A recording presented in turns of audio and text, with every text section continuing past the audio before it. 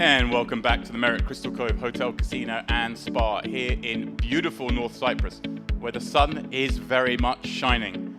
It's what, Andrew, I would consider a bad day to play poker, a nice day to be out in the sun, but here we are anyway. It's never a bad day to play poker, Demps. Behave yourself. Well, welcome to all of you tuning in for what is the penultimate day of this event and thus our coverage here at Merit for the Gangster series. It is, of course, day 3 of the main event, where we have 96 players returning, Andrew, but just 71 paid, which means, for the moment, we're in the part of the tournament that Mr. Lapin refers to as bubble adjacent. I like it. It tells the story. We've got to be concerned, but we're not close enough yet to kind of superfold, as it were. Bubble adjacent, very interesting. I mean, I'm not sure Lapin's ever been bubble adjacent himself, but you know, you got to get a little rub in occasionally. Yeah, interesting.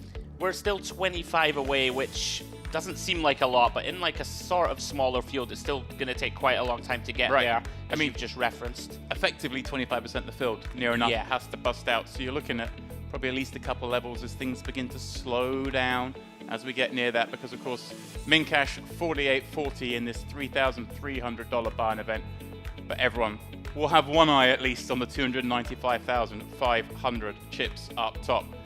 And we have our Merit regular cast of characters knocking around. You and I were just looking through the feature table that we've got coming up. We'll look at that in a second when you guys see it on screen. But there are some familiar faces atop the count, not least, of course, Alexei Petrov leading the way, and Alexei Popov third in chip. So it's a day of the Alexiovs. The Alexiovs. as we often see here in Merit, of course. An eclectic mix of all nations coming together to play poker here in the beautiful sunshine. Here we go. This is our first feature table of the day. And a player we were just discussing before we came on air leads the way, Mikolai Vaskabonikau. 127 big blinds. He's got 12 starting stacks. This is going to be fun for him on this bubble. Yeah, Vaskabonikau, we covered him last night, last level of the night. Pretty much was sort of the star of the show, playing lots of pots, you know, VPIP very high. Played really well, good awareness of, you know, opening lots of pots, but also knowing when to slow it down, when not to blast off too hard. Intrigued to see how he manages that big stack as we approach that bubble, James. And I see Salahuddin Badir in the mix here as well, who's a very well-known player here, over 5 million in earnings. His account, of course, won the 50k Super High Roller Ball event here back in August 2021. Even if I fold, I have to show third in a Triton event here. No, you Second cannot. in the EPT 10k High Roller. Put them here. That's some pedigree right there. Just last month, fourth in the 100k Super High Roller. Second in the 25k Super High Roller. The guy knows how to get it done in big buy-in events in this room. We'll see them. Fold. fold. And that's not to be underestimated, Dems, right? When you've been there before, you know, you've been there right at the business end of tournaments, you know what to do and how to navigate and how it's going to feel when you get into these pressure situations. Intrigued to see how he does.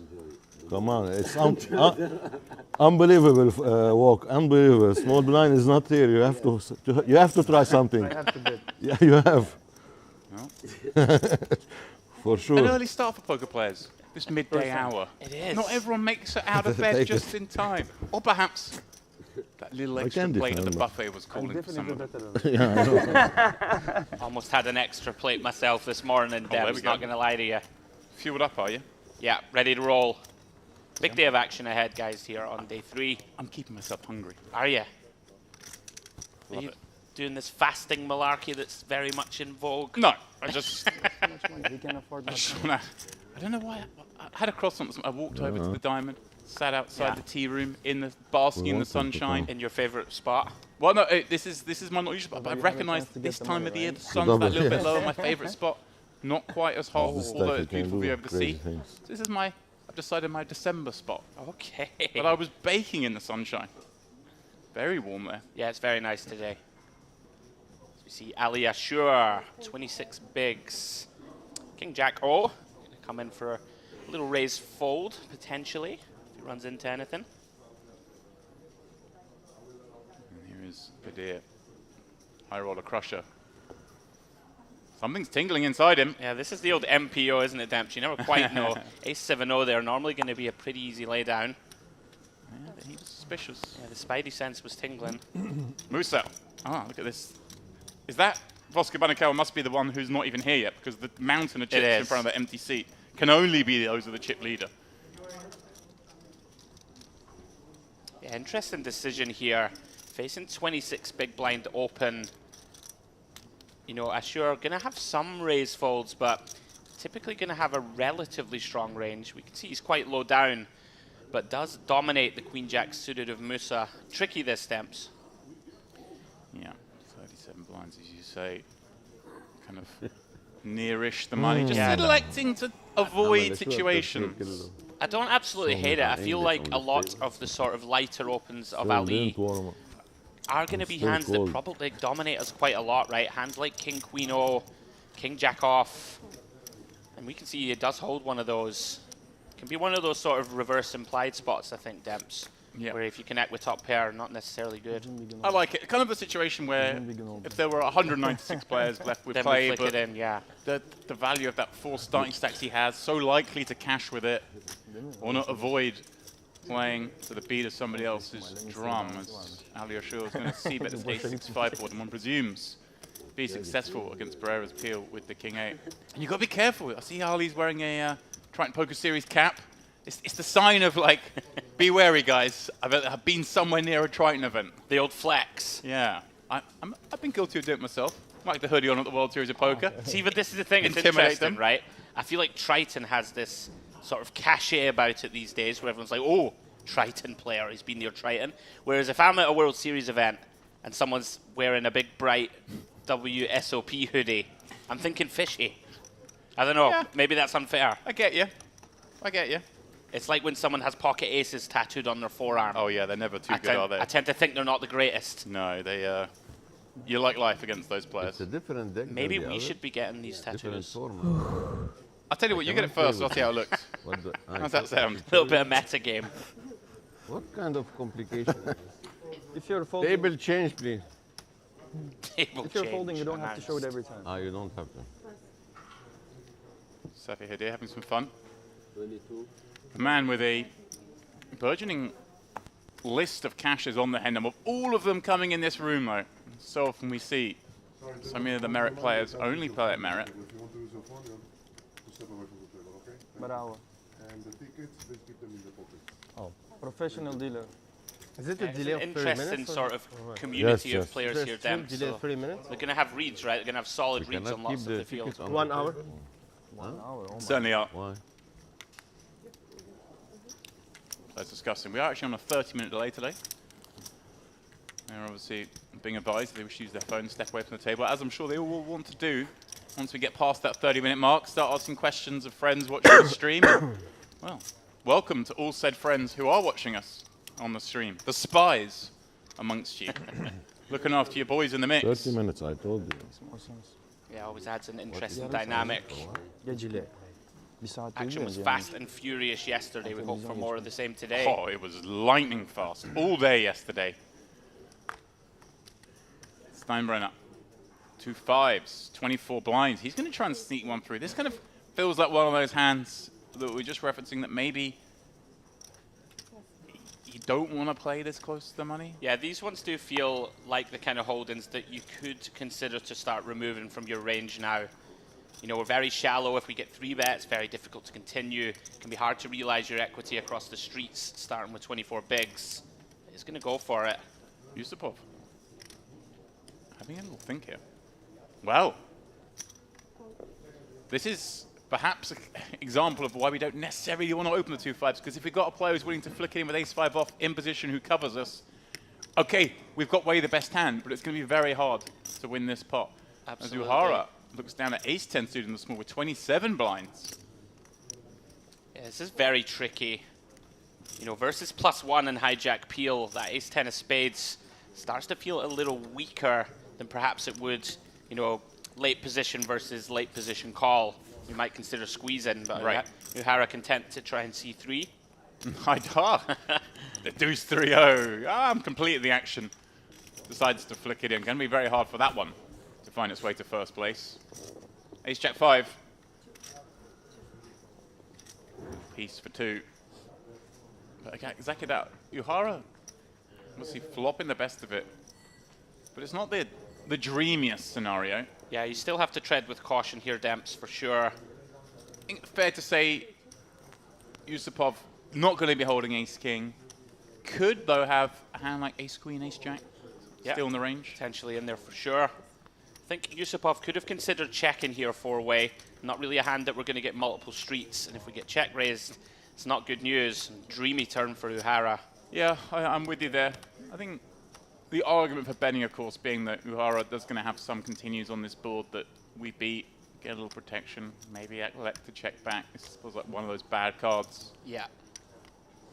Uhara can certainly have like Jack 10 perhaps, 9-10 suited, or the 9-10 would have been hard to continue. King-Queen, certainly a consideration. And now, of course, Queen-Jack, King-Jack, all those hands, all overtaken the ace-5. So he's got to feel like he certainly has the weakest hand now. Uhara with kind of a weird spot here. Yeah, it's pretty interesting. I think with two pair here, you could choose a small like blockery type size here and still target, you know, some two pairs of your opponent. Right. If they, for some reason, bet a hand like King-Jack on the flop, then I have two pair. When they check the turn, the only hand to really be concerned with here is Ace-Queen, I think. Queen-Jack unlikely to bet the flop. Maybe a hand like Queen-10 suited that bet flop and took a free one. But I really like this choice from Uhara. I think we can get called by worse still. The only problem is if our opponent sniffs out weakness and decides to turn this type of holding into a bluff. That'd be saucy. And Yusupov's got to feel that's the only way to win this pot now. He can't really put his man on a hand that he can beat, can he? I mean, it also feels like Uhara's quite protected here. He himself has a bunch of Queen X still in the range. You know, a hand like King-Queen, a hand like Queen-10 suited that we just referenced. Even Ace-Queen himself? Even Ace-Queen himself, I think, versus +1 on hijack. Yeah, I like that, Demps. And yeah, nice fold, Yusupov, and a nice little blockery bet from Looks Uhara. like a good Very bluff. nice start for him here. Good bluff. On the future. No, I was winning. You can check later. Bad river. I don't think so. I'm winning from beginning. No, the river is bad for me. Ah. And of course, قال له يا الصورة we've been referencing all throughout this series. تصور انه محل Which of our السيجار players شي تاني انت. Most look gangstery at the table. Yes. And I'd say No, we have one today who really is leading into it in Yusupov. عم He's نحكي looking the هيك part. شباب، عيب يعني. Dressed all week, I believe, Demps, in the suitable attire. I like it. We've been referencing all week how good all the staff and dealers look. You know, everyone in the swing of things, looking like gangsters, malls, and straight up gangsters.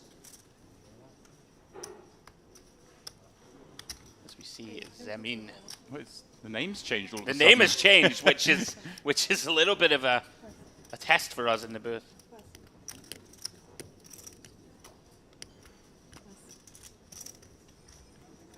Okay, we have a name change. Apologies for the previous errors. Can you do that, Demps? Well, Can you just say, I want to be called Barry Frankenstein, and they'll change it for you? where did you get Barry I Frankenstein don't know. I from? chose an absurd name.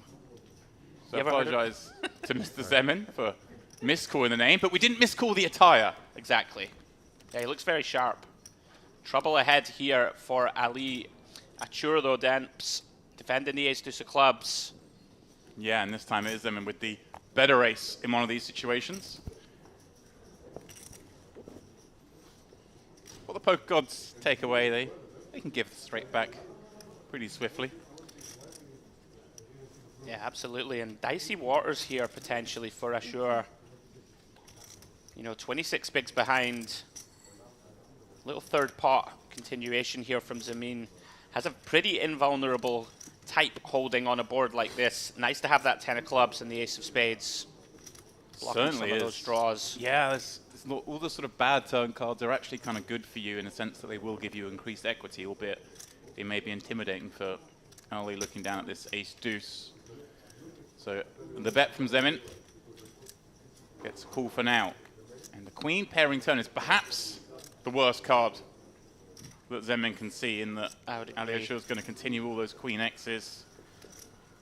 But on the same flip of that, you know, Zemin gets to have them as well, right? Even as the pre-flop raiser on an ace-queen 8 kind of board, we do bet into the big blind with wide range. And look at this.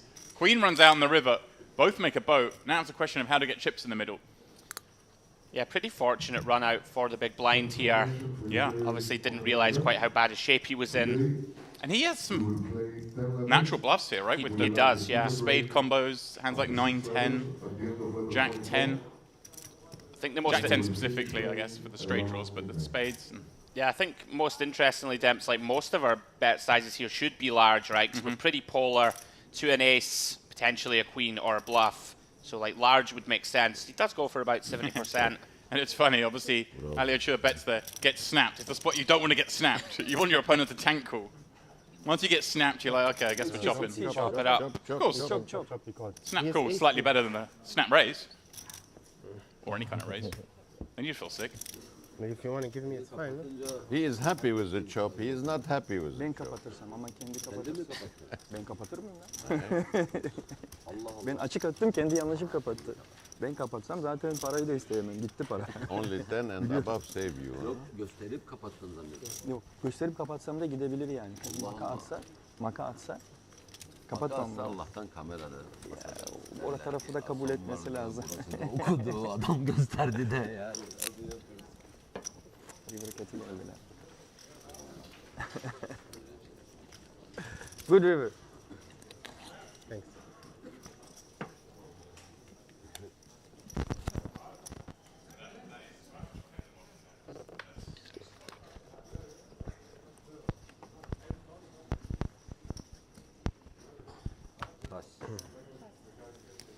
Now, Demps, I have to ask you, you've been saying this all week, that your t-shirt or clothes should match the chips. This is like a theory of yours. Is it that you run purer, or you're going to attract more of them? I'm glad you brought that up. Because Ali won't, David won't. Well, I was talking to David this morning. And he actually coined a name for it for me. Oh, come on. Which I hadn't really thought, but it's just color theory. Simple. Color theory. So yeah, color theory. Okay. We'll see how it goes. Aliashua's got ace king. That's the color of none of the chips. But he's got the hand to win them. Yeah, seen that hijack open. He has 30 blinds in the small. Couple of ways to approach this one, Demps. You could feasibly jam. Wouldn't be impossible for 29 blinds, or 3-bet call, both viable, I'd say. With 3 starting stacks, still quite far from the money. Is this a point where we still want to kind of induce a bit action? I think a hand like ace queen off, potentially you could jam. Oh, he's gone for it. Ace king off, maybe a little strong, but certainly going to be fine to do this for chips. Yeah. Nicely done. I think I'm with you that we might want to widen our 3-bet call range, because we're still quite far away. I mean, I say widen, ace king, of course, going to comfortably fall into that. But you understand my point. I do indeed. If we're like 5 from the money there, I'd prefer shove. Well, we do have a couple of white tees there, Yeah. Demps. Perhaps they were listening to you. Those white chips, 25Ks, the big ones. Yep. Salahadin, obviously in there. He knows the story. Notice he has the purple cap on. There's purple chips in that stack too. As Zamin wakes up with a big one. Pocket kings, Demps under the gun.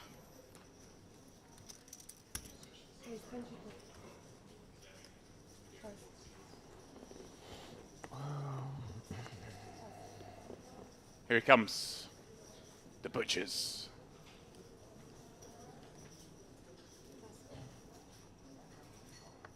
And gets it through the ace-10. Hi, Dar. Well, if he's in with a 3 deuce, we're not folding a pair in position. Let's have a little gander. See if we can strike lightning. Yeah, this one seems just about okay from the cutoff. Less likely to get 3-bet behind. Less active ranges to worry about. Very disciplined fold from Uhara before that with ace-10 off. Yeah. Quite like that also versus UTG.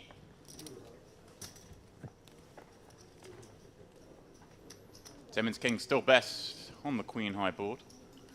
But a board that he may expect to get some action. Yeah, you tend to tread carefully here. Out of position. 3-card flops straight possibility immediately. No one flops it straight in real life. Come on now. You think? I've seen quite a few of them actually this week. C-bet will get it done. And yeah, coming back to color theory, which is of course my favorite topic. Yes. I did notice that Steinbrenner has got the white shirt on, but also kind of a pinky purpley Yeah. kind of cap. Now they're the small chips, the purple ones at this stage of the tournament. So I hope he's got like a blue cap somewhere, or he's waiting for that even higher chips to come in and he'll switch cap. Lucky blue boxers, I think, are on. Ah. He couldn't quite get them all But into do the chips know into you've the got top those? half. The Yeah, chips they need know. to see. Of course they they know. They know? Yeah, they know. All right. Flesh memories, like in Harry Potter, with the golden snitch. I know that you're too cool to watch Harry Potter. You've Dems, lost I me know. with Harry Potter. I know. It's not very gangster. Kind of gangstery. They wear cloaks and stuff, don't they? So we see Musa opening the King Jack. Yep, got away from Queen Jack. What? Up against the same hand. And now he's opening it up. Bosko Beinecke still not here, as we're nearly 30 minutes into the day, 20 minutes into the day, something like that. He's just chilling still. I got the chip lead. No need to rush. Maybe he was deep in the mix max last night. I'm not sure who won that, but of course, That's a good point. that final day took place last night as well. So we see Zemin here outflops Musa. Of course, this ace 9-8 board does get kind of wildly over c-bet in general. Musa going to go for a small stab happy here if it won first with the time. King Jack. Try and clear out some equity. We can see it's not going to work. This potentially troublesome turn card. Oh, excuse me, a jack would have been troublesome. Great card for Musa now. Redraws Zemin. Takes the lead with a pair of kings.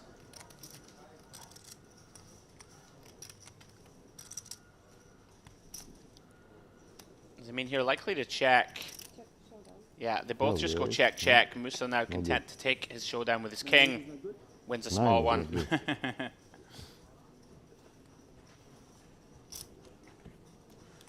See the percentages there. Flip-flop on the turn. Nice early start here to this frame for Musa. Quickly lost 3 players on the outer tables. Yep, ticking down. Sorry? Excuse me? That's a mountain of chips, just be chilling. And it's in the big blind now, so here we go. This is the fun one. When the big blind's set out, the rangers get a little looser, Andy. They get fighting. Yeah, you just feel obligated to go for it Here a we little go. wider. From the first seat. It's when you try and pretend like, I didn't Oh, realize I the big didn't notice he wasn't there. Yeah. It's tough when you're sat next to the player. Yeah. Musa actually waking up with a strong hand. Yeah, this is part of the problem, Demps. You know, it feels like Pereira would mostly flat here in general, but with that big blind sitting out, could potentially change his plan, but does come with call. Yeah, certainly you ascribe much wider ranges for these two seats than you usually would. Yeah. Alyosha, though, with a nice hand, with the protection of those two players playing from up front. I think I like this laydown still, you know, just a shade over 30 bigs. From the hijack, there is still people behind who could squeeze you out. And do you think that's part of it? He leans more thinking there's more likely to be a squeeze because of the fact that they're perceived wider ranges? Yeah, could well be the case. Although a hand like 4s, you could just set mine and then just get away from it post-cheap. I love set mining. We all love it. We all love that just sweat. that little moment when the 4 rolls off and you get a little shudder through the body. Yeah, a little bit of trouble developing potentially for Pereira. Musa decides to go with the small c-bet on Jack 7 deuce with top. Pereira not going to be going anywhere for 1 bet, Demps. Going to be calling, reevaluate turn. Yep, certainly a board that he's not supposed to be too worried about and is less worried about now. And again, all the things we just mentioned, the perceived wider ranges, more to fight for in this pot because the big blind sat out. Musa just been dealt a thunderbolt. Yeah, I mean, this is interesting. I think from under the gun, we should be checking this turn a lot. Right. Pereira has more the Jack X in theory when he calls the flop than we do when we bet it. Is that the... I think so. I mean, I think even flop, we should be checking a pretty good amount when +1 calls. But the old merit poker optimal, you never quite know what's going to happen But Musa content to continue to bet turn. And this is tricky now, Demps. Right. I mean, this top card pair and nines start to look a little bit stronger. But yeah, and Pereira certainly can think he can even be ahead against potentially some value here, maybe. A hand like eights might still want to bet, kind of a small sizing. Maybe ace-7 suited occasionally. Right. Try to discourage floats and deny some equity. And of course, Musa's got the ace of clubs. He could have a hand like the nut flush draw, but betting small, trying to make sure he sets his own price to realize. Dreamy run out for him, of course. Nothing completes. I wanted to break into song there. Nothing but anyway, how many people are listening? What have I just done there? I apologize to all of their ears. It'll be the last time today I sing. Very tough now for Pereira.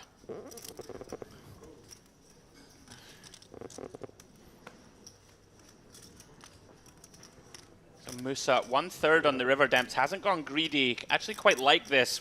Is targeting. I don't think Pereira should have too many hands like a 7. Very nice laydown, Mr. Pereira. Is it a case that side's almost kind of opened himself up to Too being able to good value to show bet you, I can maybe the strongest choose over one. pairs as well, like aces Absolutely, might bet there. yeah. Oh shit! So lucky. Luck box. Yeah, both cards being tabled. Anyway, you will see Either it. card would have been interesting there. The ace of clubs or the jack. It's same.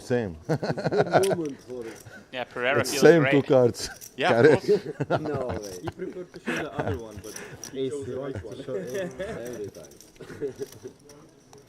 He's so good. That's why I shouldn't give him this advantage. Thank you.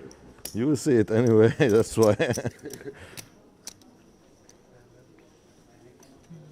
Yeah, really nice fold there, Demps from Pereira. Got away from it pretty quickly as well. I think recognizing that this line in general very underbluffed. And it did feel like that kind of milky size, and as you suggested, where a whole variety of hands that beat 9s can bet this size. Yeah, maybe a Well spot played. where going like our little friend the polar bear. Yeah, I think, Especially because, or does the smaller size kind of induce every jack to raise, perhaps? Maybe that's the theory, kind of. Potentially. When we got the nut jack, kind of want our opponent to pop it up. Interesting nonetheless. Yeah. All because everything's slightly different with the big blind set out. Alyosha, queen, 10 of spades. He's going to pop it up off that 33 binds. And Saladin Badir, who hasn't moved a chip thus far, doesn't take him. I mean, he doesn't like having to wait 10 hands to play one. Let's put it like that. Coming in with a 3-bet, applying some pressure. Yeah, On a player he's seen play quite a few hands already. Yeah, I like this a lot. Very nice hand selection to use as a probable 3-bet fold. It's always nice, Demps, to target these medium stacks, right, that really are struggling here against 3-bet. A lot of the time they're going to have to either jam or fold as we approach this money bubble. Queen 10 of spades is one of these tricky ones to play. You know, it feels a little too weak to fold, even though we can be dominated quite often by the 3-bet bluffs. This is tough.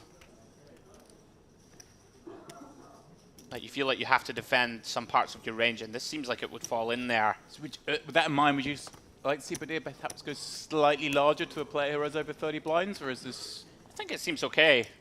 I mean, a lot of times Alyosha just doesn't have these suited Broadway combos, so can't continue, right? Yeah. All the offsuit ones have to fold, so... He does outflop him, Demps. Finds the queen. The dream board. Little does he know. Vaults ahead. Yeah, very, very likely to see a small c-bet from Badir. And the small c-bet, obviously, kind of on this board, looking to make out just some fold out some of those unpaired, non-drawy hands. Yeah, just, you know, deny a little equity. You might very occasionally get a hand like ace-jack of spades to fold, although we hold the ace of spades, in fact. So you can scratch that little bit of analysis into the ether. But it also allows you to set up for future streaks Sure. as well, doesn't it? By telling a story here. Okay, we don't make that much better fold, but we certainly can if we keep firing. Yeah, you won't find too many flop folds, I don't think, but you can, as you say, leverage on later streets. Right, if the turn comes a jack, what's like 9's going to do when we fire again? They're in big trouble, absolutely. And of course there's some naughtiness down the bottom side of that board that we could potentially have, right? We know the ace-4s, the ace-5s going to fit nicely in his 3-bet. So if one of the wheel draws completes, certainly something that is plausible. Here we go, Well, Demps. This is one of those cards that Badir could potentially go after. Probably not enjoying the fact it's the king of clubs of all the kings. Right, queen X of clubs obviously going to be going nowhere at this stage, but we can't be too afraid of monsters under the bed. Yeah, I think if we do continue to barrel here, you don't necessarily have to go too large. Like you said, lots of Ali's range going to be these kind of hands, 7s through 10s type holdings, which are really all going to struggle to call here versus even a small size. Right, and of course the most likely, the sort of always 3-bet hand that Badir would have with his ace-king, and he's going to have come with that small flop c-bet. You'd imagine most of the time, so it's completely plausible that he's got a king. And of course, even hands like king-jack that may have 3-bet light would potentially stab the flop, try and make some ace-highs fold. Yeah, this is really nice. Just 70k, as we just referenced, you don't have to absolutely launch money in here. And this setting up that Ali sure knows that he may have to call off for life. Yep. On the river with second pair in a 3-bet pot. It's not so much this bet, it's the one that comes afterwards. We only have, what, 180k left. Yeah, it might be somewhat problematic to hold a 10 ourselves. You know, some of the 3-bet bluffs, a hand like ace-10, right, is going to be in Badir's range, so we don't love having that 10 of spades. Look at this. He's passing the test for now, it appears, as he counts down some chips. Of course, they're not across the line yet. May just be trying to get a read on his opponent as he plays with the clay. A very big river incoming, Demps. Ooh, here we go. Puts the cape on for now. Fun one for us in the booth. Just 180 back with 337 in there. But Badir can't feel comfortable when his man's called twice. Wow. I reckon he's feeling all right about it now, though. Oh, my goodness. And such a great card, not just in the fact that obviously it gives him a nuts, but the chance his opponent has made that second pair here, right? Oh, it's like a very huge chance in general here that Ali does have 2-pair Demps, you're right. He could have had king himself. He could have a hand like King Queen of Hearts that called once more. King Jack of Hearts, pardon me, that called once more on the flop. You can have King Queen. You can have Queen Jack. So you can have some combos of King Jack. He could even potentially have some of like the nutted slow plays as well. A low frequency, one imagines. Yep. Now, does he go for some sort of weird non-all-in sizing now? Because he's just got so much of it. I'm not a big fan. He's left him like the 8k. I mean, has he eyeballed it that effectively to realize he's leaving him with the sort of one blind? It feels like you would just announce all in, eyeballing the opponent's stack rather than come up with this size. But kudos to him if he has actually eyeballed this to the point that he knows he leaves his man with one blind. This is tough, but I mean, I think if we start trying to run through the potential bluffs of Badir now, I mean, it's starting to get a little thin, Demps. That Jack, you know, does complete all the ace-10, does complete 2 pairs for like a King Jack suited that you suggested might 3-bet. Right, this feels to me like it leans back away from, like, Badir's probably not got 1 pair now, though. Right, no. I think like the ace-king, probably happy to check back aces, but kings, queens, jacks, king, Ace queen, 10. king, jack, ace-10. 9-10 suited potentially could Right. be a hand that could 3-bet 9-10 approaching the clubs, bubble. yeah. The only real pure bluffs now are hands like an ace-5 suited that Right. just decided to run it, ace-4 suited. I mean, there's a hand like 6, like he's just not going to have, right, 6s, 7s and the like, just seems very unlikely. Ace-Jack could be a bluff. That's what I was thinking. Ace-Jack that is hand the, that still goes for it. yeah, I think Ace-Jack actually turns into a pretty nice treble. Blocking the sort of 2 pairs and trying to target a Queen-10 of clubs type hand to fold. I'm with you on that one. I think ace-jack still finds Yeah. the bluff, especially in the hands of someone like Saladin Badir, who's so accomplished. He's going to know when to apply max pressure. Yeah, I think It's a great hand. very interesting for us. It's one in the long term, I think, that is relatively underbluffed. But it really depends who the villain is on your left. And as you said, Demps, Badir, super accomplished, very aggressive. Ali tortured.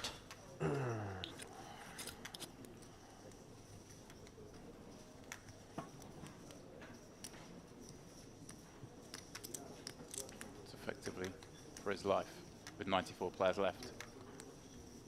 There's so much in there. Finding it hard to find too many natural bluffs, though. Nicely done. Can I choose one now? 10. I want to choose 10. 10. Ah. Okay. The ace, kind of a funny card, because like we say, the one pairs don't make too much sense, but when it's that ace, not the ace of clubs, does he now think, well, it's either the 10 or the jack? I think Ace Ali 10 will is better. feel relatively happy. It's hard to tell, in Right, fact. there's more ace 10 because than ace jack. Yeah, there is more ace 10 than ace jack. Aha! Wakey, wakey. Here he is. Rise and shine. Oscar Boynikau, our table chip leader, 1.2 million in chips, finally making his way down here a good 40 minutes into the day. How many chips would you have Demps, to just not show up for the day 3 when you have chunks approaching the bubble? I mean, how much money would you have, in fact, is what I meant. Just keeping himself fresh. But he's here. He's planning to be here late into the night, so maybe that extra 30 minutes of sleep could pay dividends. You missed when you had. It's okay if you missed when you were first. I think you have queen jack or something. Haidar here at +1. Does come in with the 5s. Shade under 40 bigs to start.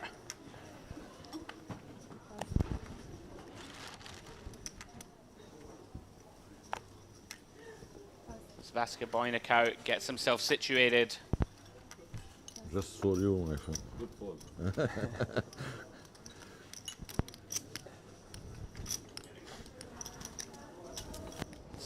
Pretty rare that you're crushed this hard with 4 or 5 of diamonds, Demps. Right. Absolutely up against it, but still, of course, with those diamonds, 16% equity, which is beginning to materialize on the King Jack 8-2 diamond board. And I venture that it's the kind of board that's going to be very hard for Haidar to win this pot, because he's going to fire out a c-bet here. He will, of course, receive action. And then how do you progress with 2 5s on this board? Really tough. You know, these underpairs can perform quite well as a treble off against some big blind defends, but it's very risky business. And of course, a lot depends on the texture of this turn card, I think. And that is not the texture that Haidar wants to see. Little does he know, up against the completed flush of Pereira. Pereira checking it on over to his opponent, who will tippy-tap back. Any queen now makes Broadway. Yeah, this is interesting for Pereira. You know, it's very hard to represent any kind of bluff here, right, when we lead. You basically have close to none. Right, I mean, you're I had turning... like 9-10 potentially, or right, an 8. You're turning a jack into a bluff, maybe Yeah. even potentially a bad king that you just try and knock a Yes. ace off. But then a lot of those aces are 2 pairs, aren't they? So Yeah, it's just very difficult here. Another one of these spots that's pretty underbluffed. betting 55 into the 2 5s. Some mind games, perhaps. Yeah, nothing for Haidar to do. Has to wave the white flag. مرة شويتين مرة 5 الشاب تفتح 5 Early day 3 here, the penultimate day of coverage of دايفة this Gangster فيهم Series main event. الشاب تفتح فيهم Start the day with 96 players, 71 paid. We are جايزين creeping على الفلوب. down towards that money bubble. I say this every single time I'm in the booth, but I just love that background so Oh, it's much. gorgeous, With isn't it? the smoke moving and the mirrors, little back and forth. Incredible effect. Yeah, amazing work from the graphics team. No expense spared here at Merit. Everything is just where it should be, including this ace queen in Haidar's hand. Raising a bit larger, 2.5x. Again, not a bad idea, right? When we are getting kind of towards the money, we're playing just over 30 blinds. We're going to be playing fairly snug, so Yeah. bigger sizes do make a bit more sense. Yeah, on board with you there. Interesting one here for Zamin. Doesn't strike me as the type to fold Jack-10 suited here, Demps. You're in playing with around position. 300? Are you playing with around 300?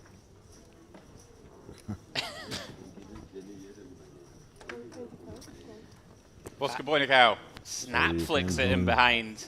As he's going to Try and flip a set. Got some mean in position. You have ace 10? Thank you. Nice. I just said like if you have ace But king. I bet think again. if you have aces or ace king, you'd give up the river because I can have two pair, you know, king queen. When, If I have a king, I bet river.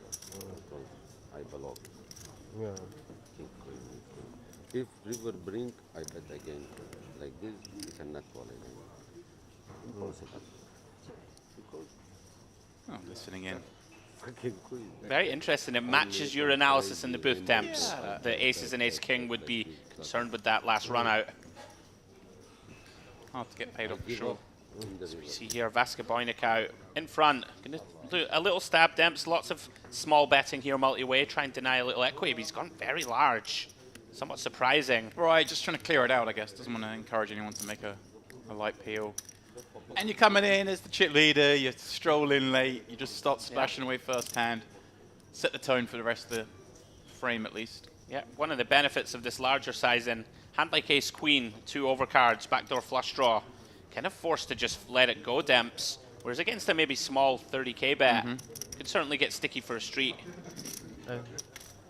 I think it's Vasca Boynikau picking up where he left off yesterday, raking in chips.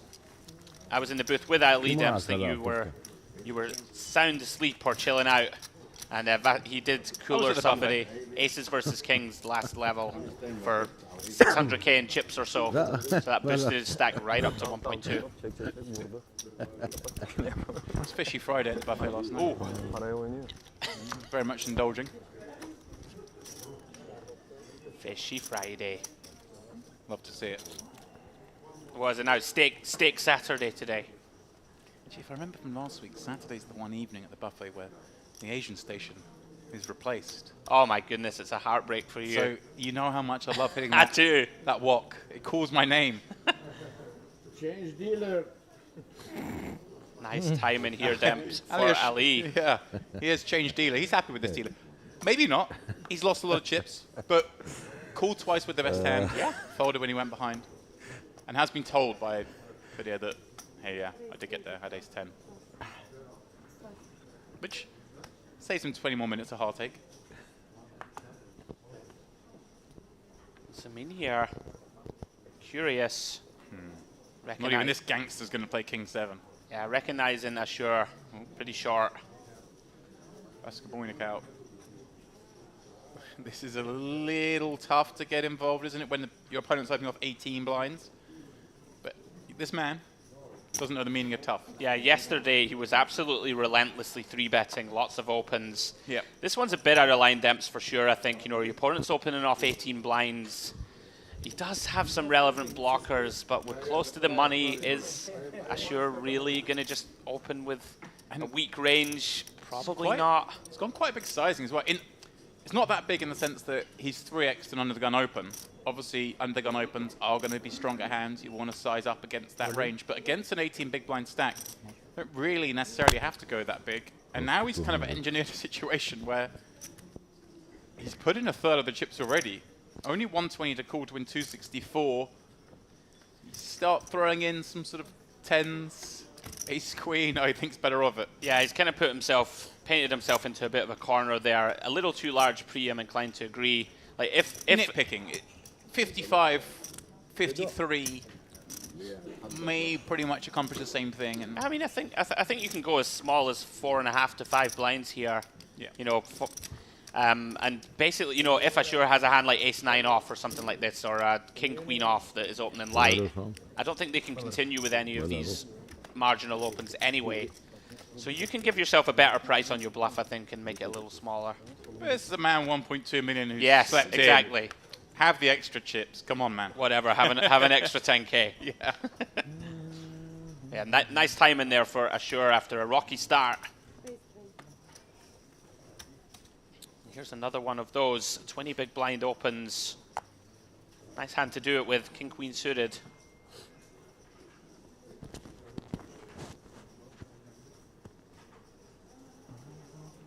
Go for it again. Love it.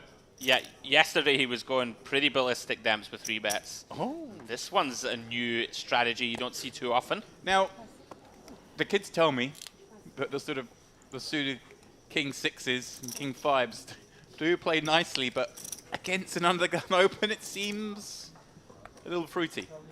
Uhara. Seems more than a little fruity to me. Uhara Yeah. himself with the ace-10 off flat on the button. We saw him fold an ace-10 off to a similar action earlier, and this time venturing into the pot, somewhat surprising. Yeah. Not a big fan of either peel, I must say. Well, Uhara, you're a genius. you folded before, would have lost. Calls with ace-10 this time. Flops it all, and Vaskabinakau, he does have a club on board. He plays aggressively. Does Uhara just micro bet this? It feels like you want to give an opponent a chance to check raise, surely. You don't want a whole street to go by. Yeah, this is really interesting. We do have so much hand, though, and it's so dry. You know, a player like Vaskabinakau in the middle. Oh, look at this, Devs. I'm saying yeah, very nice. How often is he checking to just check fold for Vaskabinakau? He strikes me as the man who's going to come out betting.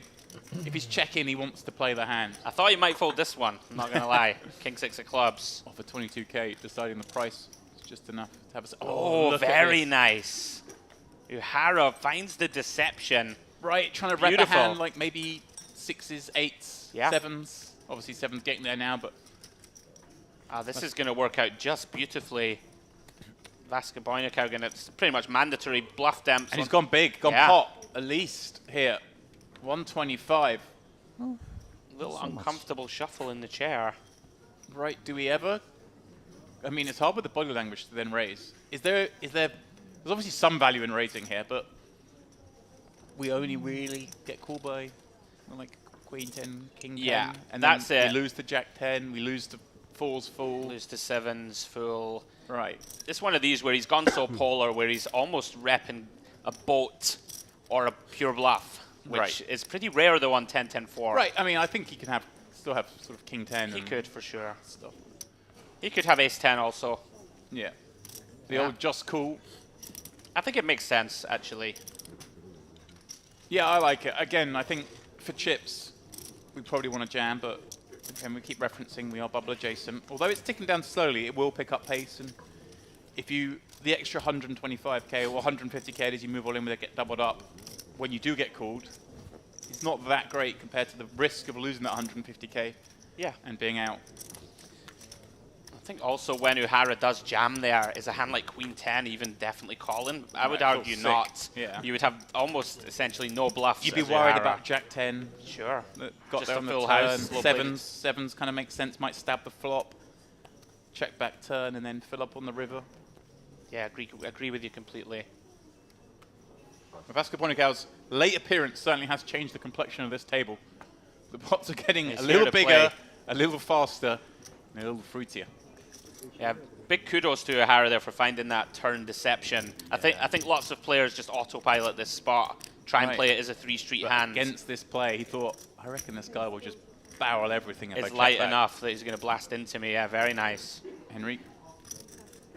Next hand opening King 9. Uhara thought about it for a second there with the Ace 9 off. Would have been quite a nice combo to attack this open.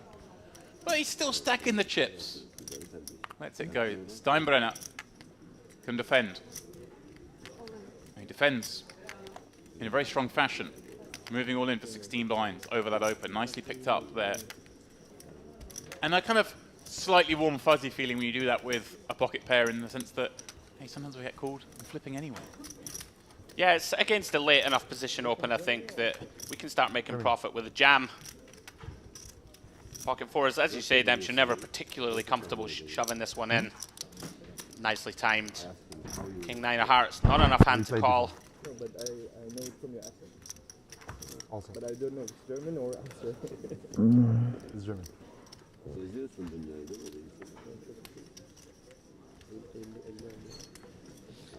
Yeah, what an opening to this table from Vaskabinakau. He was extremely aggressive last night, so I did expect to see him be very aggro with a lot of chips, so nice to see him on the feature. On TV.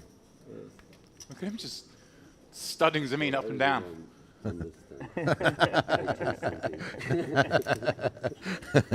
He's going to be in the mixer again here, Demps, with the Ace-10 off.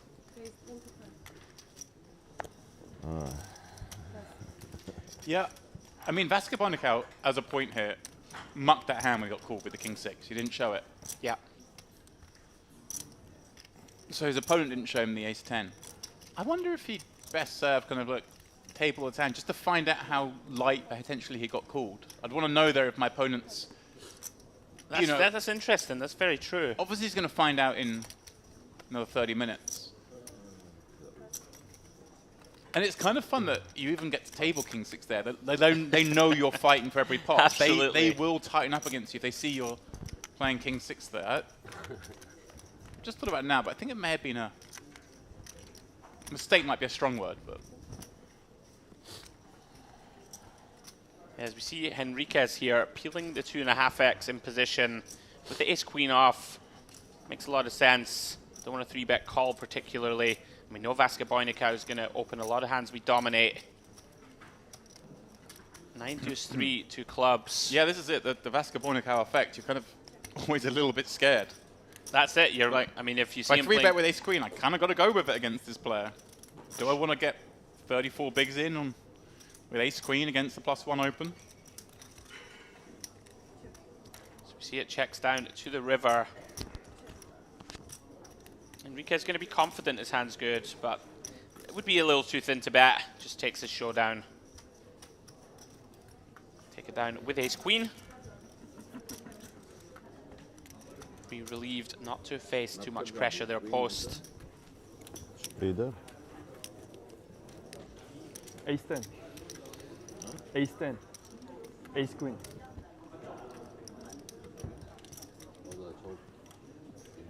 Evet lan.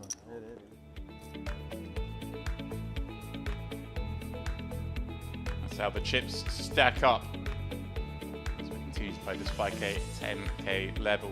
Vasca Boynikau, he's lost more chips now he's arrived than he did before he arrived, but still with over a milli, just fine. And he's cooking in a nice seat, especially nice because he has Badir and Zeman, the two players to his right, as the other two big stacks. They're not handcuffed because we're dealing 80 big blinds deep, but they've got to open reasonably tight because Vasca Boynikau's so keen to fight. Should make for an exciting almost hour and a bit with this frame. Yeah, we saw yesterday Vasca Boynikau had position on Petrov, who I believe is chip leader at the moment, or was at the start of the day, and he didn't care. He was just relentlessly 3-betting him. So intrigued to see if a dynamic starts to build between Zeman and Vasca Boynikau. It's such a good point because it's position's far more important when we're like 80 big blinds deep than it is about who covers who. Because perversely, when you've got 80 big blinds, when you're a big stack, okay, I don't like it anymore. Bubbling isn't as big as a disaster if it gives you a chance to win a monstrous pot and progress through this tournament. It's more those kind of smaller stacks, the sort of 3 starting stack, 4 starting stack kind of guys that are most really encouraged sweating it, to get into the money. Steinbrenner. This is interesting. Yeah. I mean, Badir might have some nefarious ideas. King 3 of diamonds. The problem, I guess, in some respects, is Steinbrenner is opening into the 2 big stacks behind. He's obviously going to have lots of hands that do raise fold. He's on the button. Goes without saying. Sure. I wonder if Badir takes look at this. King baby. The solvers love it. He loves it too. Yeah, we can see the timing's bad. He's gone big as well. Yeah, this is another one of those where we just referenced it before when Vasca Boynikau made it 6 big blinds. Again here, I think you can just make this 5.5 bigs. Like, what's Steinbrenner going to do with ace-4, ace-5 off? He's not going to jam them. Not this close to the money. Super unlikely. And now all of a sudden, you're putting yourself in a spot where you might be priced in versus a jam. Yeah. And with a horrible hand, of course, to call a shove. Will only be 120 more. I'd make this 55k pre-demps. You know, yeah, I was something going like to say, this. you were sort of suggesting, you know, 50. I like going slightly larger, just to stop any hint that it might be a... Yeah, okay, a bit of light fold equity. When I say light, I mean, yeah, just to kind of... I don't want someone to be infused with ace-9 to kind of just run it. Sure. And this is a horrific feeling when you play. It gives it a laugh and a fold. Pretty great result there for Steinbrenner. Huge pickup. Yeah, without showdown. 115,000 chips he made there.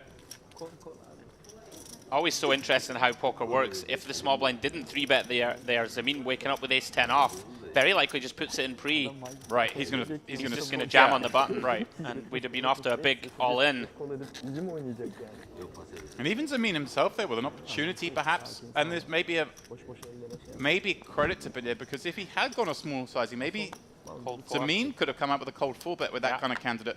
Making it 75 makes it much harder for the player behind to play. So there are benefits to the larger Seni sizing yaptıktan for sonra sure. Değil, kol et seni. Yeah, that's true. Oh, sorry.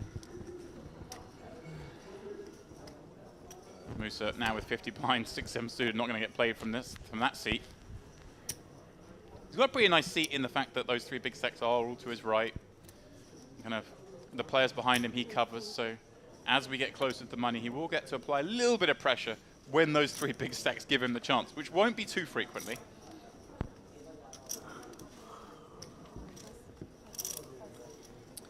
Yeah, I like how Musa's been playing. He made a few very patient folds. We saw him fold a Queen Jack suited and an Ace 10, I believe. Quite like it. Strategy close to the bubble. Played pretty snug. And the guys on his right are going to be so wide. Going to have some nice profitable spots to get involved anyway. This is a bit out of line from Zamin Demps. Not a fan of this peel with Ace 9 off versus +1. Yeah, and you've got Vasco Boynicao behind as well, who is capable of doing all sorts. One thing he always does is play quickly. Swiftly checks around too. The opener checks back and finds Jin on the jack turn. I like this check. You know, small blind should be pocket pair heavy. Big blind can hit this board at a decent frequency. We have that ace of spades for us. Don't want to get blown off the equity. Makes sense to check flop. And as you said, Demps, brilliant turn. Feeling very comfortable now with your holding. Size-wise, where do you reside on here? Given that there's still quite a lot of danger on this board. Yeah, I mean, I think something in the realm of around about half pot to 60% or so would be good. Yeah, 45k. One shy, please. Don't mind it. About 60, 65%. You can still get some action from, you know, some 5x, some flush draws that decided not to come out lead in turn. Some worse jack X should still be checking from the small blind occasionally. Right, particularly the small blind. We know that's the kind of range you mentioned when you mentioned pocket pairs, but also a lot of that suited Broadway kind of combos do like to be played from that seat. Yeah, Henriquez, I like how he's approaching things. Seems a bit more theoretical than some of the players in the field. Did see him for a little bit. I think we got a bit of GTO versus MPO in the mix. I think we do. What makes this game so much fun when we see these situations. And yeah, just look at Henrique. He's played some events here. Not a whole host of caches in this room. So we see the action on Aliature. Pocket 9s +3. Again with this very awkward 24 big blind stack to start. And a bunch of players behind who love to peel a lot. Wonder if there's any adjustments to be made, Demps. With these 3 guys behind who are so active, and this is disaster waiting to happen. Zamin finds the bullets. Yeah, this feels cruel. Aliasha's been bashed around a little bit. Zamin, let's see what sizing he comes with. Yeah, this feels like it's so difficult not to bust here. And there we go, he finally finds this smaller size Demps. I've been asking for it. Yeah, we've been asking the whole table for it. Here it is. I mean, this is brutal spot. Right, you start with 24 blinds, you open up with Murderer's Row behind you. How do you not find the jam? 91 left, 71 paid. Oh, is he gonna? I'd be shocked to see a fold here. It just, yeah, he's been bashed around. This is going in, Demps. And now they've it's dealt him out of the tournament. Well, 4-1 underdog to survive, Demps. 20 from the money. Can Ature ping a black 9? Brutal start to the day for him. Like you say, though, not out of it. Not dead yet. 1 in 5 times. He will find the way to victory in this pot. The thinnest of silver linings does have live hearts. There we go. There's 2 of them. There we go. In before the sort of 6 or 7 of hearts rolls off here, the dreamiest cards. Aside from, of course, one of those black 9s. I'm sure he'd rubbish take that. Does find a 7 of diamonds. 6 outs. 1 pull. Ali Ashur. not to be. Ace on the river, giving Zamin that unnecessary top set. But does bring a big smile to his face. And Alyashur, very unlucky there, of course. Lost the big pot against Selahattin Badir, where he called twice with the best hand and correctly check folded the river. Then they kind of just dealt him out there, really, with the 2-9s. It's marginal. It's like, but we're on board.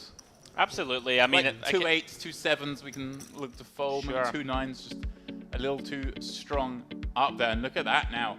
Zamin, the new chip leader, by the thinnest of margins, as we continue to play this 5K, 10K level, inching our way down towards the money. And what is a really deep structured tournament? The average stack right now is like over 60 blinds. Yeah, amazing. Obviously, we are gonna. We mentioned it before. We clearly are already slowing down. We've only lost 6 players so far today, out of the 96 who came back. So players very aware of their adjacency to that bubble. Yeah, all of a sudden, less than 20 away. One thing I have noticed about Merit, which is very enjoyable when we're in the booth, and hopefully enjoyable for you guys at home, lots of events, you'll see the bubble last an extremely long time, you know, and it is only a small sample, but from what I've seen, people are just completely undeterred. You know, I see people still going for it, getting it in pretty light. So it can make for a lot of fun to watch, a lot of fireworks. Got a room full of heroes here, my friend. We do. Speaking of fireworks, that's Cow. Loves to get in the mix. Very playable Jack 9 of hearts. In there on the button versus Badir's Ace Queen.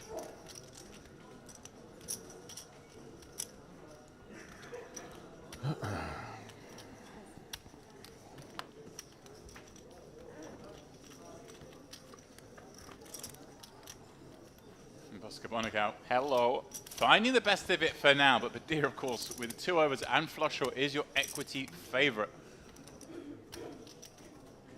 How does he proceed against the super tricky chip leader? Not surprising to see him take this line.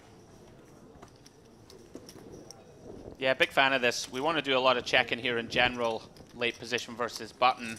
I love this from Bosco. Even though he's got kind of a weak value hand in a jack with a pretty bad kicker, just your Vasca, you get to go for more value because the opponents know that you're going to be bluffing a lot. Yeah, and just a shade under half pot. Not a bad sizing to choose either. Somewhat dynamic board. We are going to get called by a bunch of worse hands still. We can see, but when he's going to fast play Debs, this is interesting. Check raise. Have some of that. Vasca. And these guys are deep. Yeah, Badir opening up his stack. These two, of course, regulars in the high roller circuit, not just in these Merit main events. For them, 3K buy-in doesn't really get the juices going. They want to play this part a lot bigger, and bingo for Badir. Turns the ace, has the best hand, has the best draw. Now I wonder if he in any way slows down here. Yeah, this is interesting. You know, there are some parts of our value range here that check raise that are going to be a little concerned with the ace. You know, hand like queens and kings can definitely be in there. Potentially a hand like king jack could occasionally check raise. Probably not too often though at depth. And if you think about what your opponent's continuing with, you know, if he has worse spades, we want to keep him in there. If he has a hand just like a jack, as we can see, we want to keep him in. Right. So I like a kind of smallish size if we do bet. 125, a little yeah. third. Kind of like it as well, because like spades this. are never folding to this size, are they? Which is what we really want our opponent to have in this situation. We want to keep a hand like Queen 10 of hearts in there that decided to, you know, bet flop and got very sticky. Maybe not that likely against check raise. Hand like 9-10 of hearts, something like these. You know, we've got a hand like that in very bad shape. And these kind of hands, a jack? Yes. Nice that we block ace jack, always important. Well, giving away some body language tells here, Demps. Very uncomfy. Tough to blame him, really. It's hard to find too many bluffs, natural bluffs from Badir that decide to check raise, flop, and barrel. Does Badir's sizing, obviously, leaving pot back, mean that Vasca Boynikow's also not going to seek value here if he had a hand like a set of 8s or a set of 4s? Does this price almost set that he's always going to see the river? Interesting, yeah. I mean, I wouldn't see any reason to fast play a hand like a set of 8s. Right. That's for sure. It feels like he's going to fold based on body language here the longer it goes.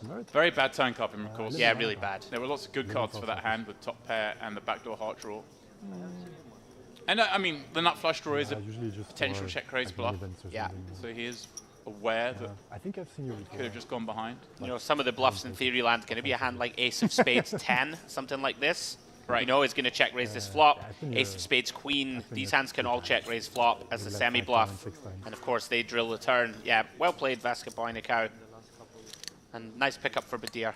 Good here now. I think I've never had a Moving really ahead. good idea. Ah, Vasca Boynikau and finally. chips. Event or something.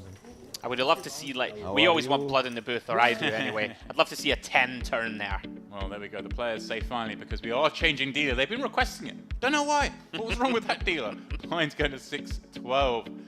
3 big stacks. Now dropping below the 100 big blind mark. Vasca Boynikau down to just 75. I say just 75. He's been in there. He's been mixing it up. He's been trying. Something will go right from him. I mean, he could have won a big pot there on a lot of runouts. That one just wasn't his. Steinbrenner and Haidar down to just mid-20s in blinds as we work our way down to first the final 71, and then of course the final 9. This is the Merit Poker Series Gangster Series main event. It's day 3, the penultimate day of coverage. It'll be sad. It'll be a long time till we're here again. Oh no, it won't. Not that far away, James. We're just a month away from, of course, the Western Series taking place in mid to late Jan.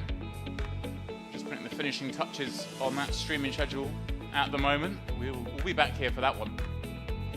I can't wait to see the costumes for the Western Series. I'm going all out, my Dems, I expect to see you in the chaps. Why? I'm bringing a You're second very lucky. And in suitcase Texas? for my outfits. I don't play much, so. Ah, okay.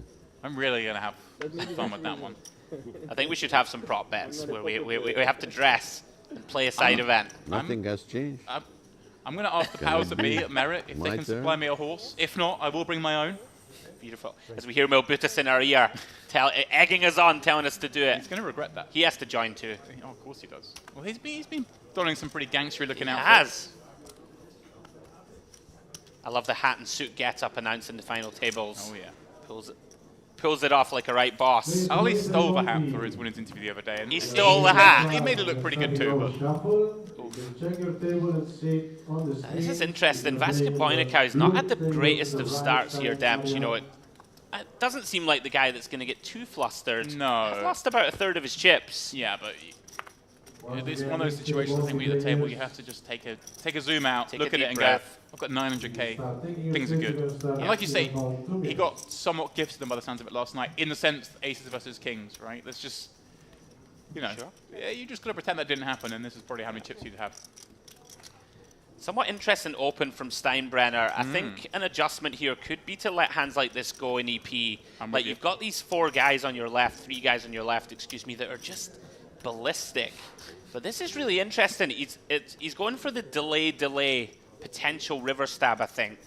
Although when Vasca Boynikau checks flop and turn, he's very showdown heavy, like an ace, jack, ace, 10. You know, you'd imagine Vasca Boynikau bets a hand like 8s or 6s, sorry, 5s, excuse me, on the turn, right? So we're trying to just, it's hard to just dislodge him from an ace high. And we see there it doesn't work. Yeah. I can understand the thought process, you know, try and rep a sort of marginally showdown hand herself. They give him finally.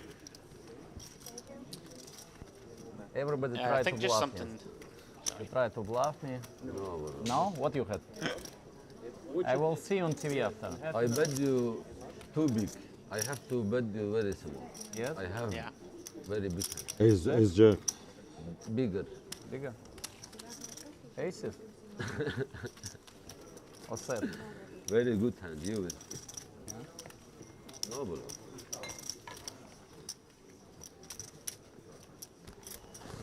How can I bluff you, bro? You're not normal. Impossible to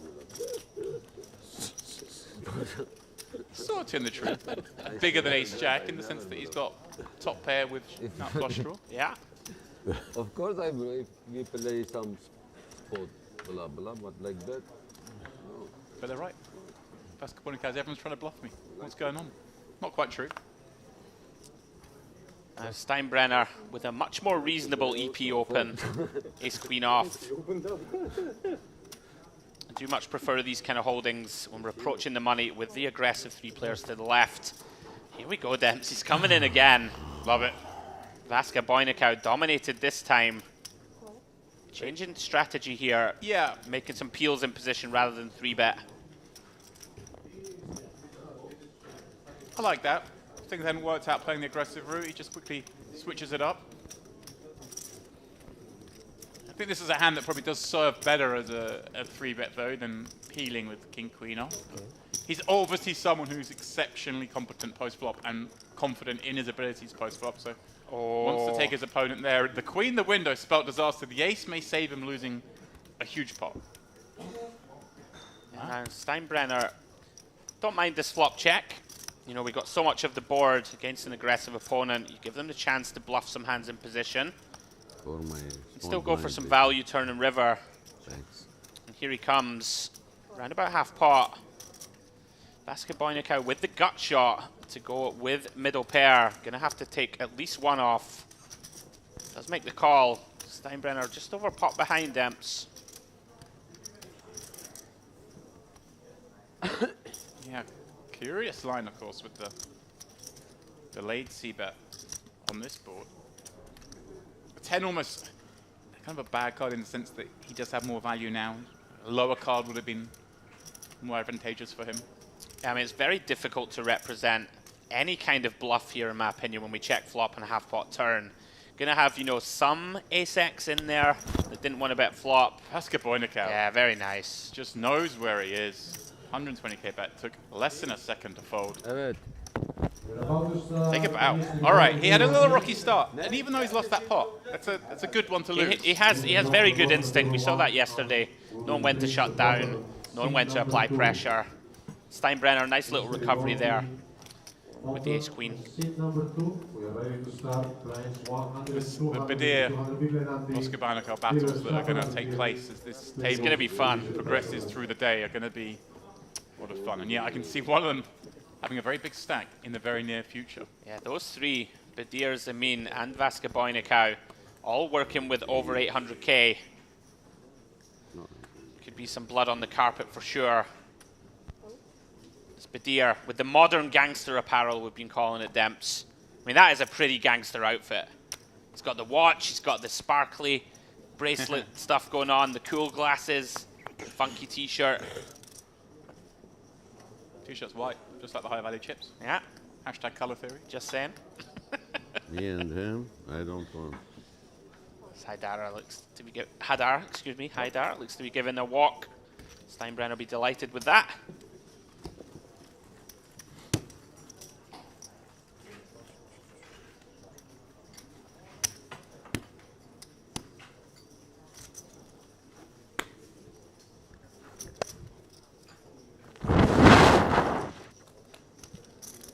Apologies to everyone's ears. I hope they recover.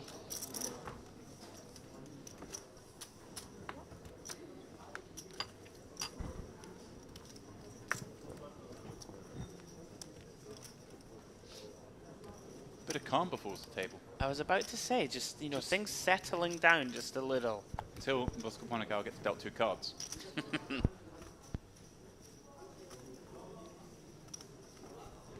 Zemin, looking at this ace-8 under the gun. Wow,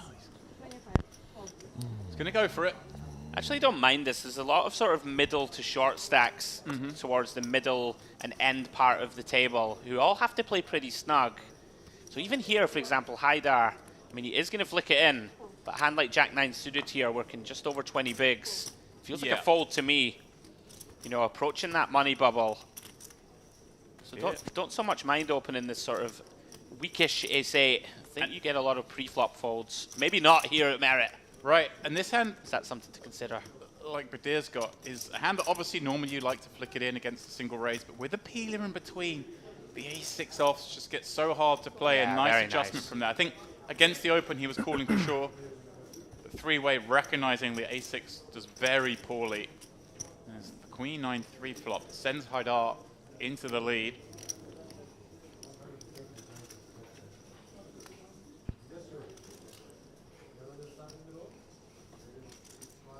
It's going to land on c-bet. No. Don't think we get too many folds here from IP. Although we have seen him in there with hands like deuces and the like that won't be able to stand any heat. Of course, going to make a continue with the 9.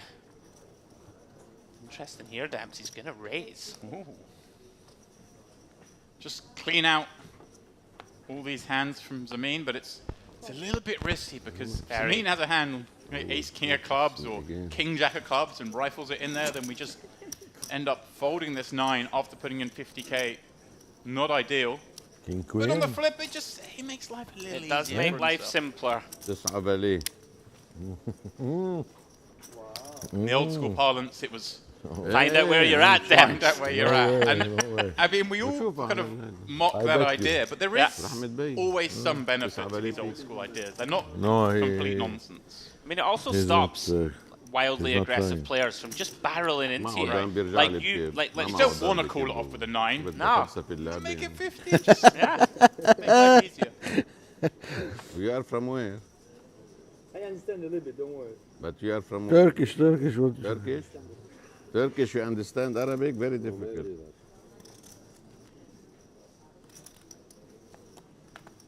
I understand even Indian, don't worry.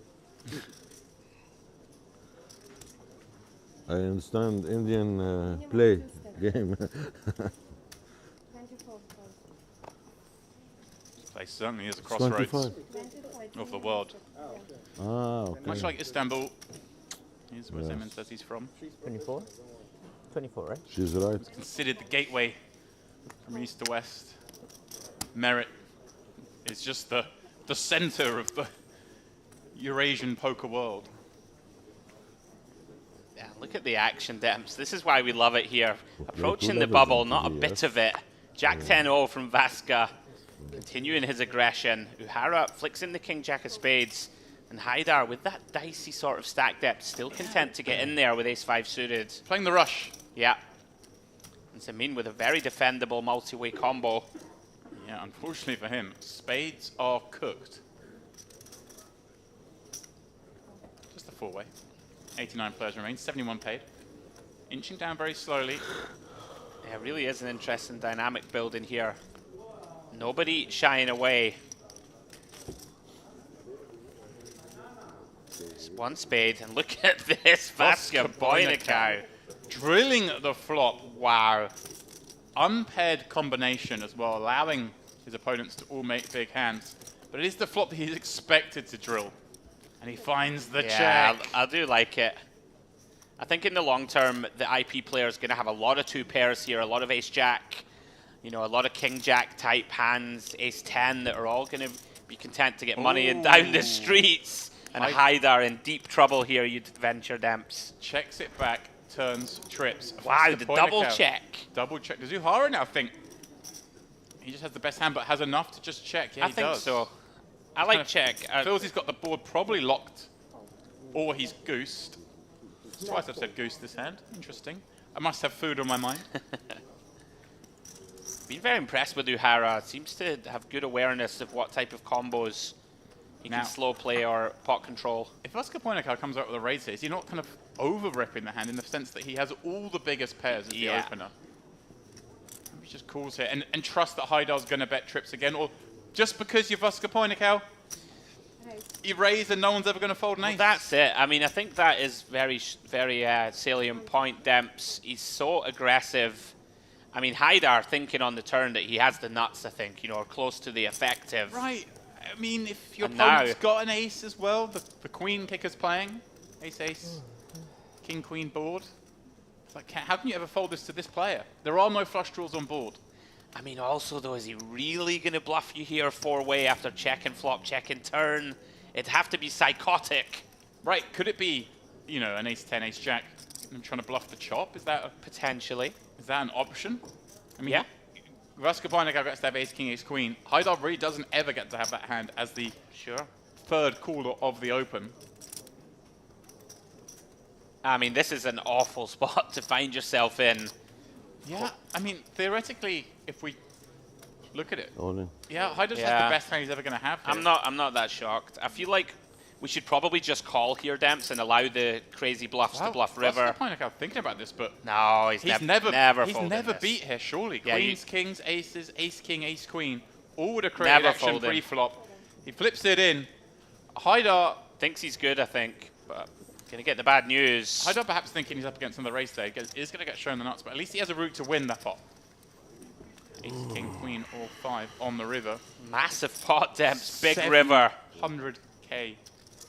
Sitting in the pot. Ooh. The 4 is safe. Roscoe Beinecke back to where he started the day, 1.3 million. Haidar, GG's. A cold deck against a very hot opponent. A very nasty spot on the turn, just the sort of perfect storm. It checks to you twice, you think, well, I have to have the best of it here. Go ahead and go for value and get the bad news with a check raise. Couldn't get away. GG Haidar. GG's indeed. Steinbrenner propping up this table with his 340k, but again, as we mentioned, 71 players paid. Stack size that he's surely looking to navigate into that final 71 at the moment, not necessarily in chip accumulation mode.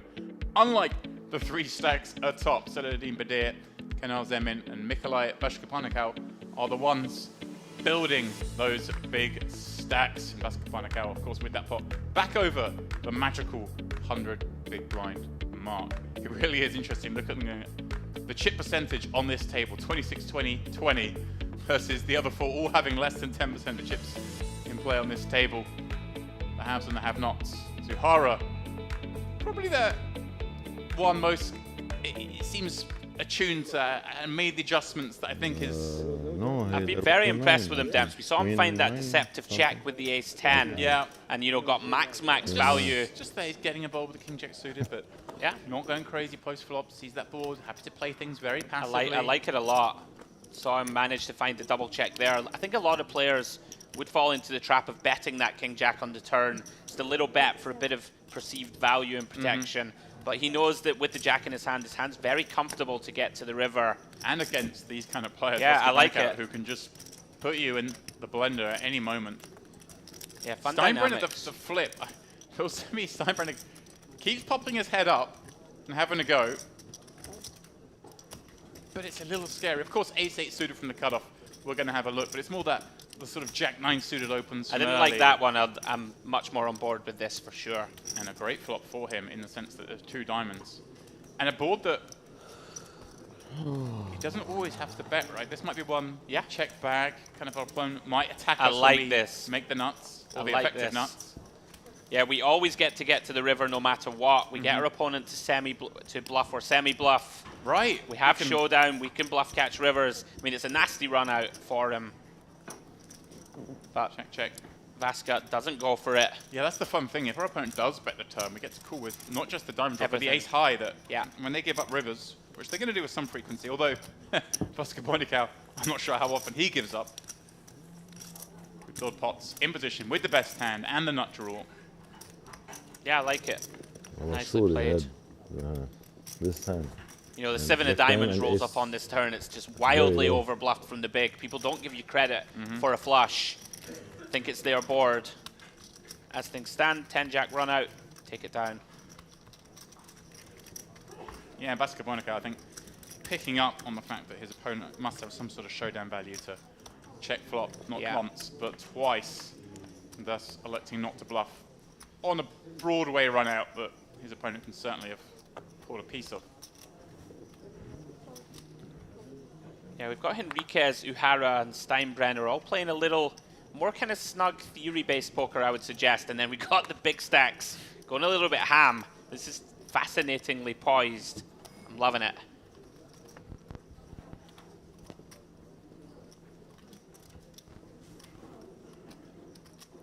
Zemin on the button.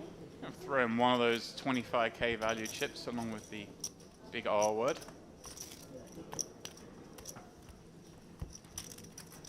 Round to Musa, who we've seen be very deliberate. Not got too out of line, but of course defending this one. We've got a nice seat. We sort of haven't seen him play too many hands. We mentioned the one hand earlier that he chose not to play, Queen Jack suited from the small blind, which was perhaps prudent. A bit like Uhara, I feel like he's kind of got the idea of what he's supposed to be doing here and how he's going to navigate what is probably quite a tough table versus the field. You've got these 3 very competent players with big stacks. He knows. I should 3-bet. He knows that He's going to be best served with playing fairly snug for now. ahead, Let ahead. them do their thing. I think it makes a lot of sense. He's in that seat though. That if he Great catches, seat, if he isn't it? catches something, Yeah. he can get action. Looks down at aces in any seat. There's probably been a raise in front of them already.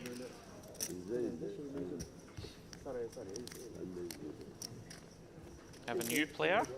Is that a new player? No. Yeah, it is a new player, right? Because we just lost Haidar. We did indeed. Welcome to the feature.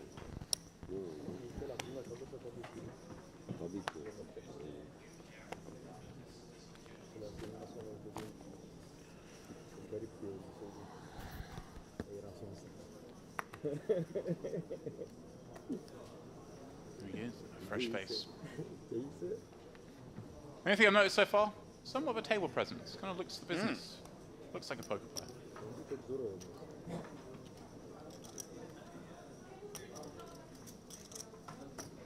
How's your table presence, Demps? I think it's something I need to work on. I'm too friendly, you I'm know. I'm always like in you. there chatting, Yeah, I'm a, nonsensing as around. you would say, a ruffler. Yeah. I like to chat to everyone. I've never had that stern disposition. Steely exterior. When you're a Scotsman, if you ever see it, you've got to be angry. And no one wants to be angry, so. Nah. I mean, I can do it. I can do the occasional stare down, but it's not really me. Interesting decision point here for Henriquez. Knows that he's against a player who can basically be holding any two. Pocket sevens, 33 bigs. He might send it, Demps. Yeah, I'm not that shocked to see it. Yeah, and you're right. Obviously, we see Vasco Bonaco opening here with an ace combo on the button. Completely reasonable. But I'm with you. It could be any two here in this player. Against that range. It's a gulp and shove situation. Yeah, I think you can go... I think call would be reasonable here also. Based on the fact that, you know, I think the button there, you can have like queen deuce off and the like, and we do very well. But also, of course, you're just printing money by jamming. Yeah, and he's a hard one to ever realize with post flop. Even if he's got the queen deuce, he's just going to put you on so much pressure post flop. Yeah, he is. So yeah. with sevens, I kind of think a Vasco Bonaco solver move is to just rip it in and don't let him outplay you. Yeah, very reasonable. So, new player at the table in seat 2, Tomasz Szczerbinski. Szczerbinski. Did you like that? Off under the gun. Pretty good effort. Kick it into the mark. Was a good effort. Surname solver here at Merit.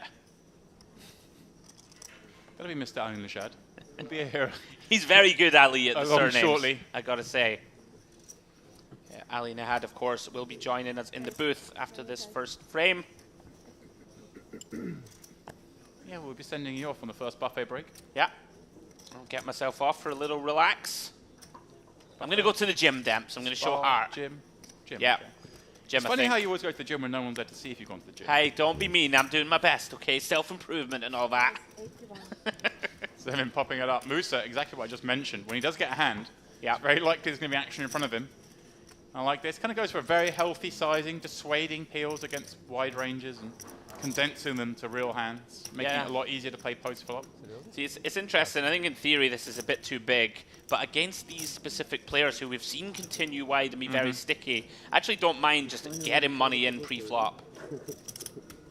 You will see it on TV. Zamin's not been too out of line though, Demps, actually. More Go so then, you'll see it now. Vasco Bonaco. Yeah, I mean, Musa's not had too many hands, actually, to be out of line. Yeah. But I still get the sense that that wouldn't be his strategy at this stage against this big stack. Playing a little bit more honest. And that, just when you're playing that bit more honest, I kind of like the bigger sizing. Just dissuade them. Yeah, Zamin does let it go. It's yours. No. King queen. No, open, open. Right? Open the other one. Looks like it's open. Wow. Yeah. Lady Gaga. 30%? Yeah. Ace 5. Su rica edebilir miyim bir de çay? But Ace. less than, yeah, 1 over. 2 çay 2 su. Çay içersin değil mi? İçerim abi.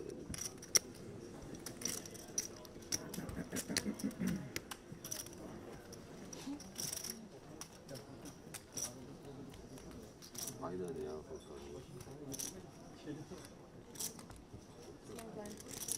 Can I get one water? One water.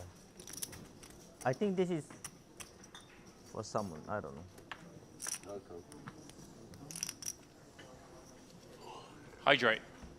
I see my man, Mr. Headley, in the booth. Hydrating on point, at time. It's important. Whatever you do in life. Steinbrenner, showing no signs of slowing down on this table.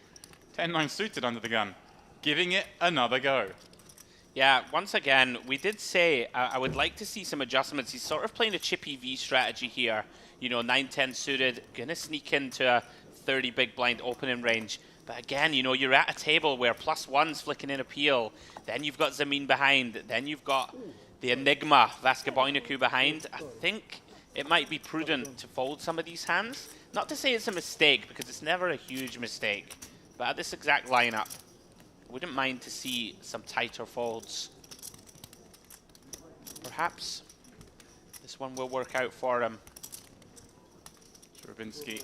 Yeah, this is way too wide. Yeah. Way too wide. Scary. These ranges include so much better Queen X. Yeah. Under the gun and +1. As it happens, he is live. Very difficult to proceed post, and especially when you're joining a table that you're not aware of the dynamics perhaps going on. Well, a flop here that Steinbrenner misses, but he does have 3 in a row, 3 to a flush. Yeah, it can be a little scary against +1, but with our exact hand combo, 9-10 of clubs wrapping around that 8 as you suggested, James. I think if we are going to open here, then a small stab can't be the worst strategy. Right. You know, against some players, I think we would have to pure check here, but we've seen Badir really can be in there with all sorts of holdings.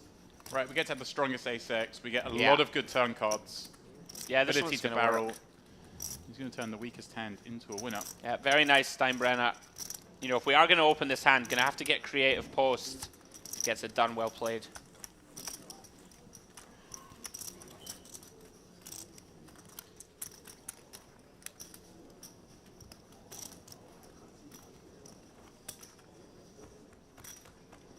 So we approach that bubble damps around about 15 away now.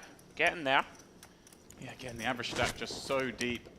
Yeah. It's not surprising to see things slow down. I think they will continue to do so as we approach the bubble.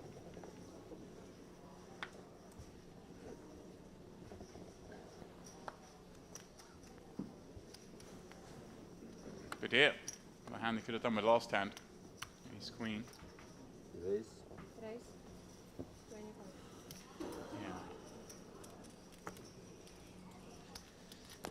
Interesting spot for Zamin. Queen Jack of Hearts +1. Another one of these hands, of course playable, but facing an undergun open, whole table behind. Tricky. And he's going to take aggressive action. Quite like this, Stamps. Yeah, if we're going to play it, this kind of makes like a bit it. more sense, doesn't it? Because it's not... Oh, it's gone very small, though. Yeah, I mean, I don't hate it. You know, you often get to just clear out the table behind, get the marginal hands out. And you do have position against Badir if he calls. And I guess it's hard for Badir to continue with the offsuit combos, even to the smaller 3-bet, right? If he's got a hand like King Jack off, which we might not open, but we know Badir's going to be playing super aggressive. Oh, whoa. What? Wow! Just folds ace queen O to the 5 bigs. Look at the respect. Wonder if these players have played a lot together, Damps. That's pretty surprising. Yeah. I mean, it is +1, so it should be on this tighter side, the 3-bet, but... I was thinking that... Wow, just snap lets it go. I thought the decision point there was whether we call or potentially use it as a 4-bet bluff, but... I feel like these two could be friends, Damps. Maybe he thinks he just never goes for him light. For sure there's some history there. Very surprising. I think for the price, we just have to call, like at least call. Right, I would be tempted to... Yeah. 4-bet that combo. Yeah, very surprising. Zamin getting it done.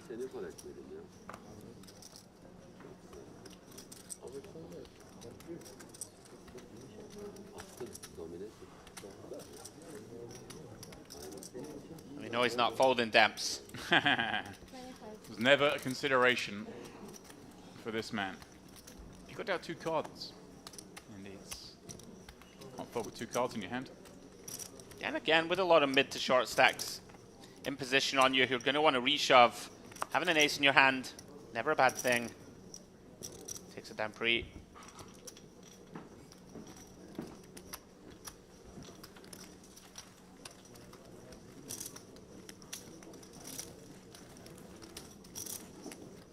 Rezil ettin bizi el aleme.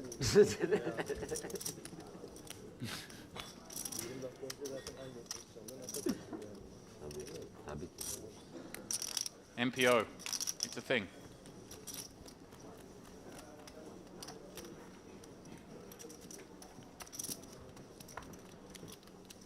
Feels like things have just slowed up a little somehow. Just the atmosphere and air at the table. Everyone aware that we're creeping towards that business time bubble. It's business time. You're trying to tempt me. I said I wouldn't sing again on stream today, so I'm not going to sing. But Hey? Really? Business time, of course, guys. Flight of the Conchords. If you've never seen it, This highly one? recommend you give that show a go. I didn't see my hand. or just in the next break, navigate away from our Yeah, page on it's YouTube. not logical. Click on the but song. Your card. Just play business time, Flight of the Conchords, What a and then tune. come back to us. Can they say? Oh my God! Why you look? Oh no, it's a misdeal. Oh, it's Yeah. only King Queen. Capadonna.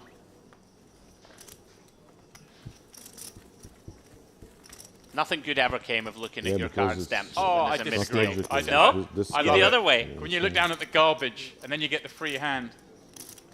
Like this I'm card the is other way. here. Like when you get No, walked no in the big Oh, blind. I always look. Oh no, why? I didn't take Why anything. would you look? You look at you got 8-4 offsuit and you're The buzzing. card just No, came. but you either got walked, which is great news, or you've got I a know how premium to and you're choose, fuming. But It's a I negative would free choose roll. better.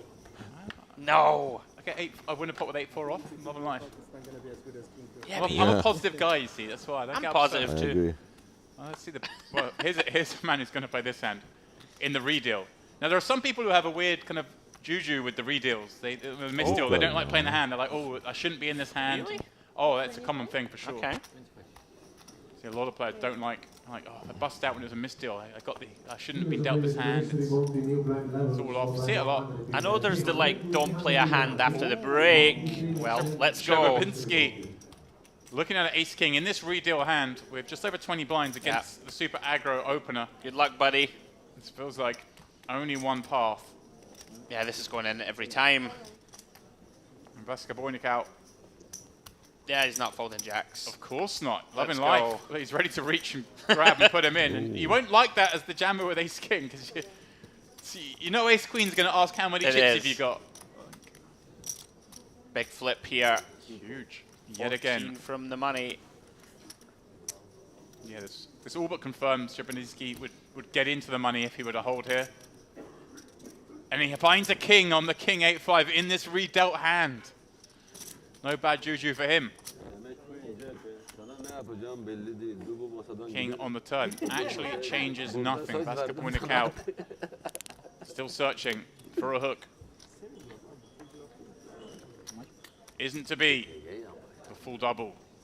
Welcome to the table, sir. Not nice misdeal. Yeah. Yeah, one of the best go. feelings. Like Yeah, this. not a nice misdeal. One of the best feelings, Demps. You're on that 20 bigs. You're in for an itchy bubble. You know, you're not going to get to play many hands in theory, but you do find that instant service double. Yeah, now he's got nearly 50 blinds, albeit a very tough seat. But the 50 blinds on a tough seat, you can just chill, Oh, sit it's back. Huge, huge. Maybe consume a few English breakfast teas. Oh, of course. Put your Man of feet up, culture. Get a crossword on the go. Now, it really does make it that much more comfortable for you, Demps. You know, with all those big stacks on your left, you're going to have to make a lot of folds, in theory, as we approach that money bubble. Not so much the case now. Very nice. That's a bit of a gangster outfit Yeah. also. Loving that. The chain over the t-shirt. Oh, that's a strong look. There are some looks in this world, Demps, that I'm incapable of pulling off. And the chain over the t-shirt look. It's right up there. I believe the youngsters call it swag. Ali was calling it swag. Well, he thinks he's a youngster. He thinks he's got the swag, doesn't he?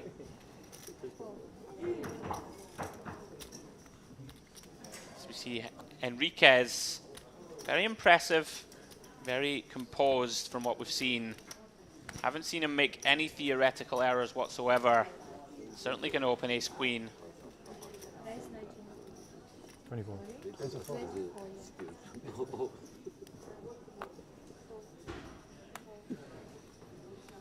Yeah, been playing pretty nicely, that man. Yeah, I like how he approaches the game. Likely to fold round to Vasca Boynicao in the big. We know he is not going to fold the Jack Deuce suited. 36% equity, very live.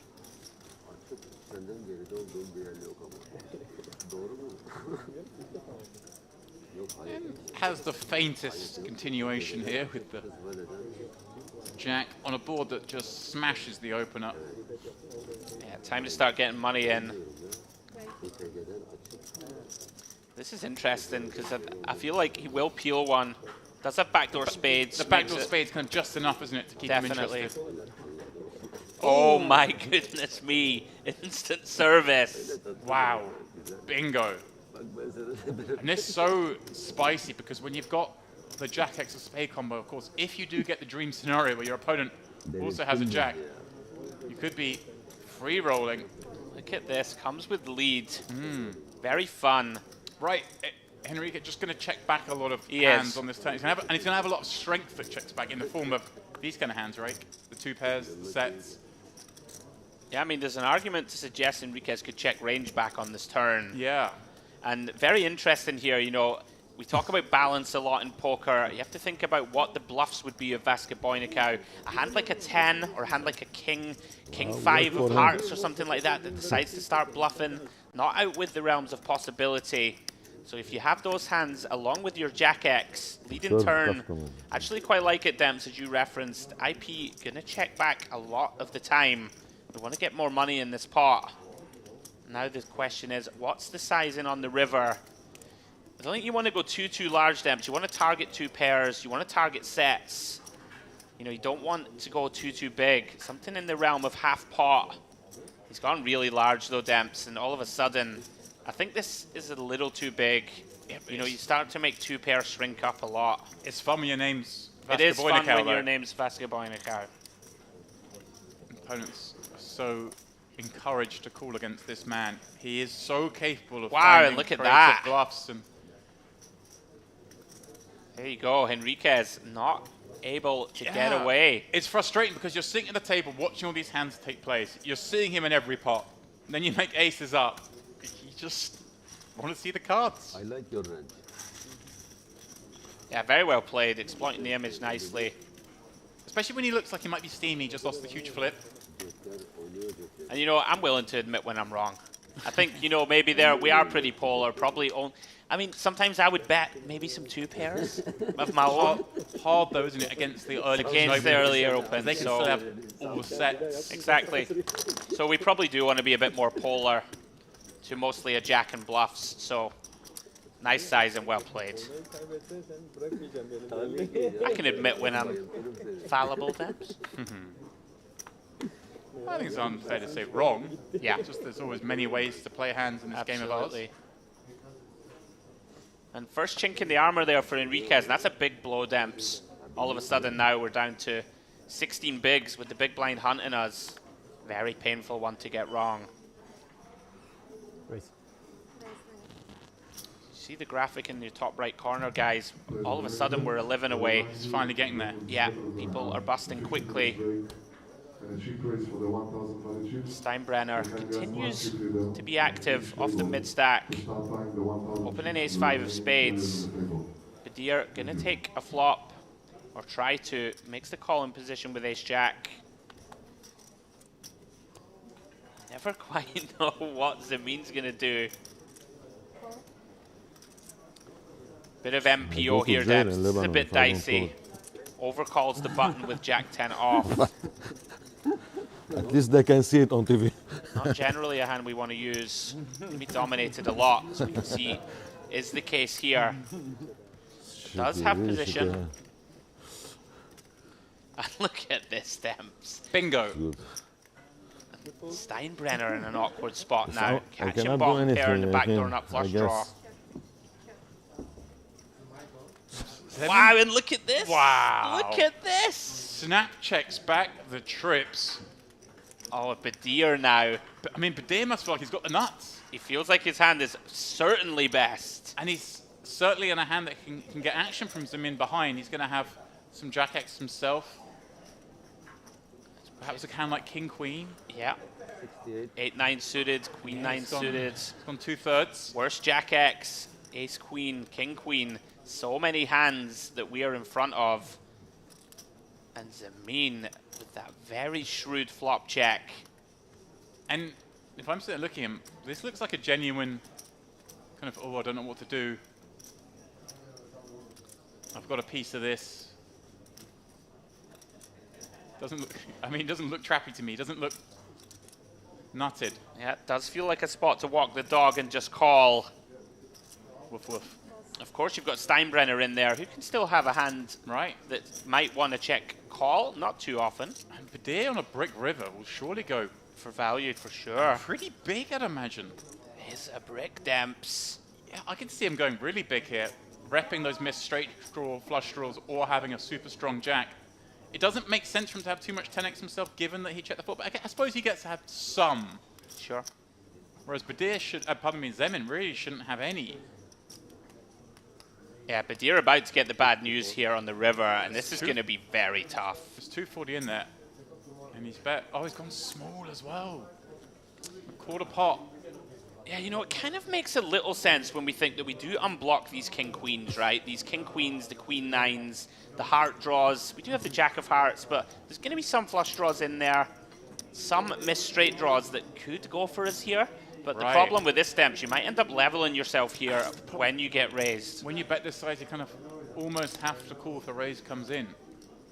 Interesting, of course, they just had the dynamic before where we saw the 3-bet against ending the gun open. I think they did exchange information in that hand. I mean, this is going to be nasty. Although, do people find the bluff enough here, Demps? They call King Queen. And this is suddenly Badir's and they hoping just for all a of a call. Sudden bluff. Badir's just hoping for a call and then sees his man reach for those big value chips. Oh, this is grim. Looks like he's counting out a couple of 100,000 more. Oh. There we go. It is exactly that. 200K on top, please. One of these moments in poker where you're so convinced your hand is good, and all of a sudden you see your opponent reaching. The biggest problem, Demps, you know, our opponent's not going to have a hand like pocket sixes, just not going to be in there. For value, pocket fives that slow played itself here, potentially. We block Jack 10, we block pocket jacks. A 10, not that likely to check flop. Pocket 10s could be in there for a hand like quads. May just overcall button. There's not that much pure value, Demps. This is really, really difficult. It does feel underbluffed to me, though, in the long term. It's one of these spots where nothing really makes sense to me here. I'm like, how can you have a hand that wants to raise here? Yeah. What if you check back on the flop? And even when you check back on the flop, like, okay, ace 10 might want to raise it, but is queen 10 really going to go for a big raise here? Is king 10? I think they will all raise versus the bet 25%. Nice fold. Well done, sir. Yeah, maybe builds himself a little issue there with that small size stance. I would rather see him go larger sizing in a spot where he has so many misbluffs himself, misdraws, and has the strongest jack. For his opponent, if half pot, is his opponent really going to fold a hand like king jack? Probably not. Really interesting hand, fun one. You know, if you think your opponent has a ton of misdraws, can we check? Rather than small, you know, like I'd rather check call and a than jack's bet gonna small and fold to a raise. It's an interesting hand. And if we do check a jack's very A encouraging. jack will bet, king queen may bluff, queen 9 may bluff, 8-9 may. I like All your of these hands need to bluff. 6-7 of hearts that tried to realize, probably gonna, might take a small stab. Very interesting hand, but as played, well done, Badir. We've seen this man on stream before all week. Yes. Former crusher in the main event back in the is it Carmen series last time out. I'm really impressed with Uhara. You know, he's making those adjustments of hands that could open for chips. Isn't opening them.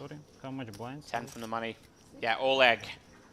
Been crushing all week, Demps. Yeah, sorry. You fold, it's fine. Sorry, just woke up.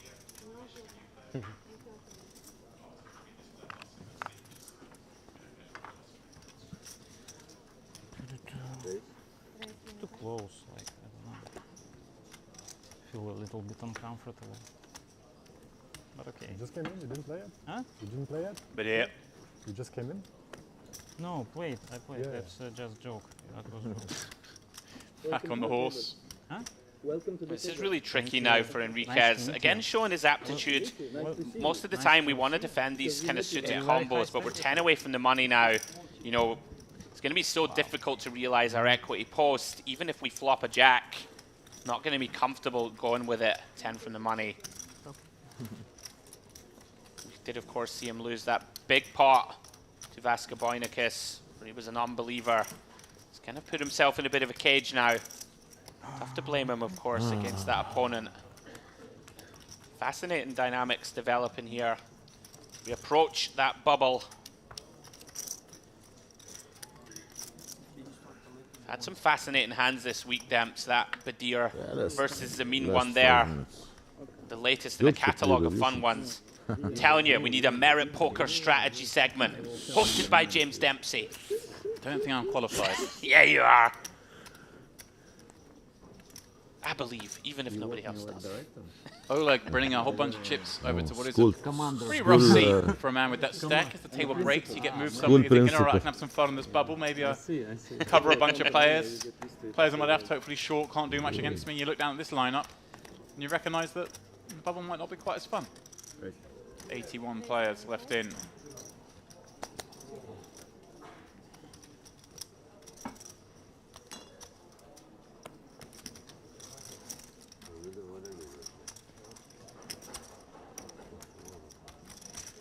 So your company owner? Yes.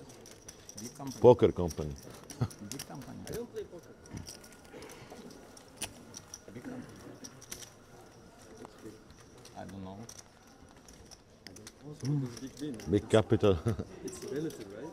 Huh? It's relative. A lot of some players. Yes. What business? Oh. It's like Naji, you know Naji.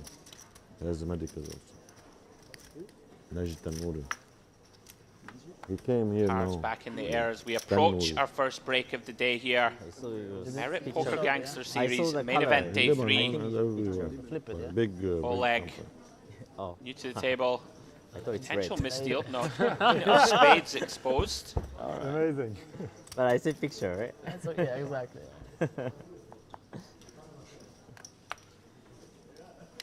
Action on Steinbrenner. Been very active, even off the mid stack. In there again.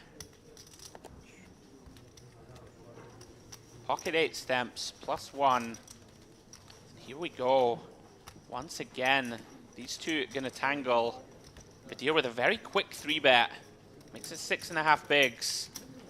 Yeah, another one of these very uncomfortable spots with 8s approaching the bubble. And this one, obviously, Steinbrenner is getting dealt quite a few of these. Kind of feel like we have to open, but he's been playing so many hands that he may just find himself convinced that he wants to continue in these kind of spots.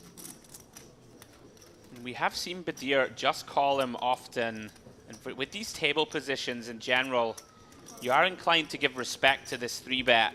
Like I say, I think Steinbrenner might think he's got a looser image because he's been playing so many hands and he can get himself potentially in some trouble on this 10-7-3 board. Yeah, I mean, this is trouble. With the SPR, Badir is some potential to make this a 2-street hand, Demps, I think. You know, lots of Steinbrenner's sort of 2 overs and a backdoor are probably not going to continue, I would venture. So, you know, might be able to just start targeting hands like an ace-10, like pocket 9s, pocket 8s. And of course, with the Jack of Hearts, blocking a lot of those kind of 2 overs and a backdoor absolutely. anyway. So this particular combination. I mean, this is real nasty now for Steinbrenner. And of course, the Jack of Spades blocking quite a few of those flush draw combos. The King Jack, Spades, Queen Jack of Spades. Hard to see if Queen Jack would appeal the 3-bet, but King Jack might have done. I mean, it feels a little too tight to fold pre, but you are going to find yourself in situations like this now, where at the end of the day, we're pretty much guessing. Very nicely done. Very, very disciplined fold. So perhaps I've been a little critical of Steinbrenner playing too many hands. Not this one, but in future streets. But if he's got that good a bead of his opponent's post-flop, then maybe. we'll sit back and watch. Seems to play well post. We saw him check back the ace-8 of diamonds, where a lot of players would have c-bet. Saw him check the ace-5 of spades on the 10-10-5 and not lose a single bet. So obviously, very accomplished post. Those I honestly hate those spots in tournament poker where it feels too tight to fold pre. But like, are we just set mining now? You know, if we're this isn't being critical on the 10-7-3 if we're just check folding, which seems quite reasonable against the seats. Can we just raise fold eights? Like maybe we can.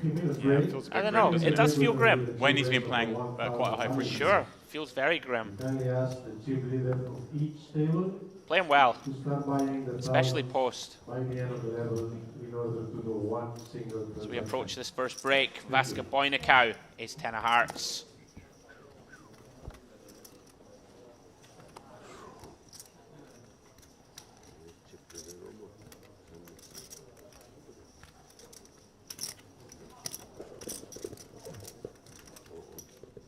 Oleg sporting some very gangster shades. Yeah, back with the 25, yes. obviously seen him earlier this series. He is was the runner-up of this very event back in the Carmen series. So last time out. Yeah, a lot of pedigree. Been on this feature a lot this week. Really making some runs.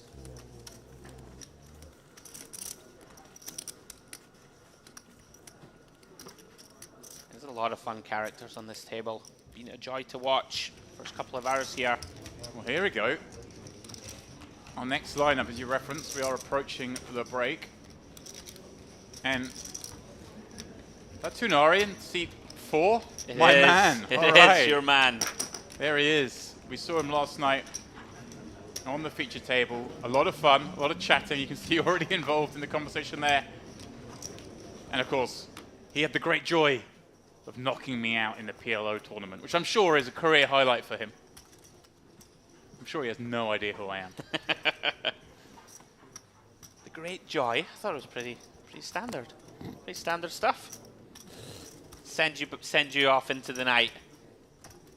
Off you go, wish it was son. night. Off you go to Fishy Friday. Might have been somewhere in the, it wasn't in the middle of the day, as I just skulked off to my room. Would say I had my tail between my legs, but he chopped it straight off. Interesting. Szczerbinski, 7-4 suited. Does have Steinbrenner in that really awkward 25 big blind realm. So license to open pretty wide. 7-4 suited seems reasonable. Does flop best demps versus a hand that has a lot of backdoor equity.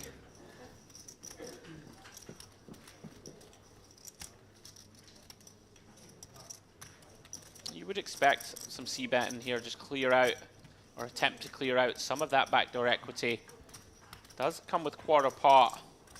I think that's a little too small to get this hand to fold. Yeah, got a lot of kit here. Certainly should be. Yeah, very reasonable check call from Steinbrenner. Can just have the best hand. Well, he certainly does now. Certainly does. Not a card that I'd imagine Szczerbinski's too worried about. There aren't a lot of jackets to continue, but with a bet here would be way too mergy, one imagines, with the 4-7 kicker. Hence he checks back, and look at this river king. And Steinbrenner checking swiftly, just allowing Szczerbinski to kind of bluff that card if he thinks he's up Here over we this. go. Trying to And get it's a 10 to fold. Better 4, maybe?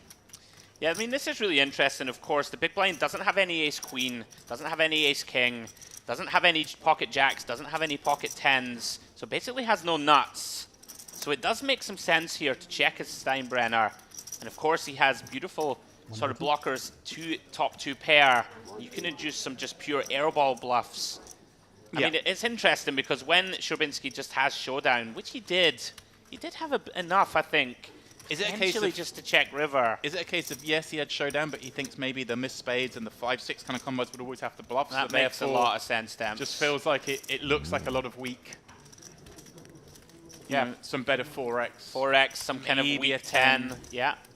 A weak 10 that doesn't want to check raise, get it, and flop. Although a lot of those 10s still might call the river, right?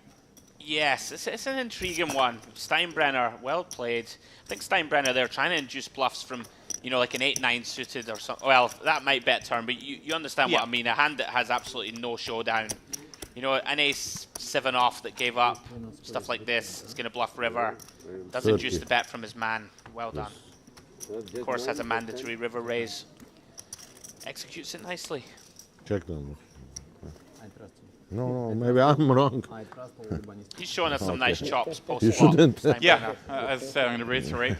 Maybe critical of some of the hand selections he's opened with pre, but has shown an excellent understanding of post-flop poker. Flawless. Yeah, very nice. Vasca reluctantly folds. Queen 4 of hearts. Well, most of these players need 2 hours of the day. Vasca's like an hour 20 into That's the true, day. that's true. Yeah. He's fresher. He's still warming up. We'll move after this one, I guess. Round to Oleg. 8-9 off. Raise 27. Gives it the green light. Enough to proceed. Yeah, he played very aggressively in the warm-up. Covering last week. Yeah, did see him execute a few triple barrel bluffs very nicely. Remember that one against Georgi, where he went 3, and Georgi was stationing him down with 7s. Found a nice river bluff. Very capable. Tough table this one. Gangstery glasses. Very as you mentioned gangster. before.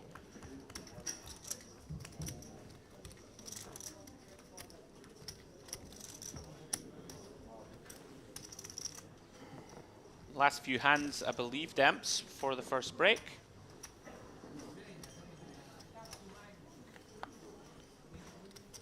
Here is a place in the mystery boat, the new blind levels, 4 by 200, big blind 400 with 400 big blind anti. 2, 4, 4 next hand in the mystery boat. 25. Vasca pointing out. King 9 of clubs among the gun. Certainly good enough for his seat and his stack to find an open. Raise of the 1,000 value chips. Chip raise of the 1,000 and 15 minutes break in the main event. Interesting decision point for Steinbrenner. 35 bigs. Suited ace. I think you're going to see call a lot, Demps, but we are 7 from the money. He might be sometimes reluctant, but we are against such an aggro player, right? Yeah. We've got position. It doesn't mean we have to commit chunks post. And I think I like this from Steinbrenner in the fact that the way he set out his stall is he's not necessarily looking at that min cash. He's thinking, Vasca Brannikal's playing too many hands. Yeah. I've got position. I'm very confident in my abilities post-flop. I think I can get him. I like it. Badir calling King, Queen of Diamonds in the small makes sense. Lovely little hand. Does dominate some of those button peels as well, of course. And the under the gun opens. And doesn't hate it when he calls it and makes it. Has he made it 4-way? Does Simin call Wow, Queen here we 4 off? go. A little liberal, perhaps. But top 2 for Badir. As Vasca Brannikal flops top pair with the backdoor club draw. Yeah, interesting. Lands on small bet, which of course we should do lots of small betting multi-way. Decision time right off the bat for Badir. Feels like a just call, Demps, right? I mean, we're going to have really a very hard time representing a check raise bluff here on King, Queen 3 Rainbow. And we have a very aggressive opponent under the gun. Kind of nice to just deceptively call, have top 2 against an aggro opponent. Yeah. And also we're just going to have, you say, those kind of Queen X kind of hands that might want to call a second barrel. As it is, Vasca Brannikal now right in the middle of whether he wants to extract some value against some of that Queen X, which is something he, especially himself, can do as the most aggressive player at the table, versus checking back, keeping some of those weaker hands in, potentially making a flush, and also protecting himself if he's in a situation where he is behind. Yeah, this is really interesting because it doesn't feel like a 3 street hand, of course, unless we improve to a flush or potentially a 9. Really quite an interesting one. He is, as you say, right in the middle. I think you can go both ways. Yeah, I actually like this a lot. You know, you keep in a hand. Wow. Wow, these runouts. Gets there via the back door, and a spot where he just doesn't really ever get to have flushes, right? Oh. The way Vasca Brannikal plays, we would expect him to keep barreling if he'd turned clubs, with this one exception. But Badir finds the check.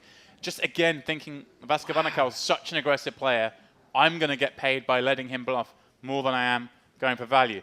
Now, does he go big here? It looks like it. Putting out a lot of those white chips. Those are the 25Ks. Guess also feels, Badir, that he has so much of this board, right? With top 2, thinks that Vasca's going to have a bunch of give-ups that then convinced himself to bluff river. I mean, to the overbet, no option but to call. Brutal runouts for Badir. We saw him with the ace-jack. Incredible. The boat. And Vasca backdoors into the second nuts. And Badir, a huge hit to his stack. Can't really blame him, Demps has played. We have such a strong hand. Unfortunately, gets the bad news. What a hand to end the first frame of the day, Demps. Yeah, and what a frame it was. Vasco Banacao, late to the party, turned up about 45 minutes into the day, went instantly on a downswing, and we thought, oh, maybe unraveling for the chip leader. Built back up, lost a big flip, but now ends the frame with 1.6 million, sending his fellow high roller regular, Selahattin Badir, back out to the floor with just 550k, a little below average as we approach what will surely be the bubble in the next frame. That was pretty amazing hand to end on. Vasco Banacao, he's going to be a threat, Demps. He's in there, he's in the pots, but of course showing awareness there, finds that turn check. And you know, of course he couldn't know his opponent's as strong as king-queen, but then finds that river flush, finds the smart overbet. You know, he knows that it looks like he's very polar on the river. Impressed with how he navigates things post. Very fun frame, some fun strategic hands. We got some players with some work to do. Yeah, we certainly do. And as I mentioned, we are going to be mixing things up. We have a fun table coming towards us because we already had a sneak peek at it. So guys, please don't go too far. Andy's going to step out. Ali's going to step in. We'll be back in 10 minutes. More of this Gangster Series main event.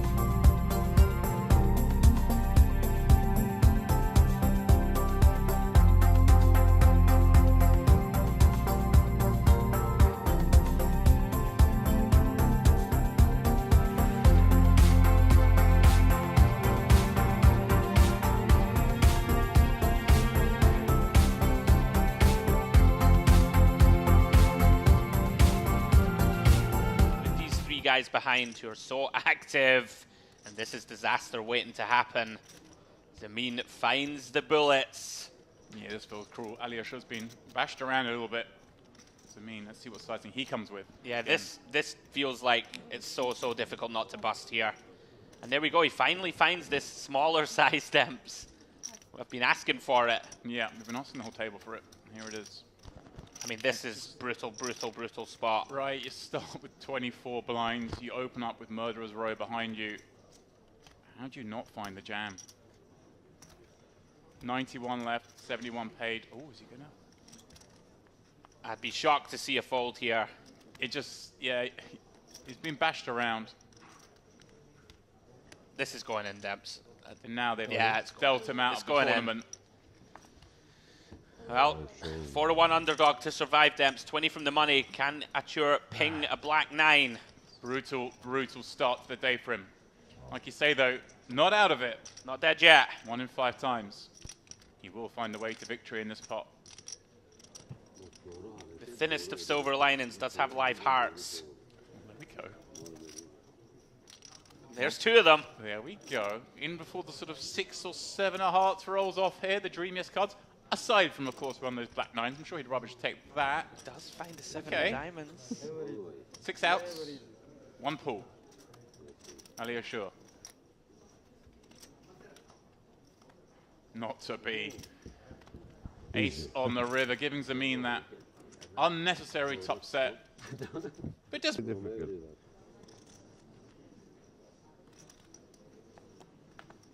I understand even Indian, don't worry. I understand Indian play game. This place certainly is a crossroads 25. of the world. Ah, okay. Much like Istanbul. Here's where Zeman says he's from. 24? 24, right? She's right. Considered the gateway from east to west. Merit is just the center of the Eurasian poker world. Yeah, look at the action, Demps. This is why we love it here. Approaching the levels bubble, on not a TV, bit yes. of it. Jack 10-0 from Vasca. Continuing his aggression. Uhara flicks in the King Jack of Spades. And Haidar, with that dicey sort of stack depth, still content to get in there with Ace-5 suited. Playing the rush. Yeah. And Zamin with a very defendable multi-way combo. Yeah, unfortunately for him, spades are cooked. Just a 4-way. 89 players remain, 71 paid. Inching down very slowly. Yeah, it really is an interesting dynamic building here. Nobody shying away. Just 1 spade, and look at this, Vasca Boynikau. Drilling the flop, wow. Unpaired combination as well, allowing his opponents to all make big hands. But it is the flop that he's expected to drill. And he finds the check. I do like it. I think in the long term, the IP player is going to have a lot of 2 pairs here, a lot of Ace-Jack, you know, a lot of King-Jack type hands, Ace-10 that are all going to be content to get money in down the streets. And Haidar in deep trouble here, you'd venture, Demps. Checks it back, turns, trips. Wow, the double check. Double check. Does Uhara now think he just has the best hand but has enough to just check? Yeah, I think so. I like check. Feels he's got the board probably locked or he's goosed. Twice I've said goose this hand. Interesting. I must have food on my mind.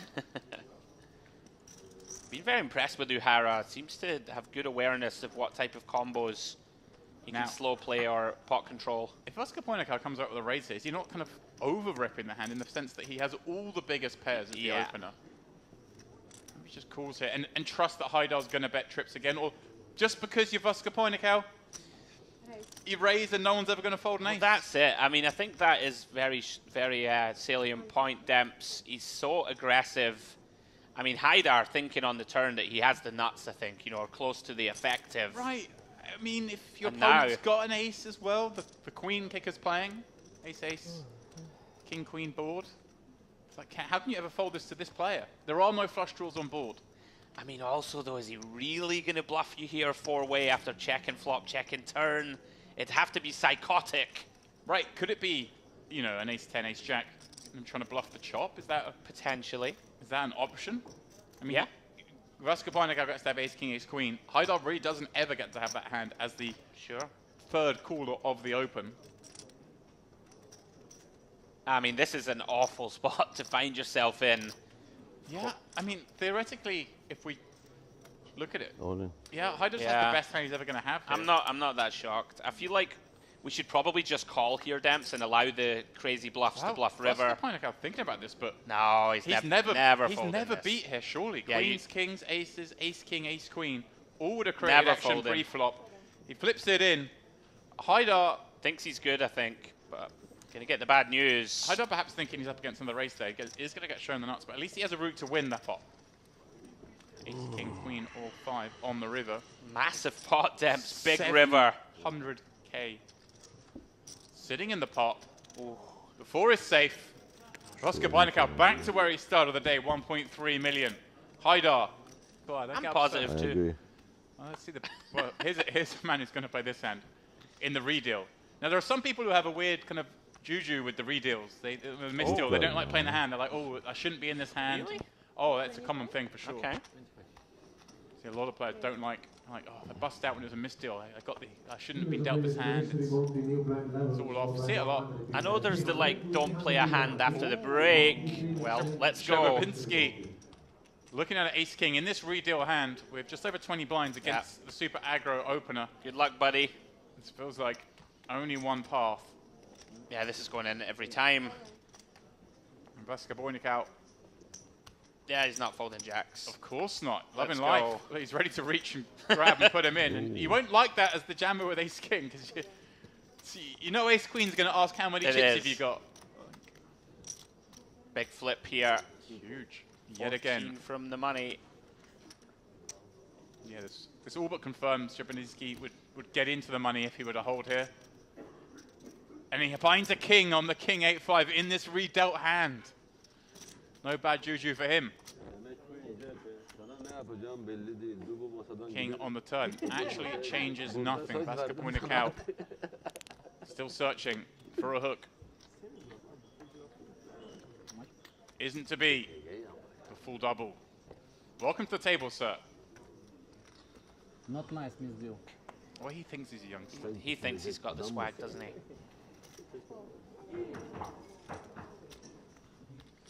So we see Enriquez, very impressive, very composed from what we've seen.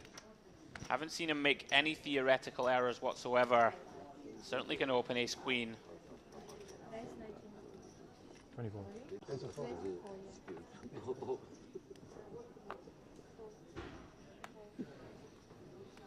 Yeah, been playing pretty nicely, that man. Yeah, I like how he approaches the game. Likely to fold round to Vaska Bojnik in the big. We know he is not going to fold the Jack Deuce suited.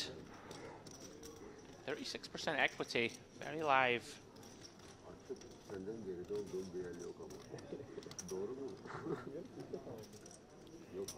Has the faintest continuation here with the Jack on a board that just smashes the opener.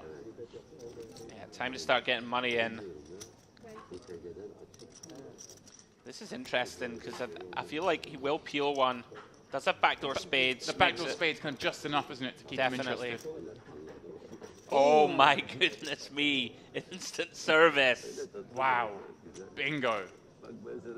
And this is so spicy because when you've got the Jack X of spade combo, of course, if you do get the dream scenario.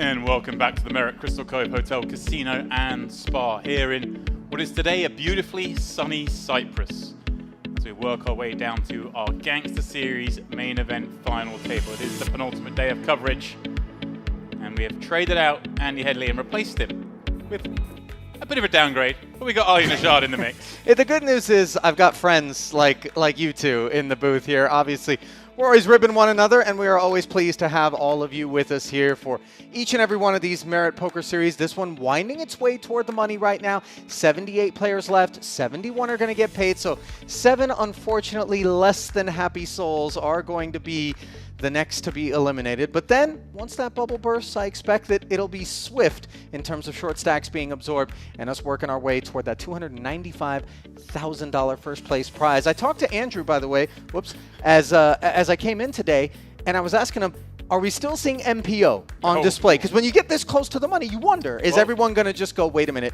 this is the difference between 0 and $4,900? That's the thing I was going to throw up there. You were obviously billing the bubble, much like we did at the start of the day. No one's told the players we're near the money, right? Everyone's just going for it. We've got big stacks, medium stacks, just trading huge blows. I feel like now, when you get that, as a player, you go on the break, you come back, now you see it on the screen. Okay, we're just 7 away. Surely things have to tighten up now, but as we always say, it's merit. Yeah, expect the unexpected. That is what we can come to rely upon here, as we are just moments away from getting back down to a new grouping of 9 players. James? It is a new grouping, but just before we went on break, we got a glimpse of him. My boy Tanuri's in the mix. Oh boy, Issam Tanuri. We saw him a lot yesterday, very chatty at the table, very fun guy to watch. I think I made the point that I wish everyone at the table behaved the way he does. Yeah. He's definitely kind of the elder statesman of the room, really enjoys being a social apex of sorts, kind of touched on the idea that everybody that plays in a local poker room has someone like that they're accustomed to seeing. Just a regular, has done well in life, the money doesn't matter one way or the other, but he just enjoys playing the game, and we certainly enjoy watching him do so as we send it down to the feature table, where we'll get our first look at both his chip count as well as everyone else's, although he is noticeably absent here from the new grouping. James, have you teased something? No, he's definitely here, just a naming issue, I believe. But okay. Let's have a look who is here, because we've got Mustabiz, a regular we see here a lot. Fabian Quas, of course, known throughout the poker world, has been for a long time. And Nils Pudel, who's making waves recently. Yeah, I think you and I both got our first look at him over at the World Series of Poker Europe in Rosvadov just a few short weeks ago. Obviously, working the circuit out here on the continent and beyond. And there is Nuri in the 4 seat. By the way, I do need to hold our graphics boys accountable. How can one overlook? Listen, you could put his chip count and none of the others, and we'd be okay. But leaving his chip count out, this is a crime. A lot of players have got a lot of names in their name, and these things sometimes get attributed. Did you just say a lot of players have a lot of names in their name? Yeah, what do you're you easy, you're Ali Najad. There's no mistake. They're not going to put the wrong name on the screen, but these players, they come in. And do you mean syllables? Is no, that what you're I mean names.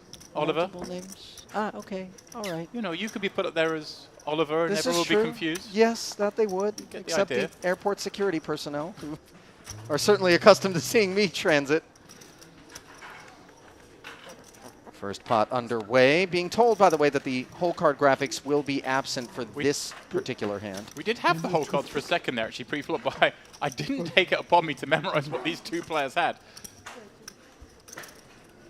10-10 jack board.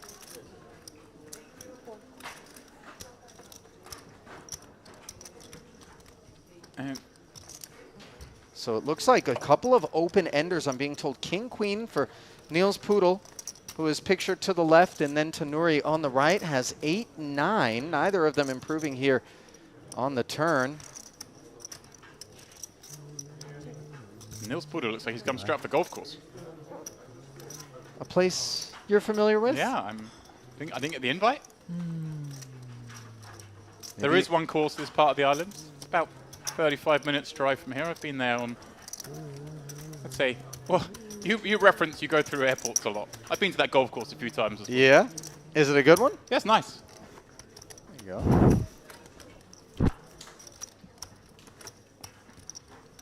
Now, I can't remember, but did Tanuri get eliminated during the re-entry period? No, yesterday? We saw him yesterday, and he held far in. I think maybe winning a big pot towards the end of the day, at the end of our frame. In fact, he won the last hand on our frame, didn't he? Because he got King Queen of clubs in against King 5, I remember, on a Jack 5 deuce board, and rivered a club to stay alive, and then that's what it was. Continue to build.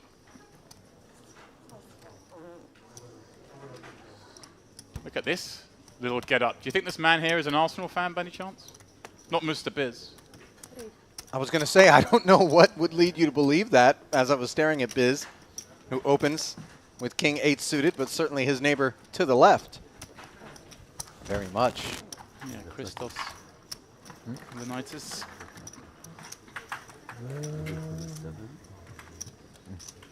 Kareem, ace king against the Biz open. In the big blind. We are pretty deep with these stacks. 15k. Ooh, look at that. He just continues with a cool.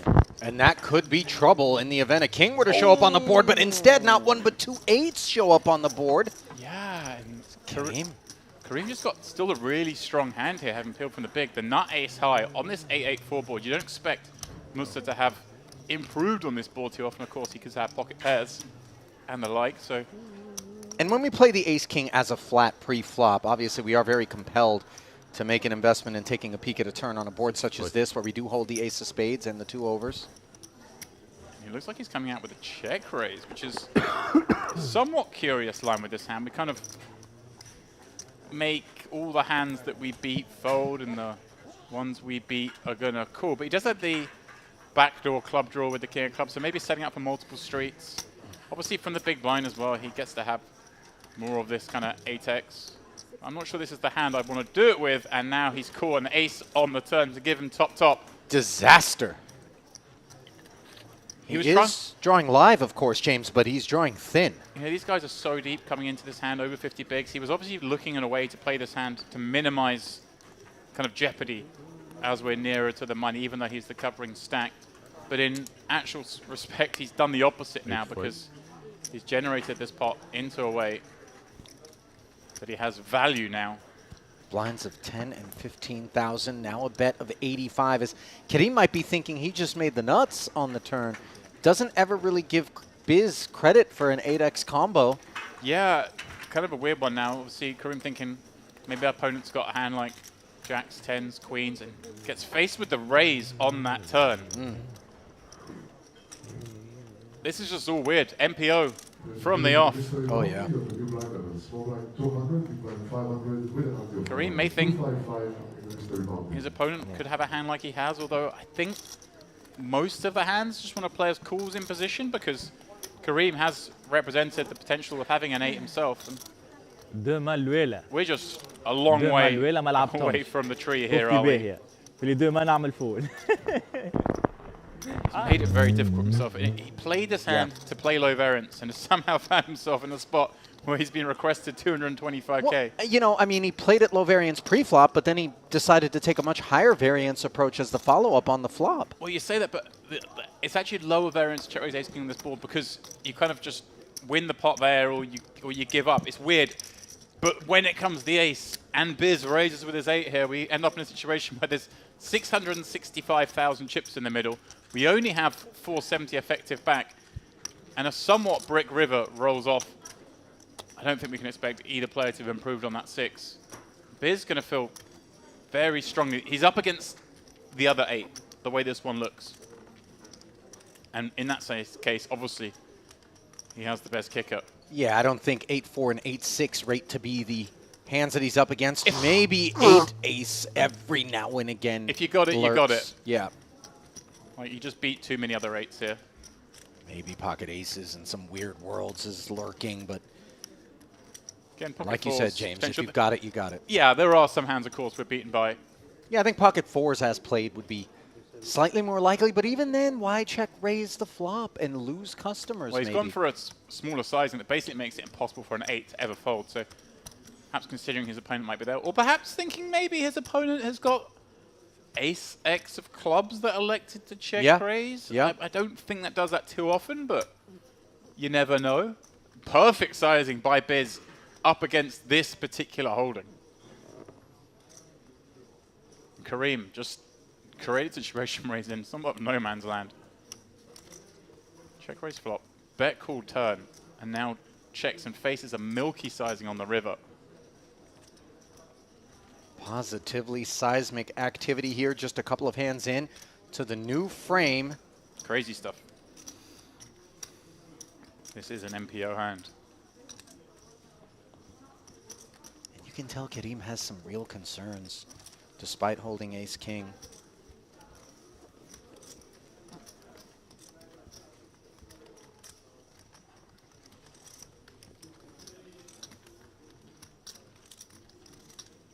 look at what the pot is laying him. We're talking about 3-1 plus. What are the bluffs? What can we actually beat here? We check raise flop, got called. We bet the turn, got raised, and then we still continued. And now my opponent wants to bet again. Is it ever another ace-king? I don't think it's ever ace-king. It's a question of whether it's a flush draw that's gone bananas. Not out of the realm's possibility, of course. That is a hand that might want to bluff. And like one of the weaker flush draws. Oh my goodness, is he going to find the fold? I just think we have to at this point, the way we played it. We look like we've got an 8. Why do we can call with 8s. We don't need to call with an ace, I don't think. I mean, look, we block pocket aces. Maybe pocket 4s is what Biz has. Yeah, pocket 4s is certainly a hand he could have as played. And, you know, he can have an 8. Nice fold. And he does find the fold. So to his credit, he did some real funky things throughout the course of that hand, but in the end, when all was said and done, he didn't allow some of that deviation to end up becoming more costly than it needed to once we arrived at a river.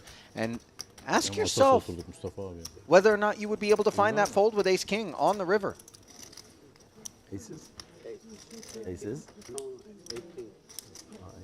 Yeah, ace is certainly a hand that Musta could have had. Obviously, when you're sat there with ace-king, you're kind of eliminating that somewhat.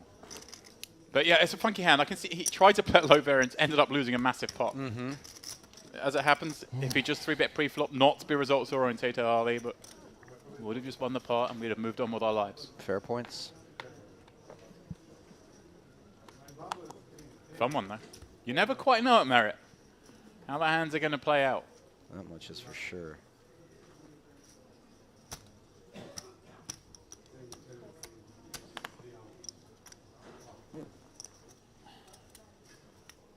Leontis, ace-9, the Arsenal fan, 1.3 million. Really setting out a stall there with the gear. Who have Arsenal got today, Ali? Your love of football is, I want to say eclipsed only by your love of poker, but I want to say maybe poker is eclipsed by a love of football as we see Leontis. Ace-9, opening to 30. Fabian flats the 30. He took a break from poker, did Quas James, as I was talking to producer Emil Butash.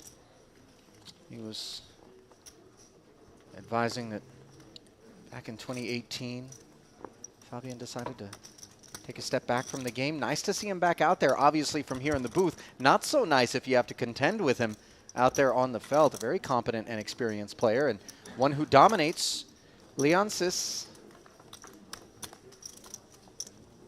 And an ace-high board. Monotone maybe in order to spare the pre-flop raiser some chips. And note that he takes the guarded line. Checking. Yeah. Monotone board has some reason to check to the man in position, especially on this kind of high card combos. Of course, is going to have some of this board. And look at this turn card, Ali. The worst in the deck in terms of the actual situation here. And especially because of the check back. It's like, how does Quas ever have a better hand than us here? Case ace somehow works its way to the board and presents a big issue for Leontis until a 9 rolls off. How about that? Would have been happy with a chop, and instead he's going to lay claim to the whole pot. Check calling the 25K. Let's see if Quas wants to pursue value on the end. He's got to be wondering a little bit. Oh, no, wait a minute. Leontis just bets. Yeah. 55,000. Yeah, Leontis continuing on. I mean, Quas could go for something thin, but I think we're best served with just a call here. Again, because there's 77 left, the extra chips we gain if we somehow get called by weaker here versus the chips we lose on this bubble are such a big difference. And of course, there's plenty of hands we could still be beaten by. Leontis perhaps could have slow played a flush. Quas himself maybe checks back some flushes for traps. It does look a little bit like, though, Leontis has got a worse ace than us if we're Quas, so I can see why he's thinking about going for this. He may come up with a clicky raise.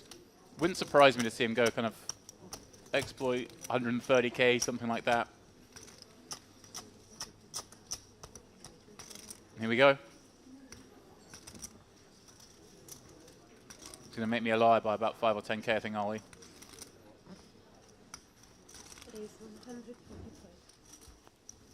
Yeah, 145. A clicky raise. It's an exploit. It's an MPO hand. He thinks he's up against a weaker ace. And he was right. Now let me ask you this, though. If we're Liansis, can we then re-raise at this point, or doing so is a bit irresponsible because we can't think of hands that are going to call us? We have to raise that we it. have beat? How much you play? We have to raise it. If Fabian Kos is flat ace-queen pre-flop, which he's inclined to 3-bet, and then check back flop, then he gets us. We have to raise here. And we can be up against the flush. But you follow the logic in terms of just the simple snapshot in a vacuum. We're on the river. If I were to put in a 3-bet here with aces full of nines, what calls me that doesn't have me beat? You just got to give them a chance to make a mistake, Ollie. I think he just doesn't have ace-queen, I think, ever. He's going to 3-bet a lot of it pre-flop, and the times he hasn't 3-bet, he's going to bet flop. It's important to keep the nasal cavity clear. I want to say that that is a very thoroughly cleansed sinus cavity.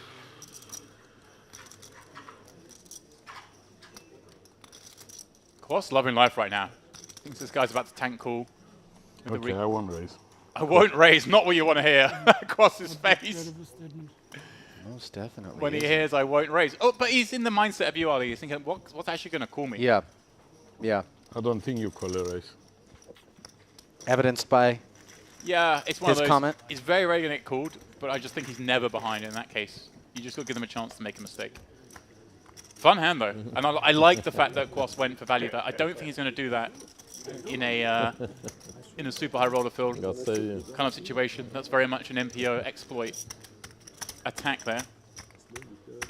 I'm just reading about Fabian Kos saying that whilst the hand was going on, the reason he stepped away from poker was that he felt, as a lot of these players do who play this high rollers Ali, that he was consumed by the study of the game. To be the best, you have to dedicate yourself completely to the game. And he got to the point in his life where he's just not going to do that anymore. He has other things he wants to pursue in life. So you take a back seat a little bit. Doesn't mean you have to stop playing poker. You just don't play the super tough, super high stakes tournaments anymore. You can still come down to Merit, have a lot of fun, get some December sunshine, of which there's lots today. Yeah, I was sweating out there at one point, Ollie. Shockingly enough, I was as well. It was a bit surprising. I found a little corner in the back of the tea room in the Diamond, in the sunshine. A little heat trap there with the white walls around you as well. And I was just... I'd be careful with that British dermis, James. You guys aren't exactly equipped for solar contact, you know. I don't know. We've ruled over some parts of the world where the sun shines a lot. Melanoma's a real thing for you guys. I'm just saying, you know, I'm worried about you. Not worried about Liansis, though, as he's up to 1.5 million and opening with a suited connector. Arsenal playing Wolves, by the way, in case you were curious. But I wasn't. A little later today. Poodle King 3 suited defends and comes up empty. You never on play the my Jack games. high board. Middle pair for Liansis. Never play along with me. Aw, James. You won't even indulge me in color theory anymore. Not that you ever Color, did. just the color theory needs to be abandoned entirely. It's not quite. I don't see any yellow chips in front of you. We'll see. 40K follow through. Poodle not interested in pursuing any equity. Backdoor. Got the thing I raise there and not to raise.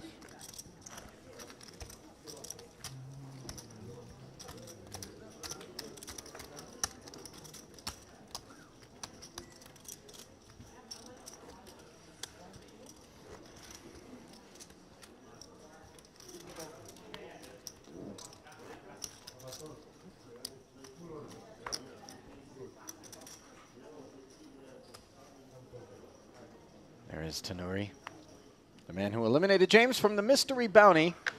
The PLO bounty. Oh, the PLO bounty. There was no mystery about Today's the my mystery bounty going on. It was a $500 chip that was in the pot, and he was rubbing his hands together, licking his lips, telling me how I was in terrible shape on the flop.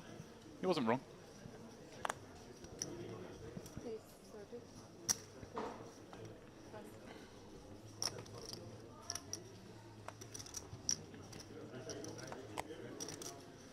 Yeah, lots of action still going off in Merit. You referenced another mystery bounty. We've already had one.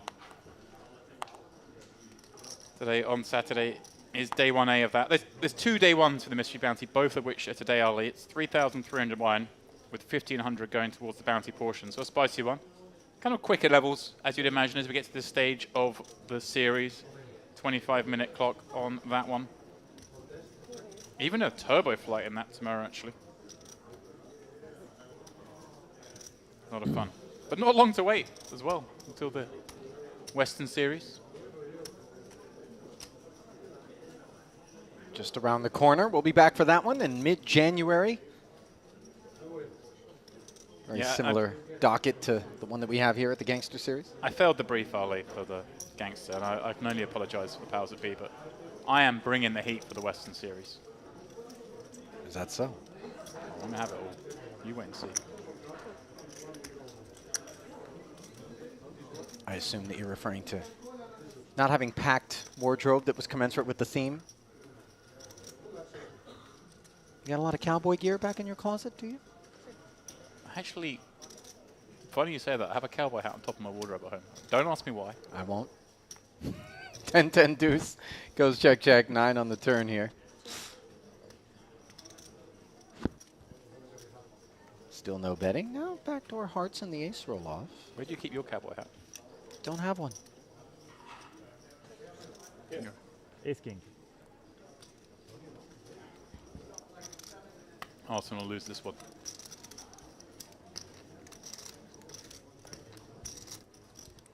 Words that bring joy to a Brighton and Hove Albion fan's heart.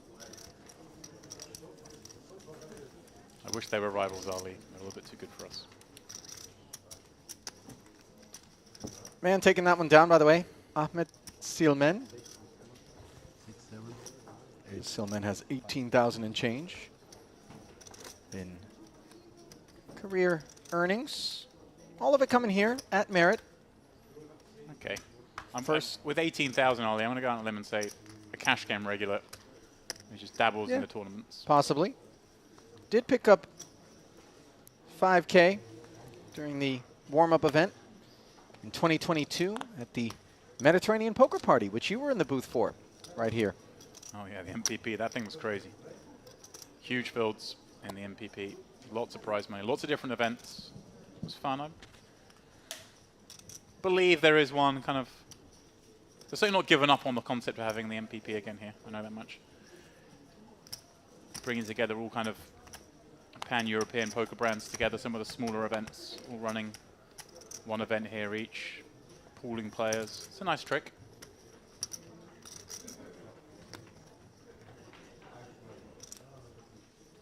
Slimen in the tank with the Queen 5 of diamonds.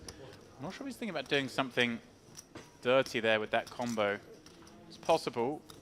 Obviously, as we get near the money, some players are incentivized to tank and get as few hands in as possible. He's not one of them because he has plenty of chips. Niels Poodle. 8-9 suited. Dominated, by the way, by the ace-8.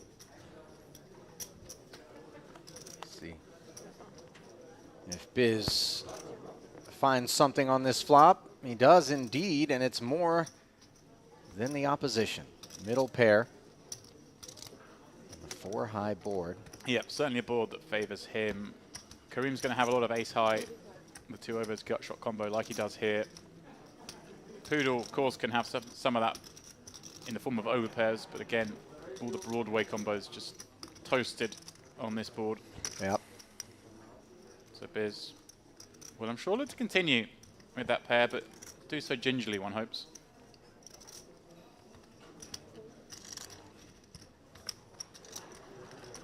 Hello. Trip threes now. The reward. I snap checked. I actually kind of like betting when the board pairs here as the player in the big blind.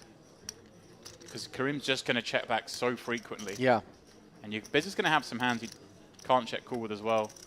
5x, some 6x kind of stuff. And even on the occasions in which, you know, Kareem does have a big hand, you don't really need to worry about ever getting raised. Yeah. You know, maybe the ace-5 alone would be the one to activate, but in any case, it does go check, check. It's exactly that. If you've got a deuce there, it's so vulnerable. You bet, exactly what you say, Ali, your opponent's never going to raise you. Right. and you just protect against 2 random overcards. Like if his opponent had king queen there, he checks and they hit a queen in, and his deuce now loses when he would have won the pot from betting. It's Right. As it is. Trips. Note, check. by the way, the massive tattoo on the left forearm, ace of spades, it looks like. That's a lifelong commitment to the game there. Gotta love the game. It's a man who doesn't play deuce to 7 too much, I guess. Oh no, wait, deuce to 7 and ace is good, isn't it? I get confused with these games, Ali. Talk to me, Mr. Mix game. What games do I not want an ace in? And then make the joke for me. Yeah, deuce to 7. Okay. You definitely don't want an ace. All right, there we go. So I had it right. You just panned the joke. You just ignored me. I mean, I'm going back to color theory. Oh no, please. Denim I apologize. jacket. No, blue come color, on. Matches some of the chips. Tenori with the blue shirt. You brought it upon yourself, Ali. Tenori, by the way, always in that, you know, kind of trademark. I don't want to call it a dinner jacket, maybe a blazer. Yeah, the suit, over jacket. You know, yeah, just bespoke-looking gentleman. Beautifully clean press shirt as well every time. Shout out to the Merit Laundry service. By the way, made use of them the other day. Crispy and clean clothing was returned to the room as Nothing nicer than hotel laundry. nothing more expensive than it either. Queen 6-3 as Leonsis with the open ender and the flush draw. Knuckles over to Poodle. And promptly hits a 7 on the turn. Poodle picking up a gut shot of his own. It is kind of a scary card, though. Your opponent's going to improve on that card with some frequency.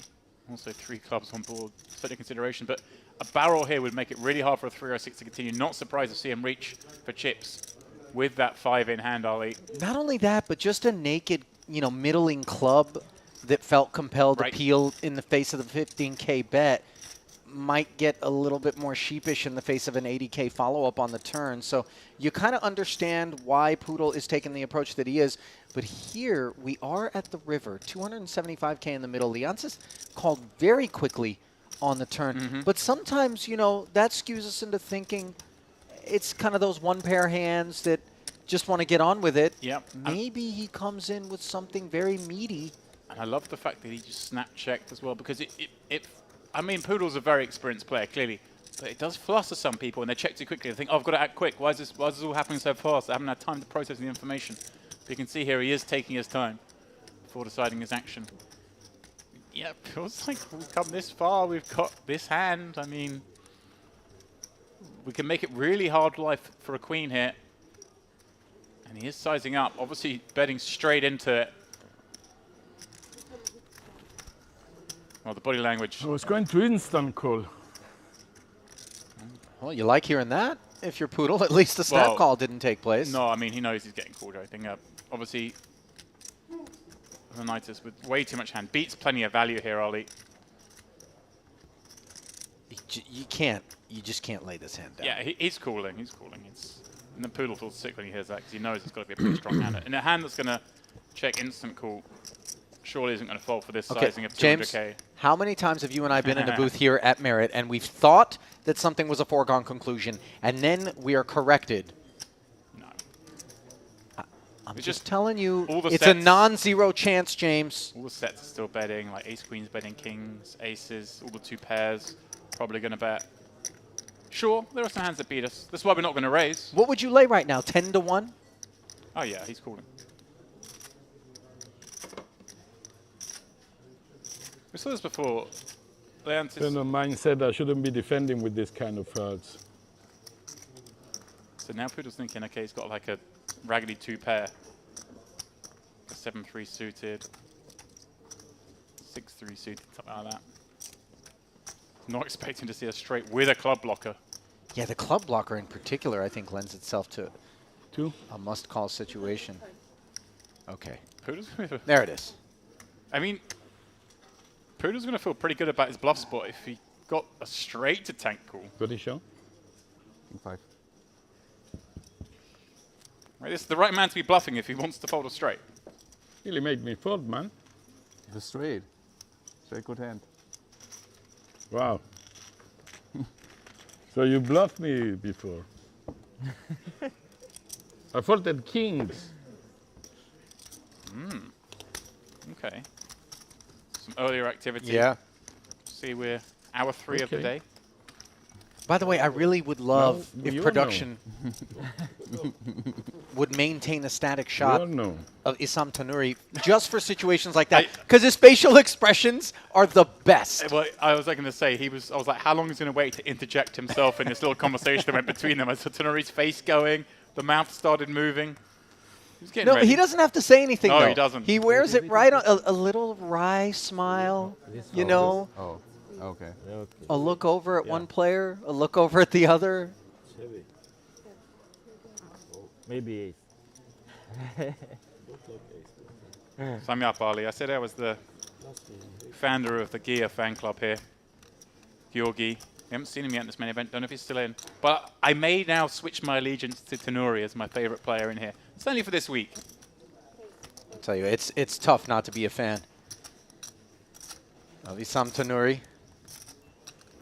Obviously, we don't root against anyone, but there are certain people that we They catch your we imagination. like to see. Yeah, sure. And 8-9 suited, catching the imagination of Mr. Kerim.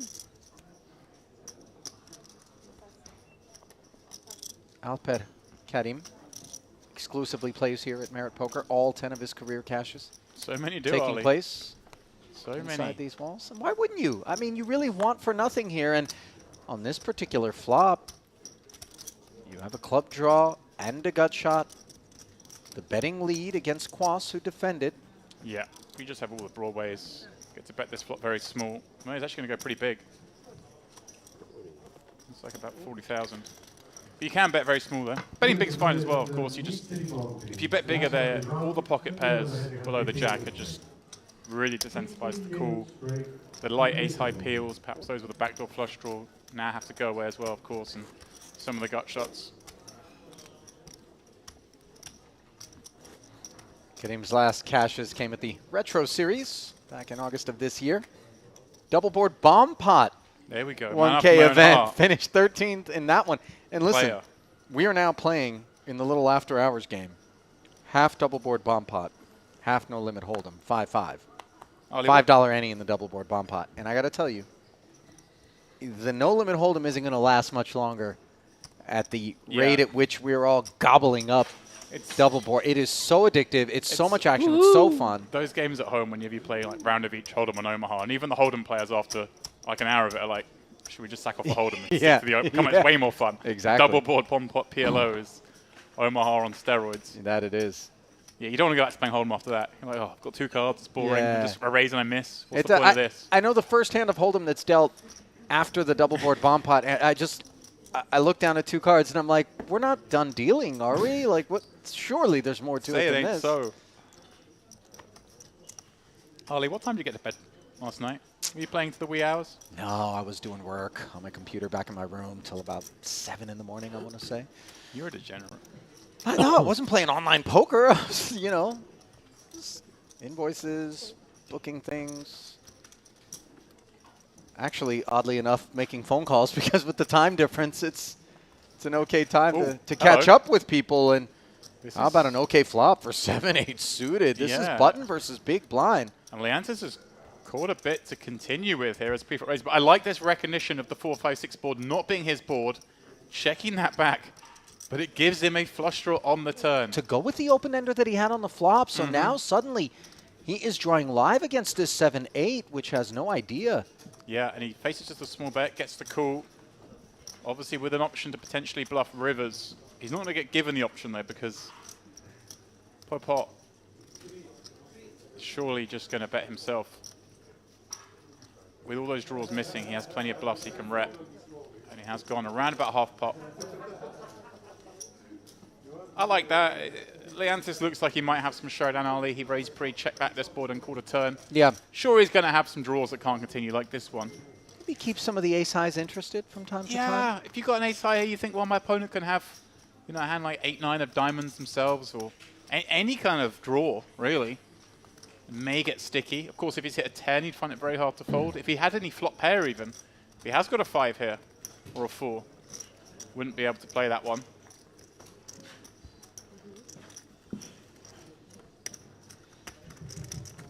In the end, nice pickup. All in calls. Please announce all in calls. Thank you. Okay, we're getting near the money, Ali. The floor staff asking dealers to announce if they have it all in the calls. We're not hand for hand just yet, but we're not far away from that portion of the event. No, closing in slowly but surely to the delight of those who are deep stacked enough not to be at risk of ending up on the wrong side of the bubble. But as we've seen before, it feels like just about any stack that's covered at the table could find its way into the middle at any given moment. It's not just the big stacks, but obviously the short stacks desperate as they get ever closer to the money to get into that portion. Just 3 away. Slimania's taking a bit of time on each hand. He's just always going to take a few seconds in every decision.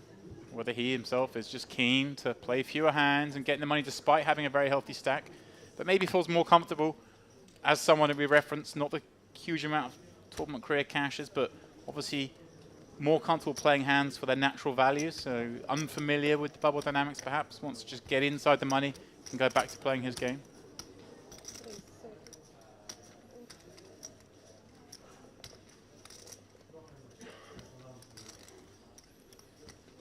Fabian Quas.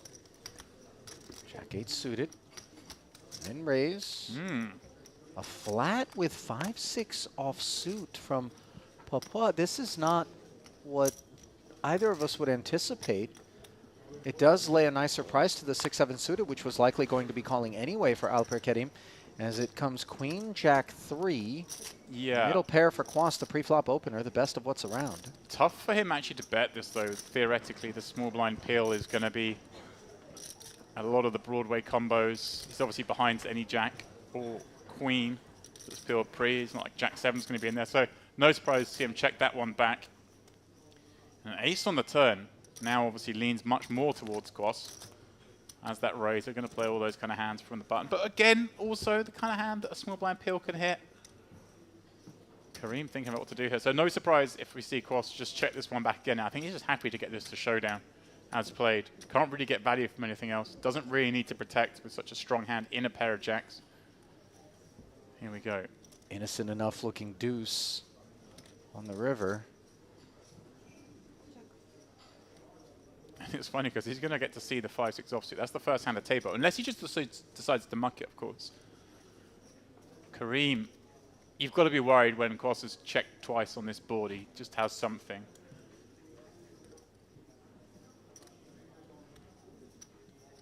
He may elect to bluff though, Ollie. But it's not like Popot doesn't necessarily have something either. Wow. Here we go. 7 high knows it has no showdown value, and so it reaches out and touches 60,000, 60% pot. Yeah, and it is a tough spot for Quas because Popot behind can still have a hand like a queen. Although does a queen call against a call in front? Probably not. There we go. Gets the fold. Kareem turning this one into a winner. Fancy stuff.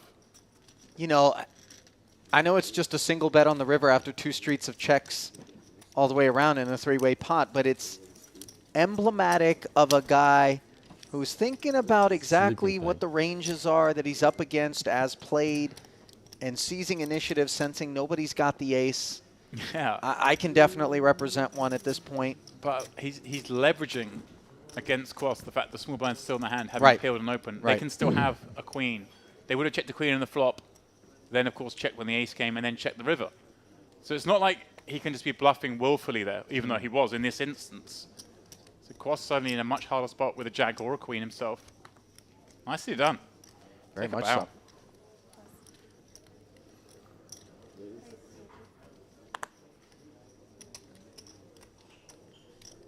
Pocket jacks now for Tanuri, who takes us up to 30,000.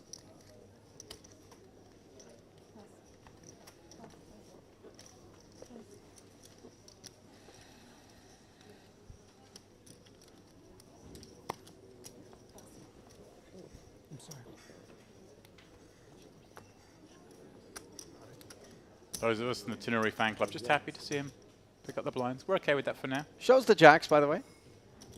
Honest guy. He's slippery, though. James, he kind of lulls you into the sense that he's playing straightforward poker all the time, and all of a sudden he pivots and gives you a little bit of a different look. Oh, he's got the moves. I'm happy. I hate jacks. Thank you. Everybody hates jacks.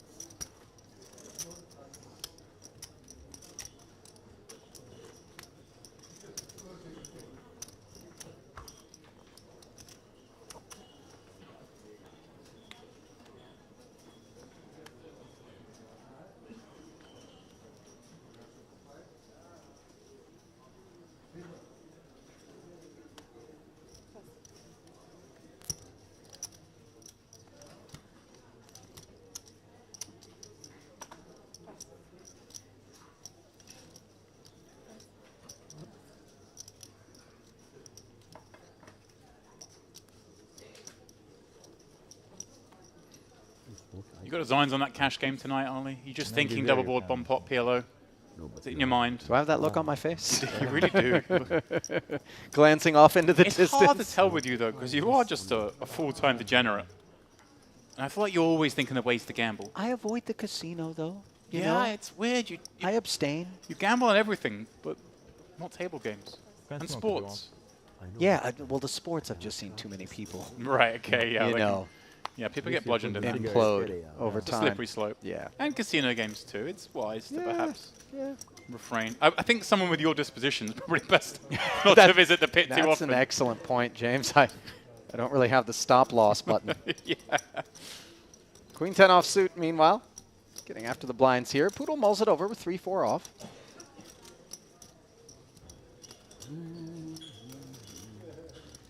Why the struggle with this sort of holding? Just right at the bottom of the hand he wants to continue with 74 left, but may elect to use it as a bluff. I think if we were in the money or a long way from the money, we'd look to play that one, but it's just not much value to be gained. Hard to realize with 3-4. Just 3 away. You don't. If you've got those kind of stacks, those kind of 4 or 5 starting stacks, or 3 starting stacks even, you just, so much value is locked up in making it into the money, of course, min cash being 1.5 times the buy-in. I wonder how long it will take us. Well, only time will tell, as the chip counts tell the story of Christos Liantsis. Up at the top, 120 big blinds, 1.8 million, made that straight against the 3-barrel bluff, which failed for Niels Poodle and sent him down into 7th of 8 runners right now, 31 bigs, but obviously he is sound and very much could work his way back up that leaderboard. Might be throttling back a little bit for the time being with these blinds at 10 and 15,000 and us growing ever closer to the money bubble. That would be certainly the more responsible approach, as he has to assume there's plenty of stacks shallower than 31 bigs out there that might meet their fate prior to his being forced into a situation. Yeah, certainly the case.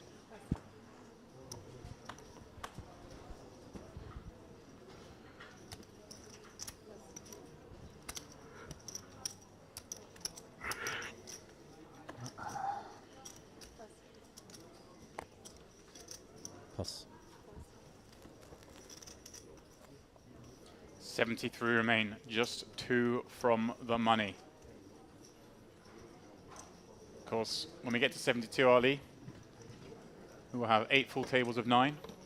That's making the bubble fair. No table playing shorter-handed than the others. Right. But yeah, I see Slimen, even with that stack, just keen to play a little fewer hands, perhaps. Poodle. What? Looks like a mouse hand. I didn't see. Oh, what is this? Okay. Yeah, interesting when the bubbles kind of occur early on these levels. Whoa. Pocket tens, and oddly enough, Tanuri was just being cheeky. Easy. And No problem. You understand? Going all in. Old Poodle. Be careful. I This have a feels pair. like a big Yeah, I hand. told you it was. I have good Before hands. he had any idea what he had, and then of course I have one of this and suited jack. One of the others. he jams. Pocket 10. Yeah, but it's funny when these bubbles Yeah, arrive on looks these like situations, heavy. Ali, I because we're trust- playing I- the Looks 10, like 15 heavy. level. Now we know the small blind really incentivized to play pots, getting a great price always with the big blind ante, and the small blind already in there. You bet. When the if small you blind's call actually Jack bigger and do than half the 7. big blind, it's even more so. You only have to call 5k Right. into Jack 40. 10. You're getting 8 to And then 1 you get everything. right off the bat. There's just no hands that can fold from the small blind at this level. Good to see the otherwise tense portion of the program being broken by some laughter. Here, 2 away from the money. in this Merit Gangster Series main event. This is a potential 6th day of play for these guys. As you know, there are 4 day ones here. Days 1A and B, full length levels.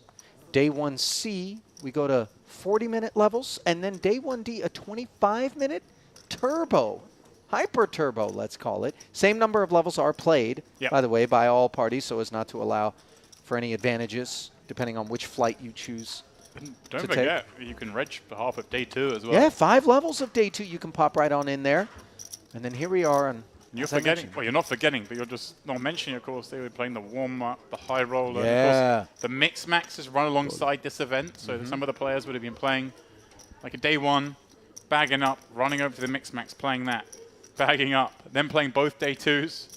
I'll tell you what, the tank can begin to run a little bit empty as you get deep into this series, let alone this event. Merit give you about 40 days off after each series to rest and recuperate. Pop on the plane, come back down here. Hey, the January one's going to be nice. Everyone's going to be in Europe, at least in the depths of winter. It's cold and dark. Oh, they'll be thrilled to come down to Cyprus, and even if it's a bit cooler than it would be other times of the year, it'll still be nicer than it would be anywhere in Europe. Especially we see so many players, obviously, from Central Asia and Russia, and those places get pretty cold in January. I don't ever remember seeing snow on the ground out this way, so. It does snow on the island. Does it really? Top of the Troodos Mountains, you'll get a little bit of snow now and again. There's even a couple of ski lifts up there, believe it or not. What do they use those ski lifts for? Surely not skiing. Skiing, Ollie. You put the planks on? I was just going to say, I know you love skiing. I've been up there. I've not been up there when there's been snow. I used to live in the south of the island. Yeah. Way back when.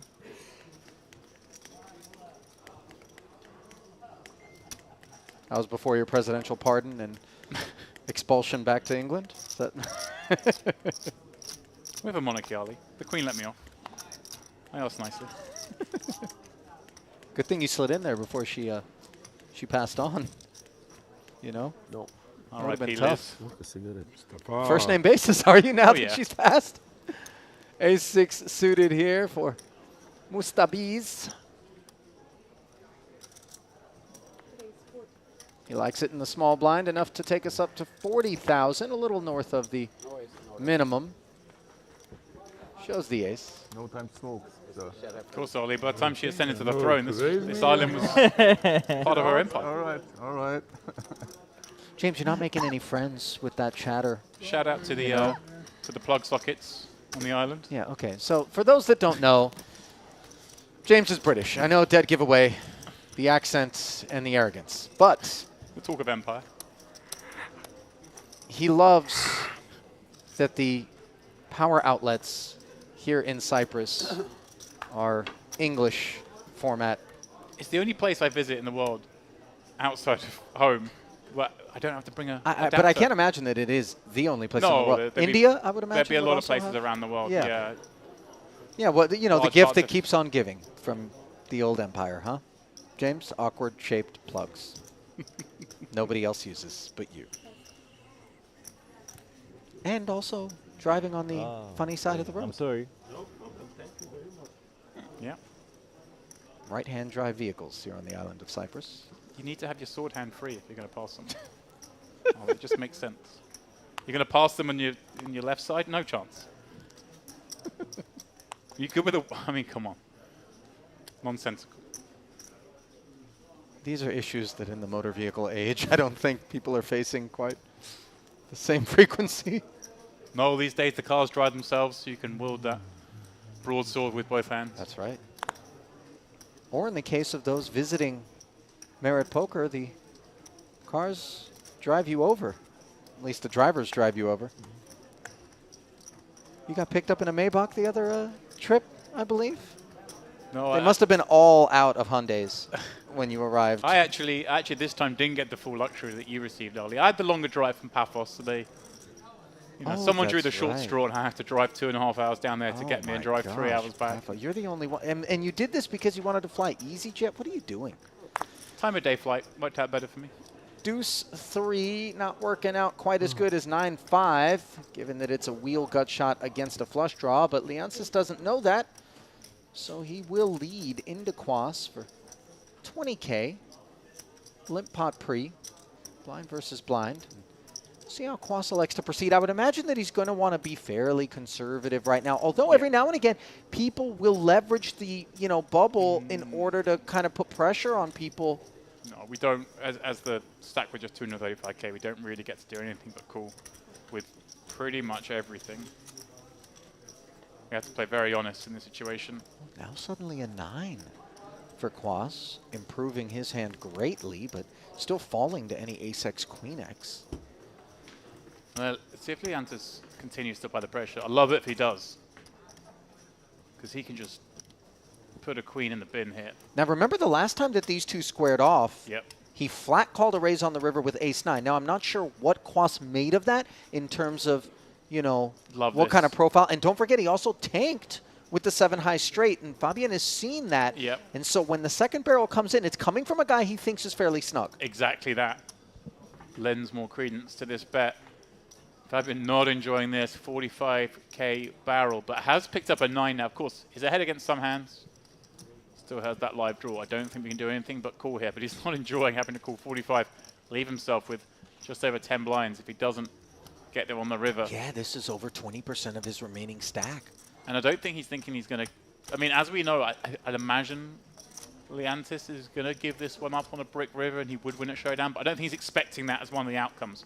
Or very rarely so. Oh, the club comes in. And Leantis now with the 3 of clubs, he may decide to go for this, Ali. He doesn't think Kwas is calling with just the naked flush draw on the turn, I don't think, for 45K sizing. Yeah, it had to contain the pair. Or like a, Jack 10 of clubs, King 10 of clubs, something like that. And with the 3 of clubs in hand, blocking some of that, like a 3-5 of clubs kind of hand, he may just go for this. Unblocking all the pairs. Sized it up to leave pot behind. Okay, thinks better of it. And this is the thing, Ali. We can't get too trapped into our theory on the river there because we have bet on the turn thinking Kwas is going to fold a lot of good stuff. So with that in mind, you're bluffing into much tighter range, deciding not to bluff into that tight range, even if he has kind of a good hand to do it with. Of course, slam dunk. But I'd like to see him bet a non-all-in sizing here. Just purely because it is the bubble. And in theory, you always want to leave a few chips back on the bubble in case you're wrong. Like 2 blinds less. Kwas just trying to sell the idea that he has a decision on his hands here in terms of the stall. Go 140. Or he's going to leave just 1 chip back. But the point is leaving something back. You win. Relax. Although, Breathe. I feel like a slight mistake there in how many chips he left back because we are playing 10-15. He's in the small blind next hand. So I think you want to leave like more than the 1 chip. Because you're all in with that 1 chip the next hand. I think that's why I like leaving 2 blinds. Subtle, but yeah, point well taken.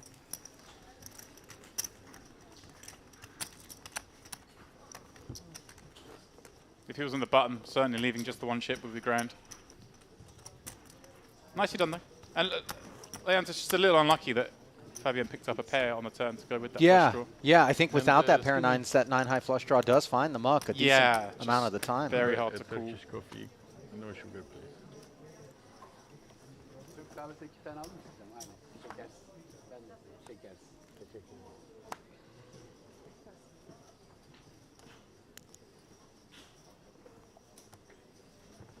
That was a pretty important pickup there, by the way, for Kwas. It was starting to get a bit dicey in terms of that 10-ish big blind range had he not managed to get there on the river and been forced to fold.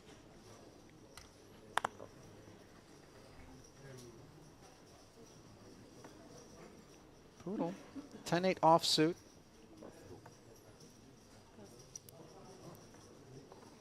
Just taking a few seconds. Every little bit counts, I suppose, James, here as we're creeping toward the bubble. Not on the direct bubble right now. But 1 bust out away from hand by hand. So this is, if we're going to have a stall, this is the most advantageous portion to stall, right? Because 1 more player. You can't stall once we get to the immediate bubble.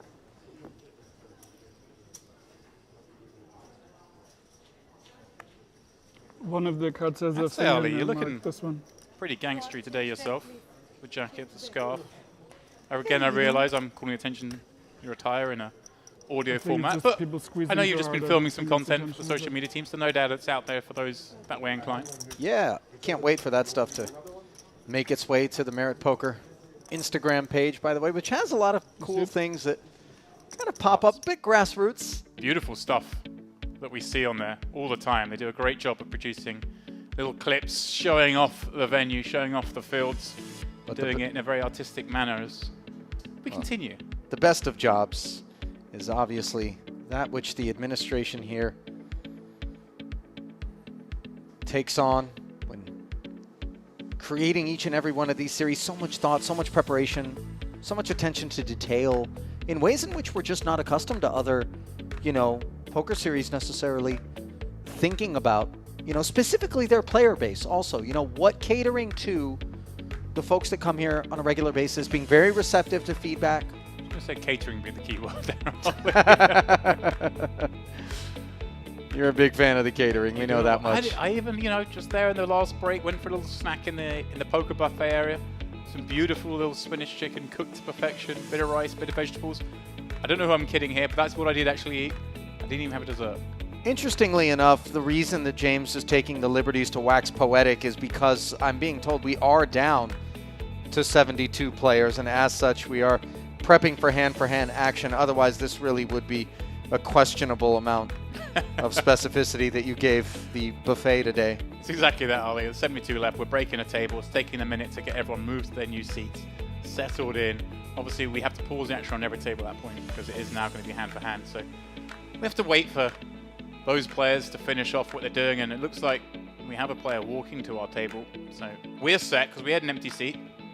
That we did. You see 8 players here. But no one is going to be set until they hear all in and call somewhere beyond their borders. Probably more than once. Yeah. But again, we did get down here without any stalling, at least on our table. Nice to see.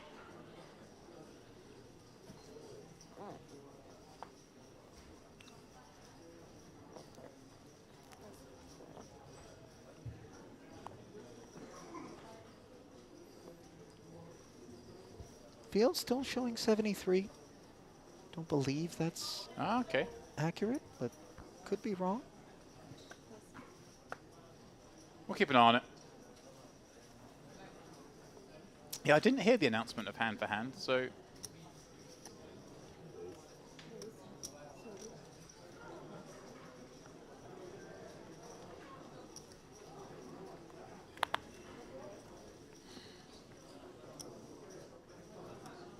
Tanuri taking it up with the suited connector. Yeah, I like this from Tanuri, just opening up his range a little bit, taking advantage of this bubble situation. And I think the other players kind of know Tanuri's not the kind of guy who's going to be too scared. Like you say, strikes me the kind of guy that if he bubbles, bubbles. Quick update, by the way, it is indeed 73 players, so a bit of a false alarm in terms of us being down 2 hand-for-hand at the moment. Though there are some very short stacks glancing around the room. I think it may be that may have been a brief pause where tournament directors will see this in a lot of tournaments. They just go out and verify they are at the number they think they are at. Okay. With 73 players, it's easy perhaps we've missed that there's an empty seat on the table. Maybe a dealer forgot to announce, so you just double check everything. Yeah, because otherwise you're out there and you're playing kind of with an unfair advantage at one of the tables on the direct money bubble. You want to avoid that. We could be at 72. They think we're at 73. Listen, no harm in taking a couple of minutes to try to sort things out as Karim finds himself with a gut shot and backdoor diamonds, and that gut shot rolls right in the form of what becomes 2 pair for Tanuri, counterfeited on the river as it goes check, check, and blistering speed. Yeah.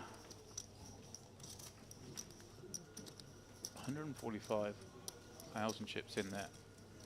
Kareem with a great hand in the form of a straight. It's so hard to get these ones paid off. Straight. A snap call from Tanuri.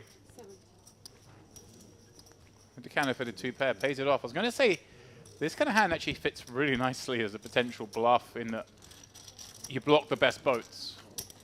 Well, I'm not sure how much we get to rep that, having opened from early, even though we do have 7-6. Yeah, I was going to say, it's actually incredible when you see some of the really big field tournaments around the world. I'm highlight place like the World Series, where Sure. you can have a bubble where, you know, there are 1,000 players still in the tournament. And the way they have to go around and verify everything's correct at every table can take a long time. But I'm in the booth for that, and it definitely is a very slow grind. Right.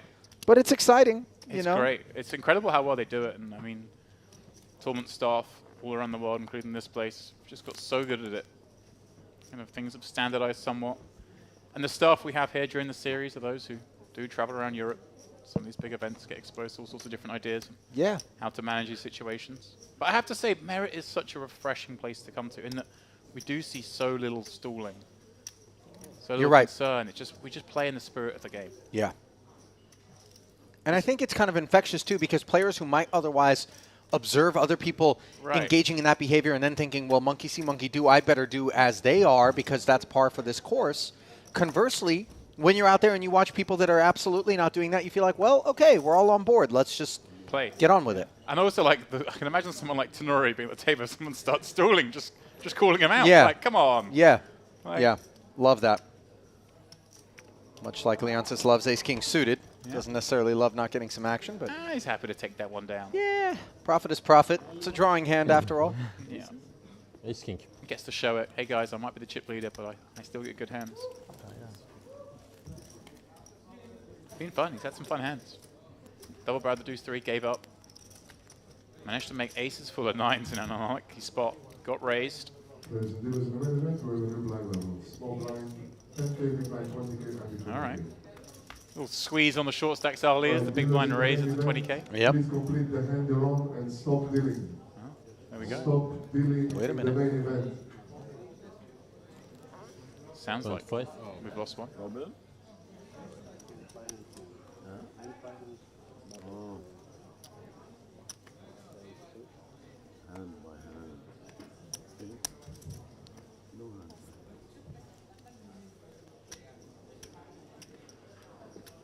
So effectively hand by hand begins at this stage. We are, of course, going to get a fresh player in that seat as well. They're going to join us on the bubble at a new table. Always a bit of a disadvantage, that, Ali, when you get moved right on the bubble. You kind of don't really know the dynamic at a table. You don't know who's going overly aggressive, who's playing overly tight.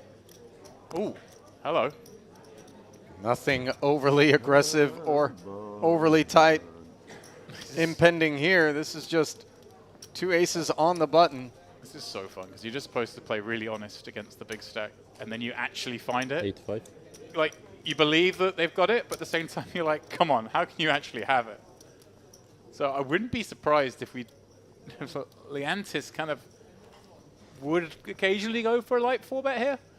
It's like, does Kareem really ever want to get it in with ace-queen? No. Does he want to get it in with jacks even? Queens might not even enjoy it. What a bad idea that light bet would be, by the way. But at the same time, maybe that's why we just give him credit. Say, you wouldn't do this without a really good hand. We saw Kareem, though, kind of get himself in a kerfuffle earlier with the ace-king. Just calling that from the big blind and inflating the pot, catching a piece, getting caught in no man's land. Would he be the same kind of player who might 3-bet here with a hand like ace-queen and then have to fold to the 4-bet because of the bubble situation? Credit to Leontis for thinking about it. So tempting just to make this 230.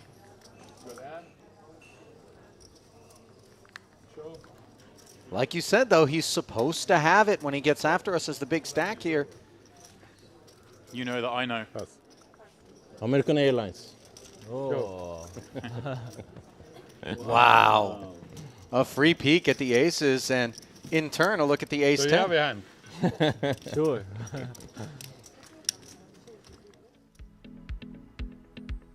American Airlines, by the way, a lot prettier at the poker table than it is at your gate. I'll tell you that. Not exactly top shelf carrier. I mean, if you want to go there, you were referencing me flying to Paphos to enjoy EasyJet. The alternative is British Airways. I noticed that you buried the name of the airline there. Really? EasyJet. Okay. All right. I'm a proud EasyJet flyer. EasyJet Plus member. Oh, Toby Joyce is the new player coming to this table. And look how many chips he brings, Ali. 1.5 million, a bit of a threat to Christos Liansis. Especially with the seat he's taken on Liansis' left-hand side. Blinds, of course, as we mentioned, gone up to 10k, 20k. We haven't played a hand at that level just yet. I did see a little note in the chat here, Ollie, over on YouTube. We had a player questioning, when are we going to see Saladin Badir? He's a merit hero. Yeah. Well, he was on our table during the last frame, guys. So if you are a Badir fan, stay tuned. He had a big stack. He actually lost a big pot towards the end of the frame, but he'll be out there mixing it up as a lot of the high stakes merit regulars still in the mix here. It is so cool, man, to begin to kind of get to know a lot of the players who play exclusively oftentimes here at the Merit Complex at all of these series. Just a glowing endorsement of their affinity for that which takes place here at Merit Poker. And word of mouth is the best advertising. Each and every series tends to tick up in terms of numbers. Obviously, there's some geopolitical events taking place not far from the island of Cyprus right now, which have suppressed, a lot of the typical player base that comes, from the likes of Israel and Lebanon in turn, Palestine. But I'm sure that hopefully once, things are smoothed over in that part of the world, which, best that we can hope for, we'll begin to see those guys work their way back here and make waves. I really want to help you dig that, but I'll let you get yourself out of that one. Kleiper is the guy that I'm missing. I'm with you. Ari Kleiper. Ari Kleiper, yeah, someone we always see at the stops here. Yeah. Won the warm-up, back in, I want to say, the Carmen or maybe the Carmen series, I believe. I'm going to get from my memory. I could check, but I don't want to do that. That's cheating. And then we see him obviously bring the whole family comes and joins us on YouTube, cheer him on, but also extended family too. Gabby Lifshitz. That's right. Who's made waves over at the World Series this past summer. Yeah. Also finds his way out here. Yeah, those guys, some of the players who obviously play Merit and also play elsewhere, as a lot of them do, but it is fun that we do see these Merit uniques in the mix. That we do. So as you had mentioned, James, the blinds have ticked up to 10 and 20,000. Small blind stays static, but obviously there is some real impact to the leaner stacks in the room in terms of their expression as big blinds go. I'm sure elsewhere at some of the other tables, stacks leaner than Fabian's now 17 big blinds are hanging on for dear life now on this direct money bubble. Hand-for-hand action is just about set to get underway, and I think this is the point in time where we really anticipate, under normal circumstances without the MPO floating about, to see, everyone from maybe Biz on down through Tanuri, even Poodle, just staying out of the way for the most part. Yeah. Maybe allowing Christos and Toby to do their work. The average stack at this point is 800k. So you see the shortest stack on our table being 335k. There are a bundle of stacks shorter than that in the room. Yeah. Fabian Quas knows he is best served to get that stack into the money before doing anything. So much of the equity there in that. 48.40, the min cash, of course. Welcome. 1.5 times the buy-in. Here we go. We're ready to go, Ollie. Back underway then at the new blind level and on the direct money bubble here in this Merit Gangster Series main event. Brought a good stack. Yeah. Well done.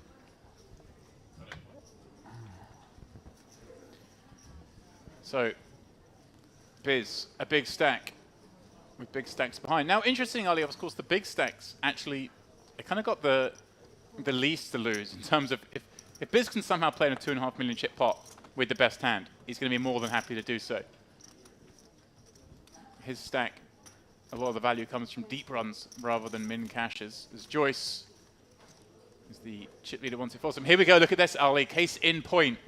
Fabian Quas, ace-queen, facing that open. Yep. Just kicks it into the mug. Even though Joyce is going to be opening super wide, he knows it's going to include hands at 8-9 off. But jamming there, picking up 4 blinds, not worth much compared to folding, making sure he's in the money. So great adjustment from Joyce with the open, and a superstar fold from Fabian Quas there without even thinking. Just ace-queen's not a hand we go with. Tanuri, 2 10s in the big. He's also in a similar spot. Okay. He just calls. I like it. Even he's mindful of the direct money bubble situation here, and the fact that this new arrival of Toby Joyce is a guy he hasn't you know, taken any pots against thus far. May not really know what he's up to. Yeah, and he's got I checked. 4.5 starting stacks again for him. He just really wants to get that stack into the money. And can play these 10s super cautiously down the streets as well. And a lot of the times 10s is going to be the best hand by the river. And King 7-7 board has some concern on it, but you can see Joyce opening this wide. Tonuri should know that 10s are going to be best in most spots. And a small c-bet designed to clear out some of the unpaired hands is one that Tonuri's going to be happy to see. And he knows, unless Joyce goes really big turn and river, he's not really going to be at jeopardy in this pot.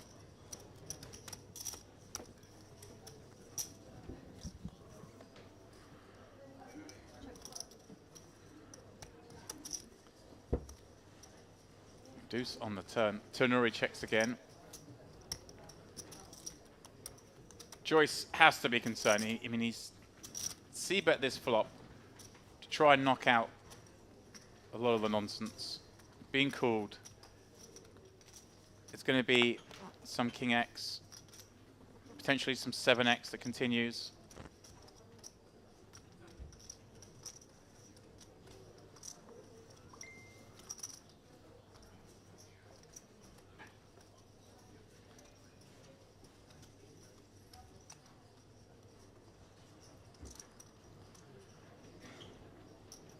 And Joyce does therefore decide to check that one back.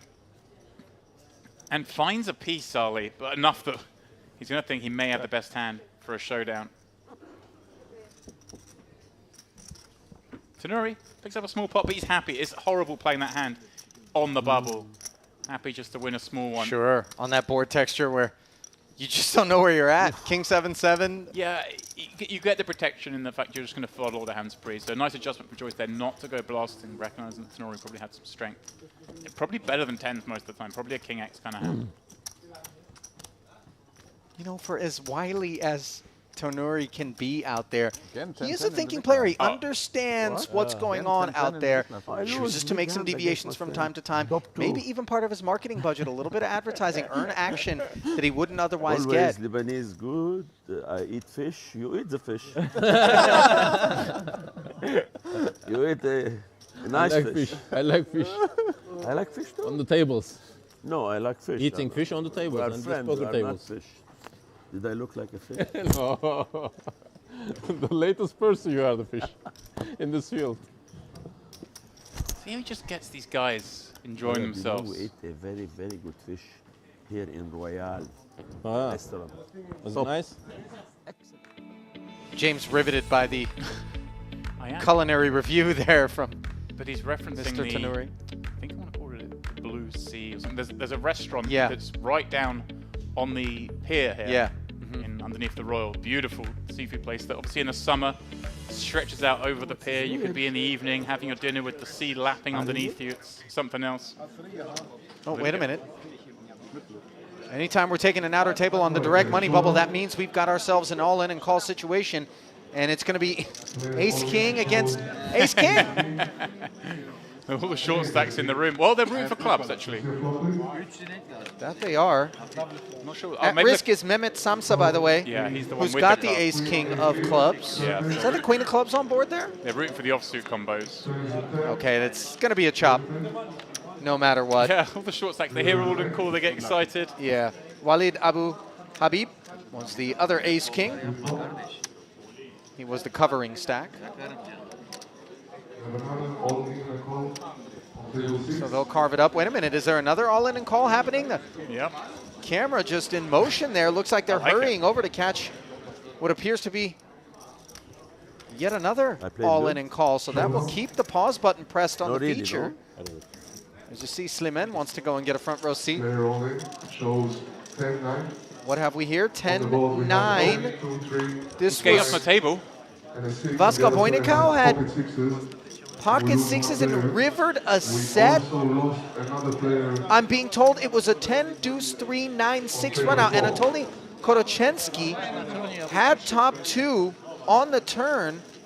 but he ends up busting to the pocket sixes, and also... Yeah, I just heard the floor announcing that we also lost another player at the same time. So just like that, we burst the bubble and lose a second player, which means, of course, that we're going to divide 71st place money. That $40,840 is going to be chopped into $2,420, and that will go to both the players who busted on the bubble. To be honest, it starts to feel And there we go, confirmation, 70 remain from the 566. So bizarrely, Ali, that means the bubble boy was actually the person who finished in 73rd. yeah, that's Erdal Gulseven. So he will be entered into a lottery, while Edgard Raful and Anatoly Korochensky both share 71st place money. That's right, because the bubble players here do get a little sweat, don't they? They get put into a draw. So because he busted in 73rd thinking, I'm not even the bubble, because those two players bust at the same time, share the money, he actually gets the equity of that draw. So we're in the money. Fabian Quast will no longer be folding ace-queen. The artist, Toby Joyce, going to have to tighten up a little bit.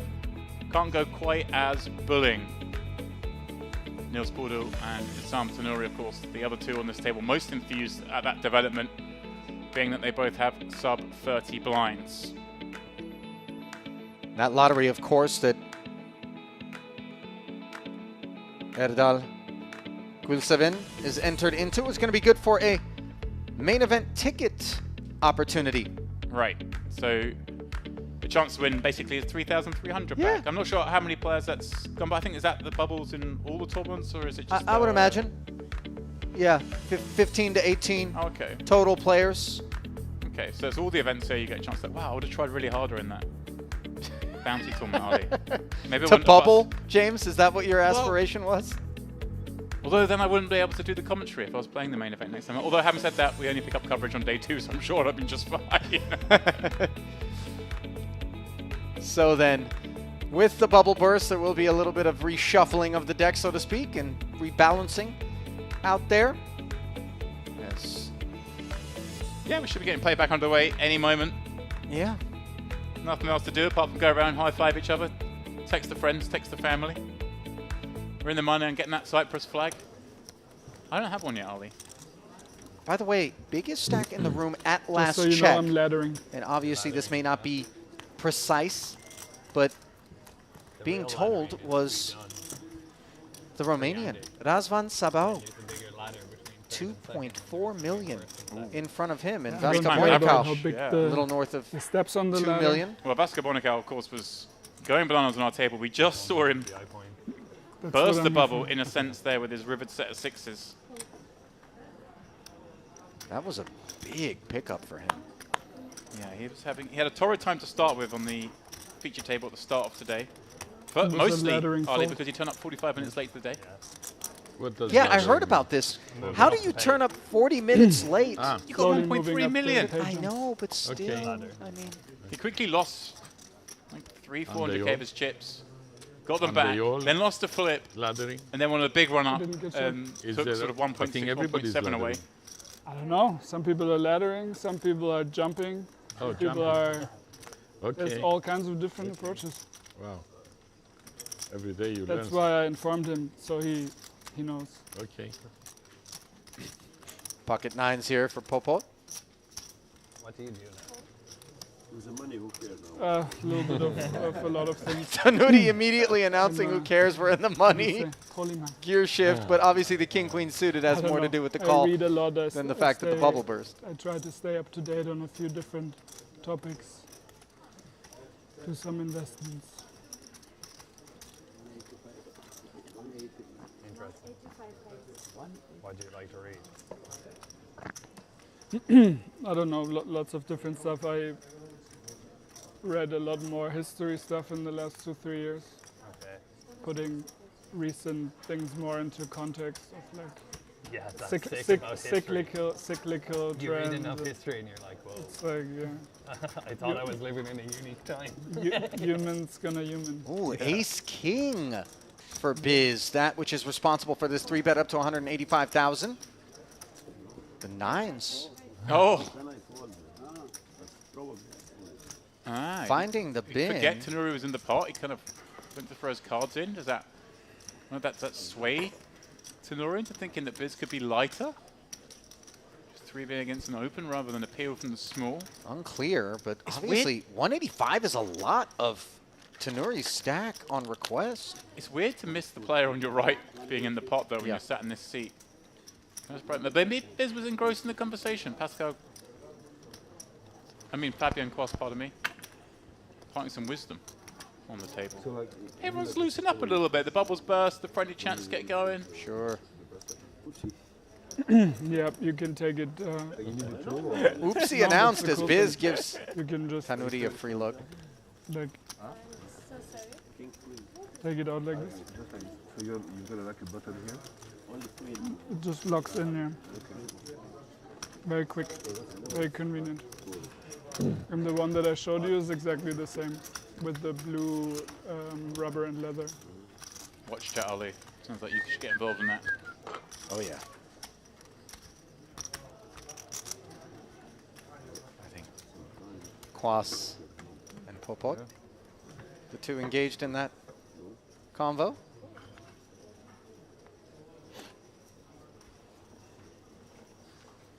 How far does 4,800 go to getting you something like that? I mean, it's a step, right? I'm not quite sure what the piece is that Quas is donning at present, but yeah, a step.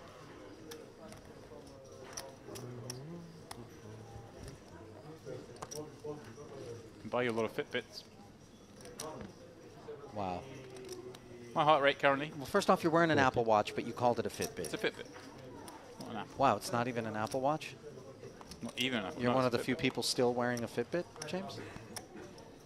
All right, make me feel insecure. My heart rate's just jumped from 57 beats per minute to 61 as you admonished to me. Oh, seems like I've upset you. You really have. Upsetting. The balance currently is an ace-3 suited, opening to 40,000. Sliman likes the look of queen 10 suited, obviously prefers it on the inside of the bubble, but nevertheless gets out of there in a well-timed release given Niels Poodle behind him as queen jack suited. Might Niels also in turn not be interested? No. With 410,000, he decides to go sailing. Yeah, I like this adjustment. He's seen Kareem open a few hands. We saw him tank before, didn't we, with the 3-4 off, obviously thinking about doing something. As happens, I mean, Kareem's open with a very reasonable hand to open with here, but can't call for 20 blinds, I mean, Ali. When I went to Vegas in the downtime, I remember though that checked last a time little. Kareem showed a hand, it was pocket aces, I'm 3-betting still from in the touch with a button lot on of the very good outside of the players, bubble. so it's easy to get answers, and it's I think also his table the images tools are just so amazing. these reasonably days. intact. Oh, they've got to break some bad you can news just- to Sewer in the chat, If you who just, asked about if you're bored seeing for a few hours, Silla Hadim Badir. there's a lot to quickly. Want to see my guy on the table? Well, no, not that bad news. Okay.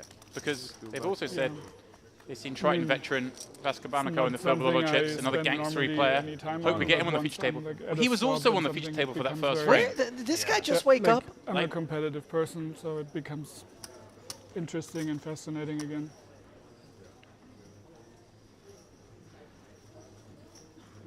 Yeah, you snooze, you lose. Can I have one espresso? And they were battling. There were some fun hands between the two of them. I've been doing a lot of snoozing on this particular trip, by the way. Ali, you've been keeping quite a funny timescale. I'd say you're not going to be jet lagged when you get home to Vegas with the 10-hour chime change. You should be just about right perfect. on schedule. Get to bed about 11 p.m. Happy days. Yeah. I've pre-adjusted. In fact, I never unadjusted. I never made the adjustment to here. That's what I should say. Meanwhile, Quas, King 9 suited, under the gun, makes it 40 to go. Sorry, you'll get the hang of this traveling someday. Stick with it. Not if I'm playing EasyJet, I won't. Say that. Oh, I've got another EasyJet flight booked for Friday. I'm so God, the way excited. that you say, how can one be excited about such things? Because, Oli, it's a 6 a.m. flight to Geneva, which gets me on the mountains by about midday. You're going to go to that pizza place at the airport, aren't you? Not on the way through, Oli. It's like 9 a.m. But on the way back, yeah, probably. Oh, yeah, 9 a.m. You don't have an appetite at that time, Oli, James. I'm jumping straight in the car, getting to the mountains. Let's not waste time. Lifts are open. 8-5 suited as The flop is opened and reveals queen 3 deuce rainbow. No pair anywhere.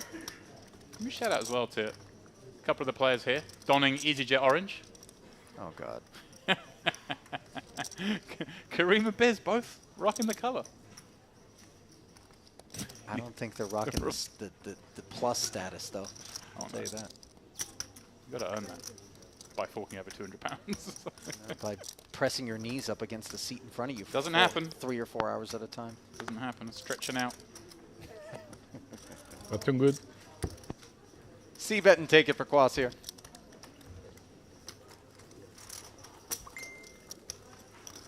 He was engaged in a little bit of conversation, not just about the watch, but also, I think, kind of about his departure for a time from the game. Talked about how he's a competitive person inherently. And, yeah, and you he know, was going slightly fascinated. philosophical at some point there as well. I thought, wow, we're getting deep into it for what is frame 2. Save it, Fabian. But maybe he's thinking he's short stack, he needs to impart his wisdom before he's forced to gamble for it all. But engaging with Toby Joyce. I mean, listen, every now and again the flame flickers in terms of the fire in our bellies for the game, in particular on like big downswings where you're really demoralized, really discouraged. You're on the bad side of variance. You know, it's tough to wake up and get back in the saddle over and over again to get kicked off. But then you get a taste of the highs, you know, a D finish, final table of big cash. Yeah, you don't even have to win, just getting deep, so exciting. Yeah, sure.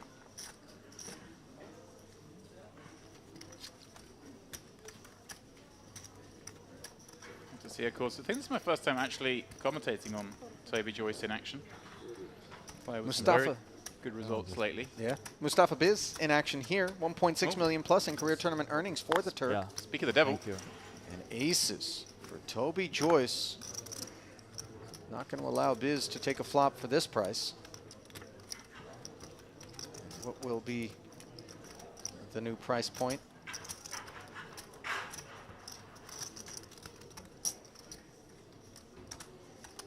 Yeah, going to bump this up really big. I'd say we're playing. How many level today? Nearly 70 blinds effective. I want to take this up to, I'd say 160, perhaps more. Might exploit slightly lower just because he has got aces. But in a vacuum this deep, we're going to be going at least 4x.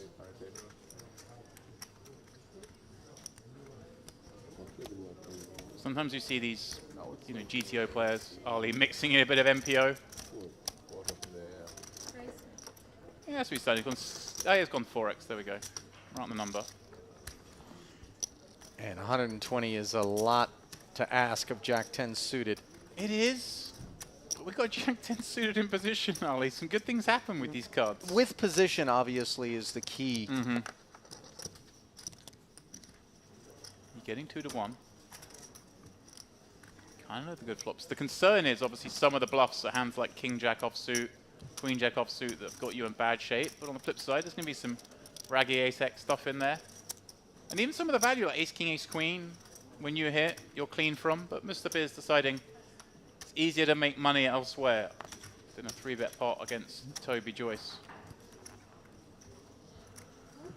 Just looking, Ali, Toby Joyce, 1 7-figure score in his resume. Say that again, James? He has a 7-figure score on the resume. Not something we see. You know, I thought I heard you say that, and then I took a look at his Hendon and realized that that 1 7-figure score represents over half of his career tournament earnings in one fell swoop. 2.1 million plus under his belt, by the way, for Toby Joyce. Oh, there we go. Second in the 5 diamond. Bellagio. How long ago? 2019. Not that long ago. A tournament, Ali, that I'm just going to say it's rather winnable. I'm just going to throw that out there. I'm going to leave that little crumb. That's Dempsey's way of reminding us that once upon a time he won the Bellagio 5 diamond. His one and only bright spot that he still rides. What was that, 1964, James, late, that you won that one? 68? Yeah. No, this was early 2000s? Mid-2000s? 2011. Oh, wow, that late on. Now, the 5 diamond, it's not still being held, if I'm not mistaken, I think right? They're it's not doing it. basically been replaced by this new kind of thing they have at the Win, the World Championship. Yeah. It's going off. Well, the series has started now, I guess. But, you know, just that was a really, like, kind of heralded tournament. Yeah, you know, for sure. December, everyone makes their way to Vegas, plays at Bellagio, but Yeah, the it wind was- certainly has displaced them. I was a little star-studded playing in LE, you know, kind of fun. Yeah. It was my first time playing a WPT. You get there, it's all the famous names I grew up watching playing WPT on TV in an iconic venue. And we're gonna play until 12 o'clock tonight, eh? No, we're only good fun. playing 10 levels today. I heard somebody say 12. We've got some real poker fans in the building too, in terms of It's 10? Yeah, our that's Merit what I thought. regulars. Okay.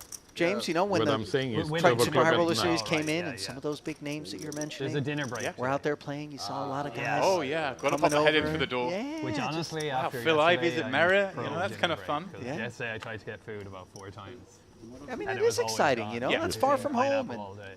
a lot of guys don't travel, you know, to Pineapple play. and So hummus for all is those guys to great. make their way here into their backyard It's amazing. was a treat. You just even, you know, you're a Merit regular, you're sitting in here, you pop into the spa and you walk into the steam room and there's Jason Kuhn. Or Right. You're like, oh wow, this is cool. Right, right. The gym was where you could find most of those guys.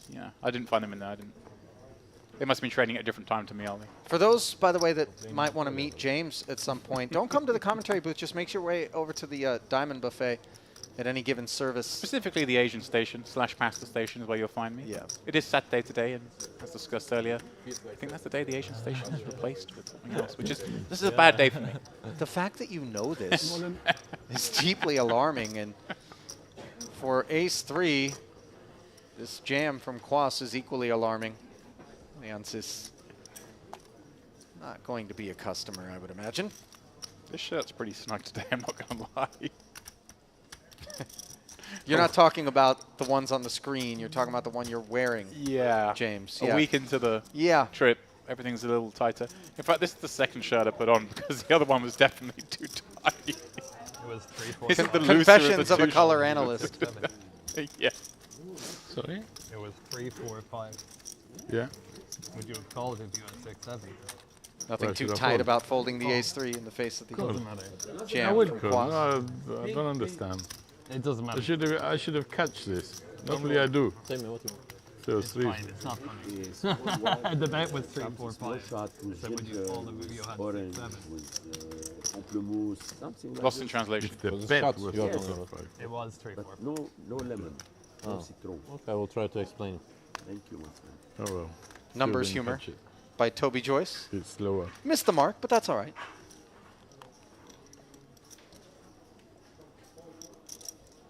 Jack 8 suited now for Mr. Tanuri. 40. Go on then. Little min raise. Not exactly the deepest of stacks either, James, but he Oh, keeps but it he's in going to try motion. and sneak one through. Oh, and he's run into 2 Cowboys for Popot, Yeah. the Frenchman. How many cowboy jokes are we going to make in January? Oh, the Western Series around the corner. Let's save him. I've got to think of some first, Ollie. I'm not quite quick as you. 63,000 plus, by the way, in career tournament earnings for Popot, whose last recorded cash came prior to COVID in February of 2020. Yeah, but look how far back those cashes go for him, all back to 2009. Yeah. Oh, Here we go. Tanuri gave it the old, oh, you're going to do something, huh? Tanuri is what I believe also... Oh, no. Oh. Albert Karim has woken up to a couple of queens, James. Put a pin in that thought because we've got one brewing here. The barley and the hops are in the cauldron. Yeah. GG's, Kareem. He is covered. Yeah, it's just a great spot to see. You get to just rip it in here. In theory, pick up 230k. Sometimes get to run it against jacks, maybe 10s or an ace king. I mean, obviously, this spot is made a little bit easier once in the money, but yeah, still, he's just not sitting with enough to 4-bet and get away. 250. But he does make it 250k, and this is on the lighter side in terms of 4-bet sizing. Yeah, it is. I mean, he's creating the illusion that there's still some folds with this sizing, which is kind of fun because he has 500k behind. And maybe there's an option if Tanuri had gone all in and Popot then jammed behind that maybe he can get away from the 2 queens. certainly would be shrinking up massively in that situation. So I kind of like it. And he's gone the super small sizing, but it's not like Popot gets to like peel this cold 4-bet too liberally, even though he's getting a great price. So you do sort of define your opponent's range to the hands that were 3-betting to get in and the hands that were 3-bet folding. He's doing a great acting job here of being unsure as how to proceed with the 2 kings. I wonder if he ever just calls because he thinks his opponent can have some folds here. You know, if he's got a hand like 10s, 9s that decided to 3-bet, he might just want to call here. He does decide to rip it. Kareem, I'm going to feel pretty grim, but I don't think we can come this far. Obviously in great shape against the ace-kings.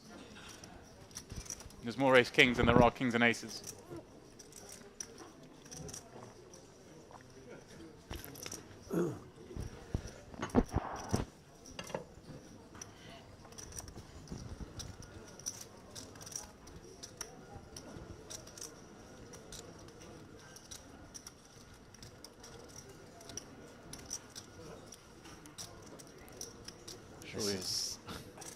You know, obviously, there's no Hollywooding here for Kareem. This is uncomfortable for him. He knows the most likely hand of kings and aces. He's just got to work out, like, does he always shove ace-king?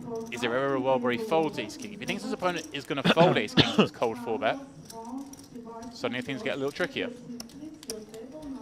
But you're getting 2 to 1. All the time you're flipping.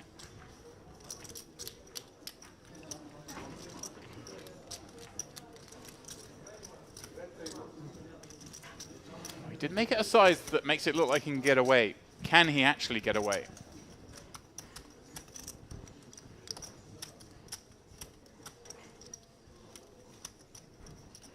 And the Tenuri opened. That has a kind of respected range somewhat. Popot hasn't played too many hands. And now 3-bets the button. Kareem coming in with the cold 4-bet from the small blind. And then Popot still keen to put the rest of the chips in. It does scream strength. Can Kareem find this fold? I mean, this would be remarkable. And this game goes back to the point of the decision point of Popot. Maybe just the flat, in case your opponent has got a hand like jacks or queens, that they could potentially find a hero fold with. With 2 queens, I mean, I don't think Popot supposes that in the face of this jam, once 250K of Kareem's stack has been committed, that the queens are going to fold. And sure enough, they conquer the discomfort and then are shown I'm the troublemaker. I have the disaster. Tenuri taking credit for kicking this off with the light open. I think they would have found their way to get these chips in before then, don't worry. Kareem, Spidey senses told him one thing, but I think so. His head overruled heart. I can't fault him for putting it in with the 2 queens. Obviously, he is hunting a queen and stays that way here on the deuce 4-5 board. He doesn't have a diamond in hand. Flushes won't be a path to an escape, nor will some sort of runner straight that would give him a chop.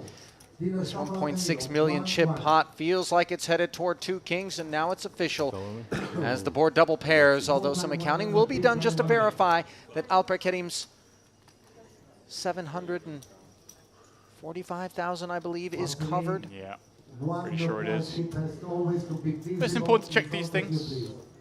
At least the cold deck Ali happened on the right side of the bubble. Some consolation. Yeah, $4,840 static payout straight through from 71 down to 63.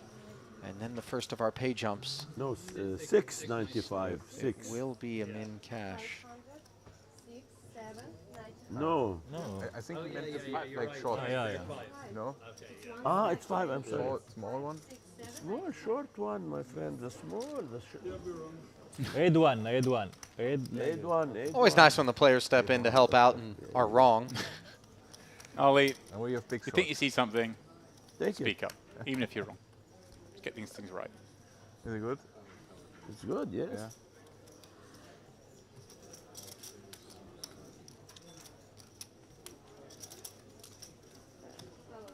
Good? No, Hard it's- luck, my friend. Okay. Some confirmation for you, Ali. Yeah, and for Kerim. Accepts But he his asked me, fate. I have 1 million. Yep, another cash from here though in merit, Ali. His 11th to date. Yep.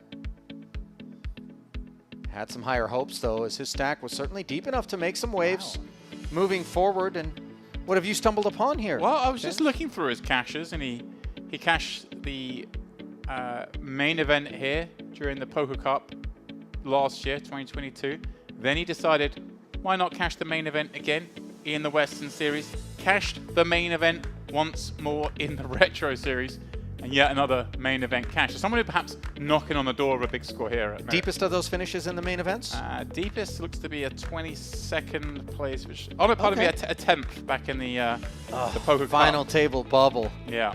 Unfortunate for Kerim, as his departure passes his stack over to Frederic Popot, who is now the chip leader at this table. 1.64 million, a nose ahead of Christos Liansis, who's been dethroned, but the two of them still not on the pace. Not just obviously winning that pot, Ali, but the seat draw he's got with Leantis 3 to his right, Joyce 2 to his right, and even Mustabiz, the only stack over a million, is 4 to his right. So a nice spot for him to have those chips, which is Fabian Quas sandwiched in between on the shortest stack.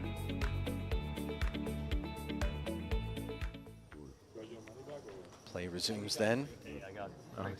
I see someone in the chat saying they were getting Ibinger vibes And I was the from shortest player Alpa on the Karim. table. I think that was because of the orange hoodie. It's the only I can't see anything else. No, it's got to be. It's got to be the hoodie.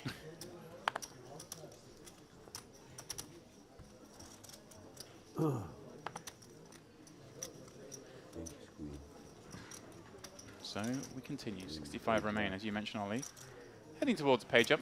Every table we break, we'll see a small rise in payout.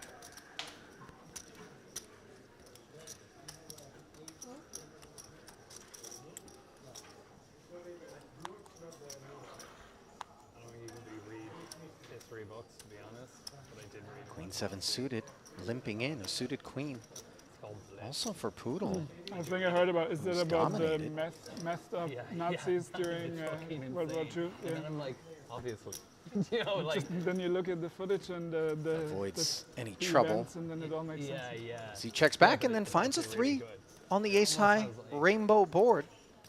That tone to it where you're reading it, it's a bit of a page turner. You're like, oh yeah, I want to actually just like power through this. 2 quick checks. And how about a flush draw for Slimin to make things interesting as the ace pairs? Yep. Unchallenged pot thus far. Interesting he's decided to bet here. I mean, can I just have the best hand a lot? I'd rather see a check with the queen high flush draw. But one blind, perhaps try and knock out some unpaired hands, not give them the free shot. It's also interesting. To the river we go after the little sprinkle. Kind of like how it is now, in a way, pre the war or whatever. I get people know that, but for me, I want Poodle just takes showdown. tiny bits of that. Deuce is a good card for Queen 3 here. Forgive the obvious. I wonder if he ever thinks he can go for some super thin here. Oh, man. Club's missed. Just targeting King High. King high, maybe a worse 3. Maybe even a deuce, like a deuce 5, deuce 4 kind of handle. I think they just bet flop. Wow, he is going for a little value. Nice. And oddly enough, it might look a little polarizing in terms of whether or not Queen High could be good, because Yeah. what suddenly is decided to put 50K out there? Half pot. Right, there's no raise pre-flop, no bet on the flop. Ace, X, unlikely. 8, sometimes going to bet the flop. Cinnamon, thinking none of it. And obviously, if you're calling to call misdraw bluffs, having 2 clubs in your hand, never ideal. Although I don't think the queen of clubs is relevant, because that probably just checks behind, thinking queen high is good. So only the 7 of clubs have been relevant to that. But Nils Poodle going for some thin.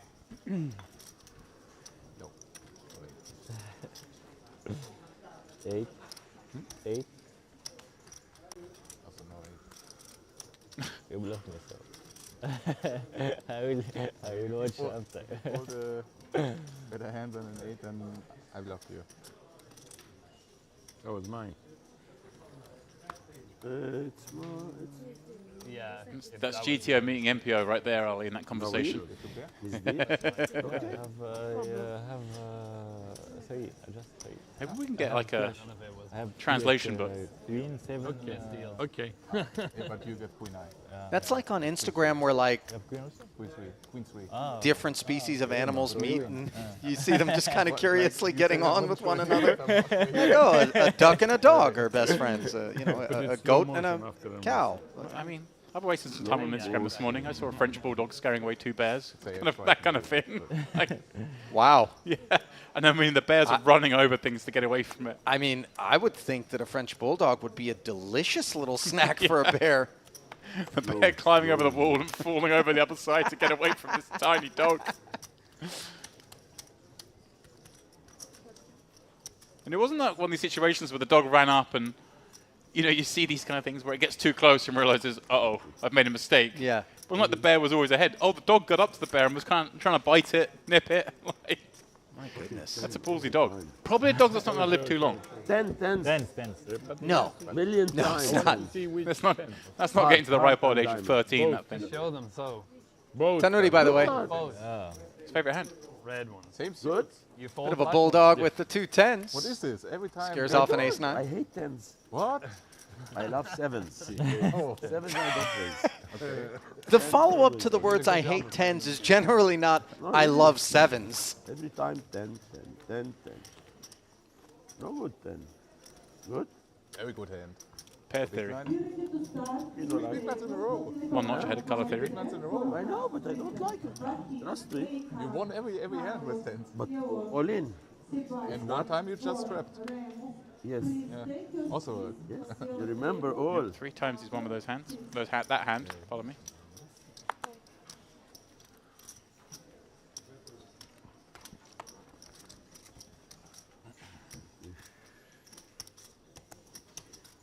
Baby-suited connector for Slimin.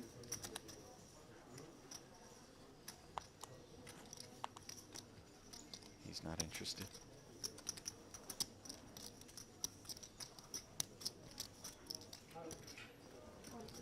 Poodle, on the other hand, likes it.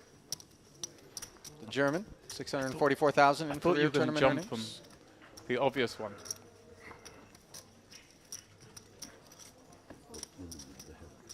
We're mentioning small dogs, and then Poodle opens, and you didn't want to take it. Oh, no.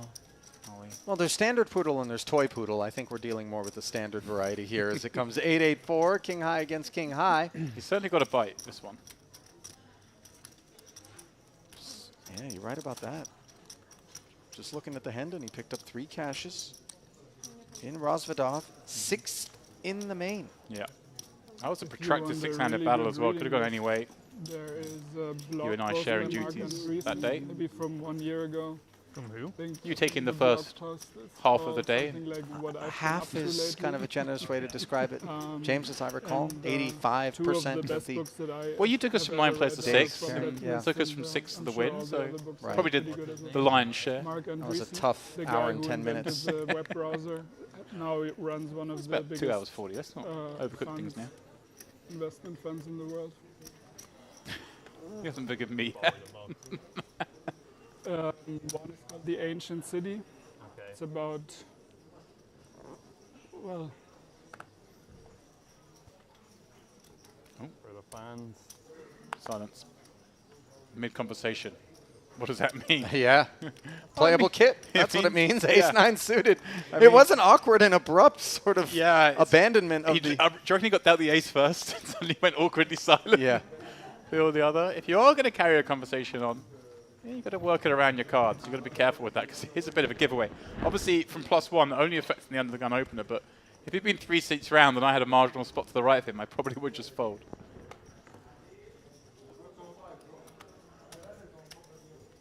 Obviously, some players would just stop talking as soon as they get cards, regardless, for exactly that reason. You see the really comfortable players earlier, the ones who can just carry the conversation on without changing the tone whilst looking down at aces. It's good, huh? Well, as long as the action's on you when you abandon the conversation as opposed to, you know, Yeah. 3 players still left to act, and all of a sudden they realize you've stopped talking. It's still amazing me after 20 years of playing this game. I still sense that when I look down the mechanic of this conversation, I still find it hard not to change my tone or the pitch, something. I give it away as we see an ace 10-9 board. Yeah, big blind defense from I have my Liansis. sister live there. Aces and 9s for Oh, really? Quas. Stranglehold here. Yeah. It's close to Munich.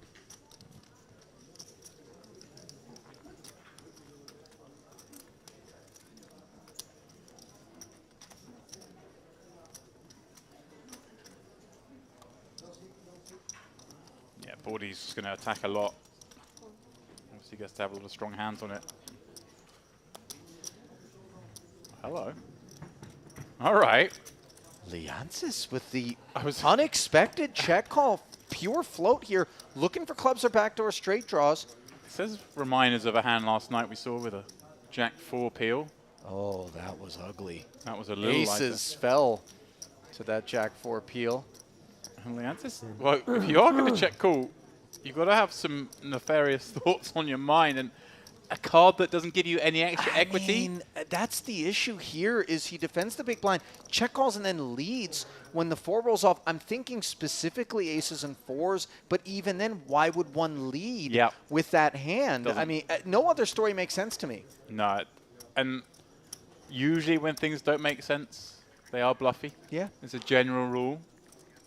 And yeah, this fits in that. I mean, you should really ever have a turn lead here, Ali, especially, as you say, on the offsuit combo rolling off. Things that don't make sense are a bit scarier here Yes. than they would be in other places because we do see so many deviations. But Fabian with a beautiful hand just to cool with here and potentially be able to get it on the river. He may be thinking this, like you are, Ali, that this maybe is just value and wants to get it in now before a bad card comes. I'd be surprised, but if he leans the same way your mind is suggesting, could be an option, but the flat just makes it so easy to get it on so many rivers. Obviously, there are some bad cards, but not many. I think it's also important for Liansis to take stock of the idea that even if Quas had nothing, we see him jamming, this will be all over with.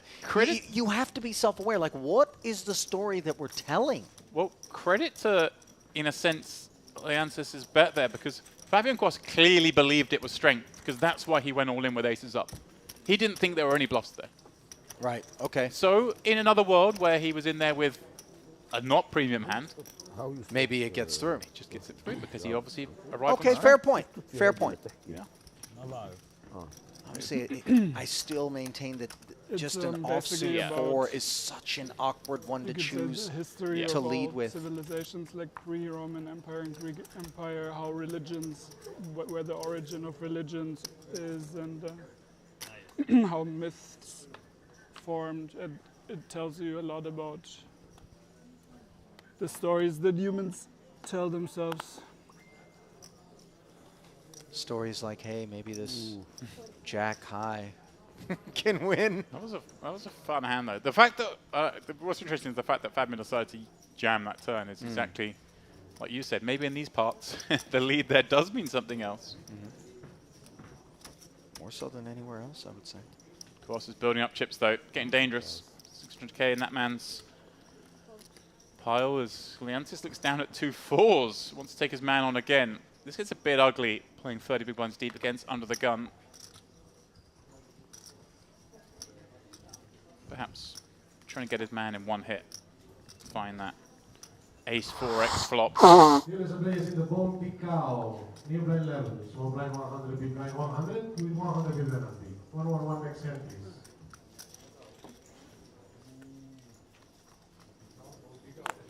Heads up. Pocket 4s this time for Liansis against Quas. And he is in front, despite looking up at 3 overcards. Let's see how Quas wants to proceed. Board texture that doesn't favor him. It certainly doesn't, and he may be of the opinion that Liansis, if he is peeling too wide from the small blind, may have even more of this board than he actually does. But of course, there are all the kind of Broadway combos that don't want to continue here. Betting small against them seems reasonable. Obviously, we are ahead of those, but it just makes the hand easier to play. You don't want to give free equity. Liansis continuing with a pair. And strange one on the turn, 4-liner. Yeah, a lot of pips on this board. Quas, of course, does now have a gut shot himself. If the 7 were to fill in, has the Ace of Hearts as well, making it a I nice believe candidate. Leonsis checked already. Yeah. Okay, yes, indeed. We did have a shot at him, but action was on Quas, who checked back. Now a queen on the river. Oh, so grim. Can't really beat anything. But what can he make fold? You know, it's interesting because Quas can safely sort of remove a 7 from Leonsis's range. Yeah, you think Leonsis would have bet by now. Nice pickup. I thought maybe he would try to rep the queen. Yeah, it's just a question of what size are we going to go with a queen? What are we trying to make fold? Does our opponent might have ace 8, Ancient City. for example? Is that what we're trying to make fold? Very old book. And my favorite book from the list was The Machiavellians by James Burnham. 8 queen. Yeah, pocket 4. You win with pocket 4.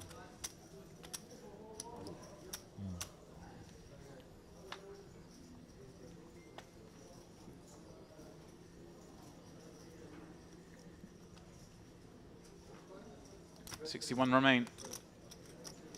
Pay jump realized. Everyone guaranteed $5,420 now.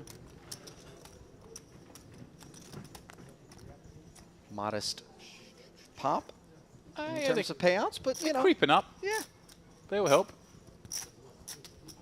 Fairly flat, you know, at the front end of the payout structure.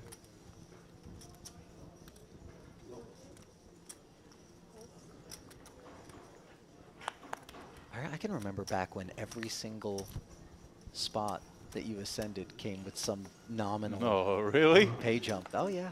Wow. I'm actually a fan of like the super flat ones with just big jumps every now and again.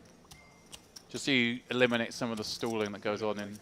Right, it makes no difference where I place in this 10 bust-out band. Well, I was thinking more like 50 or 100 at a time, you know, like Oh, the big wow, field that's stuff. chunky. Okay, you're talking about, yeah, major MTT. Rather than this every table, as we have here. Poodle, barking with ace 8. Here we go. Came a little late, but... Joyce. Jumping for Joyce? Might be tugging on the leash a little bit with this ace queen. And Toby's going to jam. Quas with a fairly lean stack behind him is less of an issue, and Poodle's folding it.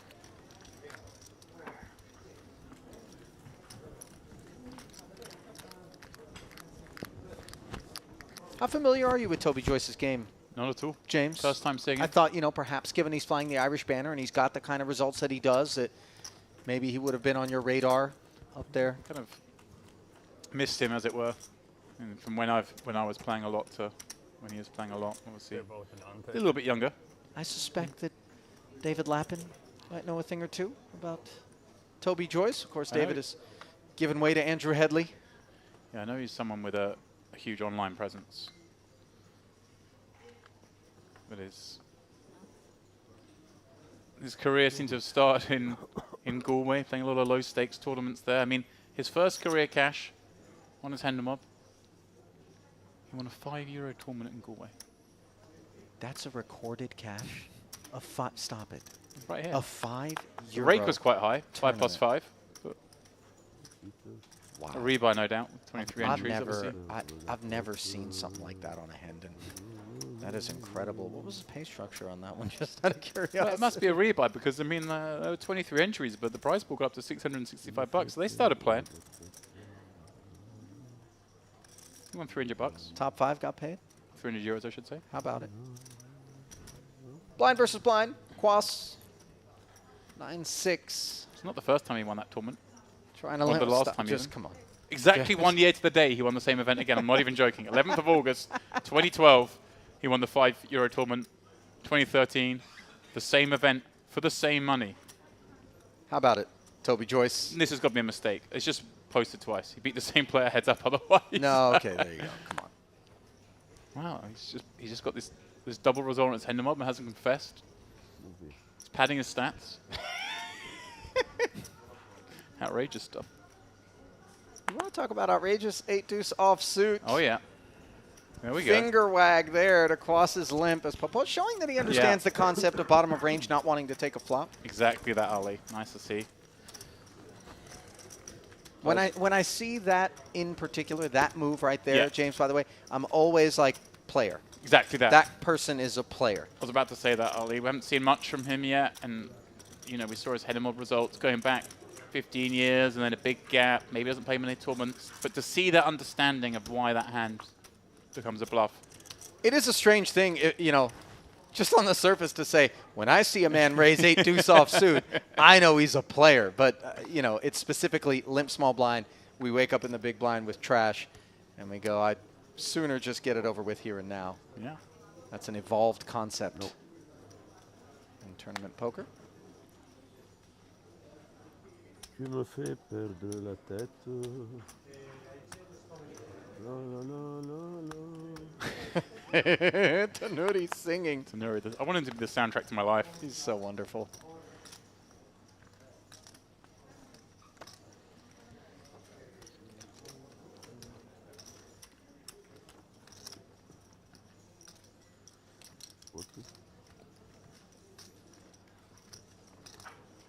Here we go. He plays differently when it's... The governor's in the big. He plays differently. Pocket aces. depends Sliman will push on the back person. on Leonsis, who really pre-flop is kind of been put into some awkwardly disrespectful situations in terms of his perception. Maybe he hasn't always gotten a showdown. I like this actual sizing as an exploit, Ali. He's gone less than 3x from the big blind. I mean, Two reasons. Leontis is opening quite a lot of hands, therefore doesn't have a lot of raise folds. But secondly, just with aces, just make an exploit. We're crying for action. And that action is going to continue courtesy of a Queen 10-6 board where Leonsis has top pair and a problem on his hands into 400,000. A chunky c-bet on a board that he knows his opponent can certainly have some of, having pilled this 3-bet. Going to have Broadway combinations, going to have hands like Jack-9, maybe even a 7-8 suited, all these kind of hands that want to carry on. Any clubs. Leontis can't go anywhere now, and already we have an SPR of below 1. Sliman, depending on the turn card here, could turn this into a street hand.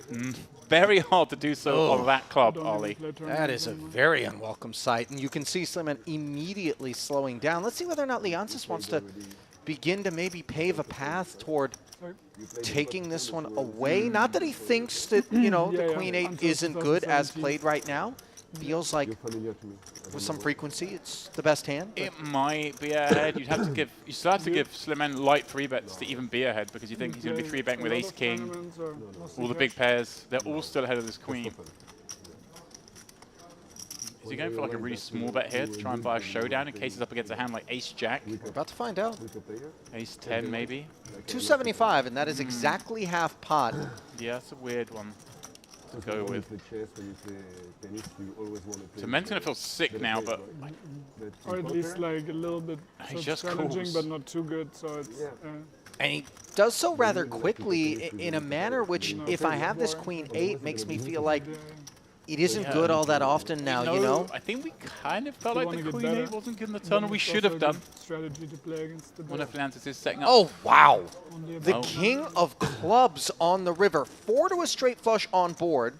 Sliman has the Broadway and decides to turn it into a bluff. No, I don't know if he's turning it into... I don't think you can expect a club to fold this early.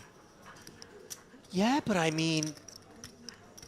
I guess if he figures he's going to be calling, if Leonsis moves all in, he might as well create fold equity by putting the 215 in there.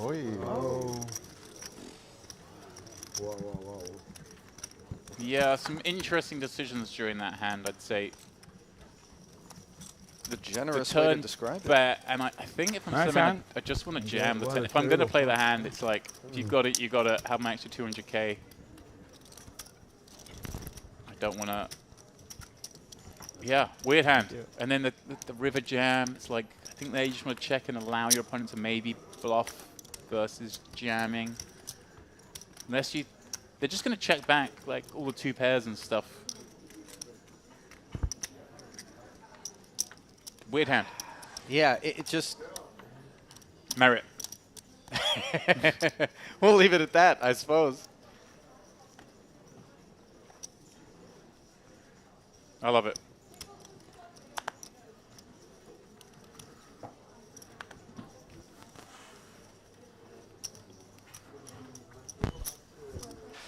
Quas has been really apt to open these ace-8s, ace-9s, suited or offsuit. You a fan of this sort of holding? You know, I mean, not compulsory. I think in the cutoff we've got plenty of hand. I think ace-6 off might fold. Ace-8 off going to play it. And it depends who we're playing into. Well, of course. Obviously, he's got Niels Poodle in the big blind in that spot, who's obviously very competent as we hear. I hear echoes of Ali. Yeah. Some of the players at the table, of course, keep an eye on the stream. Maybe curious about some hands that have taken place, looking to gain some intelligence. Especially as well, of course, they're coming towards the end of their frame here. They'll be going back to the floor. We'll get that last bit of information.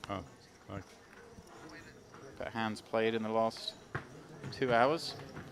Who's the candidate to be watching back the stream right now at the table? Oh, come on. It's Joyce, Quas, Poodle, the GTOs. Yeah. The MPOs are less interested.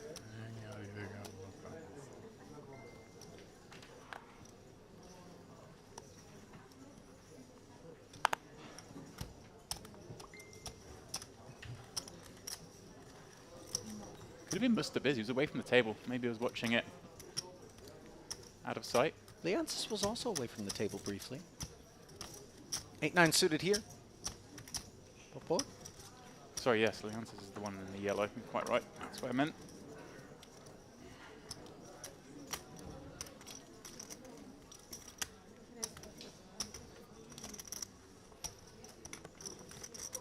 Min raise, and now ace-queen for Slimin, who has surged up to 1.3 million. From the button, he's going to play it as a flat. Yeah, I was expecting him to do this early, but I'd much rather see a raise. You want to clean out some of the pot's hands to find his range. What made you expect him to flat with the ace-queen? Everything we've seen so far, he was kind of tanking a little bit on the bubble with a big stack. Hasn't really looked to get involved in too many hands. Just strikes me as a player who's going to play a lot more straight up. Obviously, even the way the kind of aces hand out was kind of funky. I think trying to avoid big pots by the looks of it. As it is, Poodle now with a pretty nice looking hand. I think this is like an edge, not jam, if you like. We talk about edge passing. Mm-hmm. This is a spot where he thinks he should just jam for 25.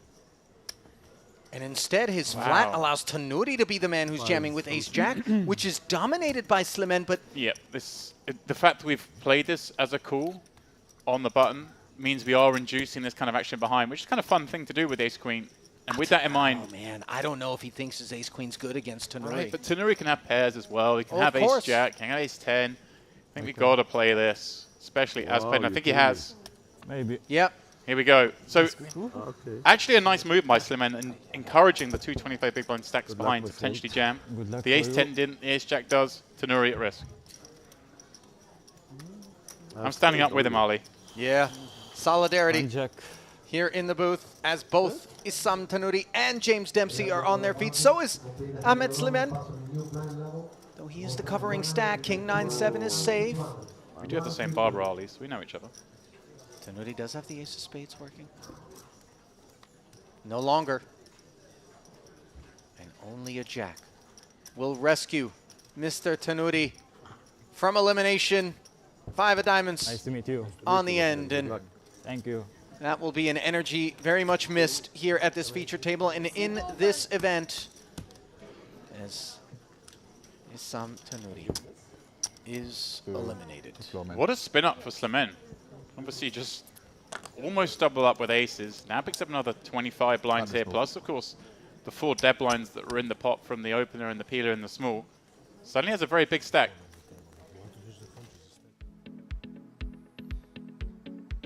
So with that elimination, we take a peek at the current chip counts. Slimen, that spin up now putting him knocking on the door of 2 million in chips, James. Remarkable. There's his aces and then his ace queen, both picking up good sized pots, one of which came against Leontis, who has now slipped down the leaderboard significantly here at this feature.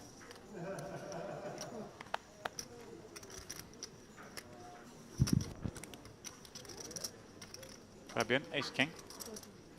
Will be keen to play for a lot. He has had a disproportionate number of ace X's, this one on the premium side of the spectrum. Hard for 2 5s to play in this spot. Not got great implied odds. Okay, hang on. Click raise, is that? Listen, it might be hard for you, James, but it isn't hard for Frederic Popot. Pocket fives, a click 3-bet up to 80,000. Yeah, I mean, let's see a little larger. Obviously, we'd have to go very big against a 25 big blind raising a range, and Fabian's going to have hands like King Jack off, for example, that hate calling 3-bets, but this click sizing. I wonder if it's going to make the ace king more inclined to just flat ever, or no. Up we go. The power of ace king is so much in his pre-flop maneuver all in. But he may be suspicious that these click 3-bets. That's what I'm talking old about. Old school, kind of look like super strong hands. Like begging for the 4-bet. Right. But you've got ace king. We block it. Famous last words. Yeah. You know, blockers get us in so much trouble sometimes. But nevertheless, Quas conquers any of the discomfort associated with the unorthodox 3-bet sizing behind him and jams his 520K. I think you were right, though, Ali. I think that's what he was thinking. He was like, oh, has he really just got aces here to this sizing? Yeah. Exactly like you said before. When he had the ace-9, you posited that maybe it's a value line because we see some funky stuff here at Merit. That we do. Hello. Nothing funky about the fold, though, as the pocket fives do properly find the bin. Sneak peek now at what will be our next featured table on the back end of a break, which comes up shortly. You never know, my friend. Looks like a talkative group. Yeah. Is that Michaluk? It is indeed. Yeah, Jakov in the one seat.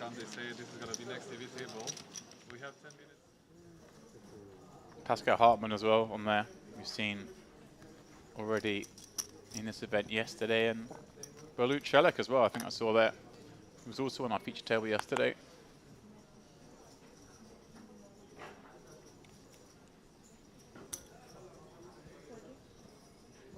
Here we go. Ace King. Get a 4-bet in. Well, he had almost every other flavor of ace but ace-ace. So Quas finally finds the top of the ladder. Makes it 40,000 to go. And that was a quick glimpse at the newcomer, Correa, who we're really not going to get an opportunity to observe. Where am I going to? Feature table. Okay, cool. One hand. All right, okay.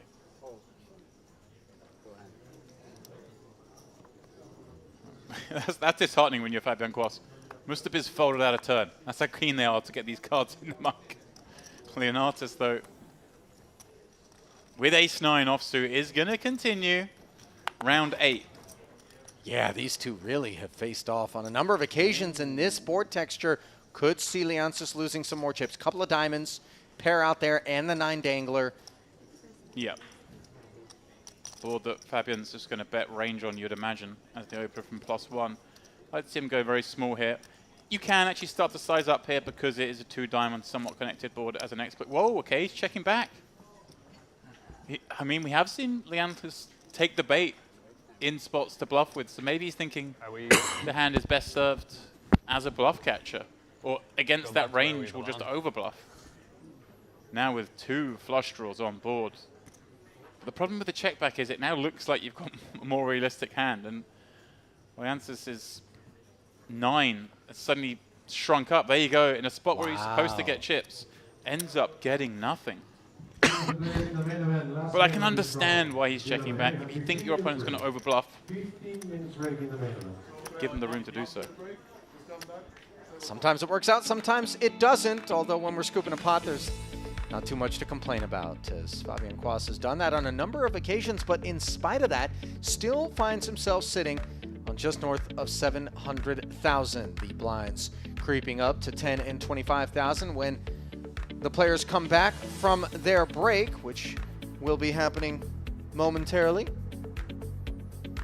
And we'll bring you back into the studio here momentarily. There it is. I got to get my cable straight. Ali and James back with you here in the booth. Obviously an exciting frame of play where we continue to see that which is on display, whether it's day 1, day 2, day 3, on the money bubble, not in the money bubble, deviations from the expected course of action in just about every scenario that you could imagine. Yeah, and exactly that. We saw the deviations in every which way. We saw some really peculiar bluff lines.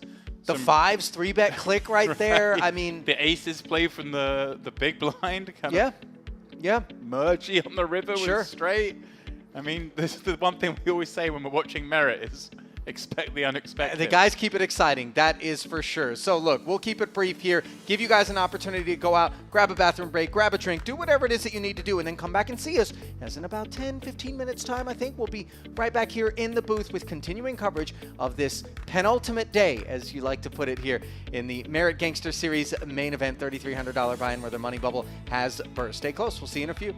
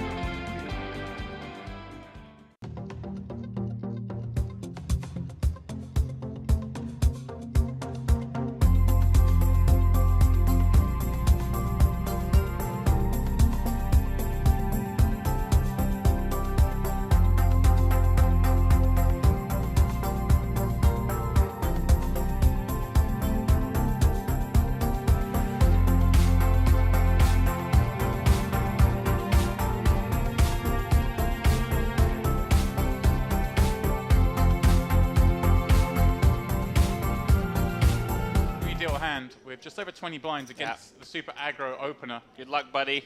This feels like only one path. Yeah, this is going in every time. And Vaska Bojnik out. Yeah, he's not folding jacks. Of course not. Loving Let's life. go. He's ready to reach and grab and put him in. And you won't like that as the jammer with ace king, because you know ace queen's going to ask how many chips have you got. Big flip here. Huge. Yet again. From the money. Yeah, this all but confirms Szczepanitsky would get into the money if he were to hold here. And he finds a king on the king 8-5 in this redealt hand. No bad juju for him. King on the turn. Actually changes nothing. Vaska Bojnik out. Still searching for a hook. Isn't to be. The full double. Welcome to the table, sir. Not nice, Miss Deal.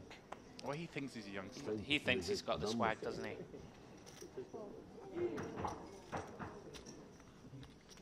So we see Enriquez, very impressive, very composed from what we've seen. Haven't seen him make any theoretical errors whatsoever. Certainly going to open ace queen. 24.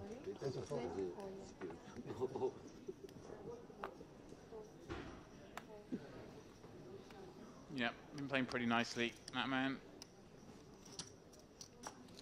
Yeah, I like how he approaches the game. Likely to fold round to Vascoboinicau in the big. We know he is not going to fold the Jack Deuce suited. 36% equity, very live.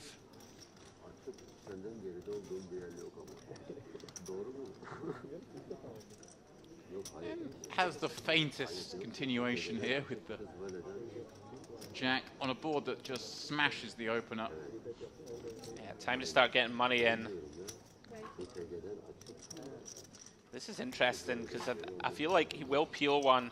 Does have backdoor spades. The backdoor spades kind of just enough, isn't it, to keep him interested?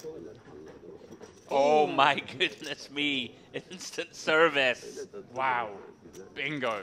And this is so spicy because when you've got the Jack X of spade combo, of course, if you do get the dream scenario where your opponent also has a Jack, you could be free rolling.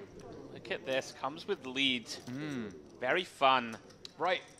Henrique just going to check back a lot of hands on this turn. He's gonna have, and he's going to have a lot of strength that checks back in the form of these kind of hands, right? The two pairs, the sets.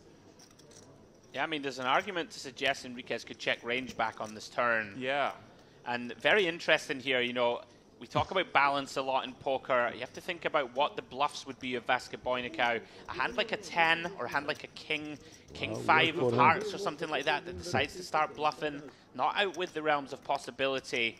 So if you have those hands along with your Jack X, lead in turn, actually quite like it, Demps, as you referenced. IP gonna check back a lot of the time. We want to get more money in this pot. Now the question is, what's the sizing on the river?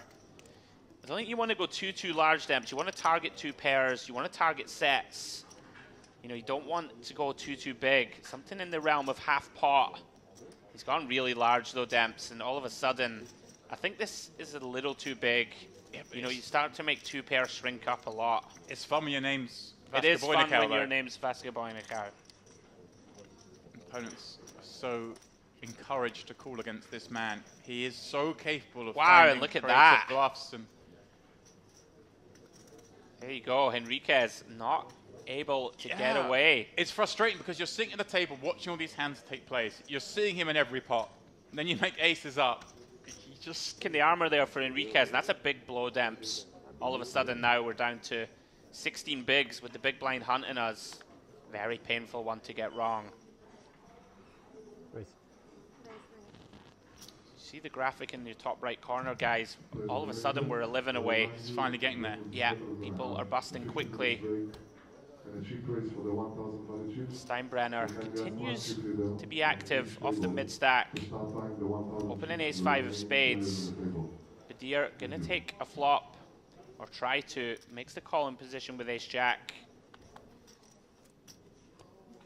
Never quite know what Zamin's gonna do.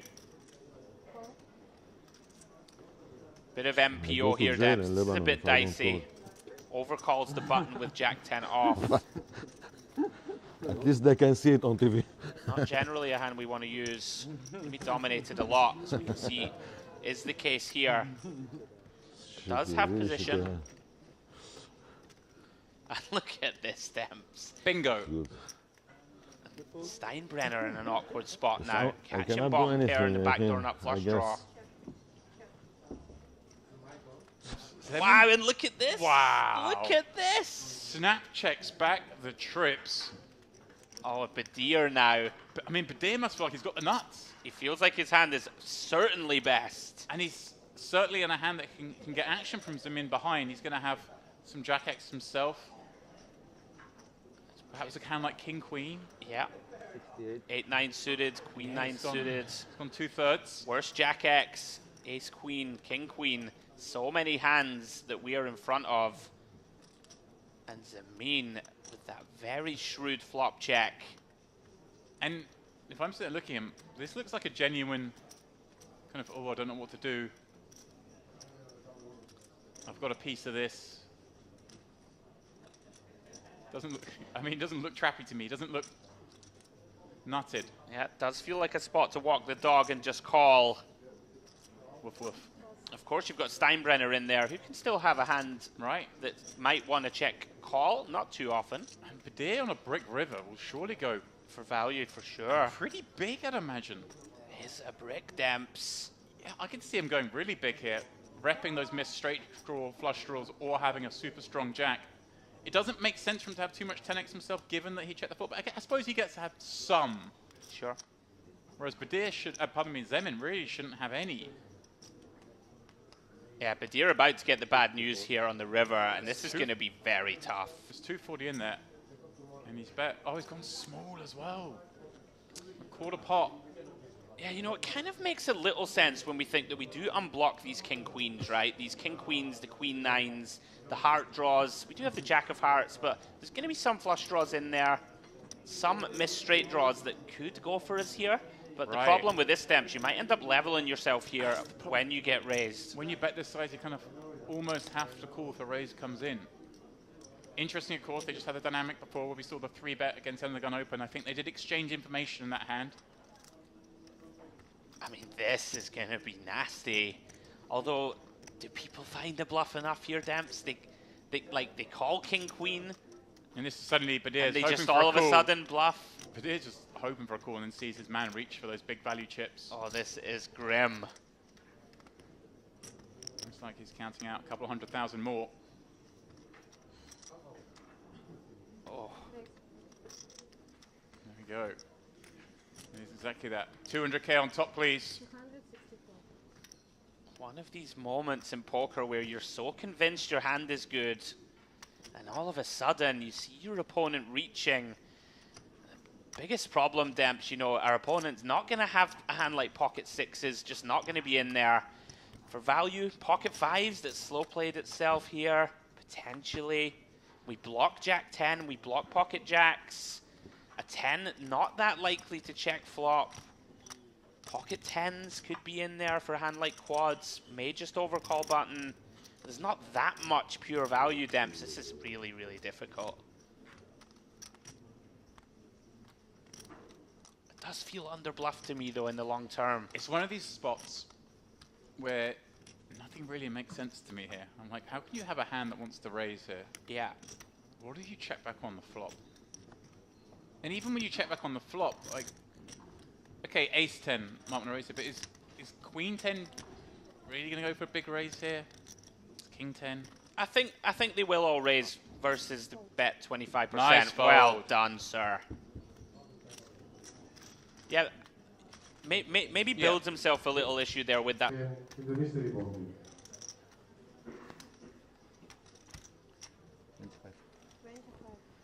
Basketball in a count. King 9 of clubs from under the gun. Certainly good enough for his seat and his stack to find an open. Chip raise of the 1,000 value chips. Chip raise of the 1,000 and 15 minutes break in the middle. Interesting decision point for Steinbrenner. 35 bigs. Suited ace. I think you're going to see call a lot, Demps, but we are 7 from the money. He might be sometimes reluctant, but we are against such an aggro player, right? Yeah. We've got position. It doesn't mean we have to commit chunks post. And I think I like this from Steinbrenner in the fact that the way he set out his stall is he's not necessarily looking at that min cash. He's thinking, Vasco Branacal's playing too many hands. Yeah. I've got position. I'm very confident in my abilities post-flop. I think I can get him. I like it. Badir calling king, queen of diamonds in the small. Makes sense. A lovely little hand. Does dominate some of those button peels as well, of course. And the under the gun opens. And doesn't hate it when he calls it and makes it. Has he made it four-way? Does Simin call Wow, queen here 4 we off? go.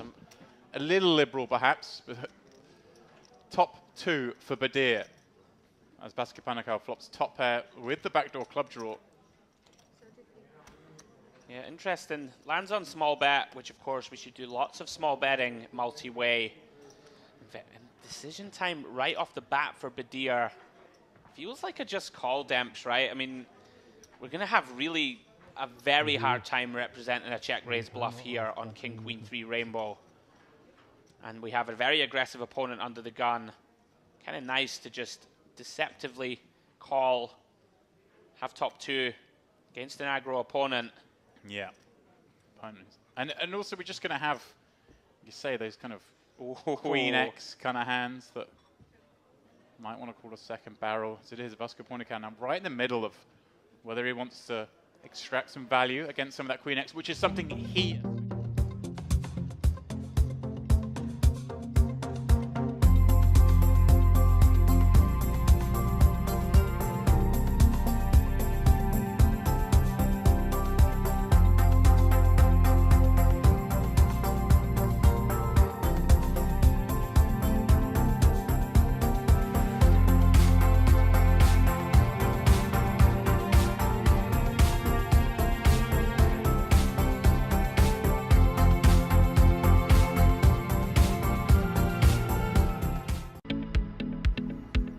And welcome back to continuing coverage of the Merit Gangster Series main event live from the Merit Crystal Cove Hotel, Resort, and Casino on the shores of the Mediterranean, where the sea isn't the only thing that gets stormy from time to time, as we've observed on multiple occasions. At our featured tables, things can get a little bit dramatic out there, as I brought a little bit of drama into the booth, not just in the form of Andrew Headley filling in for James Dempsey alongside yours truly, Ali Najat, but it's gift shop time, Andrew. I raided the gift shop during the break, and I wanted to give people a glimpse at just some of what's been floating around the room. We've seen these things, kind of card protectors, you know, garters of chip stacks out there, all of the Teenage Mutant Ninja Turtles, some other trinkets, but for me, it's all about the T-shirts. The T-shirts are next level. I'm not going to lie to the viewers at home. We got a couple over here in front of you. Right, give us a look. What do we have here? Oh. All right. Work is for people who can't play That's poker. a fair point. That's an excellent Seems point. pretty reasonable to me. All right. Moving along down the line. along. What do you got? Number 2. Talk to me. I bought this shirt with your money. Very good. I love that. Who's responsible for these things? Okay, hang on. I got one. I'm working the black shirts now. What do we have? I'm on a poker diet. I eat fish. And hang on. And their chips? Is that what it is? Yes. I eat fish and their chips. Love that. Okay, one last one. One last one. This is my personal favorite. Is it really? Oh, okay, drum roll, please. This one's the best. What is this? She said, poker or me, I miss her sometimes. You really got to give it up to the staff here at Merit. They Brilliant. keep things so fun, so interesting, so inventive, and obviously everybody has been raiding the gift shop because I can't find anything but an extra large back there right now. I might have to pay markup on the aftermarket out there to get a medium or a small, something that'll fit me, as this coverage obviously is fitting us just right, as it has in every single day coming into this penultimate, I guess we'll call it a day 3. It's still MPO on display the whole way. It's honestly been nothing short of sensational, the action all week. It's been ballistic is the word I would like to use. You know, coming up to the bubble, thinking about stack depth and stuff. At times, these guys are proper gangster. This is, of course, the Gangster series. We're seeing some outlandish outside-the-box play, and it makes for compelling viewing. That us it here in does, the booth, Ali. more of which is obviously just right around the corners. We're going to get back down to that feature table momentarily. The overall chip leader at last check had been Romania's Razvan Sabau, but a quick refresh of the tab. Might it yield different intel? Drum roll, please, Andrew. Kenar Zemin, 2.7 million. He is your new overall chip leader right now, dethroning Sabau, who has slipped into second. As you get a look at the fresh faces gathered around here at this new feature table. And among them is Pascal Hartman, who we mentioned just before the break. Bulut Celik, who we've also observed. Of course, Kuba, Jakub Mikalak. Still in the out mix, there sir. as well. Zhao Cheng, keeping things interesting. I'll tell you something, Ali. I want that last T-shirt. I want to take that home with me. And potentially Donatello looks like the best card protector to me. I'll see if I can make some arrangements. Yeah, amazing stuff. Always a fun atmosphere around here in the Merit streets. We love to see it. As guys, new feature table for you, as Ali just alluded to. Yeah, Kuba Mikalak in seat 1. Chakib Mahiri in seat 2 in your picture now. Zhao Cheng in seat 3. Simas Karaliunas in seat 4. We have Hadi Korba in seat 5. Pascal Hartman, who Ali just mentioned, in seat 6. Ihar Soika in seat 7. Georgio Adzar in seat 8. And Bulut Celik in seat 9. Nicely navigated there, Andrew. I'm improving with the Merit surname solver. I mean, listen. Thank you very much. That was a real workout right there. Soika going to be giving this Ace-10 offsuit a workout momentarily and understandably. Now, it looks like he's just jammed, Ali. I think the big blind is short, so this would make sense. Yeah, working with 10 bigs, blind on blind. Going to want to shove some of our stronger hands, right, as well as some of our weaker ones. Ace-10 off works nicely in here. The big blind's going to have to call off with all of his ace-X probably. And, you know, a bunch of King-10, Queen-10 suited types that we crush. Picks it up. Big blind can't defend, all in with Queen-7. So how was the bubble? I was away on my break. Was it pretty quick? What bubble? I mean, yeah, it was pretty quick. Even by Merit standards, I would say it was a brief pause at best. We did get a double bust out on the direct bubble, of course, which led to 71st place money being divided among two players who busted out simultaneously in the same hand, as we were in hand-for-hand action at that point in time. A little rebate for both. That's not the end of the world. Yeah, but better than Stone Bubble. Exactly. But still less than a single buy-in, which not too many people are on, I would imagine, at this point. It would take some real run good to get your way to this point without having had to re-enter. Yeah. See.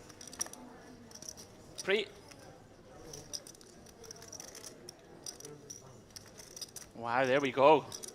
Getting the information, Ali. Now, producer Mobitas just coming in and saying the uniques were 360.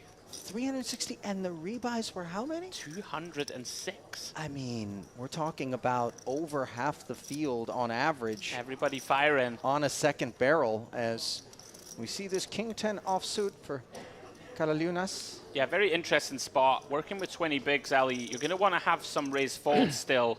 King 10 off is one of these that we can use, like the stone bottom of the sort of raised fold range, blocking some continues. And you see it got pocket fives out of the way. Fives recognizing it doesn't really have the implied odds, right? Against a 20 big blind open. Lets it go, but Celik not folding ace-7 of diamonds. Does defend, as he should. With 53 players left, the third pay band, front end of it, $6,715. The on-tap payout here as it comes Jack 10-3, giving the pre-flop raiser middle pair and the lead. Celik comfortably checking with very disconnected folding. Yeah, typically just see a bunch of small betting here, Ali, and Celik has one of those combos that doesn't interact at all. You would expect small bet and snap fold to be the order of business. Yeah, does go with around about 40%, it seems. There it is, 50K into 135. Nothing Celik can do here, Ali, I don't think. And with not enough potential, nice start to this new feature table for Caraliunas. Pretty straightforward exchange on that occasion. Excuse me. Can we just reference, Ali, the Gangster shades? Yeah. In seat 5 there. Those are from the future. I mean, who are we kidding? Look at those bad boys. Do you think they're just opaque? I don't know. What, you can't even really see what's through going them. on with those bad boys. You know, you have to have a certain character and swag about you to pull off that look. I'm just going to go with self-confidence. You know? Yeah, okay. You can't be unsure. No. You got to, it's a commitment. That's a look, as they say. Yes, 100%. Mahiri likes the look of ace-3 suited. Min raising. Zhao Cheng, King Queen offsuit. This is interesting. We did see Cheng on our feature table yesterday. He made some quite snug folds pre-flop. You'll recall the ace-jack of diamonds folded to a 3-bet. And then we had that really interesting hand when me and yourself were in the booth, where he called forward the 10s and folded to the shove. Yeah. That was Cheng. Yeah. And here, when Under the Gun opens off sort of 19 bigs, pretty dicey to flick in a call here +1. But of course, Ali, these guys will have been playing on the outer tables before arriving at the feature. So perhaps Cheng with a little read on how Mahiri will approach Under the Gun with 19 bigs. Well, you want to talk about guys that are playing. How about somebody that ain't playing? And that is Ihar Soika. This King Jack suited in the hands of a man who has $3.6 million in career live tournament earnings. Not Tremendously too accomplished. shabby. Not at all. Yeah, he comes along from the cutoff. Does have a nice playable hand in position. We'll be wary though. The short stack opening Under the Gun and an EP flat, which could contain some traps. I'm gonna see 3 with King Jack of Diamonds.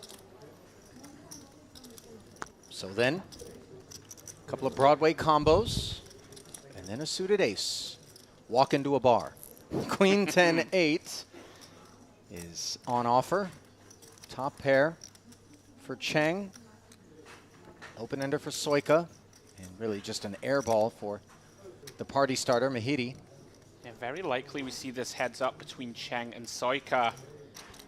Look at this though, Ali. I'm not a fan of this, I hate to say. You know, I understand that Mehidi feels as though this is a board that he should have the option to represent, but the reality is an ace-3 unblocks a lot of the Broadway combos, which are smashing this board texture and are very likely to be candidates for a flat call against an under-the-gun opener. 100% agree with you. Yeah, this is a little out of line, unfortunately. Does add an extra wrinkle to post-flop proceedings. We would have expected to see Cheng and Soika head to a turn here. All of a sudden, Soika does get the right price. Not going to raise here. Don't want to be blown off your equity. Still have to worry about Cheng and Mhiri's range. Turns to 10 of clubs. Yeah, and that gives Cheng a flush draw to go with what was already the best hand. Board does pair. Now Mehidi recognizing that the jig is up. Knuckling over to Cheng, and Cheng also a little bit wary of what Soika's working with back there. Maybe there's some 10x. Yeah, this is a very nice check from Cheng. You know, we have a nice blocker to a flush, and Soika can have a bunch of 10x. And look at this, Ali. 9 of hearts. Soika gets there. Yep, king high straight with the 4-liner on board.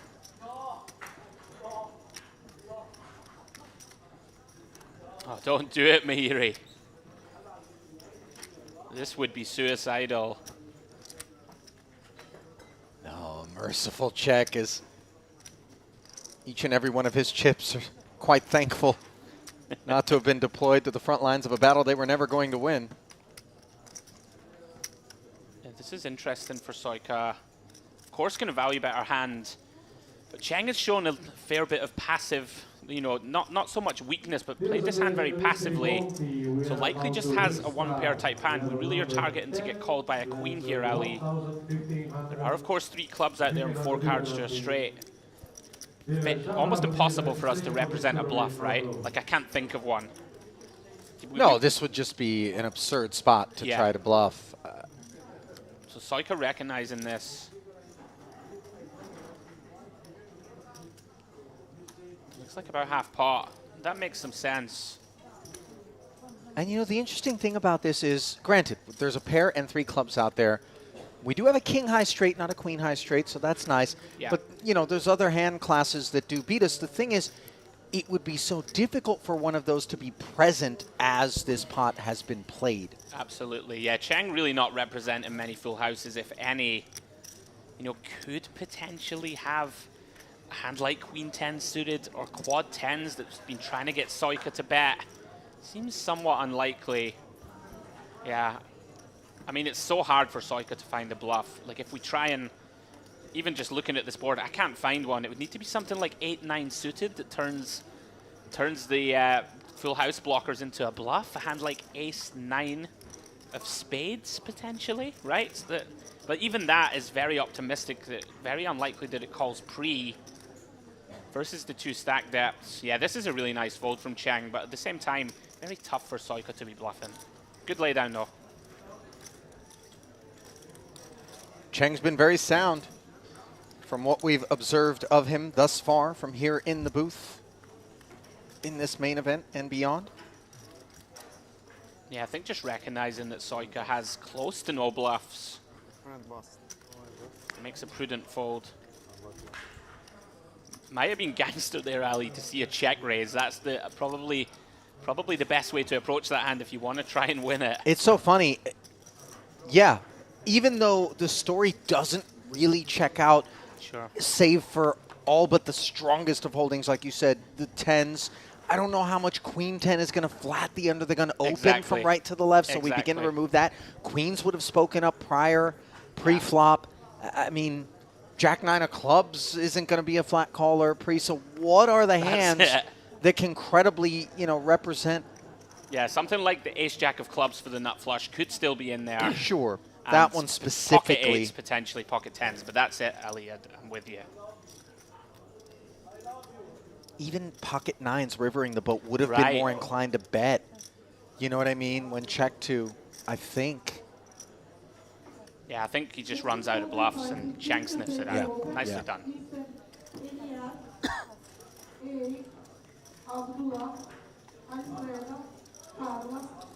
Round to Mikolak.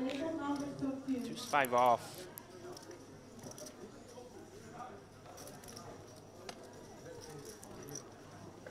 Pretty ugly looking holding alley. Yeah. It's not like Jakob Seven lacks use, fight. never lose. By the way, that's a dominant holding there, Mr. Mahidi. Little do you realize. But, yeah, I mean, Kuba's got game. You know, he makes deep runs here at Merit, has Lazy results B, my under his friend, belt. lazy B. Has a lot of fight in him, but, you know, it's okay to just step away from a pot or two. Yeah, very thankful to get walked there. Starting to get a little shallow. Always a welcome development when you're short to get a walk. Jakob, by the way, plays online under the handle Olorionek. Oh, I know him.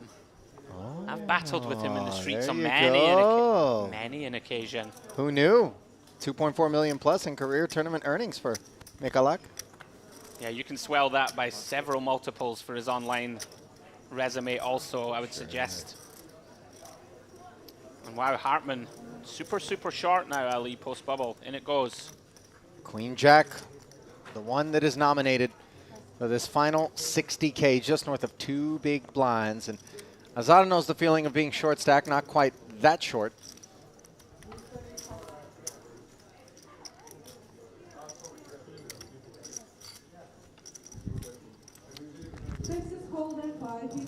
Somehow gets through to the big. 50. 60. Committed.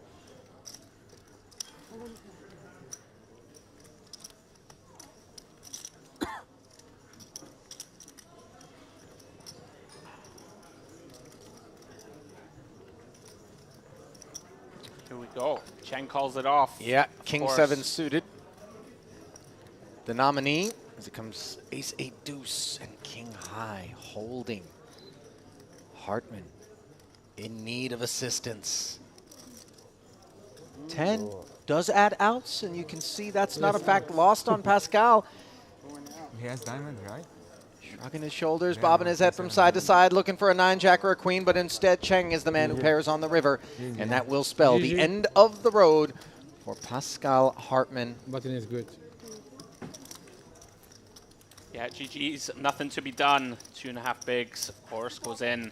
Queen Jack, more than good enough. Can't chase down the King 7 of diamonds of Cheng. GG Hartman. Yeah, the German's talents dispensed with here. Doesn't have a hand in mob, but certainly has a resume on him.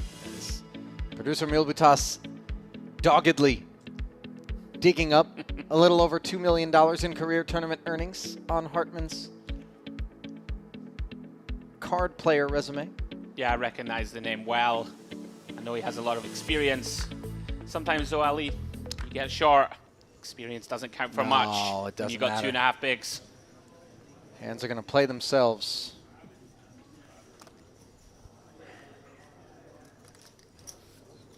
First look at the swaggy shades. Now, I would be remiss if I didn't advise you, Andrew, that Mr. Khorbin, who is one of the biggest stacks in the room, Hadi Khorbin, plays under the Iranian banner. My countryman. Oh, so does that mean I have to be careful? Just go easy, A, and recognize that we're a nation full of flavor. You know? Okay. It's, I a always stylish give gentleman. my honest appraisal. Yeah, of course. I said they were swaggy. I said they were nice shades. That they are. Okay. Not for everyone, by the way. Not for the faint of heart. You know? Yeah, I'm not pulling that look off. I'm just going to put it out there. I don't lack confidence, as you know, but I just don't think that look's going to resonate with me. You know, like... Nor anyone who sees you donning it, by the way. No, you know, those shades, stay away from them. Andrew I is, will. you know, I will, happily. Not staying away from 10-3 suited, though, is Caralunas, who does defend. Comes up empty, but this texture isn't supposed to be in the pre-flop razors neighborhood, though with pocket nines, it's certainly a delightful thing to look up at for Ihar Soika. Yeah, beautiful texture, really, for pocket nines. 5 deuce deuce. I mean, of course, the big blind can have some suited deuce X, but important to note, I think, as Kareliunas gets shallower like this, 20 bigs behind, he may even stop defending some of those Ali, right? Some of these 8 deuce, 9 deuce suited. It's not clear if he definitely would defend all of them. Sure. It's pretty easy to pick up for Soika.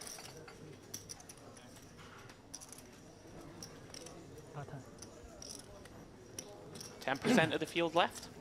51. Down to 50 or so. Yeah, can you believe it? We're finally down here toward the last part of the journey on our course that we charted several days ago in the quest to crown a champion here in yet another Merit Main. Yeah, very much looking forward to the final table. Action's been amazing to cover so far. I feel like we're in for an exciting one. Yeah. I can just sense it. I mean, listen, there's different forms of excitement, you know. I think a lot of times, unfairly, and maybe even selfishly, we want to see more of kind of the at least like this, I'm trying to make you fold the king. MPO sort of stuff. It creates a lot of entertainment, but to be fair, watching the best in the world do their thing and execute to perfection I'm talking about is kind of exciting as well, Absolutely. you know, as they level one another and go to war. We might get one of those leveling wars here, Ali. Both who we consider more on the regular side of strategy. Both have King Jack suited, and your countryman, Corbin, pocket eights. Yeah, you took a long. I didn't put you on Raising a flat in front of him. I didn't put you on ace high. And he will just come along for the extra quarter. Yeah, because you had the jack high flush. That's why. Eight's turning into an overpair. This is good texture for a big blind. That's why you took down. When you thought for long, I said maybe you have king. Yeah, this is interesting. There is some potential to lead here from the either big. a 9 or a flush draw. On the 7-5-3, does figure normally to connect with us better than either the hijack or the button, but they are very deep. Corbin recognizing this, does check. And yeah, Cheng takes the free one. That also makes some sense. You can have a disguised flush alley if you get there. Yeah, he does have 2 overs and a heart draw, but did not c-bet. And now, on the turn, a 4-liner shows up, though a 4 doesn't feel like the kind of card that's going to be in Mikolak or Cheng's range, so very comfortably, Corbin leads out for 100. One King Jack can easily hit the muck, but the other not so much, as Cheng draws live even against the straight. Yeah, Cheng has to call here. We're even in front sometimes of hands like 10-8, hands like Jack-8, Queen-8. There's a bunch of these type of holdings that are going to take a stab on the 7-5-6-3. And we are live, as you said, Ali, to a very big river. If we can hit it, river 5 of diamonds. Yeah, right color, wrong suit for Cheng's interests, as he did flat the 100K, bringing the pot to 385,000. Now Corbin with a break check. Yeah, very interesting spot. He has a pretty nice bluff catch hand, but can be concerned, Ali. You can sometimes be against a hand like ace-5 suited here, right, that gets sticky on the turn. Could potentially river 3-5s. Could have a hand like ace-4 suited on the button, a hand like pocket 4s, even pocket 6s, right, for a boat. So there are still some value hands in the range of Cheng. And look at this. Cheng betting 220,000, putting so much pressure on these 8s. And we're going to find out right now what Corbin's made of. This is actually super interesting. So holding the 8s in our hand, although it can make a decent bluff catcher, now we can basically rule out the button having a hand like the 10-8 suited, right? Or the ace-8 suited, that they could have themselves and turn into a bluff. But conversely, you know, there are a bunch of missed flush draws. There are still some hands that want to bluff. But as I said, the button can still have like an ace-5, can have pocket 4s, can have pocket 6s, could have one of the 2 remaining combos of 8-9 suited. Not impossible. So it's actually really interesting decision here for Corbin. Tough spot. The busted hearts do loom. Obviously, we do block a heart, but you can really relate to the discomfort. Yeah, this is tough. You know, other than the busted hearts, it's hard to assign too many natural bluffs, right? Would a bigger pair ever have been conservative in position on the flop? Potentially, but I think you will see hands like pocket nines, tens, jacks just bet small on this flop and look to, you know, we're in position, give our hand a little bit of protection. We can still get called by the big blind, you know, with a variety of holdings. Yeah, I mean, this is close. Tough spot. There's merits to both based on what we just ran through. And he knows it. Yeah, this is a tough spot. He understands that the 8s aren't a given to be good, but with some frequency they are, and this happens to be one of those occasions. Can he click call and haul in the 605? We spoke there about natural bluffs, and there aren't so many, other than the bricked hearts. Looks like he's going to make the call, Ali. I think his mind's made up. Oh, wait a minute. Yes. Yes. He does pick off Zhao Cheng, who shows the busted hearts, and that's exactly well played. What Corbin was hoping he was up against. Heard somebody mumble 100% it was a bluff. Obviously, once the cards are on their back, and you didn't have to make a call for 220,000, a little bit easier to make that claim. Yeah, intriguing spot. Well sniffed out from Corbin. And big pot, you know, all these pots, very important. Pads the stack to 2.2 million, Ali, which is a lot of chips. You know, as we start to loom towards the final 3 or 4 tables, nice to have that artillery behind you to use. Sure. You know, you want to be predator, not prey, as you work your way toward a final table, and that's going to require you having kind of bigger than average stack that allows you to maneuver. Yeah, sure.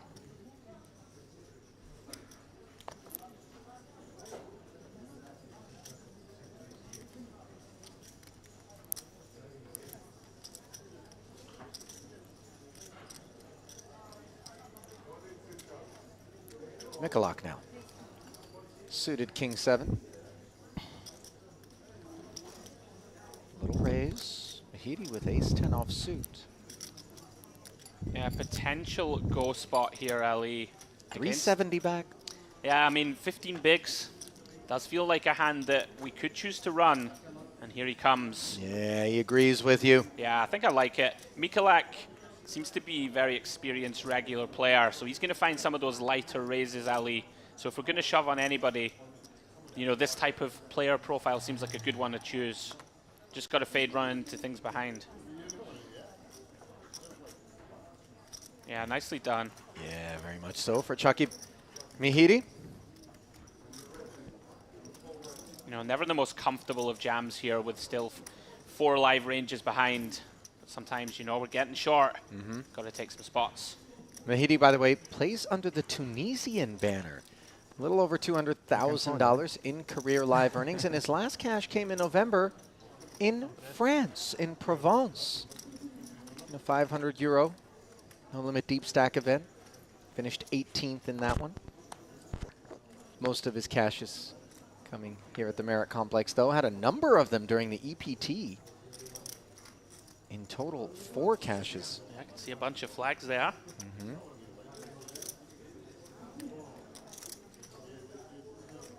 Round to Mikulak. Unsuccessful with the king 7. See if he wants to give the king 10 a whirl.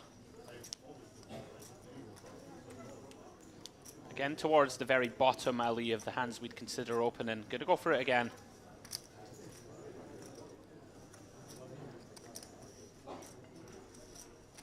Oh, and again, Queen Jack suited. A playable one for Mahidi, but courtesy of the fact that he jammed a hand to go and picked off blinds and ante money as well as the open from Mikulak, he sits deeper, and with 480, he does not want to play the hand. Thumbs up in the booth here from Andrew Headley, obviously a fan. I like this a lot, actually. These are these tricky spots where Queen Jack suited, of course, beautiful hand. But we have 19 bigs, and we have basically the whole table behind us still to act. Makes flat calling a lot less attractive. For example, a player like Soika, who's not going to be afraid to squeeze occasionally. It really gets tricky. You can be dominated by some of the +1 opens of Mikulak. Actually, really a big fan of that fold. It's just so tricky with these the variety of stack depths and what to do with certain hand textures. Yeah, just understanding the situation. Some hands worthy of a 3-bet in some situations, and others can't even open. You know, Sure. Same hand, just different scenario. Yeah, I'm sure if Mahiri there was in the cutoff or the button, for example, he definitely plays the hand. Sure. Right, he's not going to get denied. He's going to have position. So we see Soika make the discipline fold with the ace-10 off, perhaps thinking that there are softer spots to go after at the table than Mikolak. I don't know if it's a fold. I think it's a fold. He looks like what a professional poker player would look like if I had to draw one. I love that.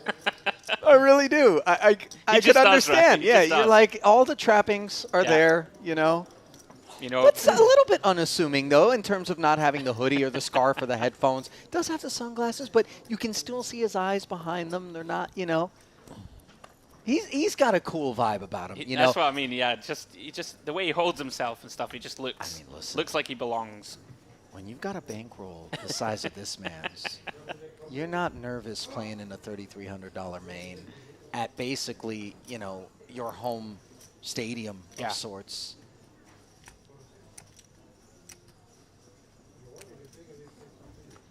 And I think the more that players come back, the more of a competitive advantage they cobble together from sort of the incestuous and relatively insular fraternity of folks that come out and partake in each and every one of these merit festivals, oftentimes exclusively. You start to get a feel for who the characters are, who's up to what, you know, and you build some friendships and relationships out there. And I think Mikolak, who's already going to be dangerous even when up against a field that's anonymous to him, can then leverage some of that familiarity to even greater gains. Yeah, it would make a lot of sense. Celik here with a pretty out-of-line defend here. Ali off around about 18 bigs. One that yields an open-ender on a 9-4 deuce rainbow texture where Zhao Cheng has second pair up against top pair. Fun for everyone. This is about the biggest action flop we could see. Mahiri here flopping what he would consider to be effective nuts for his holding at stack depth. All of a sudden, Cheng kind of stuck in the middle here. I don't think anybody's folding the flop. The question is, how does Celik want to play this, Ali? Does he want to just run it? Got to be pretty scary, right? When you get +1 c-bet and +2 call. Like, you don't feel like you're going to get this through if you jam, right? Into 2 players, a bet and a call. Part of the problem when you defend this hand.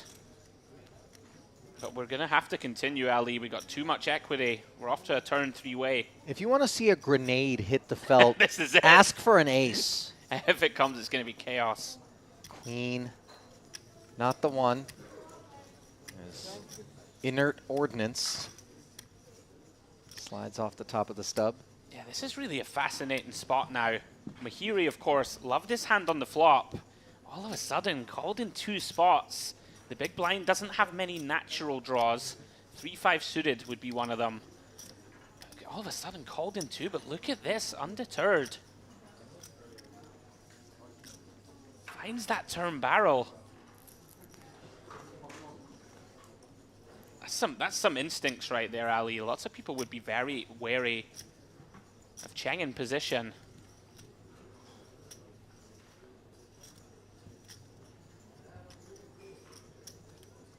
You said Kuba's got some game.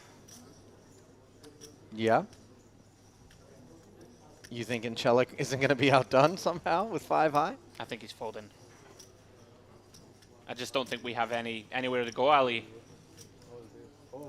None of the overpairs ever fold to us here. I mean, we have 360K. It just... Part of the problem with defending this hand pre. I was thinking the exact same thing. Yeah. You know, you flop something like an open-ender, now all of a sudden you can't even necessarily make a call and realize equity. Exactly. Great point. Yeah, this is the problem. Now he's put 100K in of his 460. Yeah. Plus the blinds and antes. It starts to become pretty messy. Kudos to Mahiri here for sniffing out a double barrel. Very nice. I mean, a queen's not really supposed to I know, be but part of the Cheng equation. in position though, yes. right? Scary.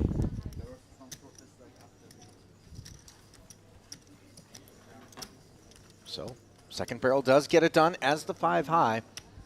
Doesn't get to peak at the river. Yeah, very nice. Little chip up from Mahiri.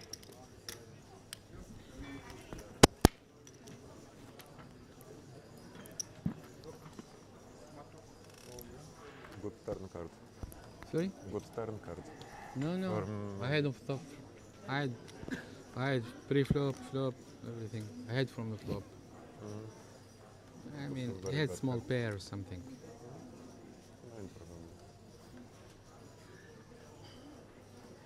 You ever traveled to North Africa, Andrew? I have not. It's very much on my list. It's an area of the world I've never arrived in. Yeah. Morocco, Tunisia, just culturally rich part of the planet. Yeah, I've looked at Morocco a few times and considered going on holiday. Just never quite got there yet. I would love to, though. I think they play a little poker every now and Yeah, again they down do. there, if I'm not mistaken, too. Some events. Yeah. I think I've seen on some Hendon mobs.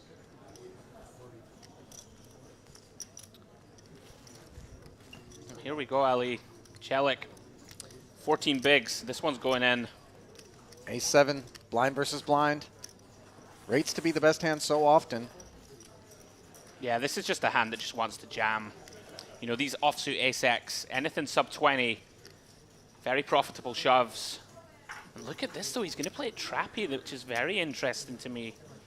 Maybe recognizing Mikulak's the type of guy that could raise fold some of his worst hands. I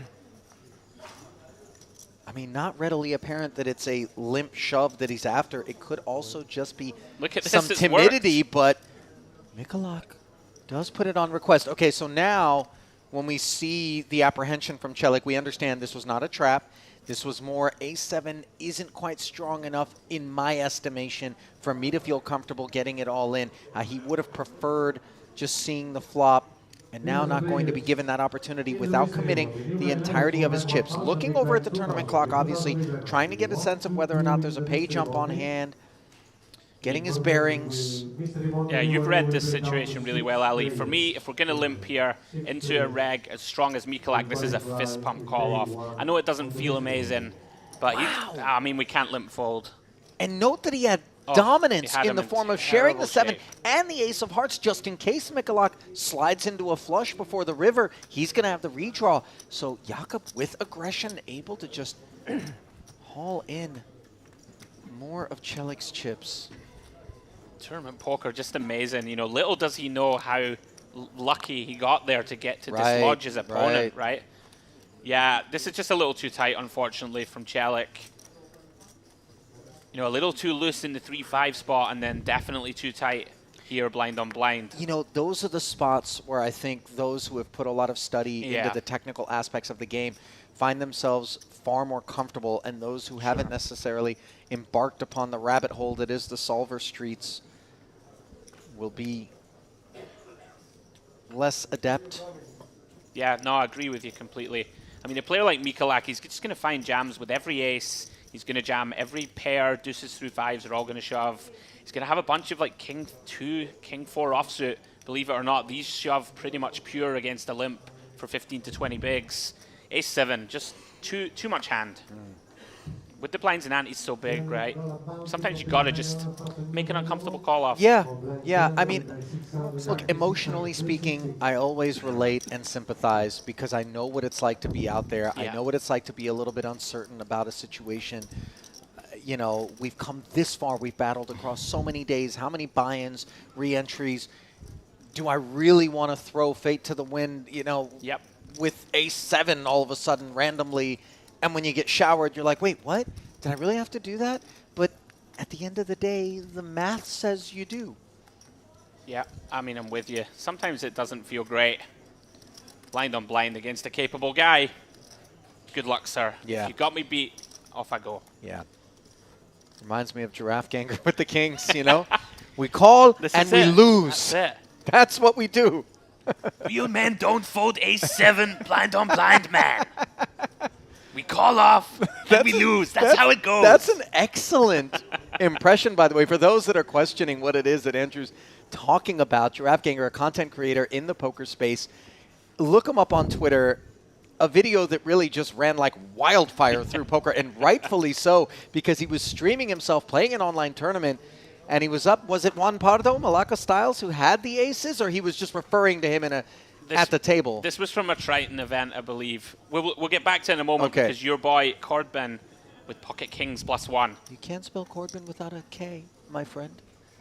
Soika out of there. Azad not going to employ 3-5 offsuit. Is it Cordbin? Cordbin? How would we pronounce this? Cordbin. Cordbin, Yeah. okay. Well, that would be the anglicized pronunciation. Corbin, I think, would be the Farsi pronunciation, although I'm not entirely sure. I've never seen that surname. Chang with a very defendable 9-5 of clubs. One that fails to improve on the King Jack 8 board, as this is the whole wide world for Hadi. Top set. Yeah, unfortunately for him here, it's almost a case of too much hand, but he's going to get tricky. Yeah, you know, sometimes I feel as though it can look a little bit suspect to check and then also present some issues because of the coordinated nature of the board and the sense that, you know, we do need to charge some draws or pairs a price. But 3 of spades on the turn, and Chang's involvement comes to a close in the face of a little sprinkle. I think if we're ever going to check a set back, top set's the best one.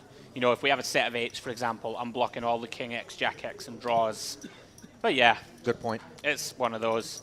But yeah, to the Giraffe Ganger story you were telling so eloquently a moment ago, there was a famous hand in Triton, I think, where Malacca style ends up in a weird spot where it goes raise, 3-bet. Oh, I was in the booth for it. Oh, you were in the booth. And, Yes, sir. and then the old gentleman accidentally out of turn announces all in, right? Yep. Jean-Noel Torel. There we go. JNT. And then Malacca manages to fold kings. Yeah, finds the fold in an unbelievably specific situation. Yeah.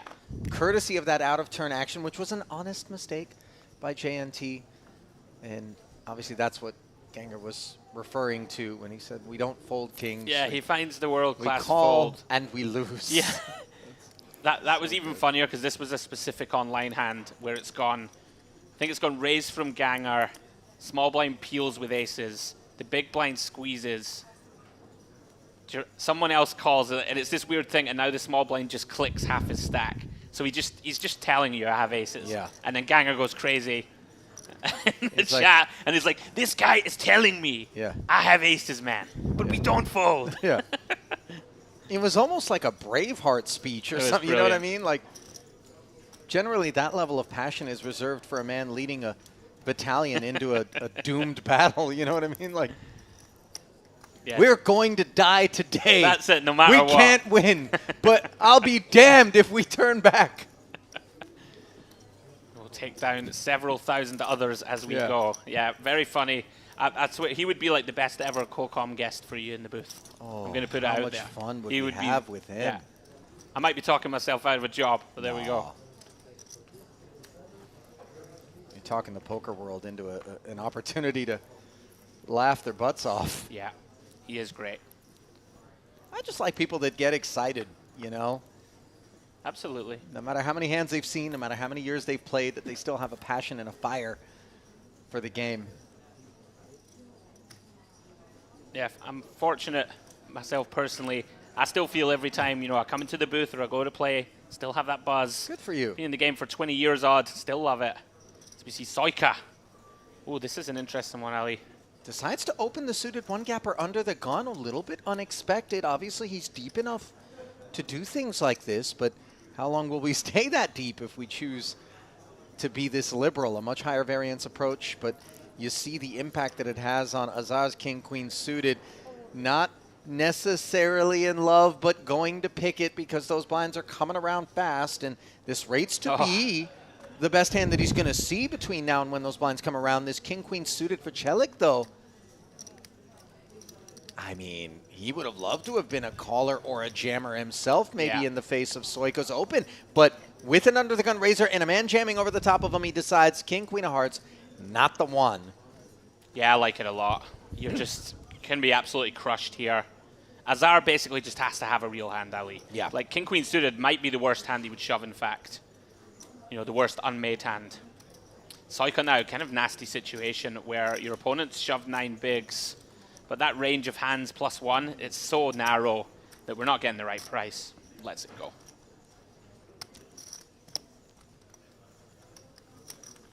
Yeah, we'll see if Chelik can navigate the kind of frustration, right? You've lost that hand with 3-5. Yeah. You've made the tight fold with Ace-7. Now all of a sudden you look at King, Queen of Hearts. You short yourself. You have to fold this.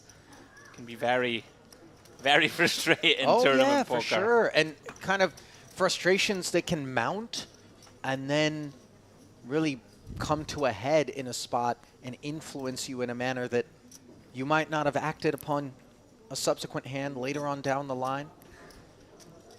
They don't make it easy for you, Ali, to win. What is it, a shade under $300,000 for the win? $295K to the champ. You're going to have to suffer some pain.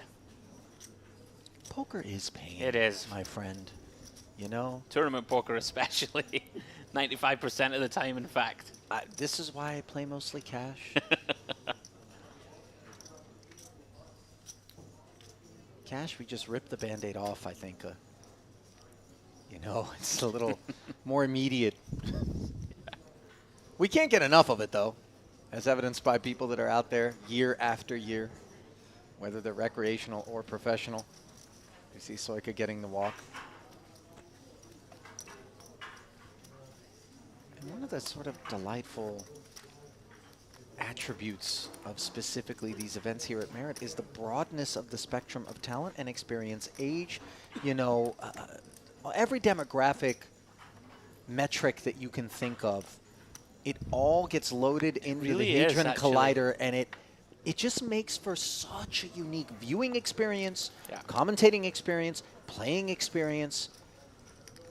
And I think even the pros who sometimes are frustrated maybe by not necessarily being able to get their bearings in the same way that they would if they were playing out against kind of, wholly competent opposition, they enjoy the challenge, you know? I did have a little go myself earlier in the week in the 5K high roller. Emphasis on little. Little. It was a little go, unfortunately. It really was. It was a sad little 3-hour spell. Didn't really get much going. Yeah. But there is a lot of complex spots that come up where it goes a raise in 3 calls, and you're like, I didn't expect to see from this position, or this position. It can be very fun to try and solve the riddle, so to speak. Kortpin trying to debunk the open from Mahidi with King 9 suited. Yeah, this is dicey for Azar. One of these combos, Ellie, that does not perform well here multi-way as a defend. Specifically with the flat on the button from Kortpin interfering very nicely quite a bit. So resisting the price and the temptation associated with it is Azar, who will leave the boys to do battle heads up. Mahidi does not connect with the King-Jack-Jack board, while Kortpin does. Yeah, we did see a pretty wide c-bet from him 3-way. Like this check, opponent on the button going to connect with this board pretty well, Ali. And if he has a hand like a low to mid pair, we can bluff later anyway with our ace-8. May be considering that now. Does check again. Yeah, picking up the Broadway draw, but not any interest in firing. And so Kortpin now much more comfortably, rather. Yeah, time to go for value, for sure. With our 2 pair. Oh, wow, he's not, is he? This would be Gangster. Pretty big bet, though, Ali, right? 100K into 160. Yeah, one that's big enough to kind of really prevent the check raise. Yeah. Bluff me. Nicely done from Mahiri, though. Losing the minimum there. What you have? Jack Queen? You will see in YouTube, but I didn't bluff. No, they will send me text already. Mahidi suggesting he's got a squad out there keeping tabs on things. Like this guy, Hadi Kortpin, by the way. First time I've observed him. Seems quite comfortable. And I, for one, granted I have an affinity, just a patriotic sort of alignment, but also I marvel because, poker is not something that can be played in Iran. Right, you've really got to leave the borders, and it's not a nation that has a strong passport. You can't exactly go to Schengen areas and play in all these European events. You got to pick your Okay. spots that you're able to get to and play the game. I know there's a little bit of online clandestine action that is accessible out there, but very insular. And so when you see somebody who looks like they know what they're doing out there, as Hordbin does, you wonder where did all the experience come from? Where did all the aptitude? That's why poker's the greatest game. It always finds its way, always finds a way. Every nook and cranny. Round to Azar Ali, and these spots are very awkward. We only have 11 bigs behind. And also the big blind is short, right? We have about the same size stack. 9 deuce suited, yeah. I don't hate this, to be honest. Big blind is gonna 9-2. gonna be stubborn a lot of the time off the short stack. Chelik, I don't know. absolutely loving life there. Walked with a 4 deuce. Suited.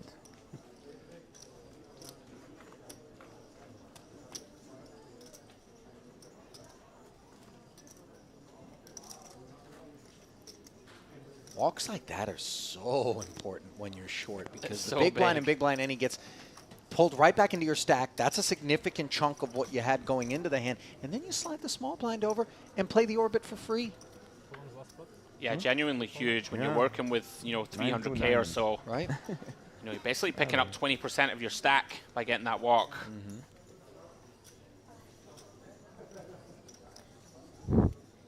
Chang now, ace-jack, +1. Seen him not afraid to get into the mix. Made a few marginal peels against early position opens, but he wants to take it to post. Opening ace-jack. Soika now in the cutoff, ace-10. We have seen him fold ace-10 to an open from Mikolak earlier. Little different situation.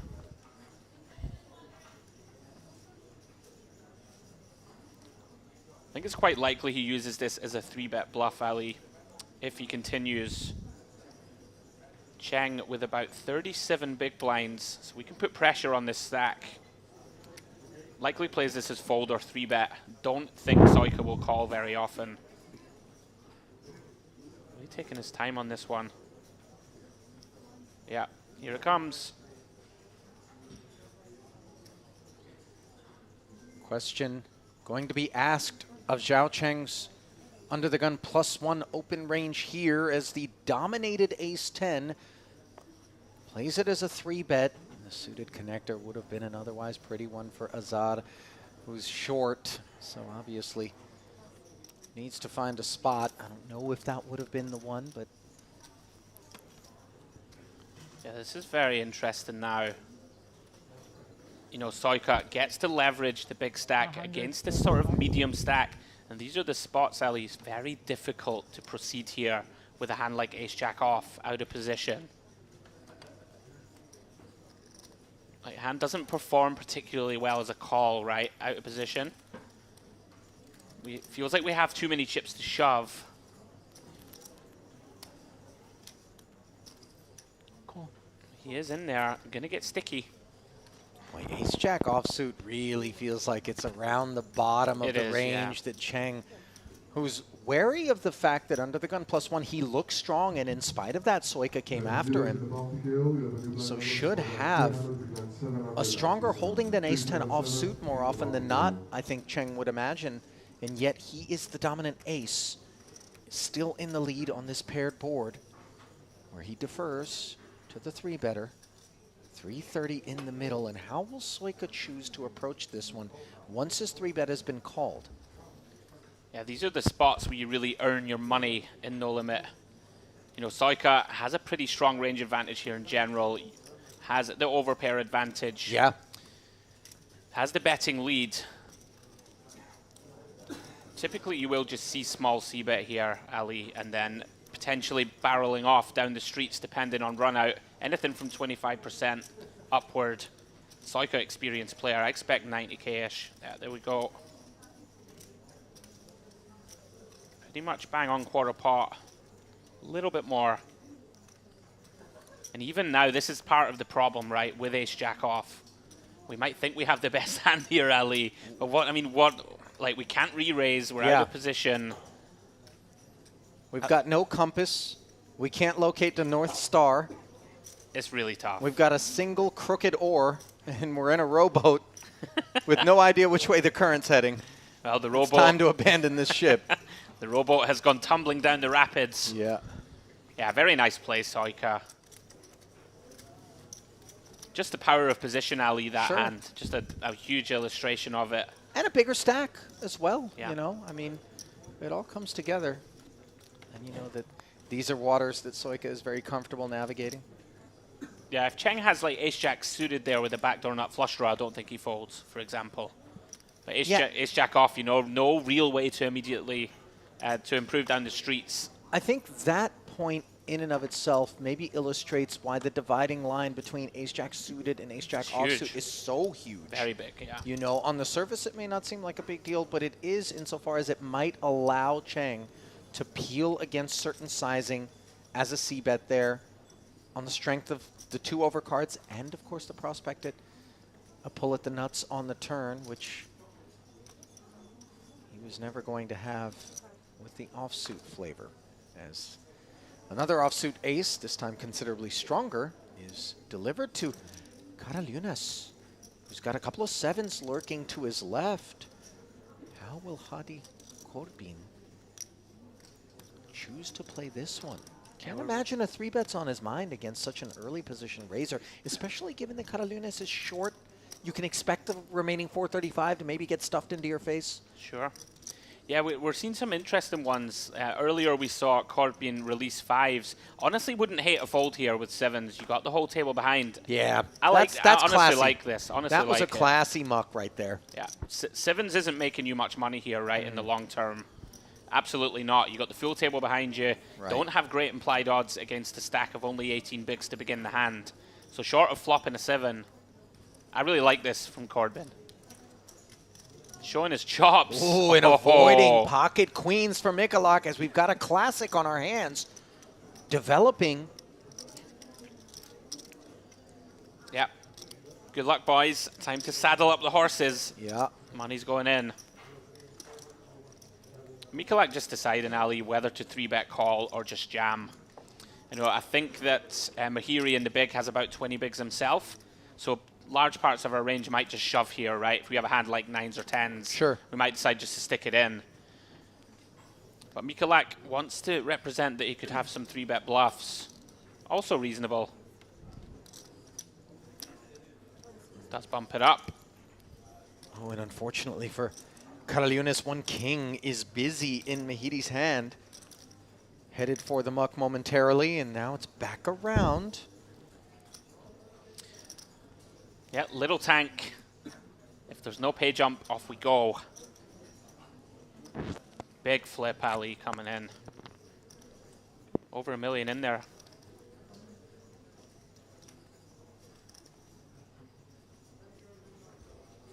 Certainly there's no hesitation at this point with the ace-king. The chips are always going to be going in. So do we attribute the pause, as we see a hard swallow there, to salesmanship? It's interesting. Probably not, right? Because Mikolak really either has a hand that's going to snap call, or it was 3-bet bluffing and is likely just going to snap fold here to aggressive action. So it's, you know, like a hand like ace-queen, for example, Mikolak, he's not going to 3-bet fold this. But a hand like ace-10 off, he might. Well, he will, if you excuse me. But yeah, always good to just take your time, Karalunas. Big 1 million chip flip, Ali. So this one playing out according to the script.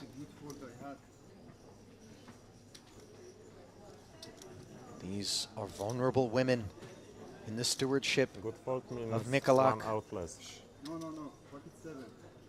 Okay.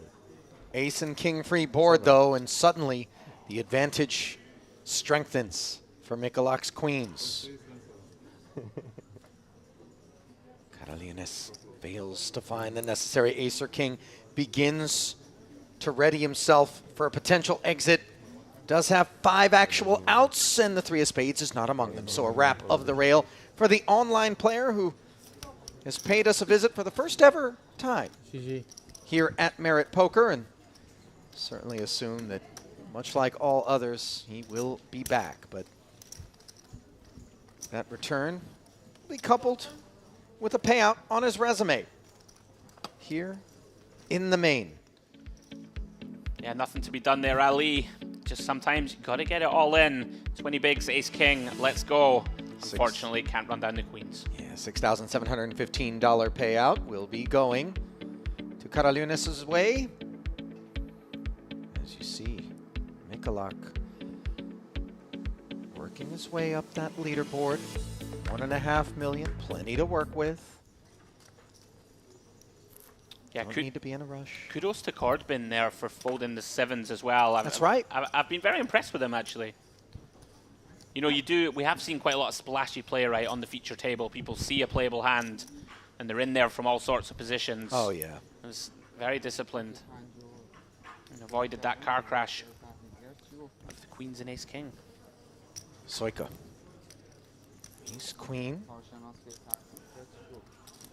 Early open. Now, ace-5 has become a bit of an idea in terms of 3 bets, but offsuit variety on a short stack, not really the spot. Yeah, interesting decision for Mikulak.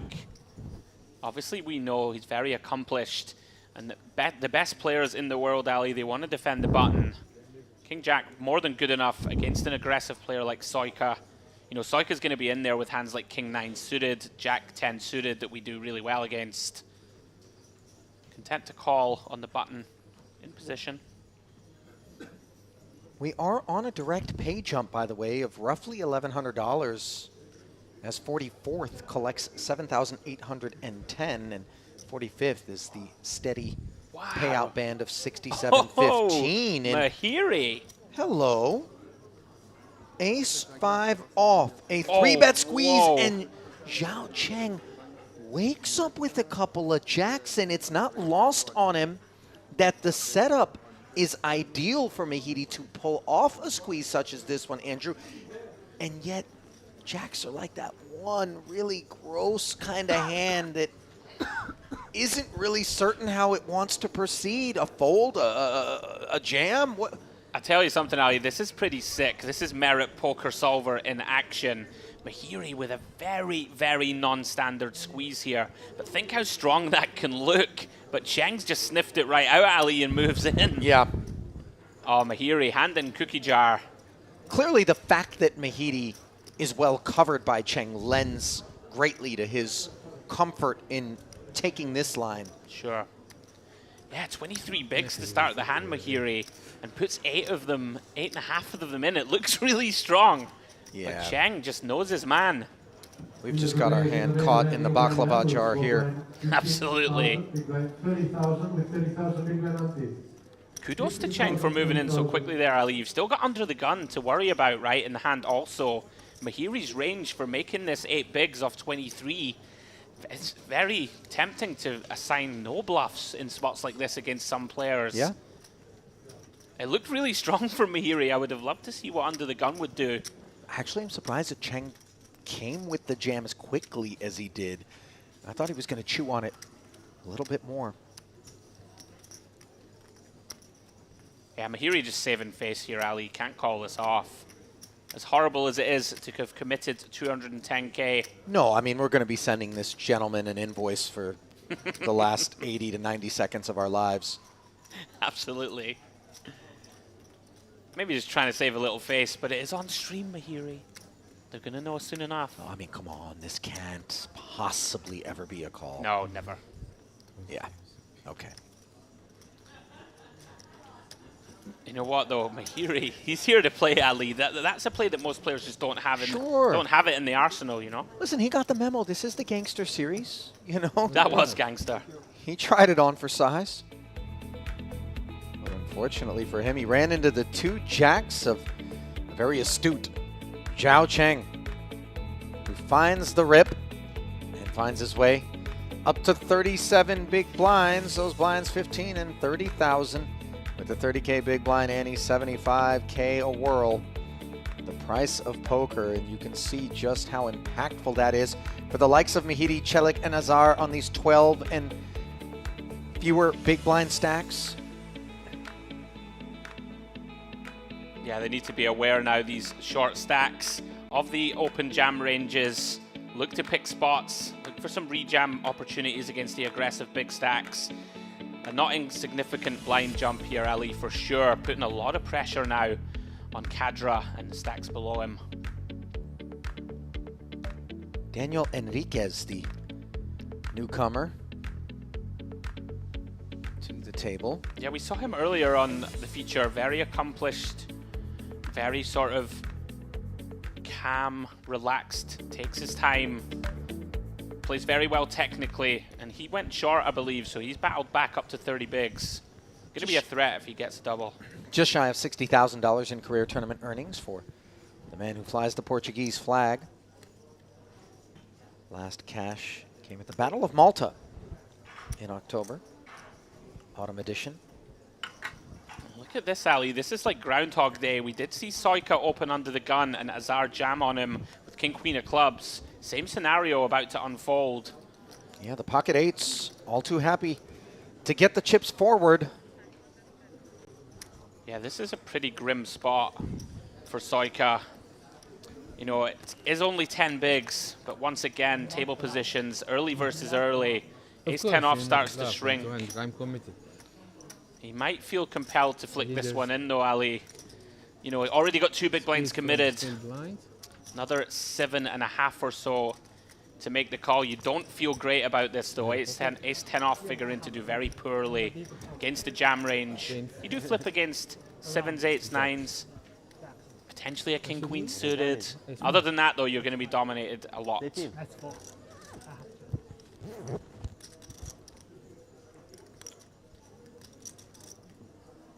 Around about 2-1. Hang on, reaching for chips unexpectedly is Soika. I mean, I think you can file this one under a very sad call if he makes it. Like, you can see he's not happy at all. This is one of these ones where Ace-Jack, we just make the call, I think. Ace-10 off starts to get real dicey. Yeah. Yeah, sad Yeah. call. Yeah, off we go. Down the dark alley. Azar up against the 2 overs, but in the lead, 55% to 45% with 635K in the middle that needs to go his way if he wants to fight on here with 45 left. Of course, we know the whole field is rooting against him as that pay jump is available, but so is an 8 behind the 10 in the window, which was so deflating. Middle set, well out in front, couple of hearts lurking. Flush draws no longer a concern as on the turn, the 10 draws dead, makes trips on the end. Now what a flop, Ali. I know that feeling when you're all in and at risk. You see that 10, you get ready to leave. A beautiful little 8 of diamonds right behind it. 8 of clubs, excuse me. I appreciate that he didn't have like a really animated, you know, disgusted reaction to the 10 in the window. You know, flop not entirely delivered. I always love it when it's like, I've hit the 10. Guys like cursing me. And then all of a sudden the 8 rolls off and I'm looking right back and what about now? You still mad now? You know? Very nice result for Azar. We did say the short stack's going to have to get busy. Oh, as we see a superstar return to the table. Talk to us. Seat 4. Hang on, I'm sure I have some notes here. Jest 1,200,000.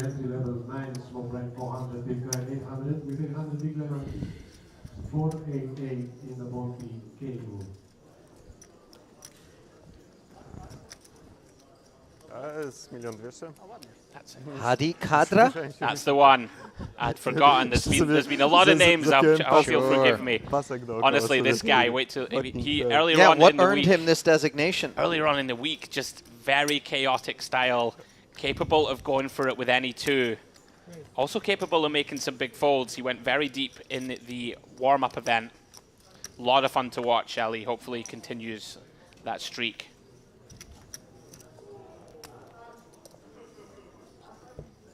Yeah, we saw him 3-betting hands like deuce 3 suited, just absolute careless abandon. Shades of Nick Rigby A lot of of World Series of Poker main event fame. Christened that holding the diaper. The diaper. Suited deuce 3 the diaper, deuce 3 off the dirty diaper. Dirty diaper. I don't think anybody can rival Rigby. كفاية العمر عدى وأنا واقف مكاني.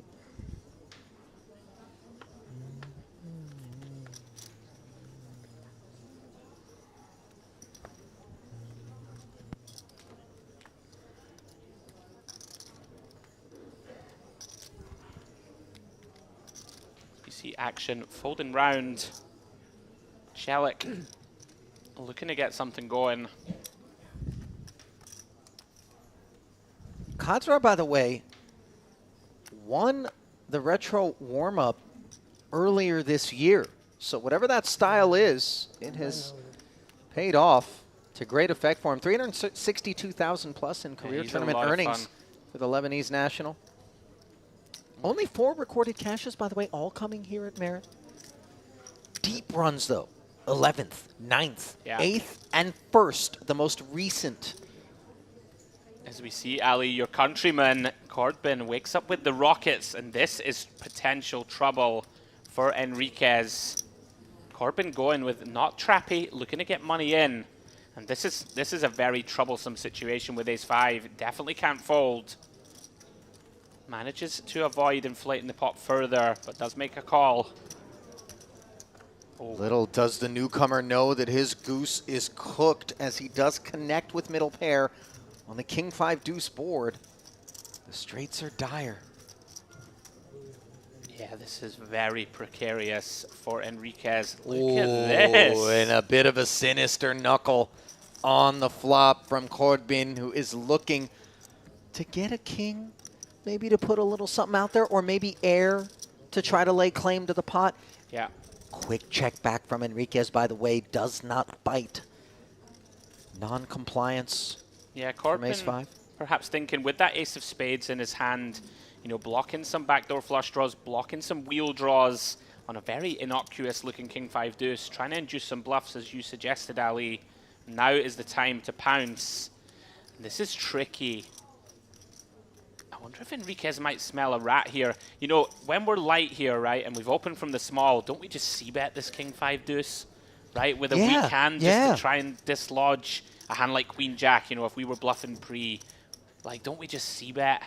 He's going to call one, going to keep his man honest. Yeah, I think calling one, obviously, with the immediate opportunity to improve with trip 5s or an aces up is understandable, but now this 3 may make it challenging to get away. Oh, Corbin. I don't like this. Checking the river. I don't know whether or not value is going to be pursued. Yeah, I think this was a little greedy on the river. I think we do our own bidding in that spot.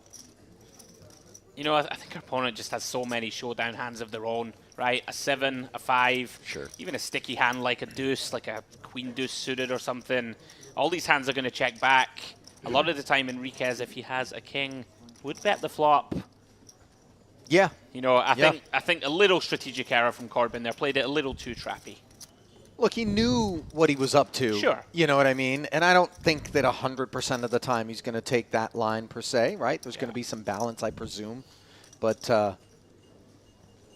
careful what you wish for in those spots. Every now and again that, you know, 5 rolls off.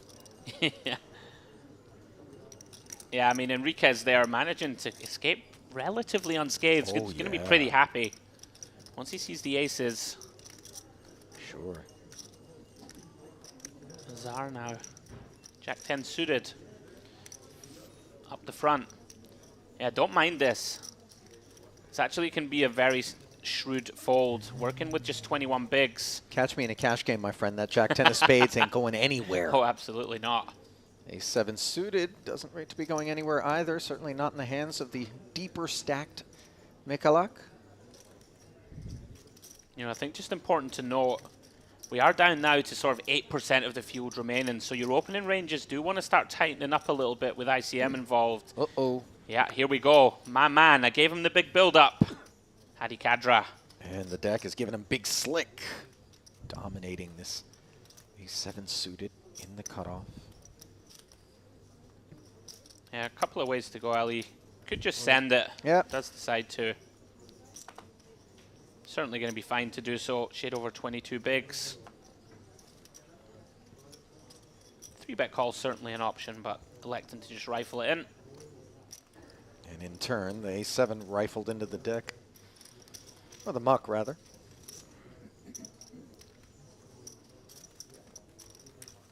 Rifle is a bit rich, you know. It was just a relax. That's the Scottish banter, you know. Yeah. Ah, rifled it in. Yeah. Rifled it in his eye. Whatever. Yeah. No. I mean, not the all in, but rather the muck. You know. Yeah. Jakob, just relax. Just, you know, okay. Take it, sir. He does seem very zen, Mikolak. He really does. Yeah. I want to see him real mad. It's you know, you think, like, when's the last time he really wanted to tear someone's head off? He just doesn't look like he'd be mad, right? He just has It's not in his range. No, I don't think it is. He has the tousled hair, Hawaiian-ish shirt, and chilled sunglasses combo.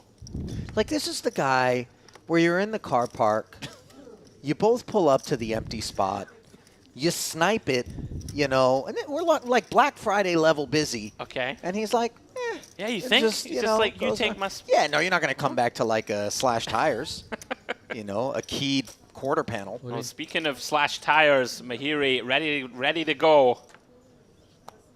And Mikalik getting nibbled on here now. This can get a little bit annoying, but Yeah, maybe he'll get tilted. VPIP has been high for him, though, you know, so this could be some perception by the field. We can see it's the ace-jack for Mahiri and a 365K stack. But, you know, those observing kind of the frequency with which Mikolak is opening are going to be wondering how often, especially as he opens and then folds to 3-bets, this is real kit. Absolutely. Yeah, nice pickup from Mahiri now. Every one of these reshoves you get through, so important. See, like, this is the point where if I'm Mikolak, that fold might have had a little bit more loft underneath it. You know, like he kind of went mid-altitude. Mine's going a little bit Maybe up. king 7. You know, like, okay, guys. Okay. Okay, keep Have ace just jack every. off. How about everybody But, three? yeah, Who what hasn't can I do? 3-bet me here today? You? How about you do it next hand? Anybody else?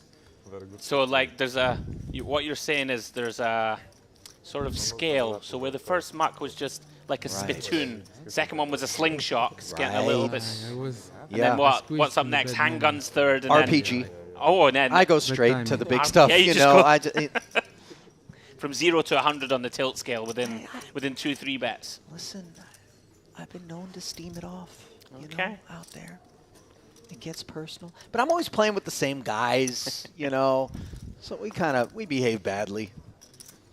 Duly noted for if we ever cross paths in the sure. cash game Listen, streets. anytime you're ready to come down and play the 16-game mix, Oh, we're ready for you. I'd be in trouble. Yeah, I'm not going to lie, Andrew. You would be. Tuition would be paid. But you'd be addicted. I promise you that. As the lure of the button and an ace, drawing 60K off of Soika stack.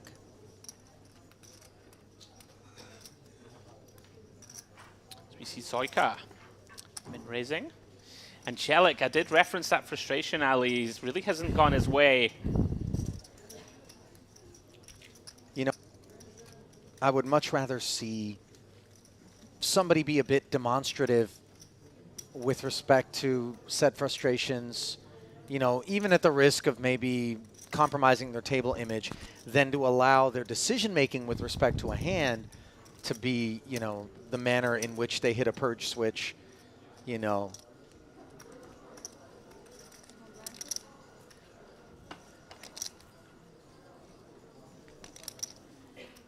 Yeah, Chelik be looking to get something going. You know, hasn't made any, like, egregious mistakes either. It's just been one of these things. Stack just dwindling a little. Oh, Mahiri just open rips this one, Ali. Remember, he tried to pull off that squeeze and ran into the jacks of Cheng, so be looking to maybe reset himself from dispense to extract. Yeah, interesting. Just decides to rifle. Not something you typically see too often. You know, with 17 blinds, we don't really have too many open shoves, but this is one of the hands that, I guess if we were to open shove, hands that don't really mind just shutting it down pre. Mahiri continues to rebuild his stack. See, look at this. Even, you know, Mikalik just continues to dispense, smiling, nodding his head. I gotta figure out how to piss this guy off. That's a prop bet, It right? That's a is. merit prop bet. You got to piss Mikulak off to the point of threatened violence. Wow. You might be drawn dead. Too rich. You know, too successful, too rich, too chill. You know, this is like CBD incarnate. I'm just imagining, you know, I was giving away one of those lovely T-shirts, the merchandise from earlier on. Piss off Mikulak and you can have this I eat fish and chips for dinner T-shirts. I think the one he wears is I bought this shirt with your money. That was pretty good. His resume skews more toward that one. I want the one I had to choose between poker and my girl. I'll miss Sometimes her. I really miss her. Brilliant.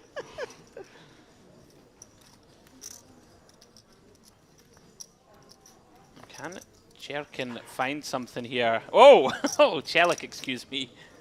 Find something he does, Ali. On the button, no less, where it's going to look like 260K is desperately just trying to pick Yeah. off blind and anti-chips. Yeah, I mean, this is as good as it gets, because obviously we're going to be very wide here. Everyone knows he's short. I wonder if he ever goes non-all-in, Ali. He's going for the min. This is going to be alarm bells for Mikulak, fortunately for him. I'll tell you what. No hand. Oh, it's the biggest cooler yeah. ever. I mean, the good news for Mahidi is that he is a covering stack, but the bad news is that this ace-queen is just cooked. Yeah, he's just all in every time. Yeah. Hard-boiled. What a time to find them for Chelik. Yeah, you can see Mahidi just disgusted. Yeah, brutal cooler. 92% for the aces to hold, Ali. Big spot for Chelik. He's been patient. Clean board for the aces. As this 565K looks very much like it's got Chelik's name on it, and now it's official. Ace-queen drawing dead. River irrelevant.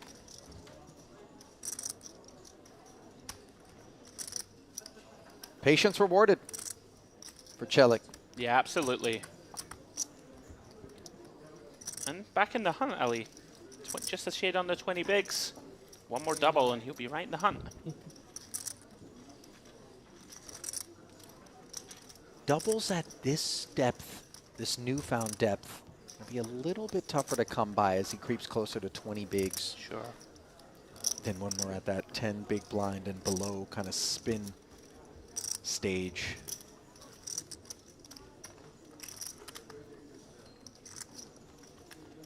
Feels as if things are getting a little more serious to me now, right? Sure. Most of the feature tables, we've seen a lot of laughter, a lot of, you know, joshing around, having fun. Everyone, I think, starting to recognize, I guess when you get to this 40 left type realm, it's business time. 300K up top. I'm with you. Ace-4 suited up front. You know, we like these sorts of hands, but you can see Hordman surveying things right now. Looking around going, who's short? How deep are they? How deep aren't they? Where are they in the field? Is this an appropriate open? Comes up with a yes. As the gangster shades go back Sure. on. Enriquez, King 10 suited.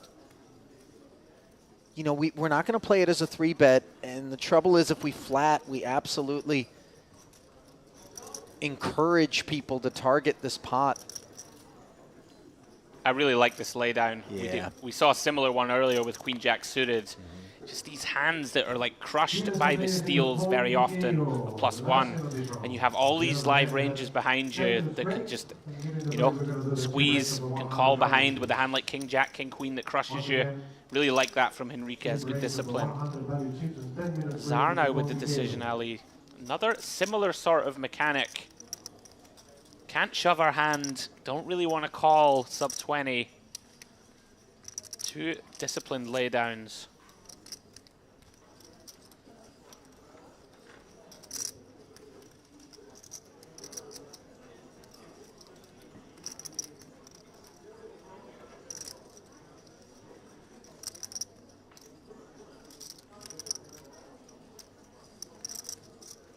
You never quite know with Mahiri what he's going to do. I mean, you know, these suited kings are ideas, but more so against late position Yeah. openers with a stack deep enough to 3-bet.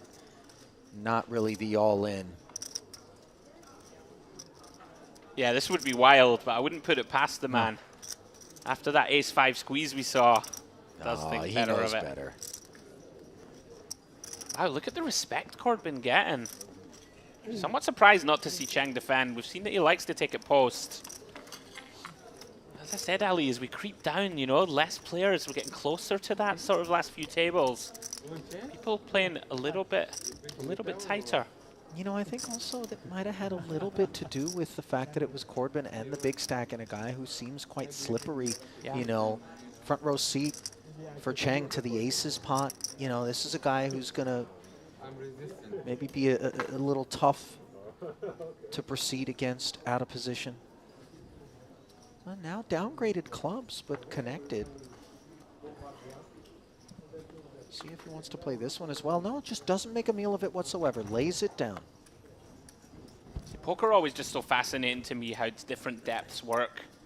You know, you don't want to be too critical, but with all the chips, 90 bigs or so, you would have to prize that one out of my hands for sure. Yeah. It's very interesting though, but he's shown himself to be quite tight pre, but he's very good in his hand selection and choices. You see Mikolak come in with ace deuce off. An ace deuce that would have found the bin, by the way, in the face of an upfront min raise. Oh, that Jack 10 suited would have been dominated as Mikolak's ace deuce dominated as well. In the deep end of the pool here. Yeah, he's going for it. Yep. 3 scoops.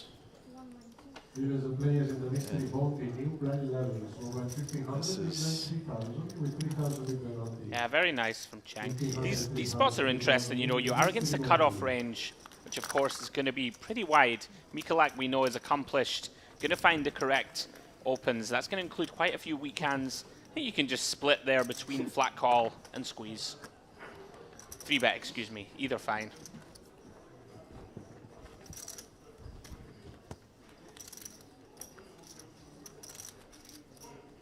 What a lineup at this table. I'm enjoying it.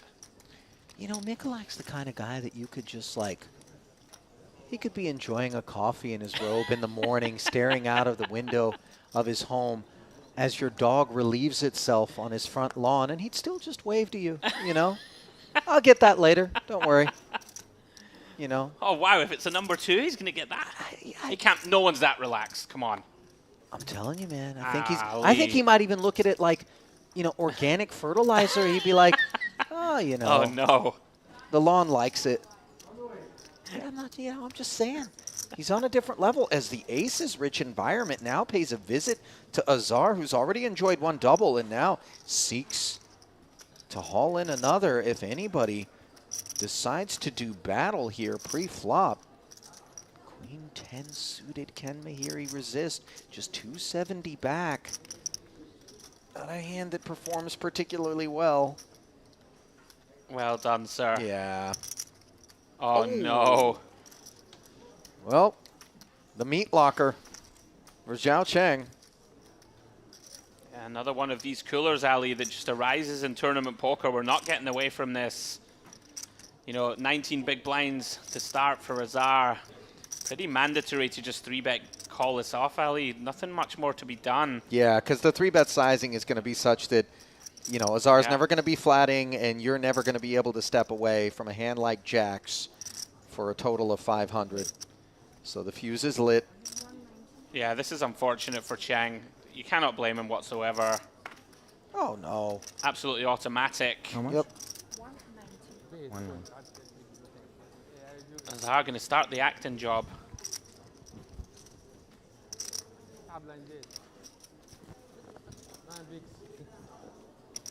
All in. Yeah. How much? Now, Cheng going to ask for a count, but... Yeah, we're not getting away from this one. Yeah.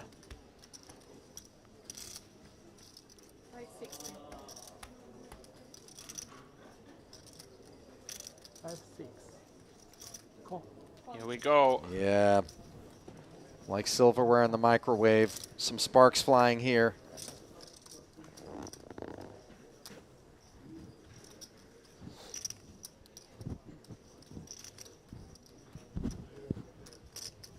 Let's see if Azar's aces can earn him yet another double. King 10-8 is safe. Nervy moments as the covered stack.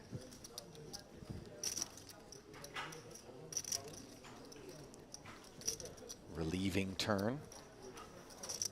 And now, keep this river jack free is all Azar is saying. Oh my goodness! I swear to you. Word.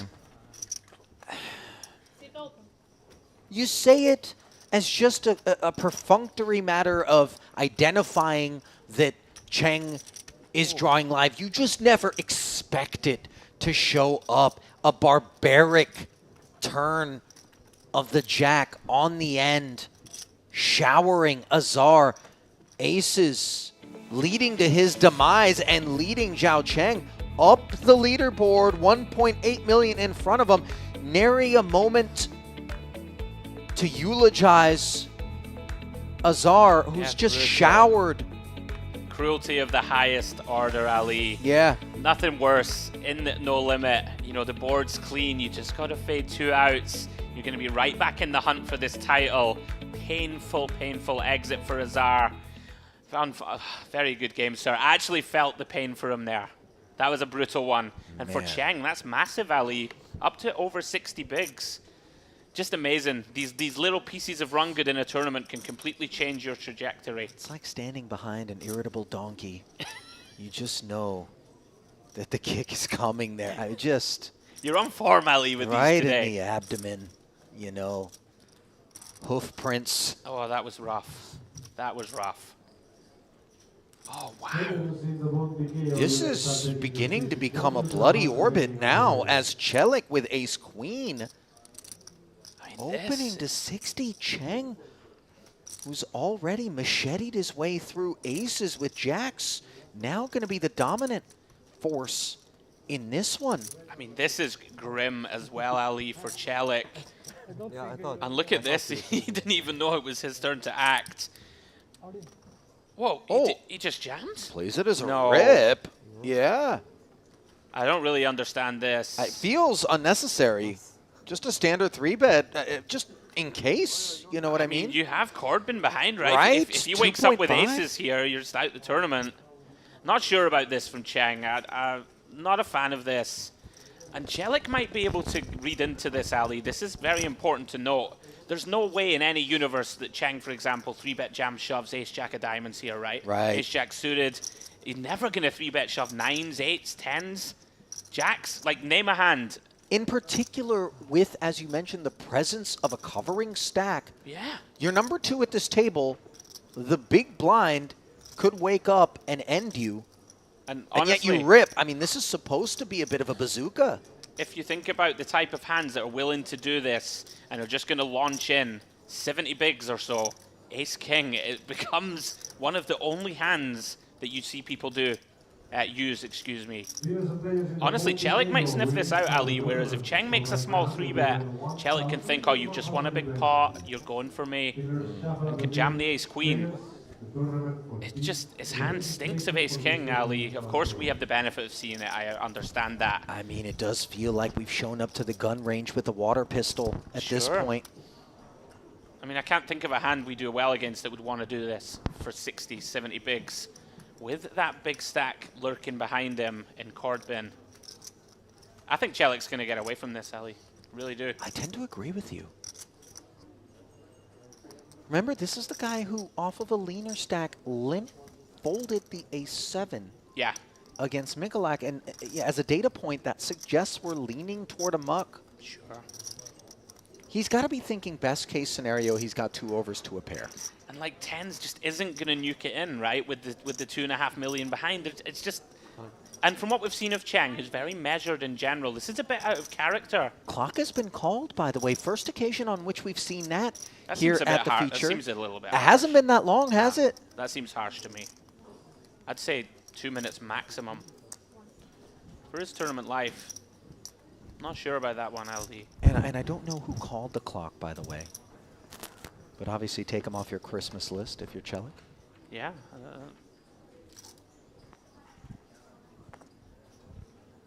He's going to get away.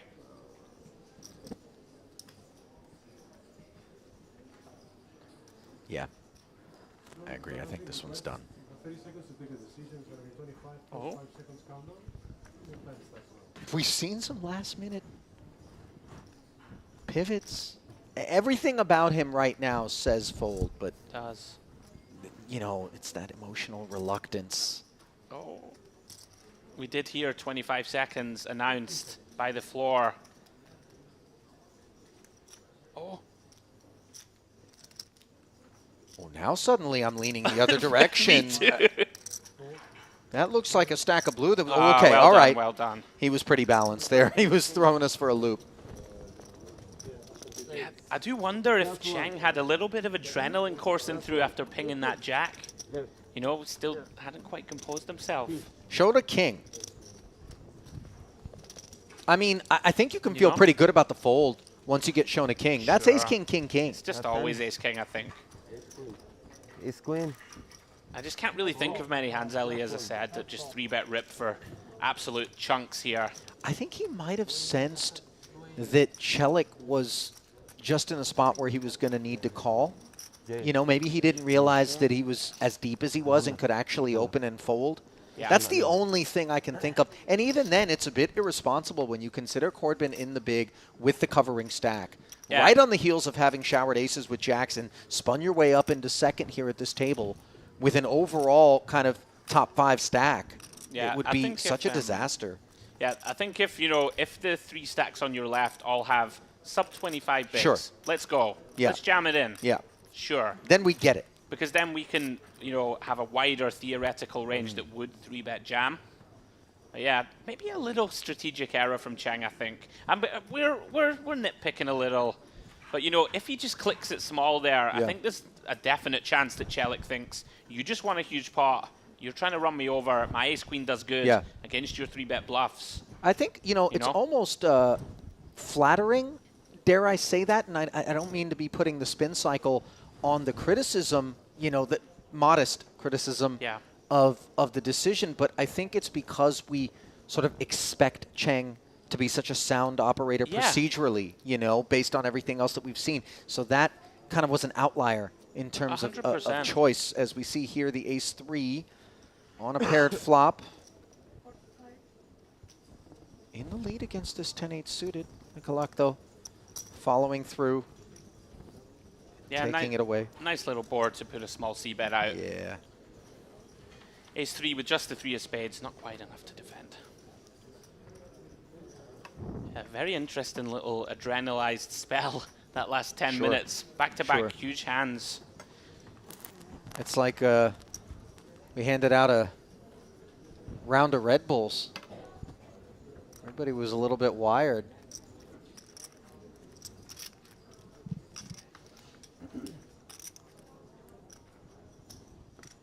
This is Golden 515. New table open, Mr. Osman, Armin, Alex, Adrian, Abdullah, Fevdullah. Take your seat, please. Your table number 14. 515. This is Golden. New table open.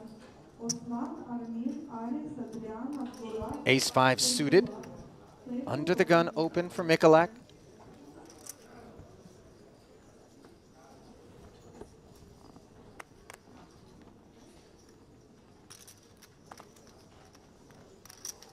Jam here from Mahidi with the 2 4s, 1-4 busy in Enriquez's hand. Into the muck it goes. Suika's king-queen shriveling. And wow, this is very wide, Ali, from the 4s. You know, the perception is that we don't really have much fold equity. You know, we only have 9 bigs and we have the full table behind. Here's the thing, though. Mikulak's VPIP is high, It is high. right now. And so Mahidi is thinking there's some speedy things going on. And to be fair, last hand it was 10-8 suited. Sure. Under the gun +1 that decided to open. So I mean, I can somewhat understand, but Ali, you've got the whole table behind you. Yeah. And, you know, he may well be speeding, right, with some marginal opens. Right. But the pressure on 2 fours with so many left to act. 9 bigs only. You don't have much fold equity. As it stands, you might get this one through. No, there you go. Yeah. Can't keep folding. You can't keep folding, he announces, Ali, and it makes sense. Price was too good, and they're off to the races. Flip of your life. Big flip. 615,000 chip pot here. And the coin is weighted in favor of Mahidi ever so slightly, and stays in his corner on the King 7-3 board, where the 4s are performing very well against Ace-5. Just 6 outs twice, and the 5 of spades on the turn. Hang on, though. Gut shot straight draw, and the flush draw. Plenty of outs for the 4s. A 6 would work as well. 4, but instead it's a 9. And that will do it for Mahidi, who just struggled mightily to get himself to a deep enough stack where he could avoid choosing to take a line such as that one. And after 3 long days of play, this journey in the main event comes to a close for Chakib Mahidi. Yeah, he did decide, Ali, it was time to spin the wheel. Not the most optimal of spots, but he just decided, you know, it's time. I want to try and get some chips. Clearly not a man who's there to just ladder in the small dollar numbers. Decided to run it. Didn't quite have enough fold equity, part of the problem with shoving a hand like this versus UTG. Unfortunately, Mikolak's Ace-5 of clubs runs him down. He does add $7,800 and change to his career tournament earnings, north of 200K, ever so slightly. So if he's on 2 bullets or less, he's in the black. A 3-bullet affair, and he still fails to find profit. And there's no shame in it, by the way. 3 bullets in this thing is very easy to do. Very easily done. Depending on how many day 1s you need to get through, you know, whether or not day 2 forces you into something uncomfortable. Another little glimpse there into Corbin's strategy. Has all the chips, but doesn't open Ace-8 in MP. And it's shrewd. And look at this. We've been here before, Ali. Boy, he's had good timing. Now this time, this is the example of a spot where Mikolak can use the very worst hands in his range for a small ISO. Now, it was the Ace-7 limp fold Celik versus Mikolak before. Here, though, the Ace-Jack, I think, is going to be just too much. And very nice for Celik. Yeah, this one pays off. Is Celik not being forced all in, but he could certainly limp jam now. Yeah, I mean, this is a fist pump. Absolute fist pump limp shove. Mikolak, we know, very capable. And believe it or not, I mean, I like this ISO from Mikolak a lot. We've already seen Celik be very tight. You know, if Mikolak has the information, Ali, that he limp folded Ace-7, and he probably does have that info by now. Seems like a very good play from the big. Celik, well played, sir. Trapped your man. And he's on the recovery trail.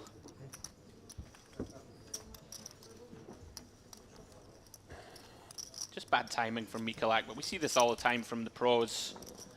Isolating these awful junky hands. Too bad to take. Celik punishes him. So there is Mikolak, currently at 50 big blinds, as 100K is passed over to Bulut Celik. Sits with 19 bigs, neck and neck with Enriquez for short stack honors here. Cadra with a little north of the boys.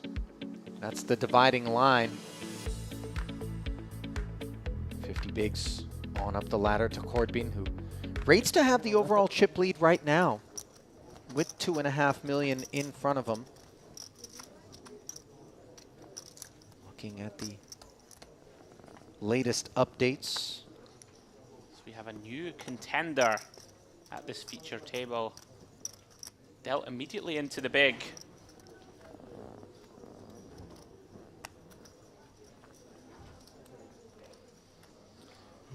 Nines for Corbin.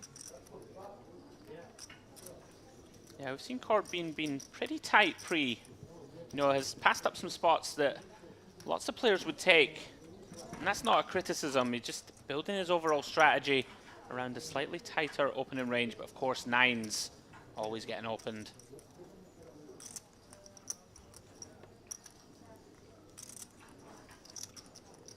Newly minted 575 won't be deployed here. King Queen, though, for Mikulak, who continues to just find himself in spots where chips are going to be placed forward. He's got a new neighbor, by the way, on his left here. Does Mikulak? Yeah, a couple of options for Mikulak. Typically going to call or 3-bet this one. Lands on call. Flops best, Ali. Very interesting. Ace Queen 4, all diamonds. Corbin with that 9 of diamonds working for him. Normally on these monotones, we see a lot of small betting. But Corbin does have the type of hand that could decide to check. Yeah, don't mind it. Got the 9 of diamonds in there, Ali. Don't want to somehow get blown off for equity. And turns the best hand, turns a flush. Nice development for him, as Mikulak did have the best of it. On the flop, second check back from Corbin now. Yeah, playing this one a little tricky. Running 5s. Perhaps content to go for one street of value, Ali, which makes some sense. Oh no, you have to bet river.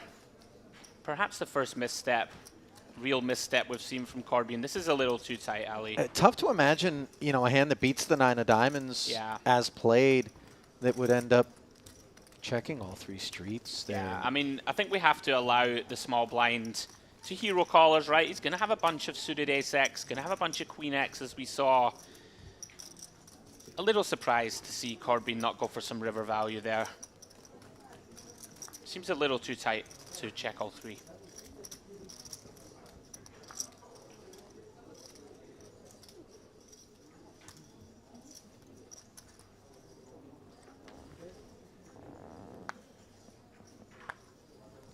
A little glimpse into his overall strategy there, Ali. He wants to just keep pots small, doesn't want to overly inflate them. Served him very well so far. Hard to be too critical.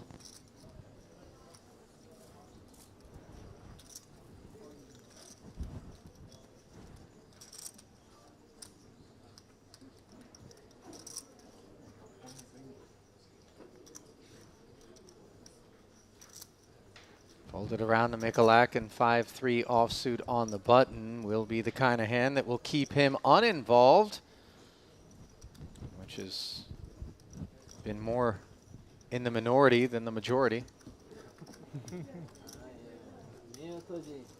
Cheng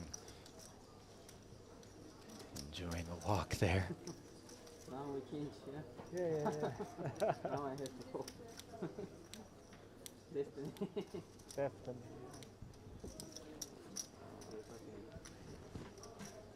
Victor Yugai, I'm being told, is the new arrival in seat 2.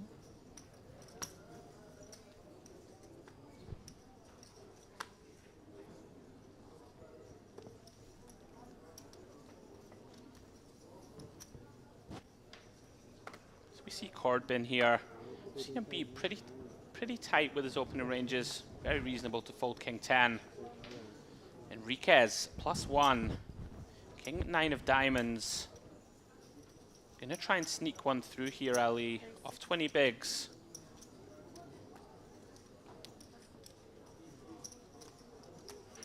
So far, so good.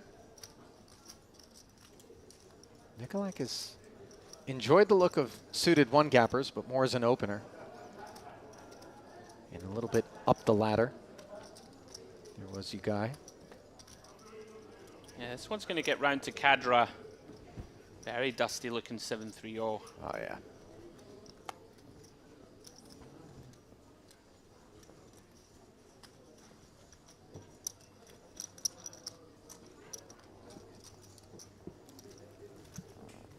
Yugai, by the way, hailing from Uzbekistan. Central Asian nation, 155,000 in career live earnings for him.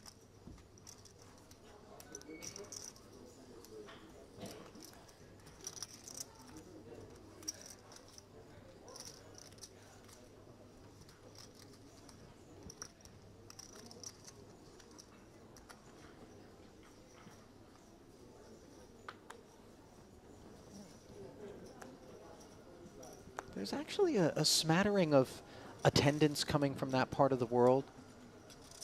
Kazakhstan represented by a few players. Uzbekistan here. I like that here at Merit, Ali. You seem to have, like you touched on it earlier, all sort of ages, cultures, lots of different representation here. It's quite refreshing to see. Cheng steps out. Now here we go. I gave Kadra the build-up. Is the type of guy, Ali, who isn't afraid to take the sort of more marginal holdings. And look, there you go. You know, lots of players will shy away from this spot, right? 22 bigs. Kadra, honestly, he's not scared. This goes into the muck. Yeah, just look what happens to ace-9 offsuit in the face of an open and then a 3-bet jam. But Corbin looking over. Just wants to see if he can pick up anything. Yeah, I mean, from what we've seen of Corbin, it would be very out of character to make somewhat of a hero call here. I tend to agree. Kadra doing a good job of looking very uninterested in the hand. Quite often see people do that, Ali, when they have big hands. You know, trying to look like they don't care. So I kind of like it. Bit of a reverse tell. Sure. But yeah, Kadra, not the type of guy who's going to shy away. Even with the dusty deuce kicker to that ace. No. Gets it through. Not a man you want to play a game of chicken with. No, he is not. I like this from him, though, right? The button's going to be wide. Yeah. With our stack depth, we're not going to get the chance to open too many hands. Going to have to take some of these rejams. You know, the uncomfy ones. We've touched on that throughout the broadcast. Sure. Sometimes you've got to look at these ones. They don't feel particularly fun. Just got to send them in.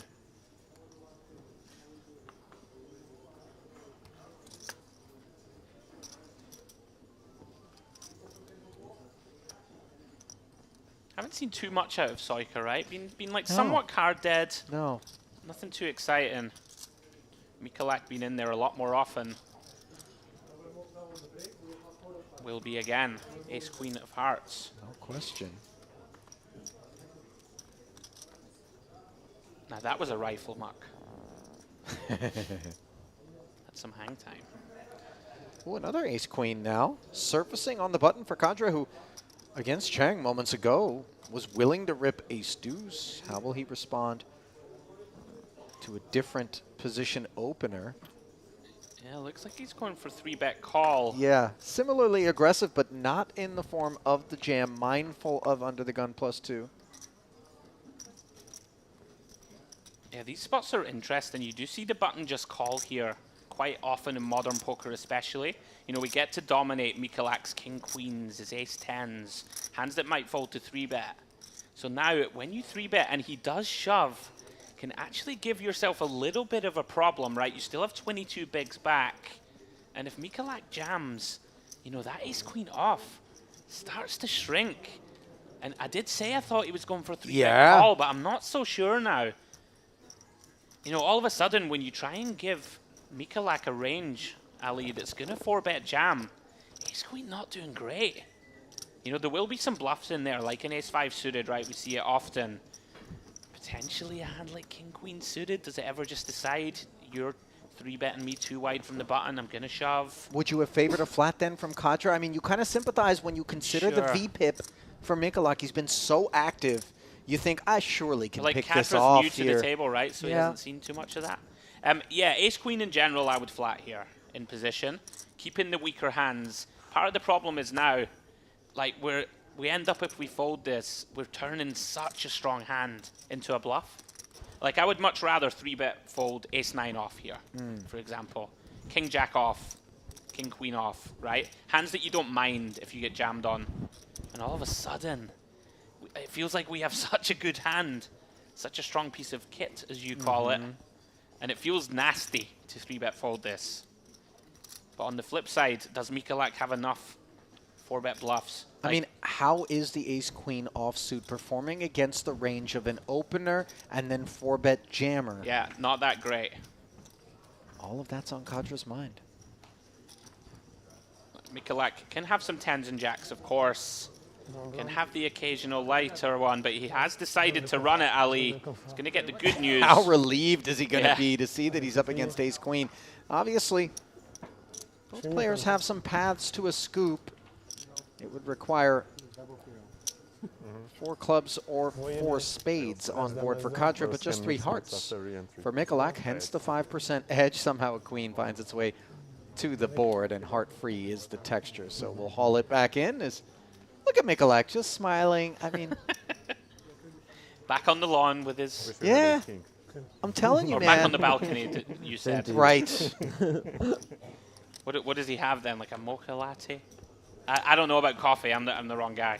Oh, just like some sort of hemp seed shake. That's my guess. A little bit of meditation in there. Yeah. He does look very chilled, it must be said.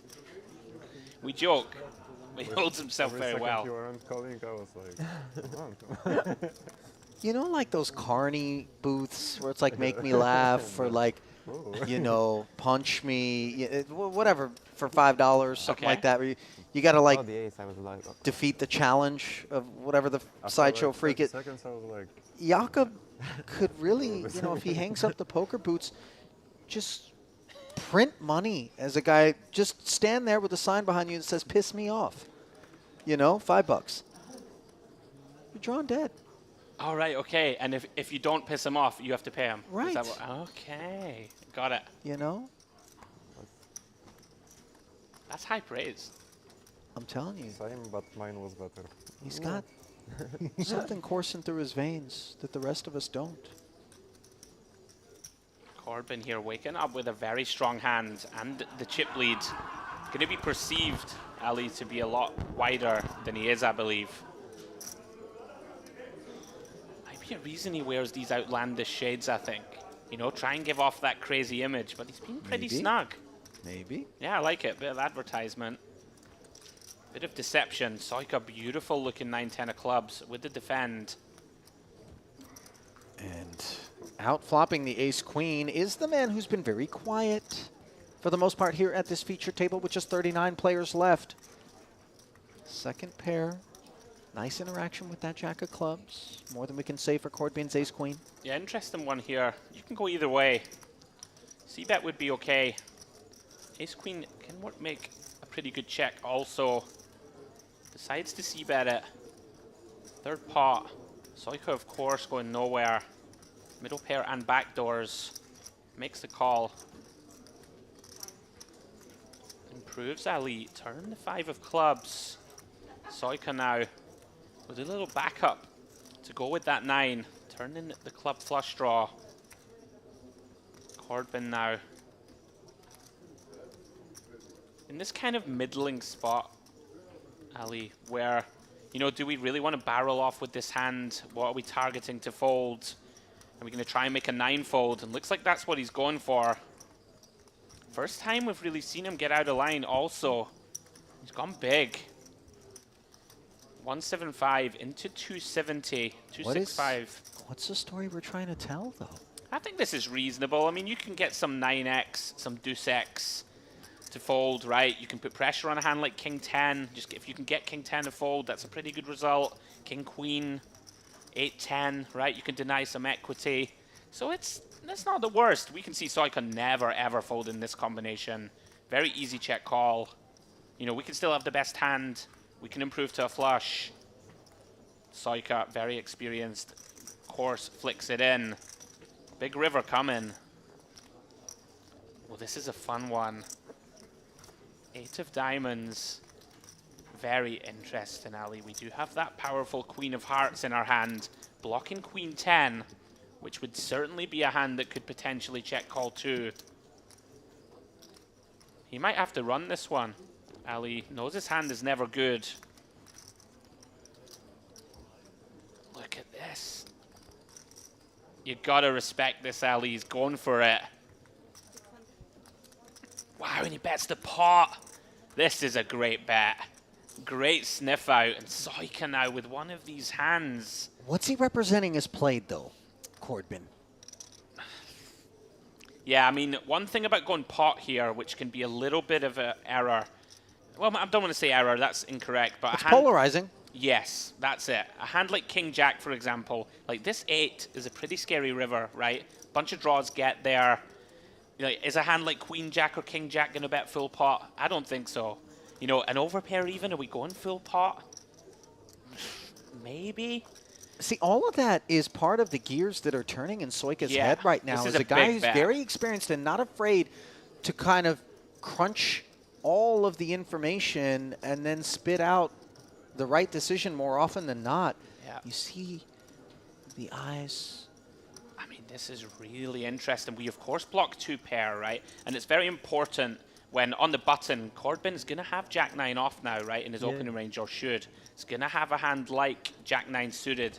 It's going to have some combinations of 2 pair, like a Jack-5 suited even, Sure. that can open the button. So it's not insignificant that he blocks 2 pair. Also has the 10 of clubs. So he blocks a hand like Queen-10 that barrels twice, gets there, and then wants to pot river.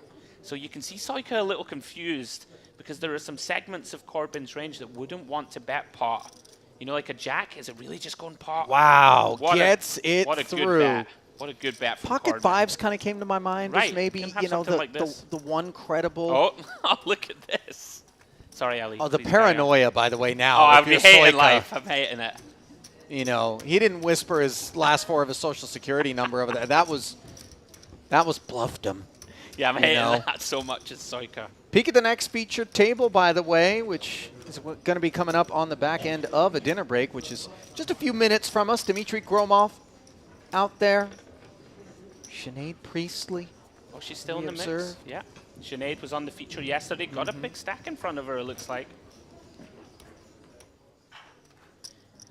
But kudos there, Ali, to Corbin for finding the triple, right? I mean, you really put your opponent under a lot of pressure there with like a hand like Soika showed up with.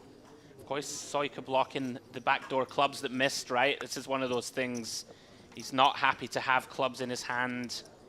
And like Queen 10 doesn't barrel again on the turn all that often, unless specifically it was Queen 10 of clubs. Well, I think it might sometimes, though, button versus Yeah. big. It could check sometimes for sure.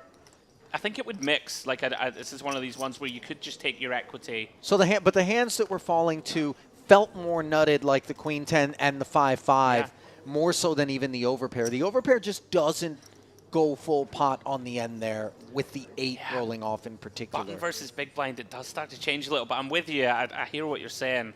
Yeah, we're kind of repping sets, 2 pairs, some straights, maybe a greedy aces occasionally. Could be. I don't know. I mean, specifically holding 9. I know. 10, It's we're a blocking fun the hand. Queen 10, we're blocking Jack 9. We're just a little funky as Ace King has a date with King Jack, one that is always willing to take. Button versus big blind here. Chelik just defended and is up against a dominant 2 overs. And the nut flush draw for Enriquez. Yeah, Chelik finding a way here not to 3-bet jam pre, which is a mistake some players make. You know, King Jack suited does so well against the button open. You have to keep in some worse hands by just calling. Finds the discipline to do so, but huge flop for Enriquez. Just a small tickler, quarter pot. I think we have to call here, Ali. 2 overs, backdoor flush draw. Hand's a bit too strong to fold for quarter pot. Very nice. Chelik does find it. And oh, it's a disastrous turn, Ali. The king rolling off, and now Chelik's path to an escape is hampered severely.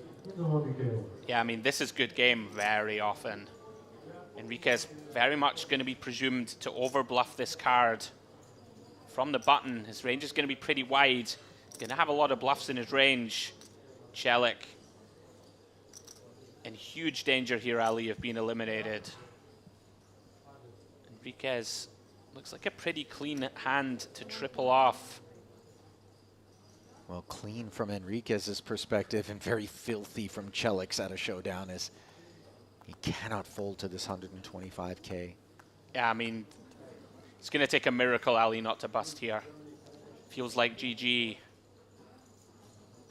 It also feels like the check raise is just unnecessary. Yeah, just call. Allow Yeah. Enriquez to bluff. Yeah. Bluff the weak parts of his range.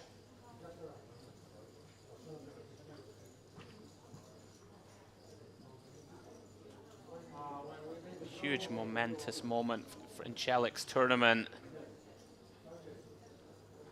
Players for the mystery bounty day 1A. Certainly feels Ali like a spot to check call. Allow our opponent some rope. Little does Celik know his neck is the one surrounded by the rope.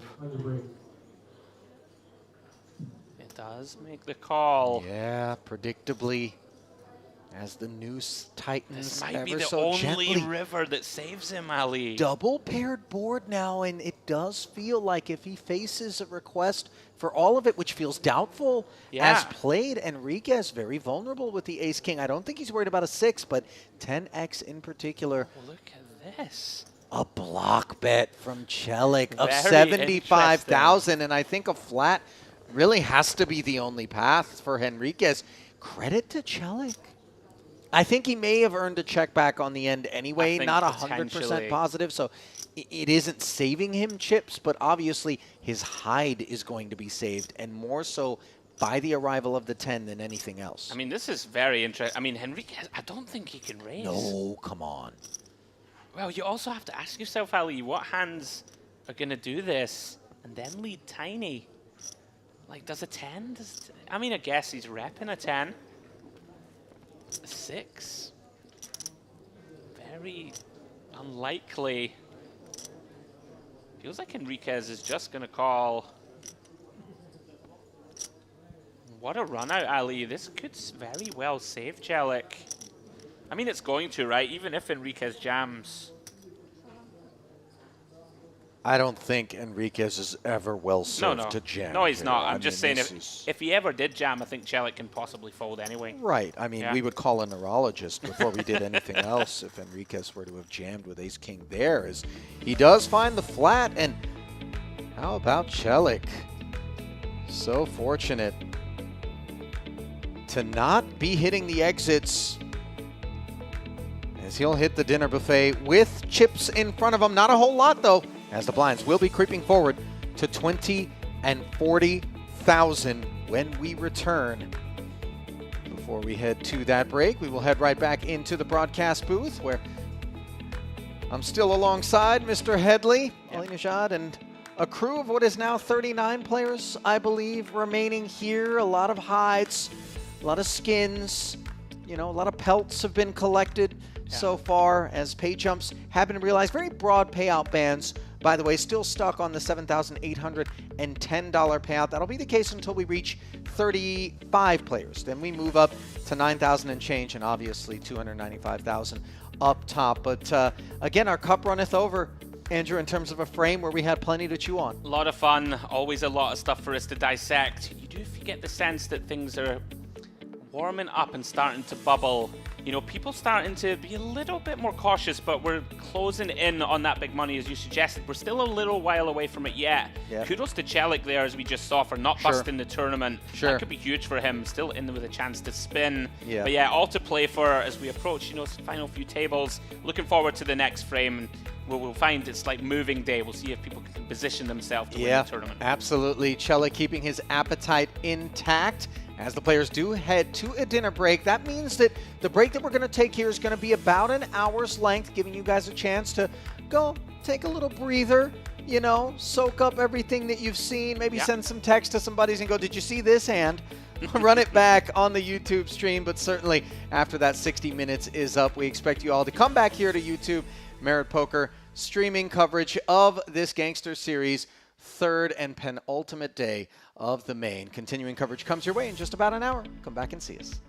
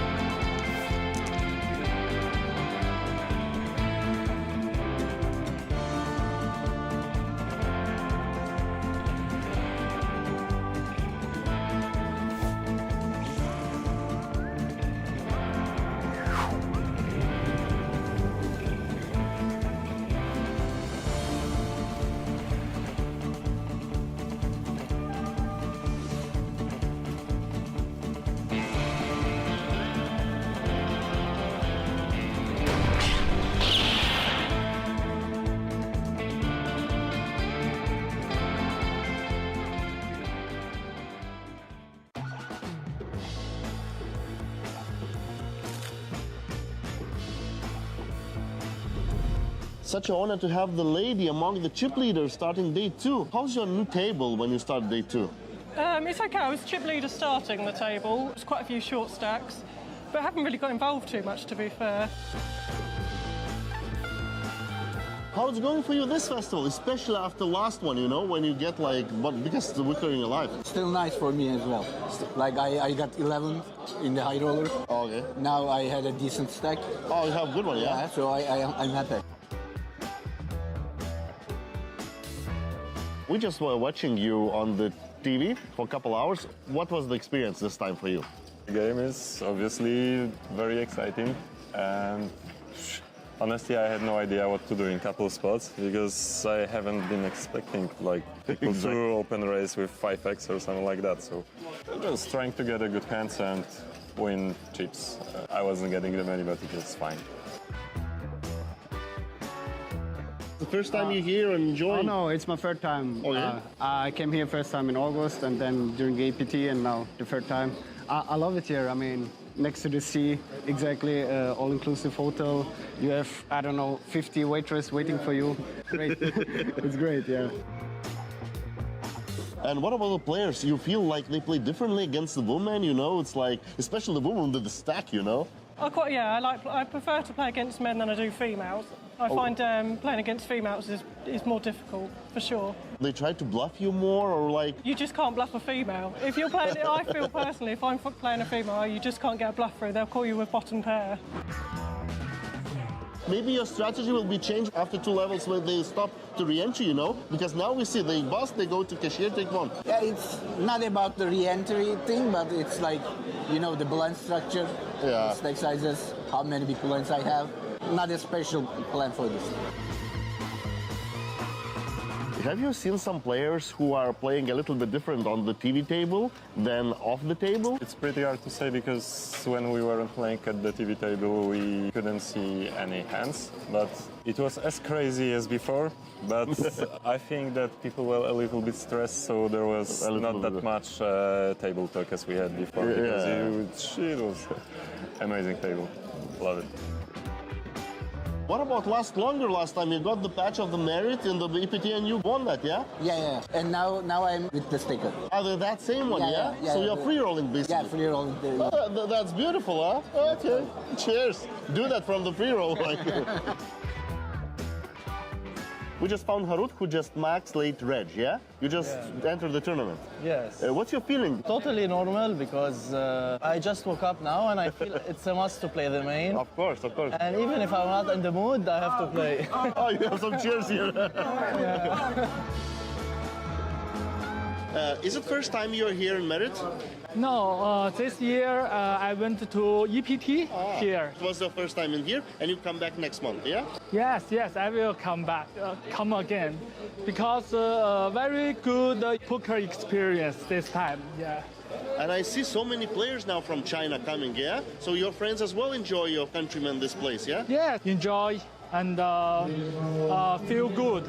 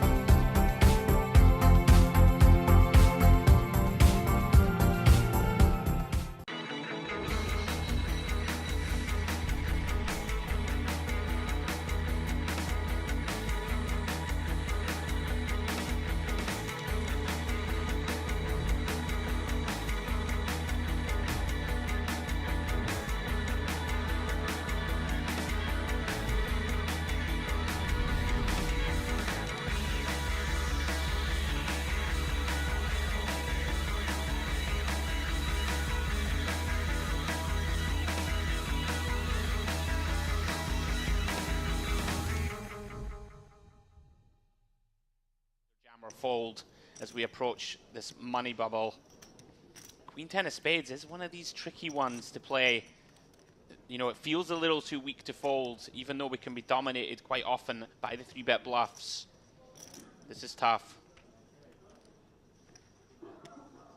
Like, you feel like you have to defend some parts of your range, and this seems like it would fall in there. So with that in mind, would you like to see Badir perhaps go slightly larger to a player who has over 30 blinds, or is this... I think it seems okay. I mean, a lot of times Ali Ashur just doesn't have these suited Broadway combos, so can't continue, right? Yeah. All the opposite ones have to fold, so... He does outflop him, Demps. Finds the queen. The dream board. Little does he know. Vaults ahead. Yeah, very, very likely to see a small c-bet from Badir.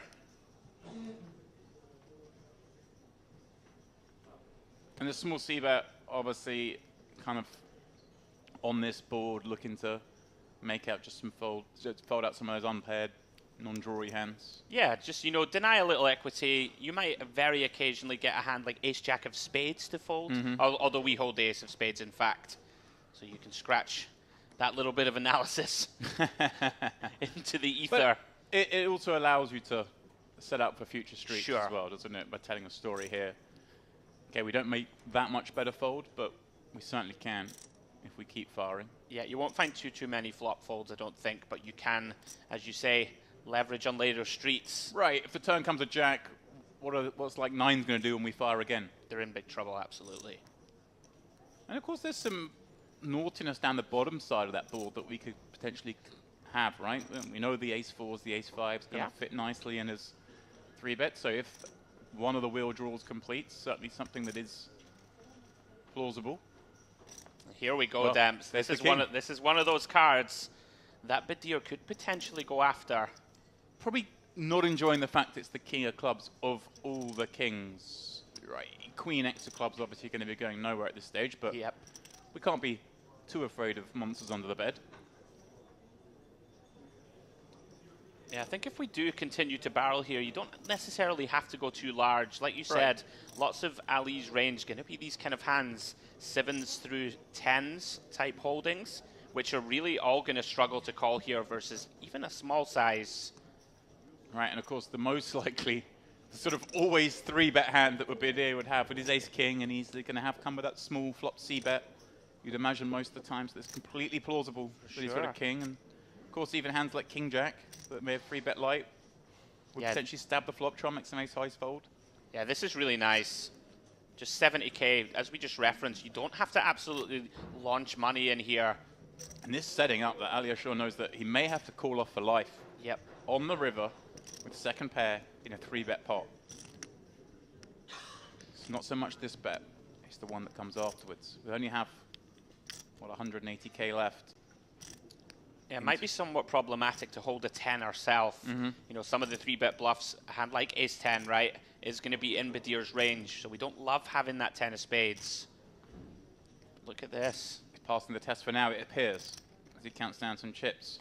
Of course, they're not across the line yet. May just be trying to get a read on his opponent as he plays with the clay.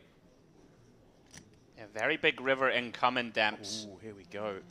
That's the cape on for now. Fun one for us in the booth.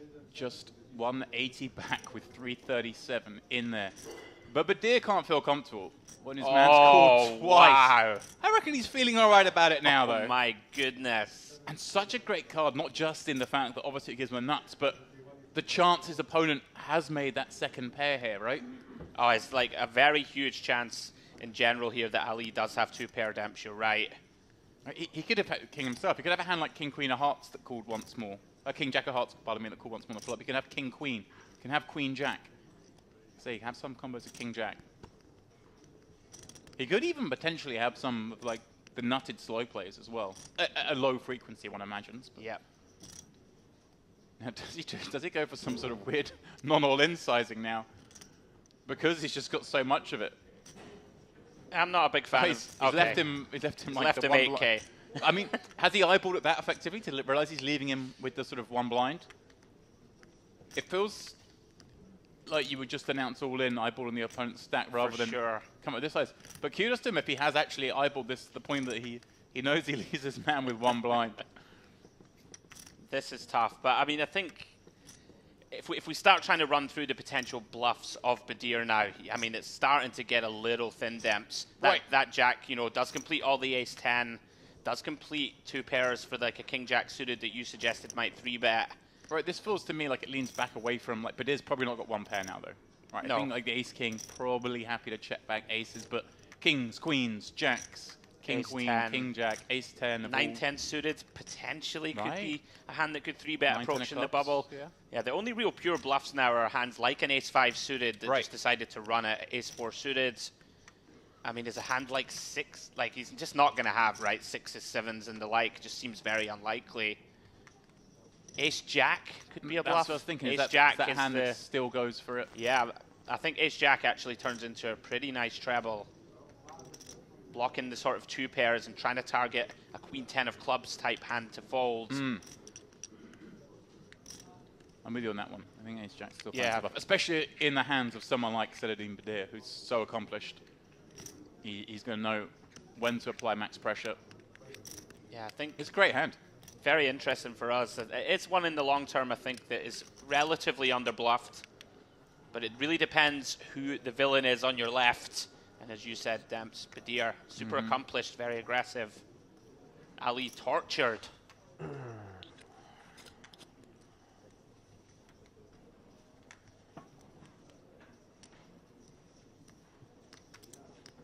It's effectively for his life with 94 players left. There's so much in there. I'm finding it hard to find too many natural bluffs, though. Nicely done. Can I choose one now?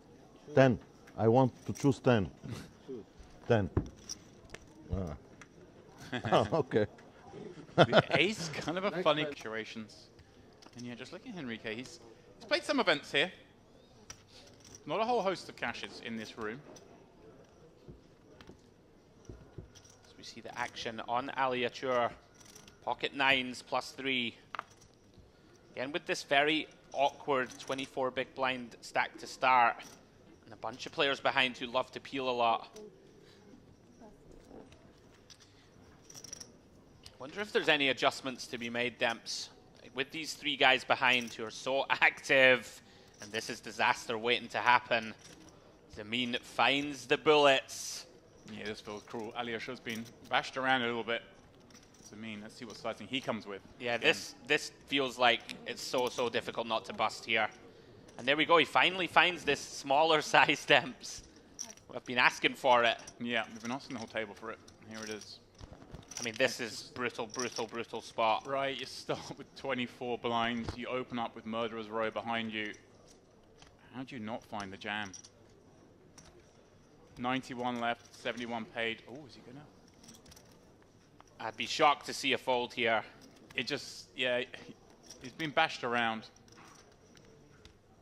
This is going in, Demps. And now they've it's dealt him out of the tournament. Well, 4-1 underdog to survive, Demps. 20 from the money. Can Achour ping a black 9? Brutal start to the day for him. Like you say, though, not out of it. Not dead yet. 1 in 5 times. He will find the way to victory in this pot. The thinnest of silver linings does have live hearts. There we go.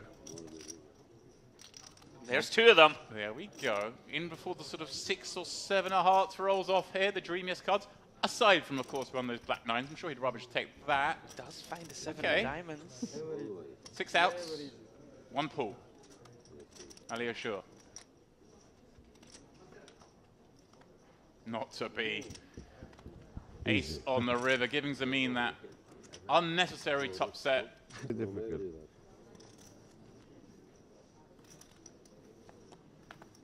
I understand even Indian, don't worry. I understand Indian play game. This place certainly is a crossroads 25. of the world. Ah, okay. Much like Istanbul. Here's where Zeman says he's from. 24? 24, right? She's right. It's considered the gateway from east to west. Merit is just the center of the Eurasian poker world. Yeah, look at the action, Demps. This is why we love it here. Approaching the levels bubble, on not a TV, bit yes. of it. Jack 10-0 from Vasca. Continuing his aggression, Uhara flicks in the King Jack of Spades, and Haidar, with that dicey sort of stack depth, still content to get in there with Ace-5 suited. Playing the rush. Yeah. And Samin with a very defendable multi-way combo. Yeah, unfortunately for him, spades are cooked. Just a 4-way. 89 players remain, 71 paid. Inching down very slowly. Yeah, it really is an interesting dynamic building here. Nobody shying away. Just one spade, and look at this, Vasca Boynikau. Drilling the flop, wow.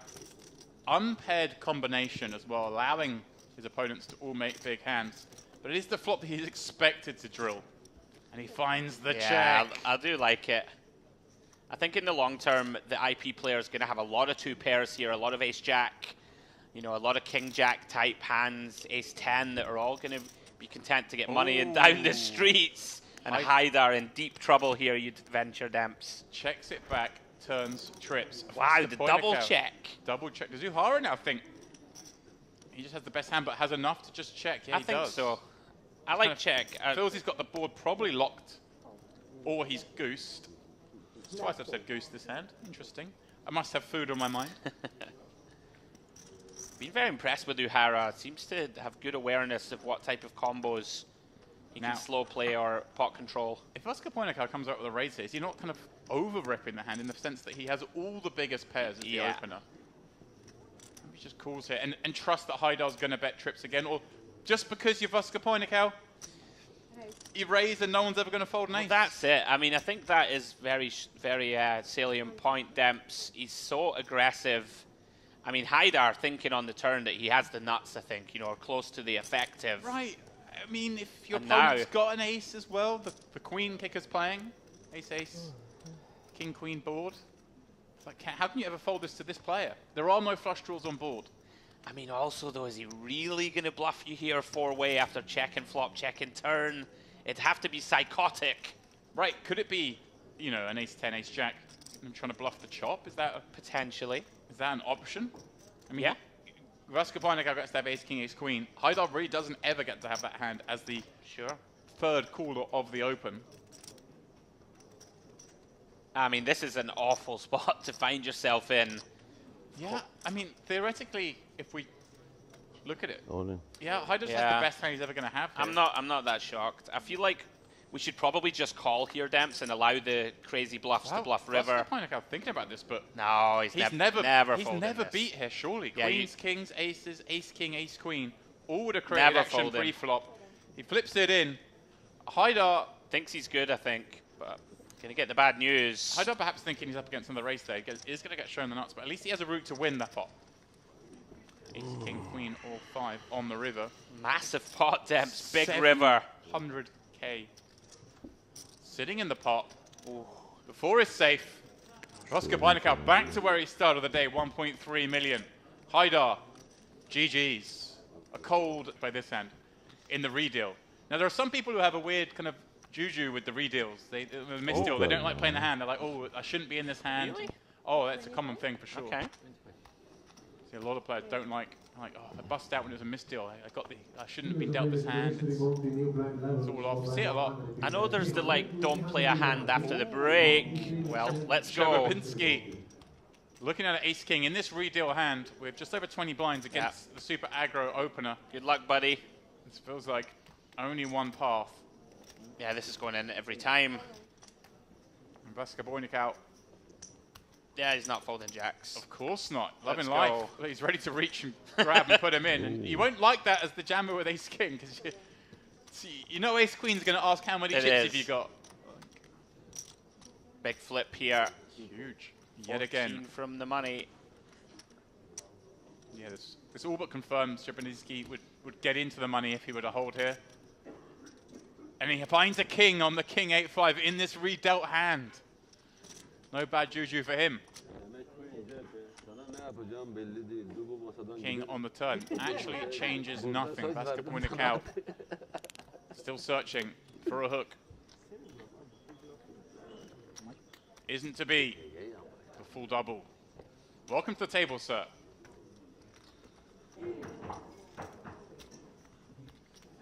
see Enriquez, very impressive, very composed from what we've seen. Haven't seen him make any theoretical errors whatsoever. Certainly going to open ace-queen.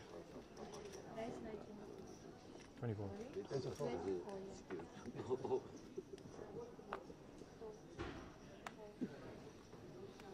Yeah, been playing pretty nicely, that man. Yeah, I like how he approaches the game. Likely to fold round to Vasco Boinicao in the big.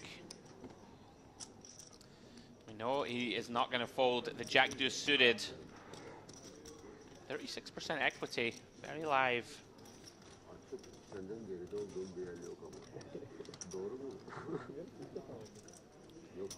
Has the faintest continuation here with the Jack on a board that just smashes the opener. Yeah, time to start getting money in. This is interesting because I feel like he will peel one. Does have backdoor spades. The backdoor spades kind of just enough, isn't it, to keep him interested? Oh my goodness me. Instant service. Wow. Bingo. And this is so spicy because when you've got the Jack X of spade combo, of course, if you do get the dream scenario where your opponent also has a Jack, you could be free rolling. Look at this, comes with lead. Very fun.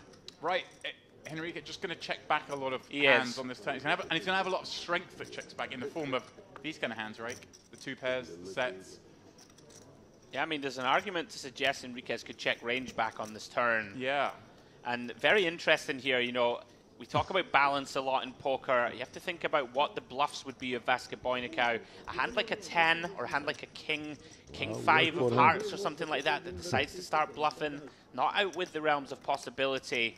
So if you have those hands along with your Jack X, leading turn, actually quite like it, Demps, as you referenced. IP gonna check back a lot of the time.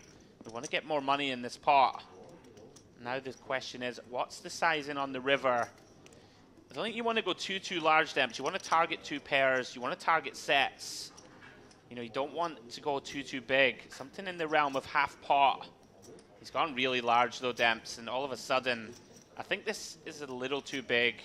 You know, you start to make two pairs shrink up a lot. It's fun when your name's Vasco It is Boinicao, fun when though. your name's Vasco Boinicao. Opponents are so encouraged to call against this man. He is so capable of Wow, finding look at creative that. bluffs. And there you go, Enriquez not able to get away. It's frustrating because you're sitting at the table watching all these hands take place. You're seeing him in every pot. And then you make aces up. You just want to see the 16 bigs with the big blind hunting us. Very painful one to get wrong. See the graphic in the top right corner, guys. All of a sudden, we're 11 away. It's finally getting there. Yeah, people are busting quickly. Steinbrenner continues to be active off the mid-stack. Opening ace-5 of spades. Badir gonna take a flop, or try to. Makes the call in position with ace-jack. Never quite know what Zamin's gonna do. Bit of MPO here, Debs. This is a bit dicey. Overcalls the button with Jack 10 off. At least they can see it on TV. Not generally a hand we want to use. We dominated a lot, so we can see is the case here. Does have position. And look at this, Demps. Bingo. Steinbrenner in an awkward spot now. I Catching cannot do bottom pair in anything, the I backdoor think, nut flush I guess. draw. Wow, and look at this. Wow. Look at this. Snap checks back the trips.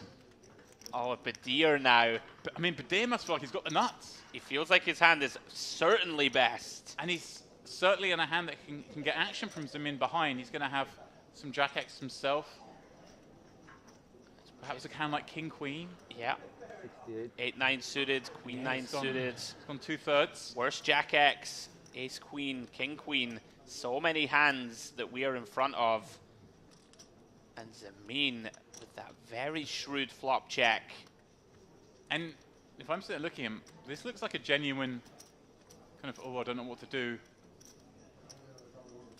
I've got a piece of this.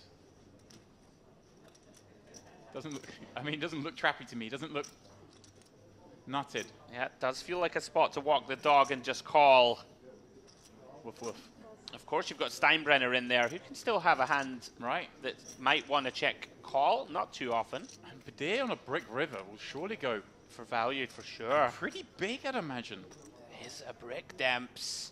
Yeah, I can see him going really big here, repping those missed straight draw flush draws or having a super strong jack.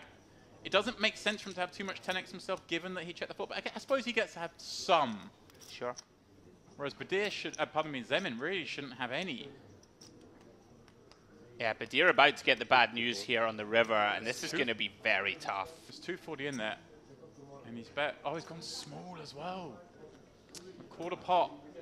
Yeah, you know, it kind of makes a little sense when we think that we do unblock these king-queens, right? These king-queens, the queen-nines, the heart draws. We do have the jack of hearts, but there's going to be some flush draws in there. Some missed straight draws that could go for us here.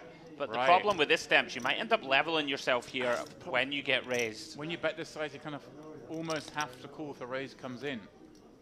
Interesting, of course, they just had a dynamic before where we saw the 3-bet against End of the Gun open. I think they did exchange information in that hand. I mean, this is going to be nasty. Although, do people find the bluff enough here, Demps? They call king-queen. And this is suddenly Badir's they hoping just for all a of a call. sudden bluff. Badir's just hoping for a call and then sees his man reach for those big value chips. Oh, this is grim. Looks like he's counting out a couple of 100,000 more. Oh. There we go. It is exactly that. 200k on top, please. One of these moments in poker where you're so convinced your hand is good, and all of a sudden you see your opponent reaching. The biggest problem, Demps, you know, our opponent's not going to have a hand like pocket sixes, just not going to be in there. For value, pocket fives that slow played itself here, potentially. We block jack 10, we block pocket jacks. A 10, not that likely to check flop. Pocket 10s could be in there for a hand like quads, may just overcall button. There's not that much pure value, Demps. This is really, really difficult. It does feel underbluffed to me, though, in the long term. It's one of these spots where nothing really makes sense to me here. I'm like, how can you have a hand that wants to raise here? Yeah. What do you check back on the flop? And even when you check back on the flop, like, okay, ace 10 might want to raise it, but is queen 10 really going to go for a big raise here? Is king 10? I think they will all raise versus the bet 25%. Nice well fold. done, sir. Yeah. 4-4 next game in the mystery board.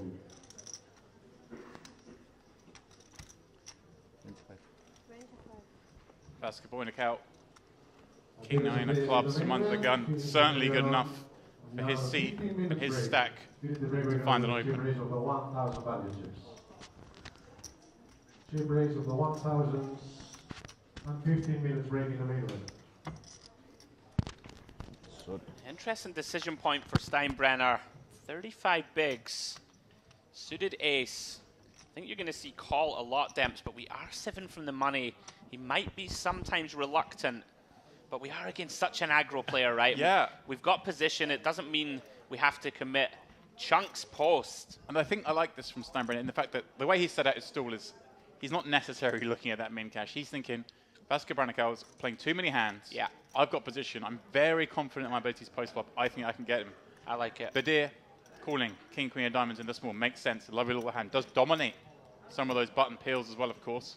And the under the gun opens. And doesn't hate it when he calls it and makes it. Has he made it 4-way? That's some in call with queen 4 off. A little liberal, perhaps. But top 2 for Badir. As Vasco Branacal's flops top pair with the backdoor club draw. Yeah, interesting. Lands on small bet, which of course we should do lots of small betting multi-way. Decision time right off the bat for Badir. Feels like a just call, Demps, right? I mean, we're going to have really a very hard time representing a check raise bluff here on King Queen 3 Rainbow. And we have a very aggressive opponent under the gun. Kind of nice to just deceptively call, have top 2, against an aggro opponent. Yeah.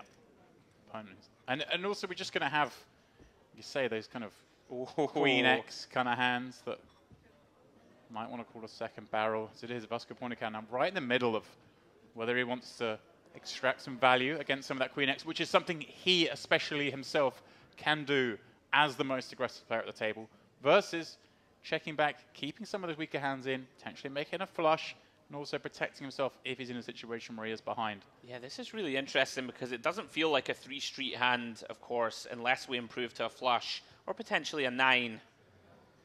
Really quite an interesting one. He is, as you say, right in the middle. I think you can go both ways. Yeah, I actually like this a lot. You know, you're keeping a hand. Wow. Wow, these run-outs. Gets there via the back door, and a spot where he just doesn't really ever get to have flushes, right? Oh. The way Vasco Ponica plays, we would expect him to keep barreling if he'd turn clubs, with this one exception. But Badir finds the check. Just again thinking Vasco Ponica is such an aggressive player, I'm going to get paid by letting him bluff more than I am going for value. Now, does he go big here? It looks like it. Pulling out a lot of those white chips. Those are the 25Ks. Yes, also feels, Badir, that he has so much of this board, right? With top 2. Thinks that Vasca's going to have a bunch of give-ups that then convinced himself to bluff river. I mean, to the overbet, no option but to call. Brutal run-outs for Badir. We saw him with the ace-jack. Incredible. The boat. And Vasca backdoors into this. Look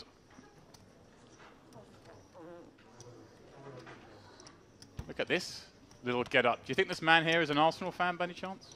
Not Mr. Biz. I was going to say, I don't know what would lead you to believe that, as I was staring at Biz, who opens with King 8 suited, but certainly his neighbor to the left. Very much. Yeah, Christos. The Knights.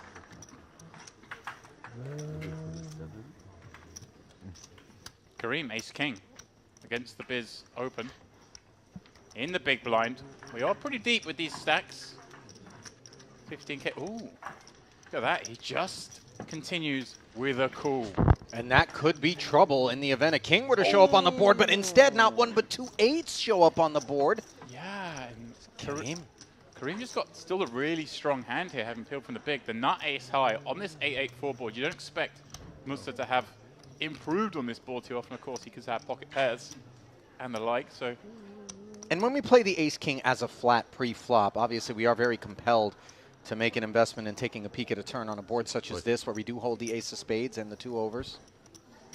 He looks like he's coming out with a check raise, which is a somewhat curious line with this hand. We kind of make all the hands that we beat fold, and the ones we beat are going to call. But he does have the backdoor club draw with the king of clubs, so maybe setting up for multiple streets. Obviously from the big blind as well, he gets to have more of this kind of 8x. I'm not sure this is the hand I want to do it with, and now he's caught an ace on the turn to give him top. Disaster. He is drawing live, of course, James, but he's drawing thin. Yeah, these guys are so deep coming into this hand, over 50 bigs. He was obviously looking at a way to play this hand to minimize kind of jeopardy as we're nearer to the money, even though he's the covering stack. But in actual respect, he's done the opposite now, because he's generated this pot into a way that he has value now. Blinds of 10 and 15,000, now a bet of 85. As Kareem might be thinking he just made the nuts on the turn. Doesn't ever really give Biz credit for an 8x combo. Yeah, kind of a weird one now. Obviously, Kareem thinking maybe our opponent's got a hand like jacks, 10s, queens, and gets faced with the raise on that turn. This is just all weird. MPO from the off. Oh, yeah.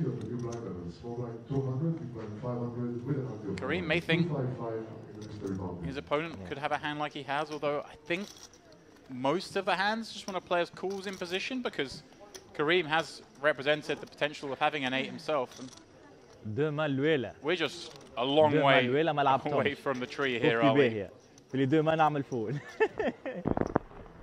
made it very difficult himself. He played this hand to play low variance and has somehow found himself in a spot where he's been requested 225K. Well, you know, I mean, he played at low variance pre-flop, but then he decided to take a much higher variance approach as the follow-up on the flop. Well, you say that, but it's actually lower variance check raise ace king on this board, because you kind of just win the pot there, or you give up. It's weird.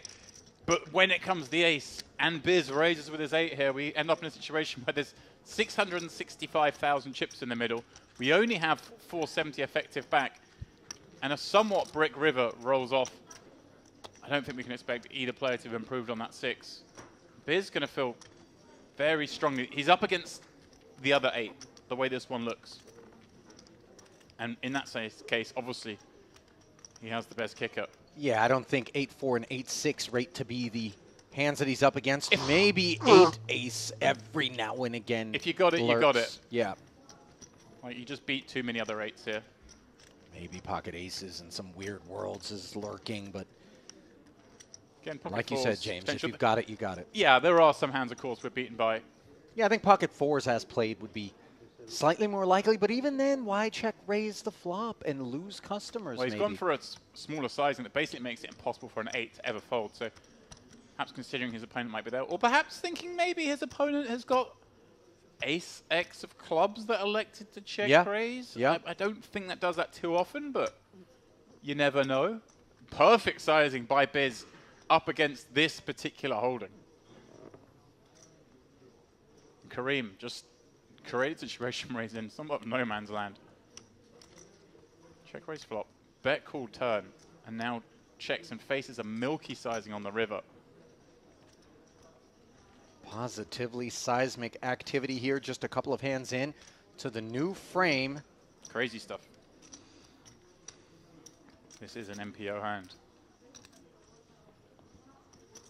And you can tell Kareem has some real concerns despite holding ace-king.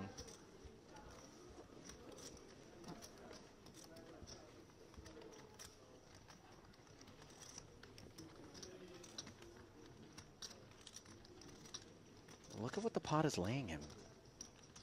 We're talking about 3-1 plus. What are the bluffs? What can we actually beat here? We check raise flop, got called. We bet the turn, got raised, and then we still continued. And now my opponent wants to bet again. Is it ever another ace-king? I don't think it's ever ace-king. It's a question of whether it's a flush draw that's gone bananas. Not out of the realm's possibility, of course. That is a hand that might want to bluff. And like one of the weaker flush draws. Oh my goodness, is he going to find the fold? I just think we have to at this point, the way we played it. We look like we've got an 8. Why do we can call with 8s. We don't need to call with an ace, I don't think. I mean, look, we block pocket aces. Maybe pocket 4s is what Biz has. Yeah, pocket 4s is certainly a hand he could have as played. And, you know, he can have an 8. Nice fold. And he does find the fold. So to his credit, he did some real funky things throughout the course of that hand, but in the end, when all was said and done, he didn't allow... Fun one, though. You never quite know at Merit how the hands are going to play out. That much is for sure.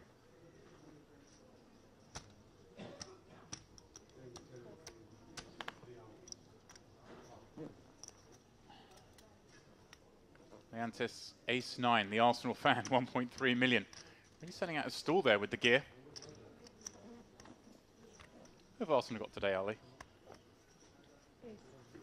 Your love of football is, I want to say eclipsed only by your love of poker, but I want to say maybe poker is eclipsed by a love of football, as we see Leontis. Ace-9, opening to 30. Fabian flats the 30. He took a break from poker, did Kwas James, as I was talking to producer Emil Butash. He was advising that back in 2018, Fabian decided to take a step back from the game. Nice to see him back out there, obviously, from here in the booth. Not so nice if you have to contend with him out there on the felt. A very competent and experienced player, and one who dominates Leontis. And an ace-high board. Monotone maybe in order to spare the pre-flop raiser some chips. And note that he takes the guarded line. Checking. Yeah. Monotone board has some reason to check to the man in position, especially on this kind of high card combos. Of course, is going to have some of this board. And look at this turn card, Ali. The worst in the deck. in terms of the actual situation here, and especially because of the check back. It's like, how does Quas ever have a better hand than us here? Case ace somehow works its way to the board and presents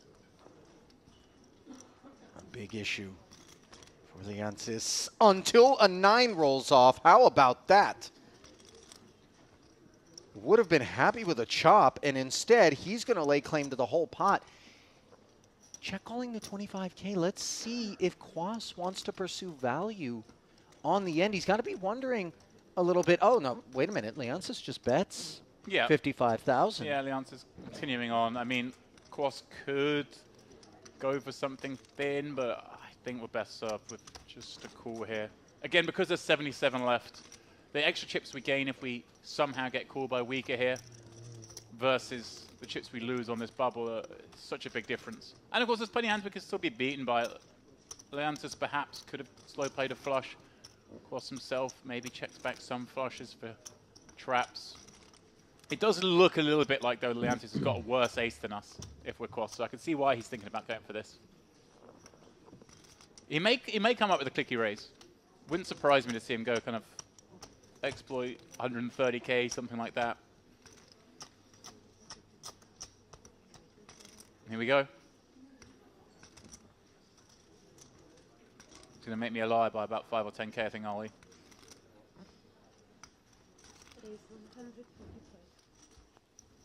Yeah, 145. A clicky raise, it's an exploit, it's an MPO hand. He thinks he's up against a weaker ace. And he was right. Now let me ask you this, though. If we're Leonsis, can we then re-raise at this point, or doing so is a bit irresponsible because we can't think of hands that are going to call us? We have to that raise we it. have beat? How much you play? We have to raise it. If Fabian Quas is flat ace-queen pre-flop, which he's inclined to 3-bet, and then check back flop, then he gets us. We have to raise here. And we can be up against the flush. But you follow the logic in terms of just the simple snapshot in a vacuum. We're on the river. If I were to put in a 3-bet here with aces full of 9s, so strong. what calls me that doesn't have me beat? You just got to give them a chance to make a mistake, Ollie. I think he just doesn't have ace-queen, I think, ever. He's going to 3-bet a lot of it pre-flop, and the times he hasn't 3-bet, he's going to bet flop. It's important to keep the nasal cavity clear. I want to say that that is a very thoroughly cleansed sinus cavity.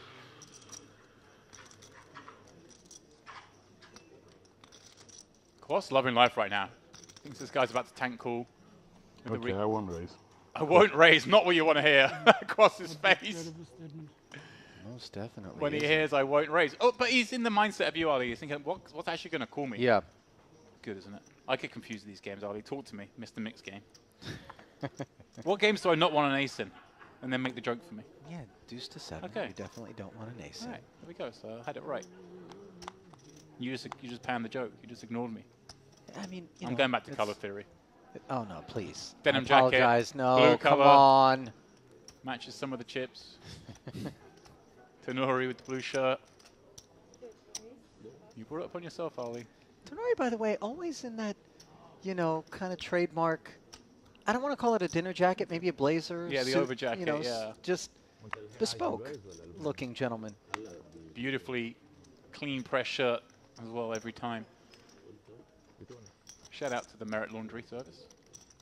By the way, made use of them the other day. Crispy and clean clothing was returned to the room as nothing nicer than hotel laundry.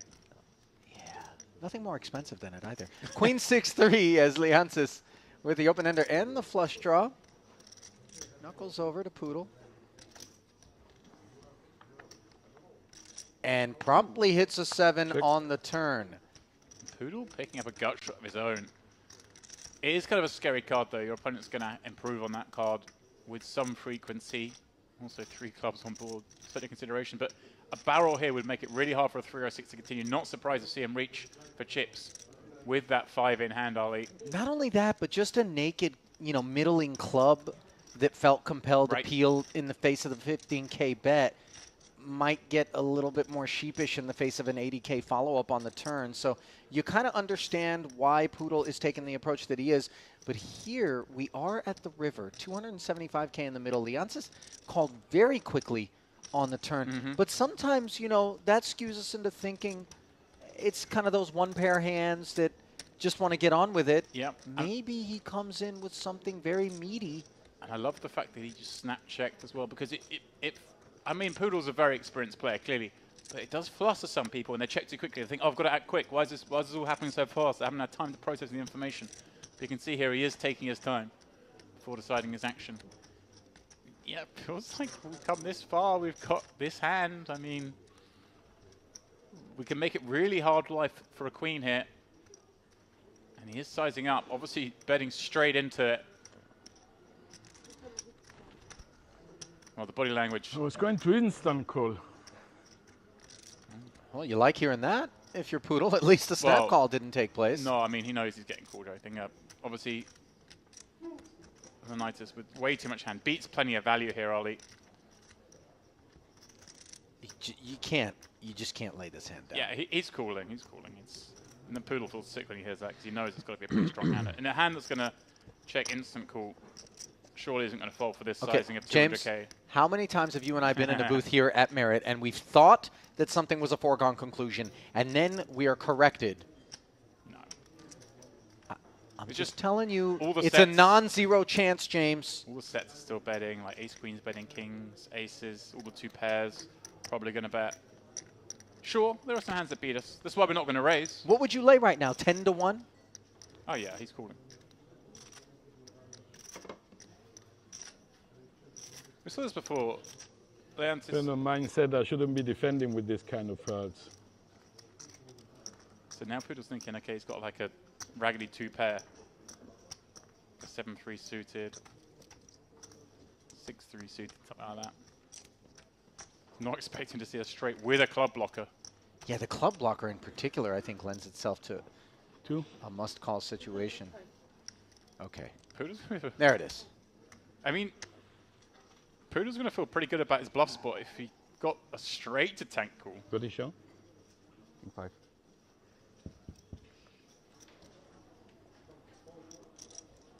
Jack 8 suited now for Mr. Tanuri.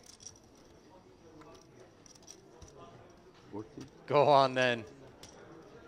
Little min raise. Not exactly the deepest of stacks either, James, but he keeps it in motion. He's going to try and sneak one through. Oh, and he's run into 2 cowboys for Popot. Yeah. The Frenchman. How many cowboy jokes are we going to make in January? Oh, the Western Series around the corner. Let's save him. I've got to think of some first, Ollie. 63,000 plus, by the way, in career tournament earnings for Popot, whose last recorded cash came prior to COVID in February of 2020. Yeah, but look how far back those cashes go for him, all back to 2009. Yeah. Oh. Here we go. Tanuri gave it the old, oh, you're going to do something, huh?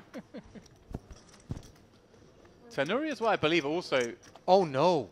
Oh. Albert Karim has woken up to a couple of queens, James. Put a pin in that thought, because we've got one brewing here.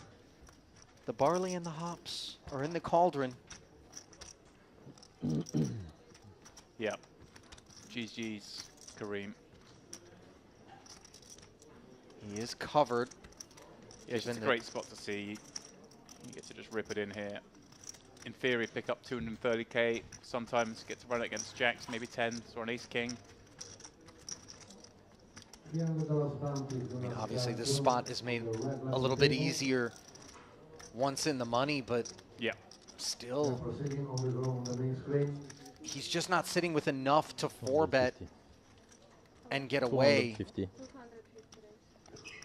But he does make it 250K, and this is on the lighter side in terms of 4-bet sizing. Yeah, it is. I mean, he's creating the illusion that there's still some folds with this sizing, which is kind of fun because he has 500K behind. And maybe there's an option if Tanuri had gone all in and Popot then jammed behind it, maybe he can get away from the 2 queens. Certainly would be shrinking up massively in that situation, so I kind of like it. And he's gone the super small sizing, but it's not like Popot gets to like peel this cold 4-bet too liberally, even though he's getting a great price. So you do sort of define your opponent's range to the hands that were 3-betting to get in and the hands that were 3-bet folding. He's doing a great acting job here of being unsure as how to proceed with the 2 kings. I wonder if he ever just calls because he thinks his opponent can have some folds here. You know, if he's got a hand like 10s, 9s that decide to 3-bet, he might just want to call here. He does decide to rip it. Kareem, I'm going to feel pretty grim, but I don't think we can come this far. Obviously in great shape against the ace-kings. There's more ace-kings than there are kings and aces.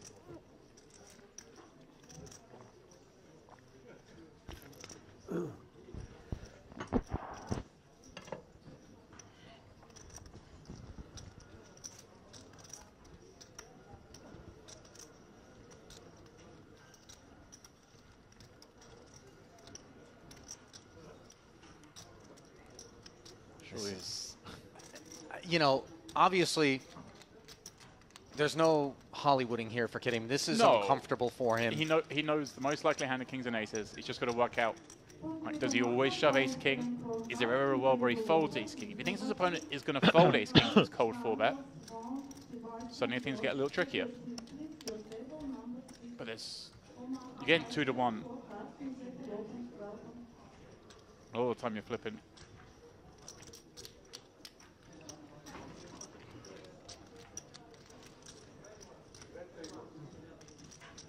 He did make it a size that makes it look like he can get away. Can he actually get away?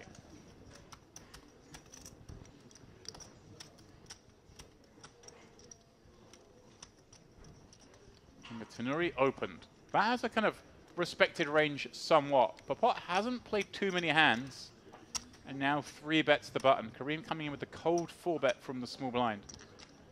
And then Popot still keen to put the rest of the chips in. It does scream strength. Can Kareem find this fold? I mean, this would be remarkable. And this game goes back to the point of the decision point of Popot. Maybe just the flat, in case your opponent has got a hand like jacks or queens, that they could potentially find a hero fold with. With 2 queens, I mean, I don't think Popot supposes that in the face of this jam, once 250k of Kareem's stack has been committed, that the queens are going to fold. And sure enough, they conquer the discomfort and then are shown the disaster. Tenuri taking credit for kicking this off with the light open.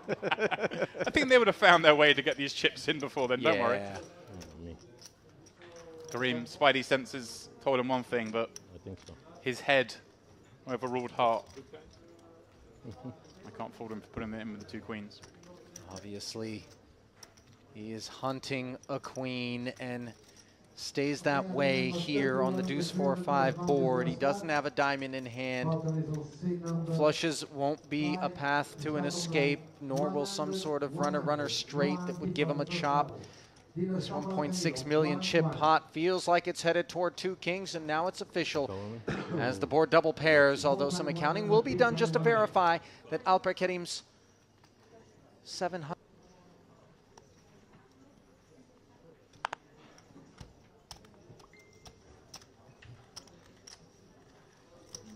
Could have been Mr. Biz. He was away from the table. Maybe he was watching it out of sight. Leonsis was also away from the table briefly.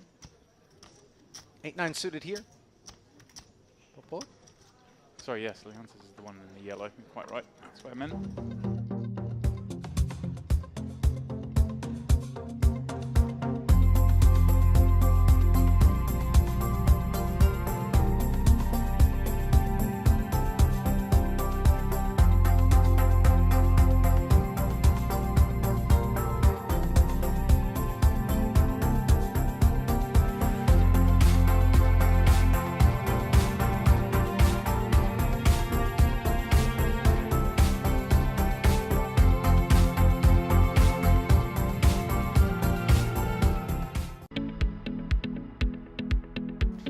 And a very warm welcome back to the Merit Crystal Cove Hotel, Casino and Spa on this rather fine evening here in northern Cyprus. A little darker than perhaps we're leading you to believe there, but it is a lovely evening nonetheless. Welcome back to the booth, myself, James Dempsey, alongside Andrew Headley, as we are covering the Gangster Series main event, and we've seen a litany of gangsters thus far in this event.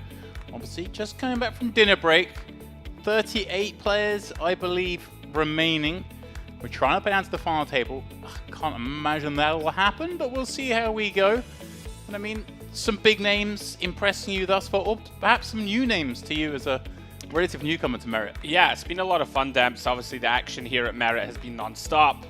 We've seen a lot of sort of non-standard play at times. Very interesting to sort of witness the Merit poker optimal, as you call it. MPO. Watching people play, you know, a little differently to theory. Makes for a compelling viewing for us in the booth. Fun to watch. Yeah, there's been some big names making some waves. And now, none more so, back on the feature table, we have Dmitry Yurasov once more, who went very deep in the high roller, I believe. Might have been the warm-up. I think it was high roller.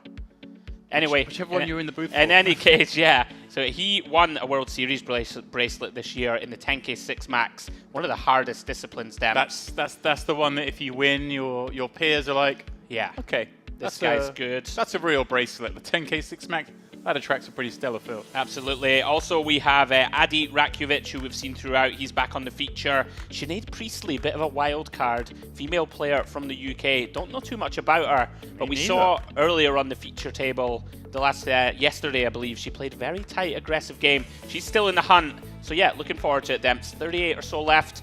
We should get down to the last couple of tables before they end the coverage in the last 4 levels. Oh yeah, plenty of play still to come tonight, and there you go. A look at that table. Andrew is just referencing some of those familiar faces. One that jumps out to me there straight away, Oleg Nataliev. Was on the feature a little bit earlier. Runner-up in this event back in the Carmen series in the summer. Trying to go one better this time out. And of course, those other names you mentioned, Gromov, Yurasov, some absolute killers in the mix. And some big stacks. 2.3 million chips is what Gromov has, and there are 2 players above him. Cam around the one leading the way, 2.5 million. Good for 63 blinds as we start this 20K, 40K level. Yeah, plenty deep, Damp. Still a lot of wiggle room for these players. Should make for some interesting post-flop confrontations for us to look at. As we take a look at Yurasov, who I referenced there, under the gun, ace-6 of diamonds. Did win that 10K 6 Max at the WSOP. Certainly wear that one as a badge of honor. Opens up under the gun. Actually shallower than I thought that he was, them. So pretty of a wide one opening up here, off around about 17 blinds, trying to get one through. Yeah. We can see here though, runs into the dominating ace. He does, but Karabalich decided to play this one as just the flat against the under the gun open, perhaps not too keen to get it in for 17 blinds just yet. We're joining this table, of course, 6 hours of play in, all sorts of dynamics may have been established. Yeah. Maybe he thinks Yurasov not going to be light off this range. And Morale with that chip lead on the button. Electing to call, try and flop himself a set, and Rakovic. Yeah, this is interesting. 25 blinds. Ace-10 suited. Yeah, starts scary against the under the gun though, isn't it? Starts to get really difficult, Demps, of course. Under the gun range should be relatively tight. Look at this, he has shipped it. He does. Fair play to him, sniffing out that Yurasov can be on the lighter side and doesn't think that Karabalchik has a hand as strong as ace-queen. This is going to be super interesting, Debs. It's going to get back round to Karabalchik. And wow, big decision. And Karabalchik, does he have to, if he's just called with ace-queen pre-flop, is this one of the hands where we just kind of have to shrug and call? Because I think so. We have induced weaker action behind potentially. I think so, Demps. I think we're protected and have enough of the weaker parts of our range that can fold, right? A hand like even like an ace-jack suited that doesn't really want to call a 25 big blind jam. You know, a hand like pocket 7s or 6s, if we have them in there, even a hand like 8s you could potentially fold. I think we're a bit too high up, Demps, in theory here to fold.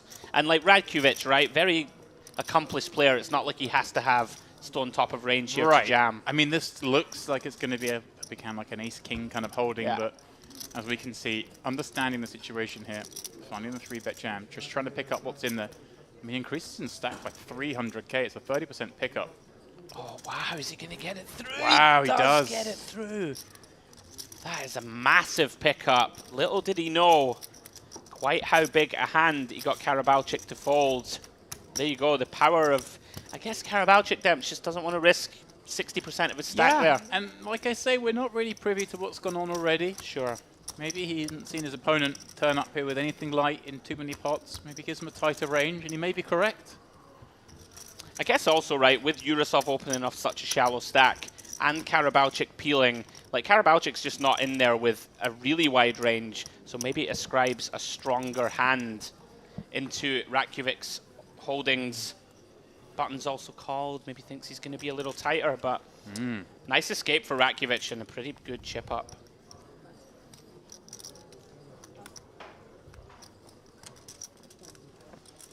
So we see action folding around.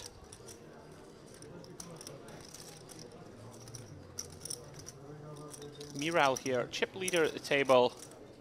King 8 off.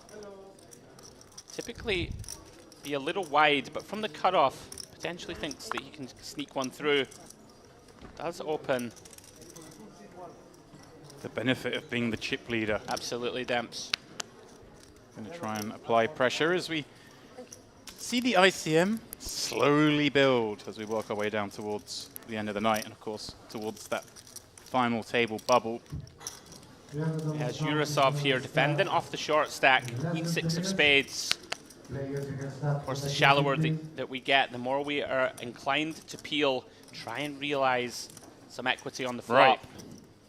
It's funny, isn't it, how old school poker theory, it's like, oh, I don't have enough chips to play this hand. I can't play it. But actually, in this far more solved era, far from solved, but more solved. Sure.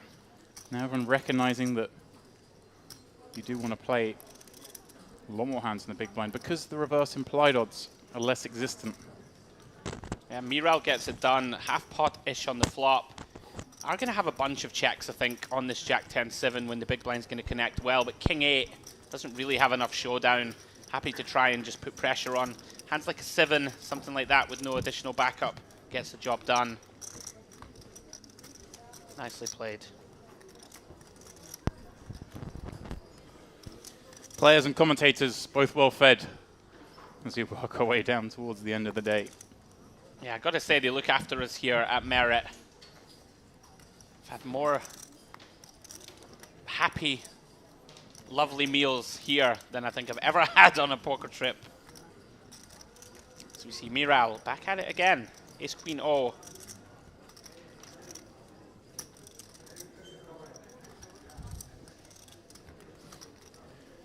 Yeah, beautiful looking hand. Going to be working with the widest range. Always nice to actually have it when you open. Yeah, pretty nice spot here. Has a couple of rejam stacks on his left. Not so much Sinead. Working with 40 bigs or so. He placed it with 2 5s position. Reasonable to consider a continue here? I think we would call very often here, Demps. She does decide to exercise discretion. Perhaps wary that we have Yurosov in the small, who does have a sort of 13-14 big blind stack that could squeeze jam. Seems a little on the tight side, though. I would like to have seen a peel. You know, plus 40 bigs. We can risk a couple there, but as it stands, round to Oleg is dominated. Of course, going nowhere with ace 8 off.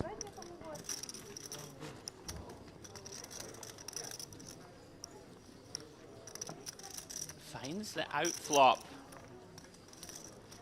King 8 deuce. Oleg taking the lead. Fairly innocuous looking board. Miral here. Yeah, kind of board, you know, from reference that you see the imposition opener c-betting, and the opponent doesn't really get to have too much too often on King 8 deuce, bar the flush draws and pairs.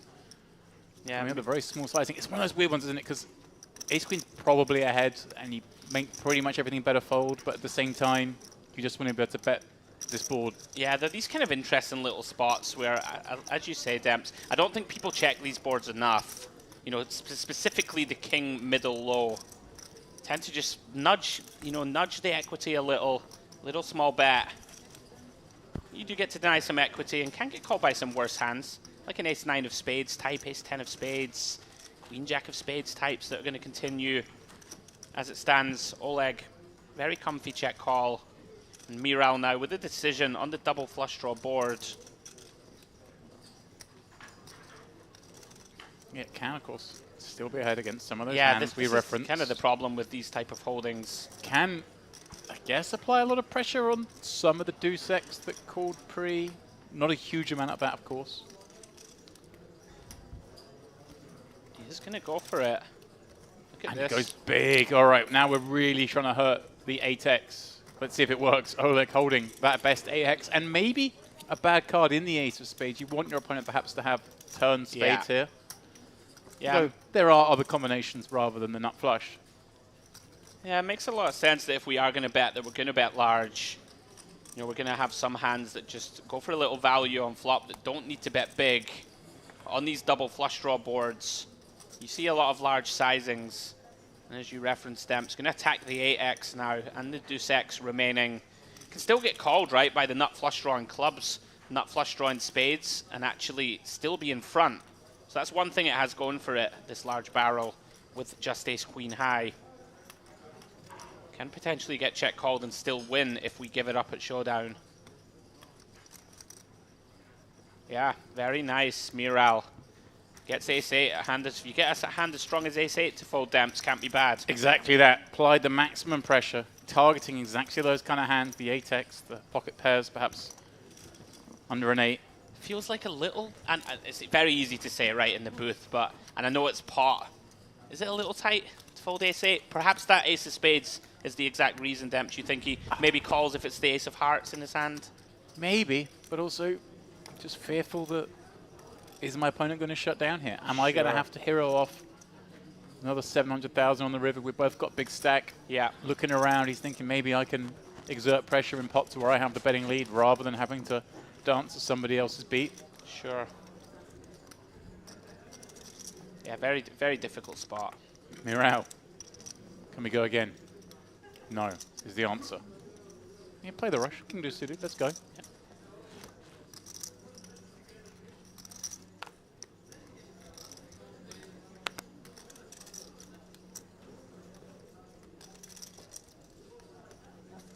Priestley surveying the landscape behind, electing not to play queen 8.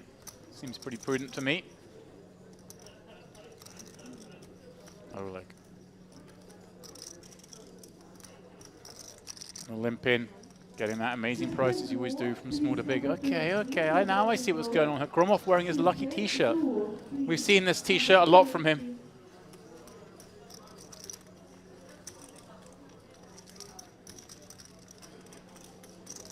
Looking cool as a cucumber. Nice little deceptive ace in his range, Demps, for this check back. Of course, one of these boards that the small blind notoriously over bluffs when the big blind doesn't raise pre. And with a hand like 6-9, we do have bottom pair, excuse me, I thought it was just a straight draw, but blocking some immediate continues, denying some equity. Oleg happy to just start with a min. Certainly makes I think sense. you could ask a valet to get me a Coke with no ice, please. A Coke? Coca-Cola? Yeah. No ice. Yeah, You, where were they? Oh. Interesting spot now, Demps, for Gromov. I was going to say an interesting order from Priestley, but you know, you go there. It was interesting. We get ridiculed sometimes from our nation for enjoying our drinks perhaps warmer than they should be. Priestley requesting a Coke with no ice. I'm not a Coca-Cola drinker, but if I were, I think I'd want some ice in there. Just cool it down a bit. Honestly, you're a man of culture, Demps. As Gromov starts going for value Fine. here We'll with talk his about ace. poker. Yeah, I mean, as he should, right? Got a bet here. Yep. Start getting value. He's gone. This is pretty Small tough, sizing. right? Pretty tough. Right. For Oleg. You don't expect a hand like 4-5 to bet, but Exactly. there's some continues with a 5. There's the 8-9s, the 9-10s, these kind of hands that are inclined to do so, but we do hold a 9. Yeah, this is problematic now with the ace pairing. One potential saving grace is I think Gromov can go for value with a 7 here quite often. You know, is going to have some hands like 5-8 that turn a straight, some hands like 3-5 that float and turn value.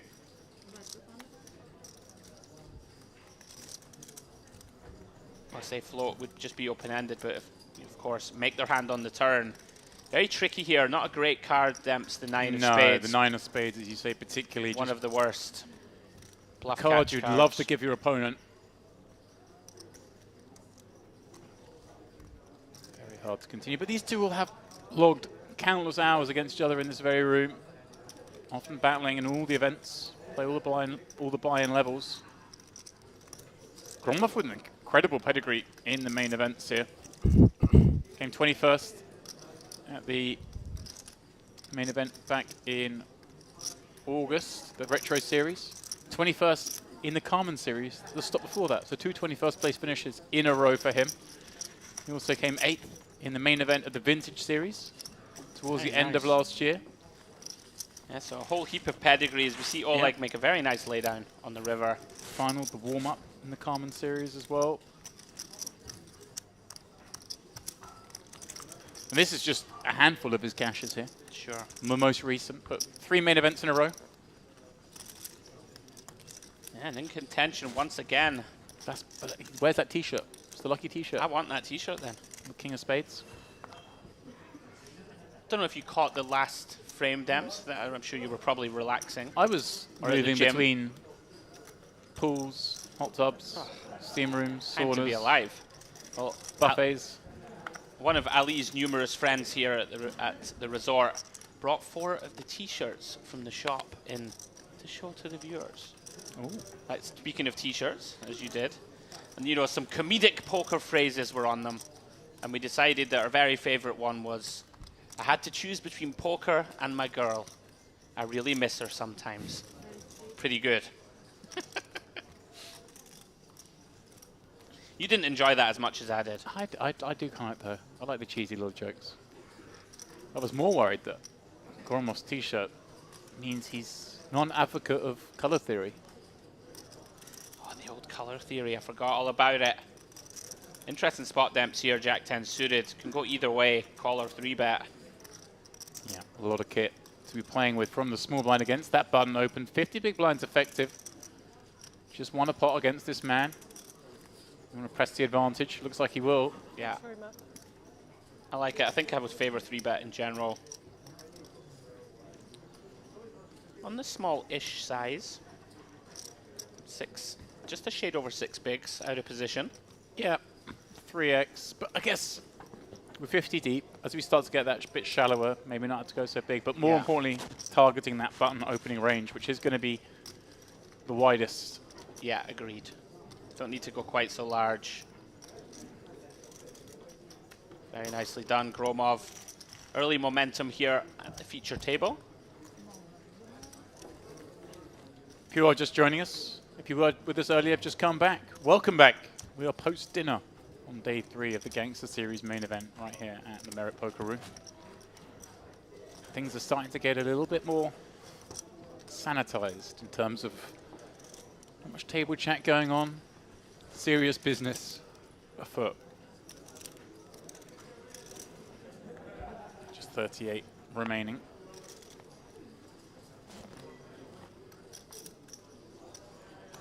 Everyone currently guaranteed $7,810. Top 35 will get the next pay jump, which is worth $1,200. Prize is rising steadily, as you'd expect. And this is typical with Merit. Things get really punchy at the business end. Yeah. Some big jumps. I like that. Top heavy. Reward the warriors who have battled through. I started playing back in the day when it went double-double from 3rd to 2nd and 2nd to 1st. That's when tournaments were tournaments and men were men. It's also when a lot of deals happened. Yeah. When you get structures like that, it's hard not to make deals. Speaking of men being men, Karabalchik gonna limp 3-4 high against a stack of 9 bigs. Not willing to give up his small blind. Drokin. Smacking it. Yeah, loving life. Top pair, 9 bigs to start the hand. And I venture to guess these chips will not be coming back to Karabalchik. I wonder if Drokin decides to even slow play a hand as fragile as a pair of 9s. Or is he just going to ask for the rest of it now? Can certainly get called by some worse. I feel like people should slow play these spots more than they do. Like in the small blind, Karabalchik's going to have a lot of hands that just want to jam, right, for 9 bigs. Right. You know, a hand like Jack 10, Queen 10, like potential overcards that could be scare cards. They just shove pre. All the Ace X shove pre, most of the King X shove pre. So you end up with lots of kind of very trashy hands demps and the occasional trap. So we're, I think, way ahead or way behind a good amount of the time. Could be wrong. I think people typically fast play this demps. It's top pair. It's like he's trying to calculate whether he can come up with a non-all-in sizing. I think that's what he's going with. A clicky raise. Yeah. Spicy, I like it. That seems very reasonable. I'm not going to change things too much. Karabalchik with the nut low. Not how he drew that one up. Yeah, nice pickup for Drokin. Much needed boost to that very short stack. Trying to battle and stay alive here with 37 or so left.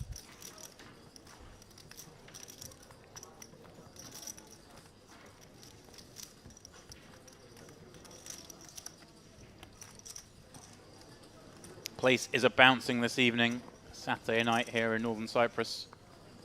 As you can imagine, coming out the woodwork. Lots of events going on in this room, aside from this main event. And of course, the casino attracts its fair amount of visitors, especially on a Saturday evening. We commented on the walk back from dinner that the traffic was pretty heavy along the driveway. Cars piling in to get some of this merit action. Of course, on the poker front, players are still registering and playing the Mystery Bounty Day 1B currently going on. 3K buy on that, 1,500 to each portion of the prize pool. A fun one. Yeah, that's like our closing event here at the Merit Gangster series.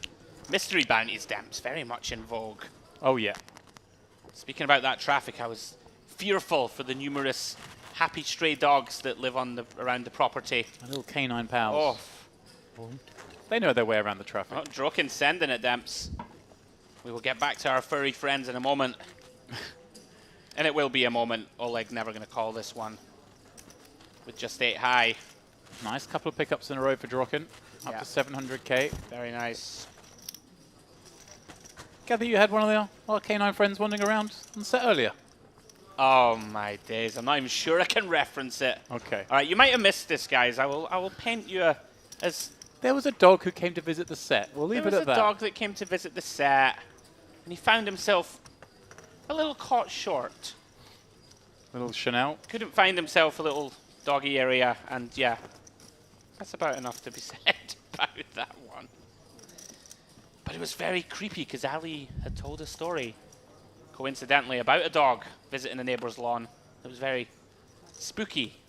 Yeah, Miss Sungle's dog. A fixture here. Chanel gets free reign around these parts. What a life. It's good. I like it when you've just got a dog bouncing around.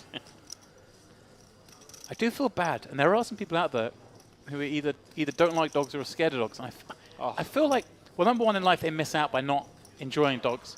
But number two, it's kind of hard because you never want to be the person who say, "Oh, can we get rid of the dog?" Everyone's loving life. If a dog comes bounding up, dogs, yeah. you're out at the walk, the dog runs up to everyone. Everyone's supposed to be happy. And I have a friend, I'm not going to name them, who's petrified, scared of dogs, doesn't like it at all, and doesn't know what to do. Has to suffer in silence through this world that is so canine friendly. Well, speaking of getting out of line, which we haven't for a few moments, here at Merit, we speak about MPO. Gromov, 10-3 of hearts. Very spicy open. Yeah. Finds himself up against a hand that dominates him. Rakievic's Queen 10. Outflops some demps. Bottom pair. Easy game. A board that Gromov, of course, is supposed to miss a lot of the time opening from the hijack. Yeah, these spots can get very interesting because this board, little bit of trepidation approaching against the big blind defend. Should connect with this board okay. Does decide to check. Now Rakievich.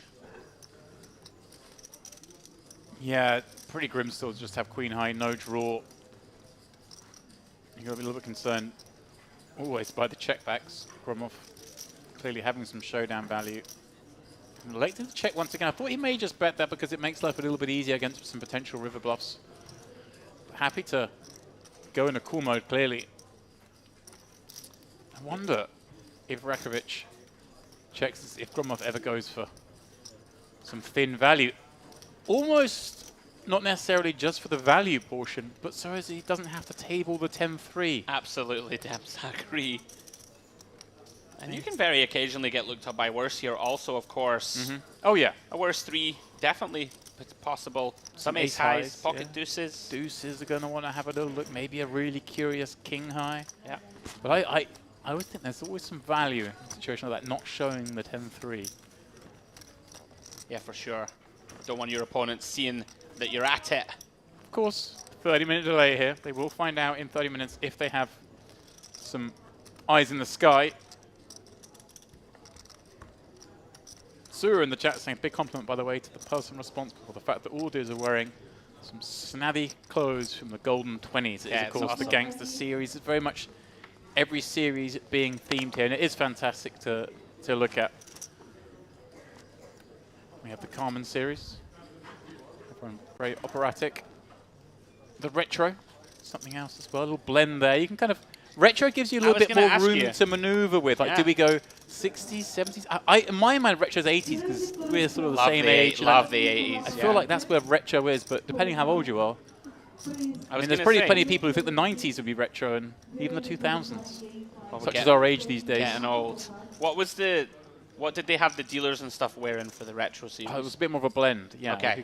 There's more stuff going on. Right. It's cool. Interesting spot from Miral here. Facing an open 18 or so bigs from Drokin. You have one of those hands, Demps, that can go either way, right? You could potentially 3-bet. You can certainly call. Yeah. You don't really want a 3-bet call. Don't want a 3-bet fold either. Yeah. Normally these hands, call is the way to proceed. Sorry, normally under these conditions, call is the way to proceed. And that's what he's elected to do. Yeah, I like it. He concurs with you. Gives Priestley the option to complete with 4-5 off. Pretty grim hand, especially against cutoff and button. Both V-pipping, always nicer to play these hands heads up. But there's connectivity there. Yeah, from what we've seen of Sinead, she's normally quite passive pre, but she is going to get in there. Unblocking some of those overcard type combos. Can be very live, Demps. We can see she is. Yeah, it's just always hard to win one pair with this kind of hand, which is what you want to do some of the time. But for the price of one blind. Yeah. Electing to take the gamble. 9 for Drokin, the opener. But a board texture that certainly lives in the neighborhood of where Morale's hand is likely to be. Yeah, this is really tricky. Big blind can conceivably hit this board quite well also. I think we want to play this hand as a check quite often. Right. We got the somewhat of insurance in the fact that odd kicker's an overcard. Yeah. Always nice. Yeah, just a disaster if we bet and do somehow get raised. And now does Morale ever find a bet here? Kind of knocks Priestley off some 7x, I imagine, even some 9x potentially with no future equity. Yeah. Does indeed. Yeah, one of the functions of these multi-way pots, we do get to stab in position for a small size. You know, if you go in deep into the bowels of theory, you can actually range bet for a small size and not end up losing money. And this already starts to put a bit of pressure on Drokin. This is uncomfortable, Demps. Yep. With just middle pair, SPR narrowing. 7, the least relevant card on this board. Yeah, that's a blank for sure. Miral, unlikely to stab with a 7 if he has a hand like 7-8 suited. Likely to check that type of holding. Does Morale fire again, or is he more inclined to perhaps knuckle back and potentially try and beat a hand like King Jack or King 10 at Showdown? Yeah, these spots are really interesting. I think the spots where poker players earn their money, so to speak. Does decide to check back. Tough to blame him. You often think that if your opponent is check called here, holding a 10 in our hand, we do block some of those draws. Might weight our opponent more to a hand like a 9 or a potential slow play. Drokin probably feeling pretty comfy now, Demps. Although Button could potentially have a hand like Queen Jack. Maybe that decides to check one street. Not losing to too much now. With an overcard kicker, also that little bit nicer, could potentially be up against the 9-10 suited type Yeah. combo. Yeah. Looks like he's going for a little bit of value / block. Yeah, this is pretty nice. Can get called by a worse 9, as you said, Demps. Maybe a curious hand that somehow rivered a pair. Doesn't seem to be too many in there. Pocket 8, something like Pocket that, 8s, maybe. if they did decide to stab flop. It feels like 8's probably strong enough a hand to 3-bet pre though, right? And go with I the think 17 so, blinds. against 17, yeah. Yeah, we're really targeting a worse 9, I think, for the most part here. And also maybe stopping our opponent from blasting into us with a large bluff, potentially. And maybe stopping them going for more value with a queen that has check with like back. a queen 10, they might just call, yeah. Yeah, nice hand. Thus far, things a bit more GTO than MPO in this frame. To be expected as the stakes go up and up and up as we get down towards this business end of the tournament. Yeah, myself and Ali commented on how the atmosphere does seem a bit more serious now, which normally is the case, right? Last 4 tables or so. The noise goes down. Yeah. Everyone recognizing that final table coming into view. Still a long way to go in the distance, of course. So Oleg had a rough start here, Demp, so far. Finds the rockets. Quite a good hand.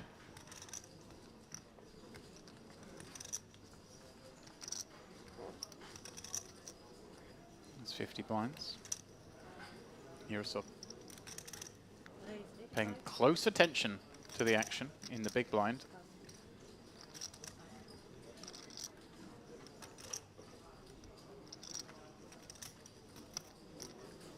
Karabalic. Not much he can do with this ace-7 offsuit. +3. It's almost like you don't want to complain when you get the aces, but under the gun's Under just the the gun's worst place to tough. get them. Just looks strong. Miral, though. Okay, this is a hand that could do something a little juicy. Queen 9 suited in the cutoff. Has a good table presence. Notice him surveying the stacks behind them to see if he can make some peels. Yeah, I think perhaps even thinking of taking things upstairs. I think Yurosov is in the big with sub 10. Probably came into his thinking. There you go. Makes a lot of sense. This is pretty grim for Yurosov. Likely to peel from what we know of him, Demps, I think. Yeah, everything we say, he's been such a great price, pardon me, from the big blind. Very tempting to have a look. Well done. Does fine. He somehow just has the instinct. Oleg's just like, really, guys? Especially against someone like Yurosov, who we've seen historically be very sticky, very theory-orientated. You wouldn't have faulted him for defending there. Just not quite strong enough against under the gun. Yeah, frustrating start at this feature for Oleg. That's 3 or 4 small ones in a row, and then no action with the aces, but that's plenty of chips to work with. Celik rejoining us at the table. Bring in a very short stack himself. Ace-6 suited under the gun. I'm considering perhaps just trying to sneak a really, well, sneaky one through. I like this fold a lot. I think that people don't adjust well enough here. You know, we are down to the almost the last 5% of the field, so your ranges for opening should get tighter. We only have 15 blinds. Ace-6 of diamonds have not really got playability across the streets at 15 bigs. Miral came here to play though, Demps, in there again. I'm actually thinking, looking at that, if he's just come to the table, or was he at the table before? That's the first time he's played. Sorry, apologies, yeah. I was thinking he just hasn't been dealt into any situations yet. It hasn't popped up my radar. I thought maybe if we were at 36, also leaning itself slightly more towards folding the marginal ones, as there is a small pay jump, but a pay jump nonetheless. As we see Oleg here, pretty much bottom of defend range. Does decide to do so. I say bottom, you know, bottom as we start getting towards the sort of last 5% of the field.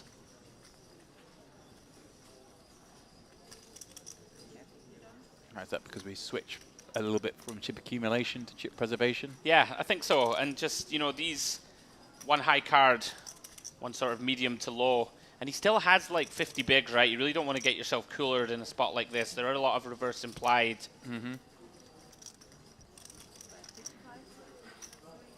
We know he's very capable post. Happy to take it to the streets. This board, of course, heavily favoring Miral's opening range in general. Tough to continue here, Demps. Part of the problem with these offsuit ones. Unless she's going to do something outlandish, I think we just got to let this go. Never rule it out. Look at this. Here we go. Wow, finds a flop defend. Is this just live read stamps, or he just knows his customer? You know, obviously we'll see continues here with like king, queen, king, jack type holdings, I think. Very rare that you see it with king middle card, like king 7 here. No real way to improve. Yeah.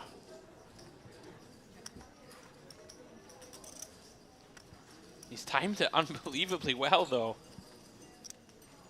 But like, is our hand so far in the sort of murky depths that we feel we need to bluff with this one, right? Because we just lose to king 9, right? Or chop with king 9, but you understand where I'm coming from. Yeah, I mean, the 3x and the 5x that we somehow get to the river with, they make kind of the most natural bluffs. And then if we look to add some more in there, maybe the king 7 high, particularly because I think so. The king jack, king 10, and we don't want to let that win. Yeah, and Miral's going to be sickened here. Never feels nice. Yaroslav's seen it all before. Not impressed. He's not impressed. Miral's certainly not impressed. Got to hand it to Oleg. He does find these. You know, we've seen him find some non-natural treble offs in very good spots, and there, sticky, gets the job done. Sometimes you need to see the cards.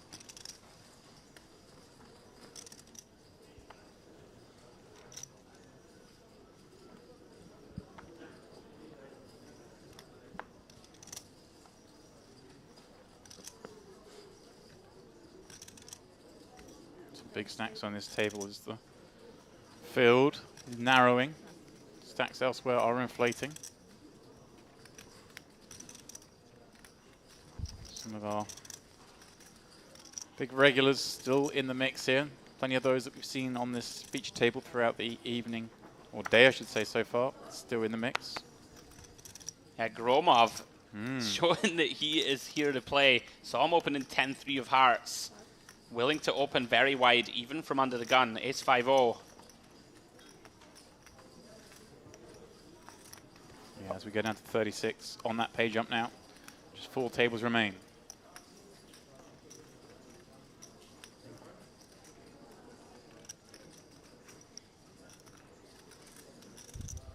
Oleg from the small, but facing under the gun. Hard to imagine him playing it. But look at this. This is Gangster. He's seen enough Gromov action in his time. This is purely experience showing, and by that I mean experience against each other. I think Gromov's opening too wide from under the gun, and he's completely right. Comes out with the bomb 3-bet. With a hand that can't really call, but it works nicely as a bluff. Yeah. Actually don't mind it. It's pretty wide, of course. But if he's making an adjustment, he thinks Gromov is too wide, which is vindicated by the fact we see ace 5 offsuit here. You'll normally see people go for it here with like an ace 10, right? King, queen off. And he's just widened it 1 pip, using that ace blocker. And he recognizes, right? Going to be very tough for Gromov to continue here against the sort of 45 big blind stack, right? 3-bet and 8.5 bigs. Like, okay, say to him. If you want to play, it's going to cost you a bunch of chips. Fair play, Oleg. Let's tangle. Yeah.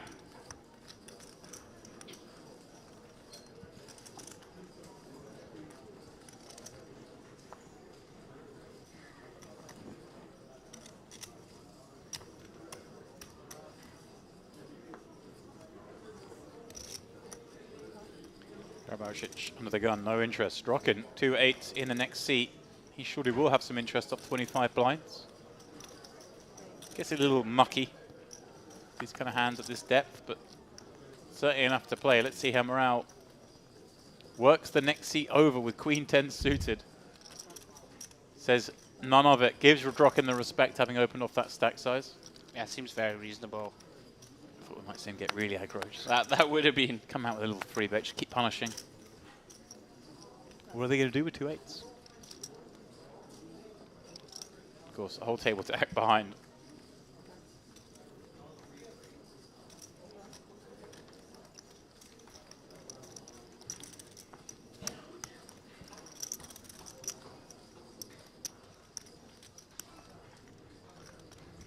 Gromov going to defend with a suited 10 in the big blind.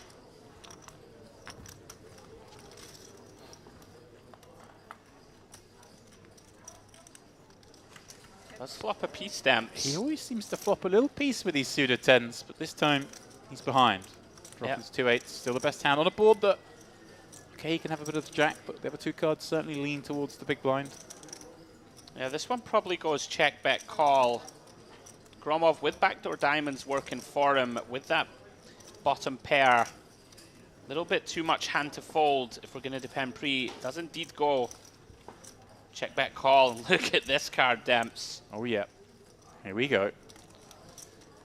Likely we're going to see the river card without any increase, but it's not impossible. Drocken decides to bet here, kind of look to deny equity, maybe check back rivers that way, but he is going to play it the more standardized way, and especially because Gromov is going to have a lot of hands like this that he may just try and get to showdown, and so we get to win with our 2 8s. Yeah, I think I like it. Like turn check.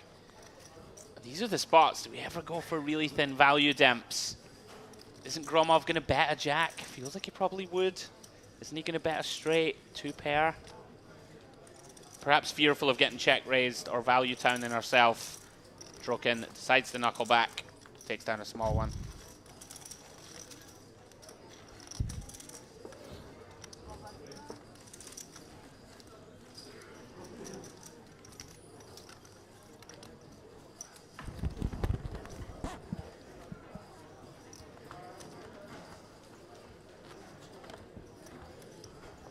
I always find myself getting greedy, Demps, when I'm in the booth.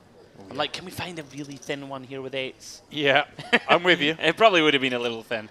It's so much easier, isn't it, to play when you can It see is. all the cards? It is. It's certainly fearful that you could get check raise bluffed on that texture. Don't really have any 7-8 suited in our range. Not really any 3x in our range either.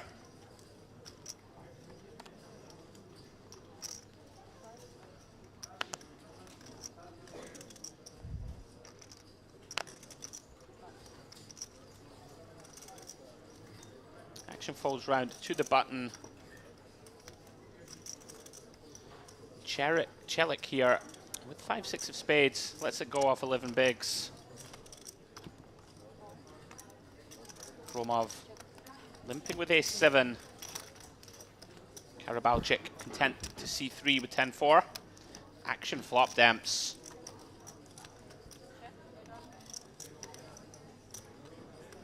Seven of clubs would be interesting.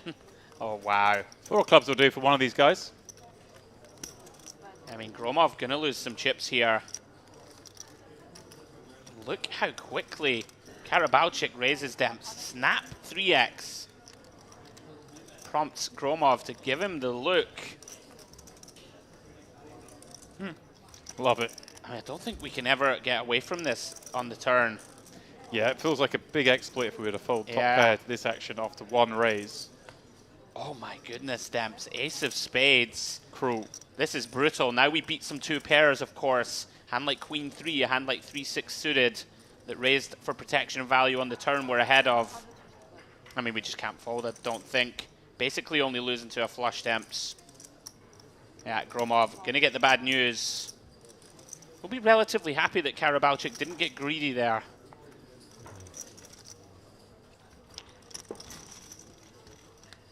Here we go. Yeah, only a 150k bet on the river. Be relatively happy not to lose more chips, Gromov. Bit of a post-flop cooler.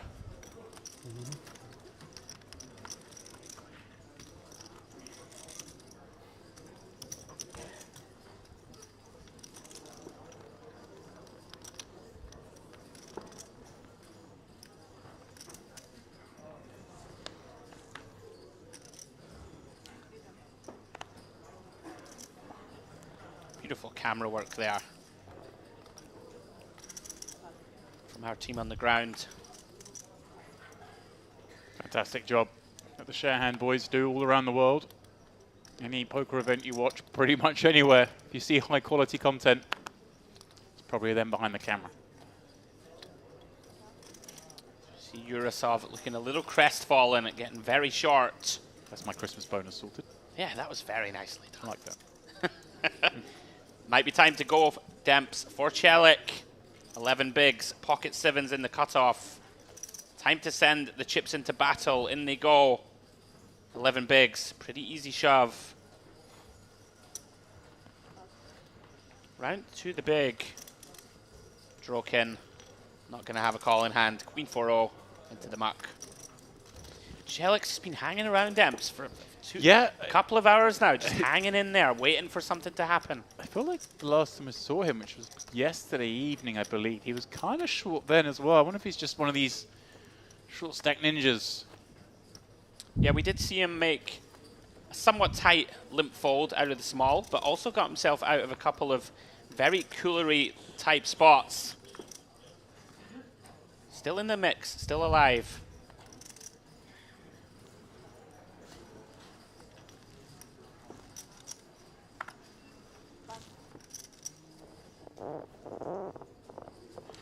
We see Sinead Priestley here with the baby offsuit ace.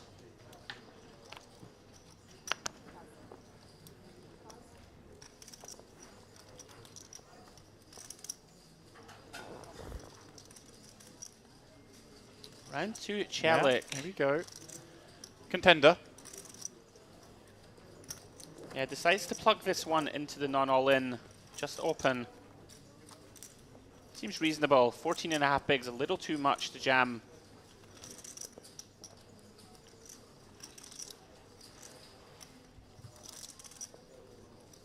Miral, you know, likes to get involved. Perhaps a little concerned here, Demps, about the very short stack opening. He's going to defend, though.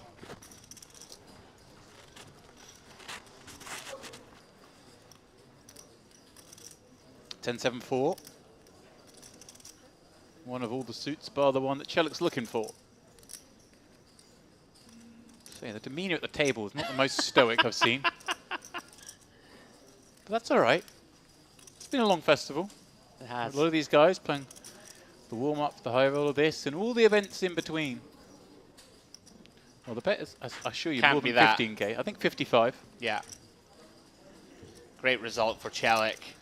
Really does not connect with the board. Just looking to fold out hands that don't have much equity. Gets the job done. Nice back-to-back chip-ups for him.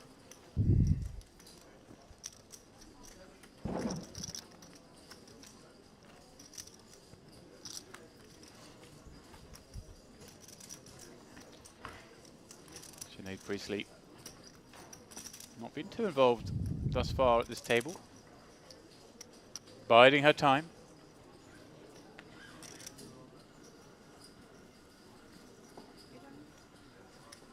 Certainly feels like it's usually the case in a poker tournament as we whittle our way down, but the tables do tend to get tougher and tougher. Yeah.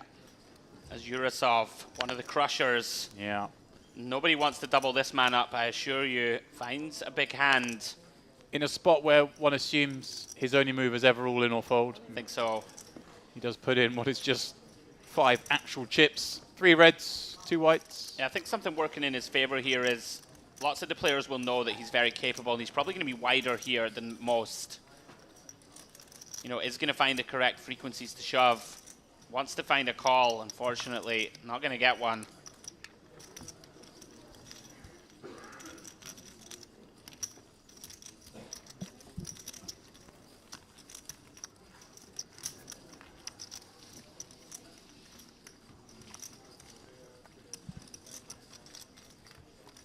Does pick up the blinds and antes. Yeah. Keeps himself afloat. Just a little bit. Of course, have to post those all again in the next 3 hands. For now, has 11 blinds.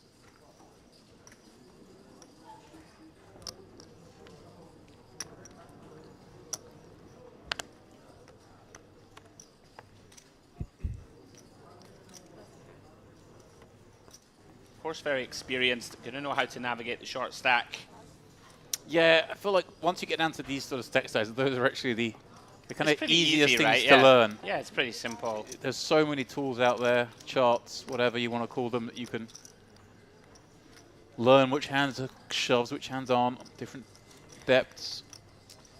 Interesting here. I think Karabalchik is aware that Gromov, you know, toes the line. Oh yeah, Gromov likes the ace-5 off. A lot of people say the ace-5 suited starts lending itself to some action. He's just taking that little step further. That's all.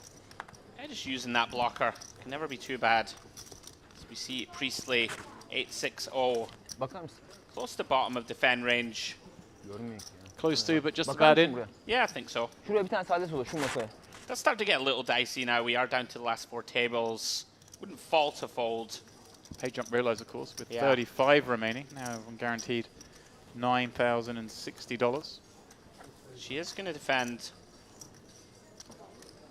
I like it. Stay in the mix. I especially like against Gromov. Even though he's harder to play against post block because he is so talented, you just have a little bit more equity against his opening ranges than some others. If she finds a piece, but a ball that doesn't really favor her, and in this instance is all Gromov. Hold the ace of spades as well. On slightly larger sizing. I'm surprised not to see like a potentially a really small bet on an ace-king board as the opener, but 2 spades out there perhaps thinking want to go slightly bigger. Yeah, perhaps just targeting the King X and some of the Queen Jack, Queen 10 flush draws. All going to have to call for this size. One of the problems of defending this type of texture, this type of hand, excuse me, when you flop a pair like this, do feel obligated to call one. Not too many routes for improvement, no demps with the 8-6-0. The problem here is this is the sort of turn card where Gromov has plenty of natural barrels. With all that in mind, I wonder if he ever still finds the second barrel here with the ace, or does that put it too mergy, kind of make everything worse fold? Yeah, check seems quite reasonable. We get to do some bluff catching against the Queen Jack, Queen 10 and spades that I referenced of Sinead. They're likely going to feel as if they need to bluff on a blank once Gromov checks back. Yeah, and with this hand, feels like you just want to check and see a check back, which is unlikely to happen. And we find ourselves in the spot. Yeah, the old bet check bet line. The old bet check bet. So rarely a bluff. I mean, anyone who listens to me do commentary on the regular will know just the bet check bet against me because I always fold. But they're just always the hand. It's remarkable. Yeah, it feels like a mandatory value bet and very, shrewd sizing here from Gromov, trying to target some of those King X with a weak kicker, some of those 6X to hero it. And look at this, falls into the trap. Just works all the time. Yeah, very well played, Gromov. Finds this, not even particularly thin value, but finds a nice value bet here. Good size and choice, well played. 1/3, too tantalizing for easily to fold.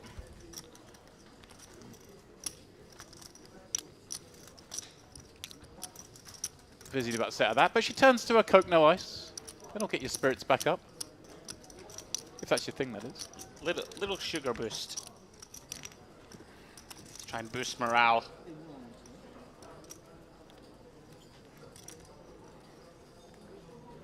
Pardon. I guess you keep the Coke pure. It doesn't water down.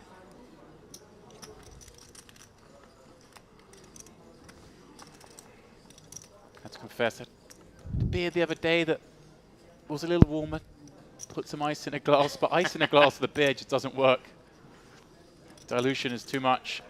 Gromov actually has a monster for once. Ace King. Here we go. Yeah, and with his image demps,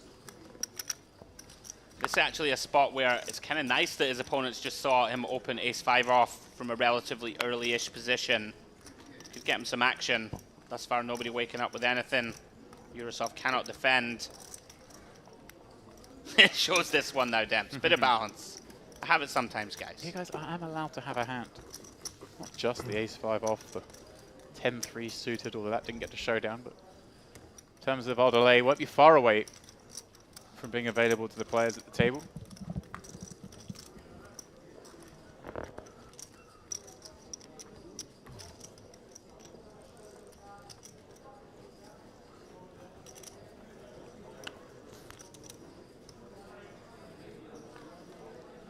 here.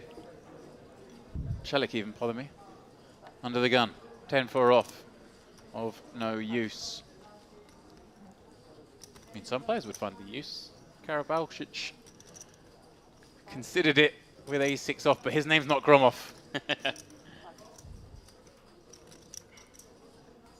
Here's a hand that is going to get played. 10-80 clubs. Such a delicious holding. Do we know where Miral's from? Oh, I'm very surprised. Hello. What's he looked and seen there? Is it Yurosov in the small blind? Probably.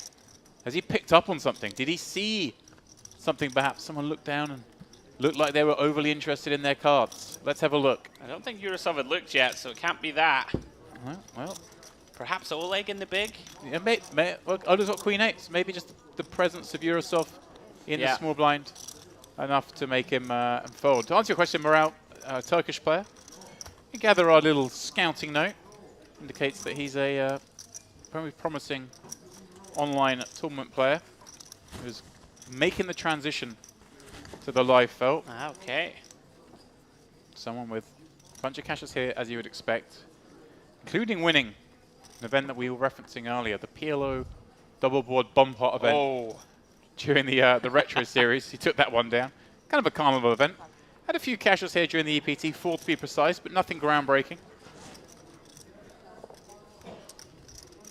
Now looking perhaps to make a name in this room. Well, he may have folded 10-8 of clubs, Demps, not folding the pocket jacks. No, that one's going to get played.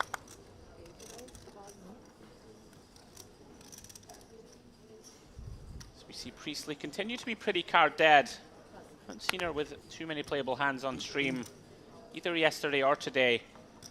Now then, Demps. We know Oleg likes to get creative out of the small. Already checking out the big blind stack. See if he can play this hand. I like that, always showing awareness. You know, he knows if he wants to VPip this hand, you have to be aware that the big blind is relatively short behind him. I always wonder with those kind of things. Does it show strength? Does it show weakness when you start asking questions like that? Like, is that, I'm worried about the jam range trying to induce it as Celik looks down. 2 kings. And he's been so patient, Demps, and he's going to get called here by the jacks. You would imagine. Seems almost impossible not to. 16 bigs effective. He's doing his best to feign weakness, perhaps a little too much. But as we can see, doesn't matter what he does, he's going to get action. What a spot, Demps. You get that additional small blind call. Looks like it could be an attractive spot for you to commit some larceny and jam potentially a little light. Celik with the goods.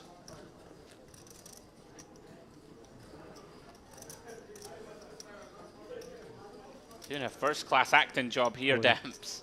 Certainly is. Did the old look at the screen, see if there's any pay jumps. As if he's worried about elimination. Feels like there's no escape here, Demps, with pocket jacks. Don't think we can ever fold. Nope. There's certainly no way to fold to this action. No, happy to call. Yeah, it's just a question of, does decide to jam. Just move it in, I guess, in case Oleg has, I don't know, ace-queen that might then overjam. I think we can just call, yeah, and just in case there's a mega trap behind. But in any case, it 99% of the time is going to make no difference. Sure.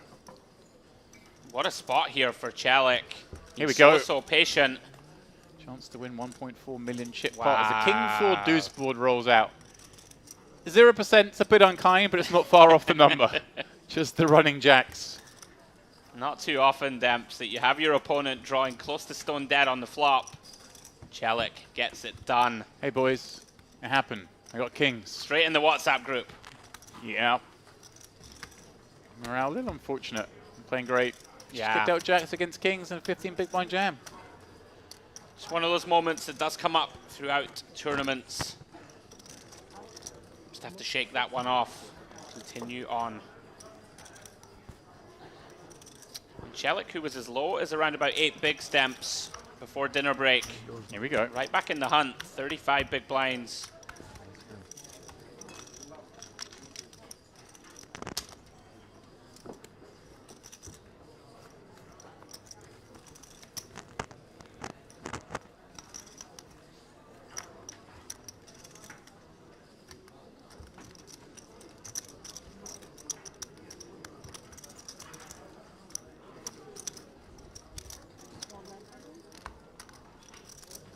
Murat abi.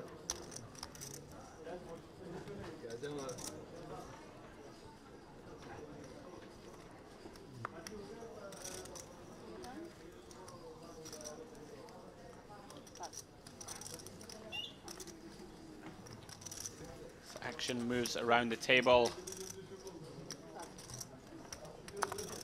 To Rakovic, haven't seen too much out of him. Saw him execute that very nice squeeze shove with ace-10 of hearts. Yeah, that's all he's really had going. Not a lot of opportunity to get involved, but he's going to take this chance with ace-9 offsuit from +3.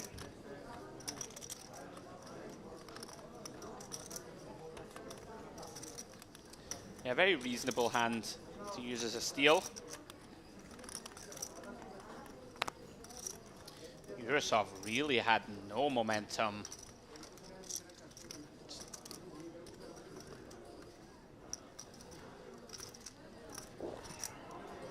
Are we on a pay jump, Dems? Nope, we're in the money. It's taking a lot of time here. I'm not sure why. In that jump, I should say.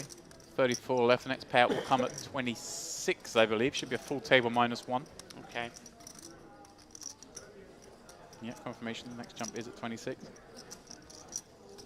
Is there a redraw at 32?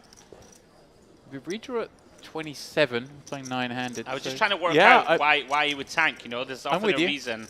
If you can get, if there was a redraw at 32 potentially, then he could have got moved before the blinds hit him. If the blinds are about to go up and he's... Right. Wants more hands at a slightly higher level? I'm not sure. Yeah. Strange. Yeah, I wonder if he's going to post... Yeah, maybe if he's going to post the big one in at the next level, maybe he wants the blinds that little bit higher in case he finds a hand the next couple of hands, gets the jam. Obviously, you have slightly better value, I guess, as Picking a up short more stack money, yeah. Than you do as a big, as a... Your edge is almost bigger having 9 bigs than 11 bigs, although you always run out 11 bigs because it's more chips. But if it's the same amount of chips but the fewer number of blinds, perhaps something to that. If that's it, then it's pretty. Yeah. It's going pretty deep into it by him. Now this is interesting. Rakovic coming with 60%, which is not something you typically see on Ace King 5. Perfect if you're up against King Queen, though. Yeah. Perhaps deciding his opponent has so many fold stamps that this sort of mediocre ace, you know, happy to get a bunch of money in now, unblocking some of the King X continues. Like, right, and the Broadway combos. And the Broadway combos, yeah, excuse me. Particularly the 9, as opposed to having an ace-10, ace-jack, ace-queen holding. Yeah, this is interesting now. Certainly some potential to just line it up here. It might be a little thin to go 3, I'm not too sure. I think ace-jack we always do, ace-10 we probably do as well. He's going to do it, Demps. He's right on point here. 131st, so certainly going a smaller sizing, having gone quite large in the flop. Interesting to go a larger percentage than a smaller sizing, because you've almost narrowed your opponent's range down to good hands. To go small doesn't allow any of them out, so yeah, you looks milky. You don't normally see that. He's happy to get 2 streets. Yeah, given the mind he's going to play for 2 streets, kind of surprised him not to see him go bigger on the turn, perhaps. I agree. Smaller sizing gives yourself the option of 3 streets.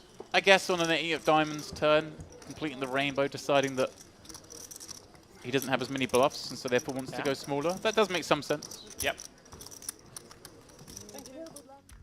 Here we go. Blinds are now going to go up. 25-50. As Gromov's chip lead stack on this table, at least, is reduced to just 45 blinds. Yurosov down to just 7. Not much separates them, though. Vladimir Drokin, with 23 bigs, if he were to double up, would be leading this table.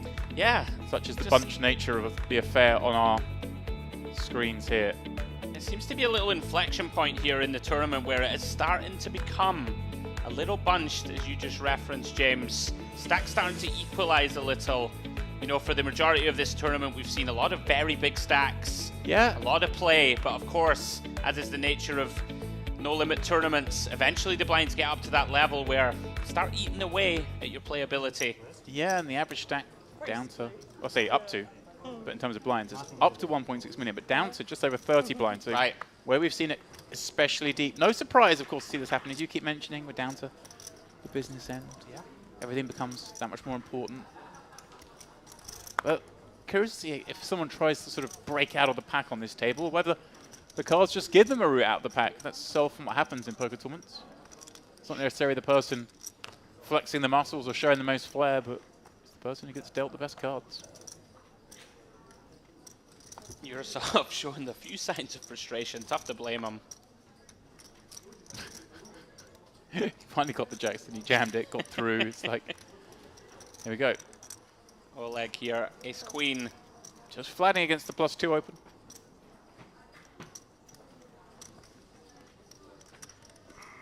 I swear this is the spot in modern poker that's changed the most from when, back in the day, people used to use this ace queen as a mandatory 3-bet back in the day. But now people recognizing that you do very well, Demps, against these sort of EP opens, keeping in the hands you dominate. You know, the queen jacks, the king queens, the ace jacks and tens. You just see people flat these hands a lot nowadays. Oh, here's a hand that we always like to flat with from the small blind. Yeah. The old double domination spot. Nice fold from Celik as well there. 9-7 suited on the button, suddenly has some chips. Thought about getting involved, but again, EP open, cut off call, can easily be dominated.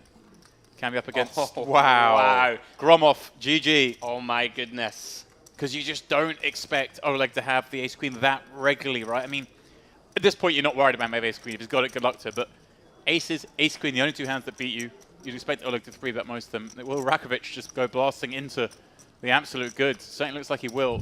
Yeah, this is brutal. Worst part about this, Demps, likely goes bet and call from Oleg. Right. Gromov going to be incentivized to raise flop. Yeah, and he just, in his mind, has a nutted queen. And then just barrels off. Can certainly expect Oleg to have some ace X and a weaker queen that will continue, all of which would want to continue to a check raise again as well, especially against Gromov, the man who is capable of doing it with no hand. Yeah, this is very grim indeed. Can Gromov find some restraint, Demps? Like, would we have any hands that raise that aren't a queen? Yeah, it does find the restraint on the flop. Manages to dodge the first. Again, I reckon he's confident that there's no way if one of these guys has got a queen that it goes check, check, check on the turnaround. Right, one of them's going to do the bidding. And here we go. Actually, a bad card / good card for Gromov in the sense that he really hoped someone had queen jack. And now suddenly, queen jack's beating him. I feel like he doesn't get stacked now. No, I think that turn card may have saved him. Yeah. Oleg certainly can have like a king 10 suited type combo. Can have queen jack suited. Only one remaining really in hearts. Can Rakovic ever go blasting? Oh, wow. If they both got an ace, maybe they've both got a hand like ace 10. What are they going to do with that hand against a second barrel from the pre-flop raiser? He's got a pretty interesting combo to consider it. He blocks king queen. Queen jack's blocked. Here we go. I actually really, I mean, we can see it's never going to work, but I really like this actually because if he is up against ace X and ace X, they're just in the bin. Ace 10 is in a horrific spot. Ace 9 suited, ace 5 suited, any suited ace, hating life. This is a very interesting hand. Yeah, it's fun. Got to hand it to Rakovic for actually having the acumen to realize that this would be possible and could work against a variety of holdings. Oleg can't believe his luck, seeing a second barrel. Sitting there with queens full, only losing to one hand. He's going to go bet, call again? I think so. This is a sick one. Oleg trying to remain composed. There's something dancing in his head. Oh, he's absolutely loving life. He's singing the Star Spangled Banner in there. He doesn't raise ever, Demps, does he? I hope not. It feels like a waste of a hand to do that. It really does. Especially with position. It's taking a very long time. Makes sense, I mean. Yeah, okay. He's thinking, what would I do if I had an ace jack? What would I do if I had a queen? Once Gromov overcalls, if he does, Rakovic got to shut it down against 2 calls, right? Oh, it surely has to. And Gromov now going to feel pretty grim, really, about this queen to this action. Yeah. If it goes check, check, bet, as we assume it will, then Gromov really going to think his queen's ever good here? He's only beating a bluff at that point. Yeah, agree. Yeah, I don't even know if Oleg would get to bet the case queen, like queen 10, queen 9 suited. Right. And if he had queen king even, would he bet? He's not going to bet into Gromov in the small blind looks super strong. What a fun hand. Oh, Rakovic. He's going to have to jam Demps if he's going to go for it. Try and rep jacks full? I mean, This would be outrageous. He blocks king queen. He blocks queen jack. He's thinking, I block the boats. I can have ace queen. I can have aces. I can have quad queens. Like, oh, this. Yeah, fine. I'm glad he does, because that would be a little optimistic. Now, what do you do size-wise, Demps, is the big question. Well, you're just never bluffing here, right? So I guess we go small. We go tiny. It's the quarter pot. Right. It's the only thing that makes sense. How can you ever have a bluff here? Is there any chance that we would bet king 10 suited for value? I mean, might, right? Yeah, king. Even then, of course, Gromov is beaten then, of course. Right, and that's what I mean. Would you bet there? Because what's Gromov supposed to call you with? King queen. And Rakovic is either bluffing the turn or he's got a boat. Fascinating hand. Really is. Of course, the temptation is to be greedy to hear Demps, right, and just rip it in. Like I say, I think when we're just... Hope your opponent has queen jack. When we just have a good hand, and only a good hand. If he's got ace jack and finds a bluff, or like ace x of diamonds and turns it into a bluff, then kind of good luck to him. No one's doing that. Certainly not enough of the time. What a great hand. What does Gromov do, Demps? Can he find the discipline here? God, it'd be so tough after seeing that flop. Rakovic just, yeah. Yeah, Rakovic is like, get this hand over with, please. How have I managed to get in this situation where I've barreled twice and been called twice? Yeah, looks like we are going quite small size. I like it. He's kind of arrived at the same decision we have. Oh. Gromov grimming. Or grimacing even at that one. He was just hoping it was going to go check behind. He gets the table as queen, hopefully win. Maybe chop. What an interesting hand. Now, can Gromov get away from this? Does he ever think Rakovic could even check the river with like aces full here to allow Oleg to bluff? Or do we just assume that aces full are going to go for it all? Yeah, I think so. At 1.1 million behind, you don't want Oleg to check behind. It does feel like it, doesn't it? It feels does. Like a hand that would just go with it. In that case, if you can dismiss Rakovic as having a hand here, you're now playing this pot heads up. Well, you've shown a lot of strength yourself. Calling from the small blind pre-flop. Overcalling, in fact, in this hand. Check calling once. Check calling twice. You just don't have an ace here. You've got queens plus. It does feel like best case scenario we're chopping Demps. And I don't think even then, like, does king queen bet? Maybe. Yeah, oof, it's grim. Do you get shown king 10 perhaps some of the time? Get shown queen exactly. jack quite a lot. But again, you're not expecting your opponent to have aces here.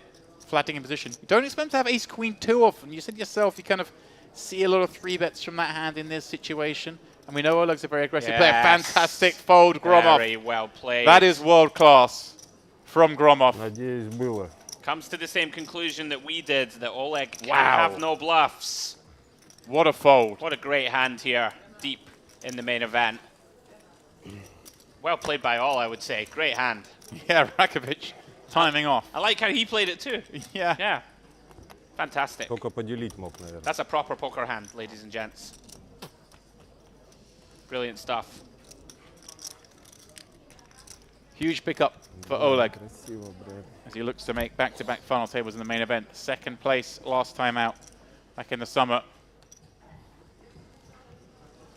Very interesting, isn't it, Demps, that turn barrel from Rakovic probably stops Gromov from getting stacked. Just skewed the whole thing, yeah. Because if he checks, Oleg now can still have some bluffs, I would suggest. Yeah. You know, in position, might start trying to bluff a little bit more often. Gromov more likely to station it down. Might still find the fold He might, in that situation, but it's not as quote-unquote easy as it was in that one. We saw Gromov took a long time on that, but just because it's a peculiar spot, he's trying to back it up, see if he can find any natural bluffs. There weren't many. Yurosov. Queen jack off. 7 blinds. Yeah, time to go. Dmitry going to be sending this one. He's outlasted that Coke no ice. Yeah, 7 bigs. Time to put them to work, Demps. Sends the chips all in. He's been very card dead. We've seen him with the pocket jacks and pocket jacks only for around about an hour of play. Gromov now out of the way with 4s. Karabalchik. Very kind of cuspy Demps. I think we always call this from the big blind. Right, closing the action. Yeah. A little bit more enticing. Also, kind of has the problem that he can't fold, I don't think, if he calls here and the big blind jams. I mean, it looks like it's, what, 650 in that stack, 700 maybe. Yeah, might disincentivize a call. Yurosov gonna get this one through now. Pardon me, plenty more. I didn't see the stacks of blues. Staying alive. Oh, yeah. Picks up 1/3 of his stack without showdown. Never a bad thing. Certainly isn't. So we continue to digest that hand. That was fantastic to watch. Yeah. Really was. A lot of the action, we say sometimes here, we see a lot of MPO style hands. We see some really funky, interesting lines, which have their own appeal. That one was for the poker purists, showing why Gromov is the player that he is, the ability to get away from that. So many players would just go, you got it, flick it in, but yeah, just for such a small bet, he was getting such a great price. Also one of those rare hand stamps where in a three-handed contest, all three players played the hand great. Yeah. I think. Which is something you very rarely see. Great hand. So we see Sinead waking up with ace-5 of hearts. Really hasn't been able to get too much going. Yeah, and 25 bigs here. I think that hand as well, Rakic, if Oleg had folded and Gromov called from the small blind again. I think he sends it. On that board, but he blocks King-Queen. He blocks Queen-Jack. Doesn't expect his opponent to overcall with Ace-Jack. Ace-Queen, pardon me. I think he would have fired all three. As it is, Priestley popping it up from +1. Yurosov, 10 blinds. He's not loving life here either. King-Queen suited. She's been snug. But the hand feels almost too pretty to let go. I think it's not impossible, Damps. She's been very snug, yeah. Respect to the opener. Huge respect given. Oleg the same. Look at this. Oleg not interested in Ace-Jack. Priestley, wow, really working our way through the field here. We'll get around to the big blind. That of Morale with the dominating pocket fives. Fascinating to see just how quickly Oleg mucked there in particular. Well, he's just chilling. Yeah, he is. Played his big pot. I've never seen Oleg act quickly once. Lifetime Damps. He's just letting the heart rate settle. King 7-3. Pocket fives still good. Of course, can't know it yet.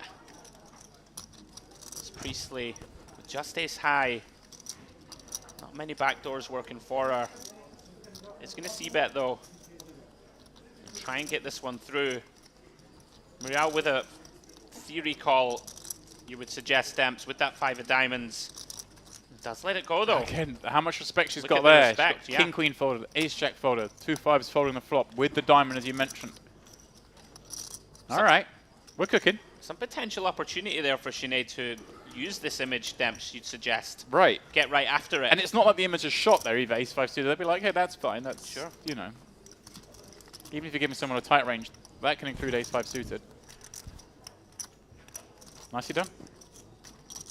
Yeah, it gets 3 better hands. Well, King Queen suited not better, but you understand. Theoretically you understand better, my point? Yeah. Very nice work.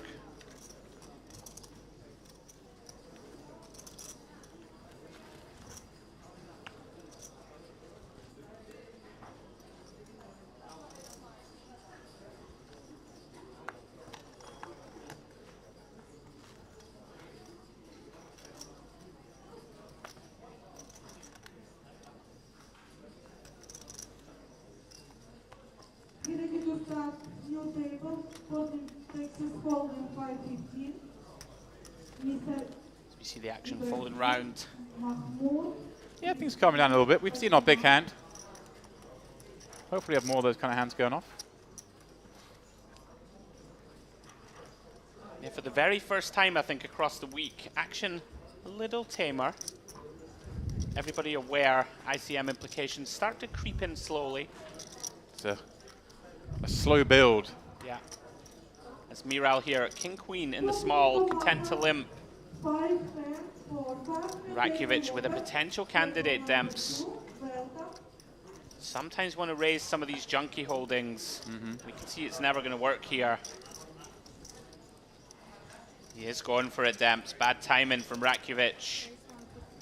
Feels like Morale can go either way, Demps. Either call or shove. Both seem viable.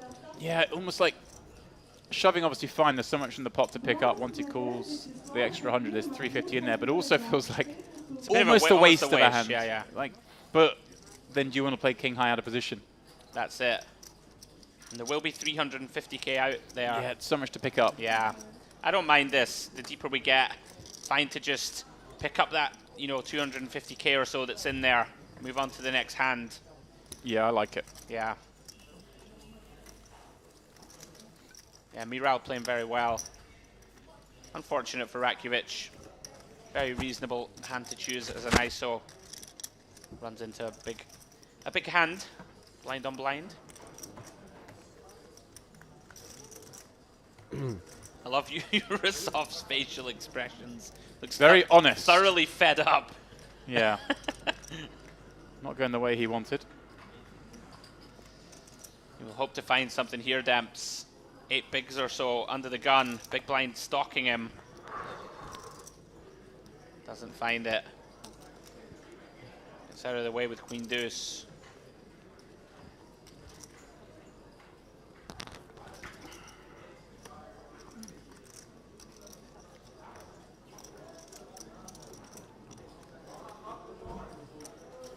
Round to Drocken, Demps. Big hand in the cutoff. Monster hand. 20 big blinds deep, especially. Yeah, Love and Life here can be perceived to be a lot wider than this, for sure, from the cutoff. Certainly will be. Ooh, Rakovic was kind of hand that sometimes likes to give a little action in these spots. King 9 suited. Cutoff be small. He's down to 17 blinds. Yes. May look a little steamy though. Here he goes. Certainly potential to rip it, and he does. It's been a terrible orbit for Rakovic, trying to get something going with himself here, but he's going to run headfirst into the 210s of Drocken. Yeah, never getting through. Here we go. Drocken. Yeah, taking a moment. We're playing for huge money here. Yeah, of course, going to call. He loves seeing the 9, the first card. You're thinking, please have 2 9s. As it is, it's King 9. Gives him a little bit more equity with 3 cards to hit, and of course the clubs. And we did see 1-9 folded by Priestley. Not great news for Rakovic. Going to have to improve, Demps. That means the deck's richer in kings. 1 million. It does. 900. I don't think we saw a king folded elsewhere. Here we go. Look at this. We're hunting the deck. I like it. Oh. Queen Deuce 4. Of absolute no use to Rakovic. Pretty bad flop for him. Yeah, Drocken with that 10 of hearts. Even, Well, he picks up 1 additional out in that he loses a king, gains 2 10s. Not to beat. Look, guys. What a horrible looking board it is for 10s, but he found the one hand he can beat in King 9. Rakovic, just a bad orbit. Credit to him though, he went out swinging. Tried to get something going with that King Jack. A funky bluff that just ran into top of range and top of range. really liked how he approaches the game. We saw him at our feature table across the last couple of days. Went for the big bluff, didn't work, managed to shut it down, and took a brave 3-bet shove. Hard to fault it, you can get that hand through enough of the time.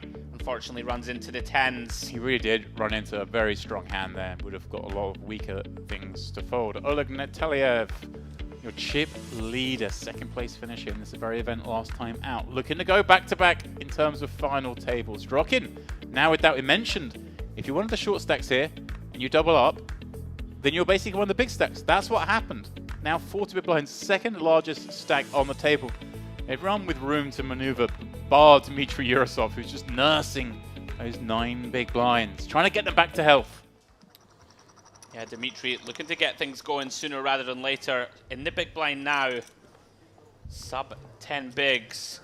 As we see Oleg, chip leader Demps, wakes up with the ladies under the gun. Here we go. Big stack's got the biggest hand. And it's a few times actually open on Yurosov's big blind, I think, off that micro stack. Yeah, he did have aces last time. Right. From memory. Finds a big hand again. Going to be a difficult man to stop with momentum. We saw him flop the nuts in that ace-queen-queen board multi-way in the huge confrontation about 15 minutes ago. It's all going his way at the moment. Finds another big one. Going for that little over min. again targeting the fact that big blind is... Chelik just always looks a bit over it, Demps. I'm kind of here for it. Just like a grumpy man, just like, whatever. Do you think he's just been putting in the hours? It's a long grind, right? We are day 3. Playing all the other tournaments. The mixed match, of course, running alongside this. You could have played both. Round 2, Yurosov. Once again, Demps. Relatively dusty holding. May feel compelled to defend this one with it being of the suited variety. We can see he's in horrendous shape. Also aware, though, chip's still valuable with 32 left.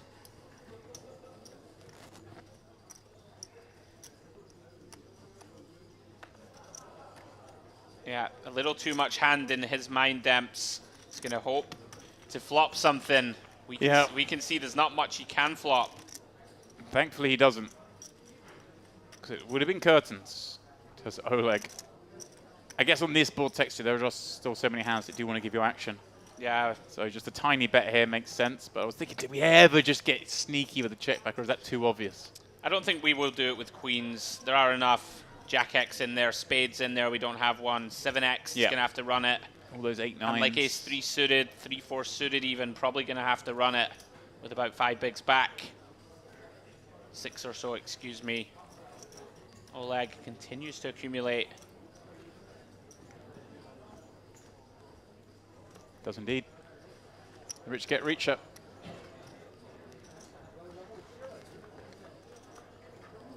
So we have 2 more levels, Demps, after this one. And then that will be the conclusion of play for the day. Into the final day tomorrow. Anyone just joining? Merit Poker Gangster Series. This is the main event.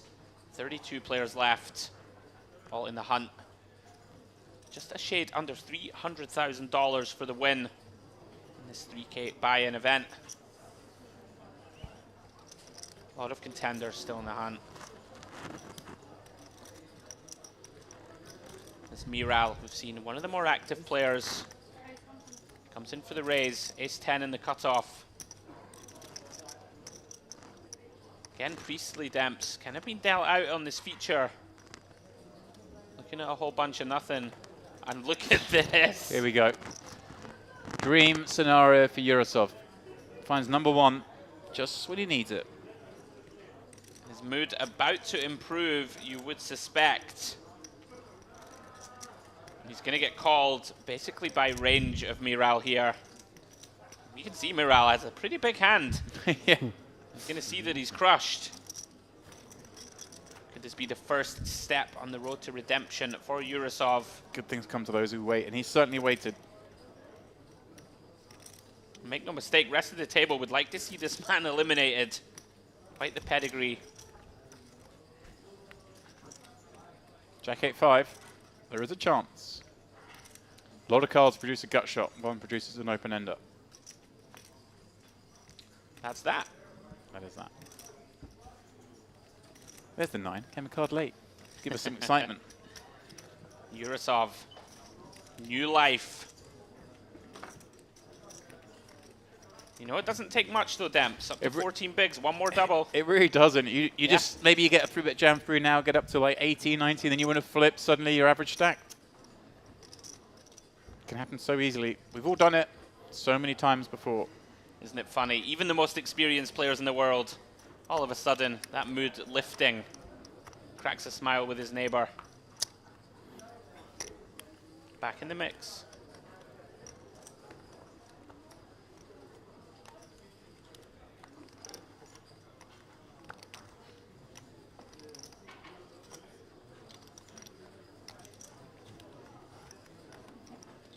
Action on Karabalchik. Also had not a lot of work, not a lot to work with at this feature. It's been interesting. It's been mostly the same sort of usual suspects, so to speak. Demps. Yeah. 3 or 4 of the players been in lots of the pots. Everybody else getting dealt out. As Priestley looks at Queen 4 of clubs. Round 2, Oleg.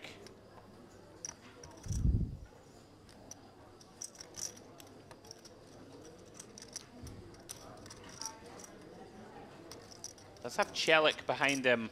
Not entirely sure of the depth. I think he has around about 20 bigs from memory. Oleg content to come in with a 3x. Just a shade under.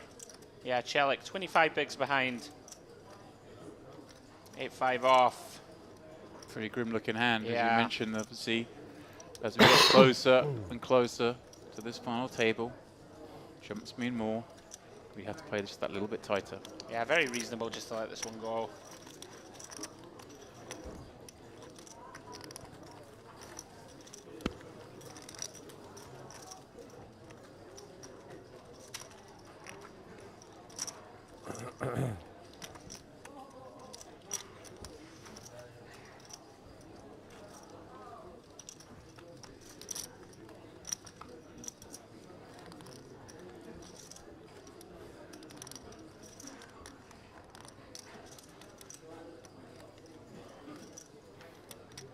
So we continue.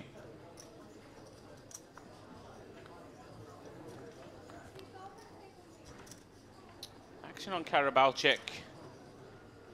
Remaining disciplined. Very easy demps, isn't it? You look down at 6-7 suited after folding for an hour.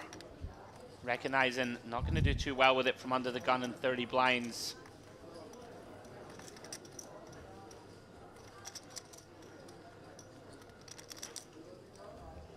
Round 2, Urasov. King 9-0 in the cutoff.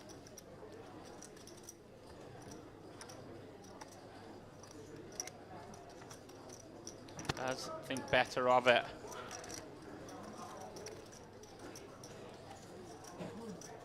Interesting demps out of nowhere. Kind of quite a lot of cagey stack sizes now. The blinds have gone up again, right? Up to 20, 50K. All of a sudden, everybody in this very awkward 25 to 35 big blind realm. Naturally, you tighten up a little bit. Yeah, certainly do. Gromov, though, doesn't know the meaning of the word tight. Defends Jack 7. 7 in the window. Average stack currently standing at 1.8 million, so around the 35 big blind mark. King 10-7. Oleg with the betting lead. Pretty nasty looking board for his particular holding. But of course, with the betting lead, can put pressure on the big blind defense. Gromov undeterred. Quick check call with bottom pair. What a great word that is. Undeterred. Undeterred. It sounds meaningful in that Scottish accent. And I tell you what. Quite the action card. Yeah. It's weird to say an action card, of course, Gromov improves with 2 pair, but it's exactly the kind of card that Oleg could elect to fire a big bet on. Holding a lone club, albeit the 3. Yeah, these sort of button versus big blind confrontations can be a lot of fun. We have all the pocket kings, all the pocket jacks, all the pocket 10s, pocket 7s. You can argue the big blind might have none of those. We have all of the ace queen. Gromov definitely is going to 3-bet that pre-flop. We have all the ace king. Yep. You know, we have a 3 of clubs in our hand, blocking some 3-5 of clubs, 3-4 of clubs type hands that could check call and improve to a flush. Yeah, Gromov's just going to have, you know, the 10-8, just the going to have 10-9, so hands many. like that just can't stand the heat to a second barrel. I think Oleg is going to go for this, from what we know of him. He tends to go aggressive, even against a player like Gromov, who's going to be very tricky. Here it comes. And wow, this one's going to get fun demps. Gromov with the most disguised of 2 pairs. Right, yeah. You're looking at some potential routes to 2 pair. Jack 7, not the one you're considering. Really interesting, because I don't think we get to fast play here. No. Right, this board is so wet. Our opponent has a lot of value. And if we open up ourselves here by check raising, then we could just end up toasting it off against a potential flush, of which Oleg's going to have a lot of. Just because all the high clubs on the board doesn't mean he can't be in there himself with 8-6 of clubs. He's going to open the button. This is fascinating going to the river. You know, Oleg even going to have all of the queen 9 and 8-9 combos, I believe. When you think about it, he has an absurd amount of value on the turn. And well, finds Broadway on the river. Even more value now. Horrible card for Gromov to see, of course. Yeah. Some of the value that was going on the turn, perhaps a hand like King Queen. got there, ace king's got there, aces have got there.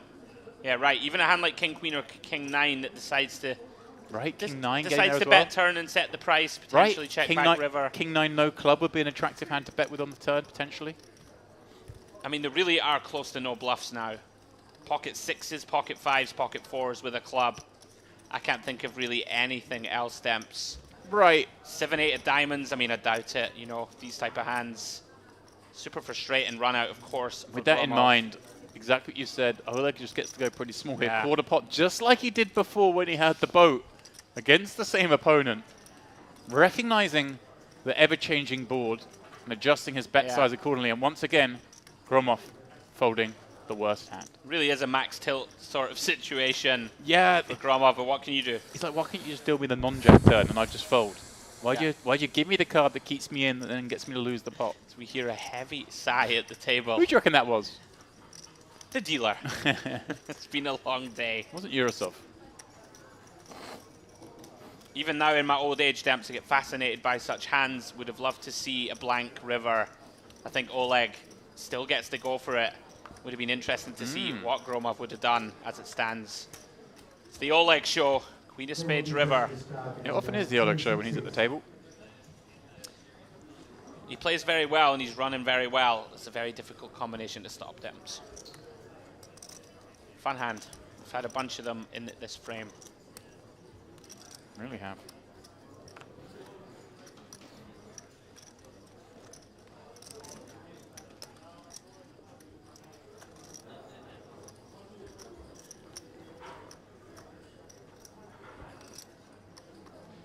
Action back on Oleg once more. Going to continue now. King four of hearts. You did suggest, Demps. Will somebody break away from the pack? Oleg making a run at doing so, but Gromov once again, this time with a dominating hand. King queen off. Quickly called in the big by Karabalchik. This looks like a frustration call to me. King five off. Yeah, it's not a hand you want to be getting involved with. No, I don't like it multi-way. Especially against that small blind peel. You know those kind of cards are likely to be some of the good Broadway combos like this King Queen and Karabalchik. And that has that lone five of clubs. So he's trying to induce a check back from Oleg to see if he can realize that he's actually drawing very thin on that draw. Look at this, Oleg.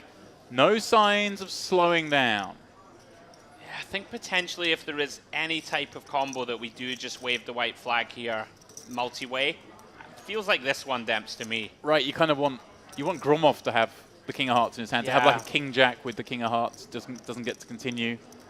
I guess. But he went very small though. Yeah, oh, of course. I mean, it can never be too bad to put a little feeler out there. Right, red eights if Gromov has them. Right, exactly. What are they going to do? And the big blind now has to just fold a random hand. Gromov has the best draw. 82% of the time he's going to get some of this pop back. If Oleg finds this, it'd be very, very impressive, Demps. You can't find it surely. Here. Well, there we go. Chop it up. Gonna get it chopped somehow. Oleg. Look at this. Oh, like a kind of blocky value. Try and make it look like he has a hand like eights, nines, that are desperate to bluff now. Maybe get called by a queen high. I don't think this makes too much sense, Demps. You know, I'd rather check here and allow Oleg to bluff a hand like, I don't know, if he pocket nines with a club, something like that decided to bet small flop. Queen Jack that gave up and thinks it needs to bluff. Yeah, I mean, it's hard to think of them. I'm wondering if he's trying to get the queen high to call in this spot. You can't open yourself up, though, against a man like Oleg. Right, but does Oleg ever check back an ace on the turn? Probably not. Probably not. With this sizing, you can certainly have a 10 as well. Yeah, look at that. There we go. Believable. Yeah. Mergy. Earns all of the pot. Well played, sir. Not a spot I would typically find a bet. Well played. I was posturing that he maybe makes queen out of call, but gets king out of fold, so. Yeah.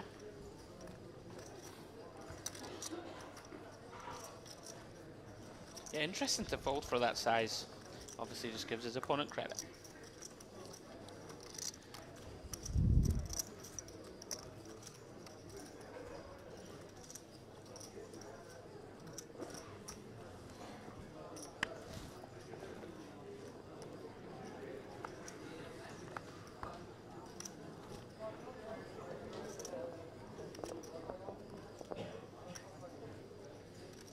Priestley, very quiet. Managed to get that one semi-sneaky one through the ace-5 suited. 3 players electing to not play hands that they certainly could have done. I mean, she really has been dealt out demps. It's been an exercise in practicing her folding routine. Tough to blame her. Nothing to work with.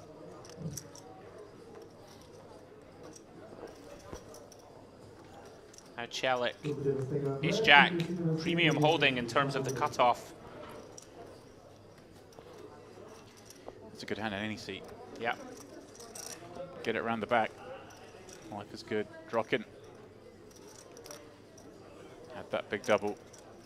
I say double elimination. But they had similar stacks. His ace dude's suited. One imagines is going to want to play this just slowly. And it's very playable. Celik not been that out of line, not had that high frequency. It's nice to have some ace-x when you peel from the big here, but who looks like he may be thinking about something else, because he's certainly not thinking about folding. No. I think there is actually some universe where you could consider shoving here. I know that very occasionally 1 or 2 of the combos of the low-suited ace-x could rip this in. I doubt he's going to do it. Seem relatively high variance for this stage of the tournament. Celik just looks bored. It's great. Celik's forgotten he's in the hand. Wow, damn, he's giving this a lot of thought. Yeah.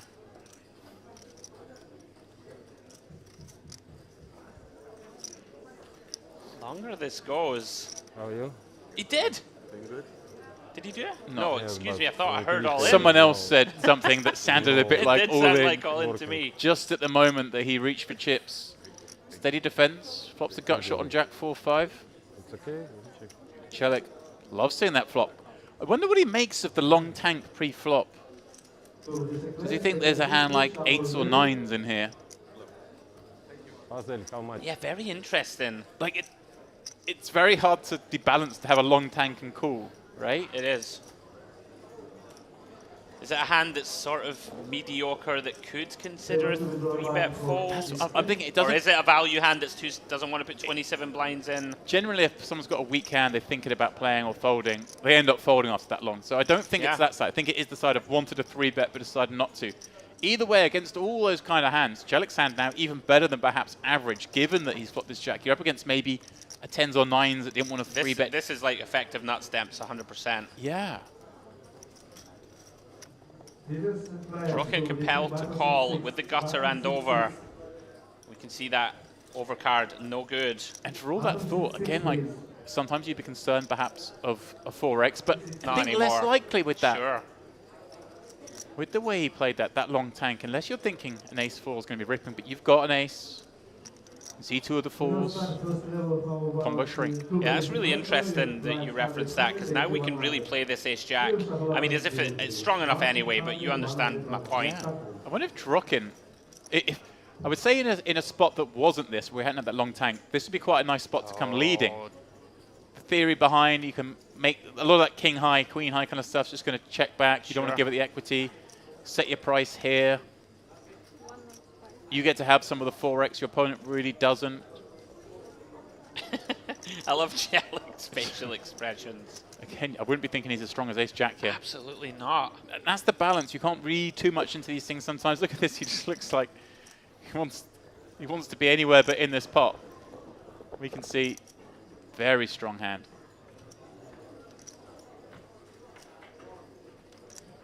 Yeah, I wonder if Celik is aware of everything you just read. No.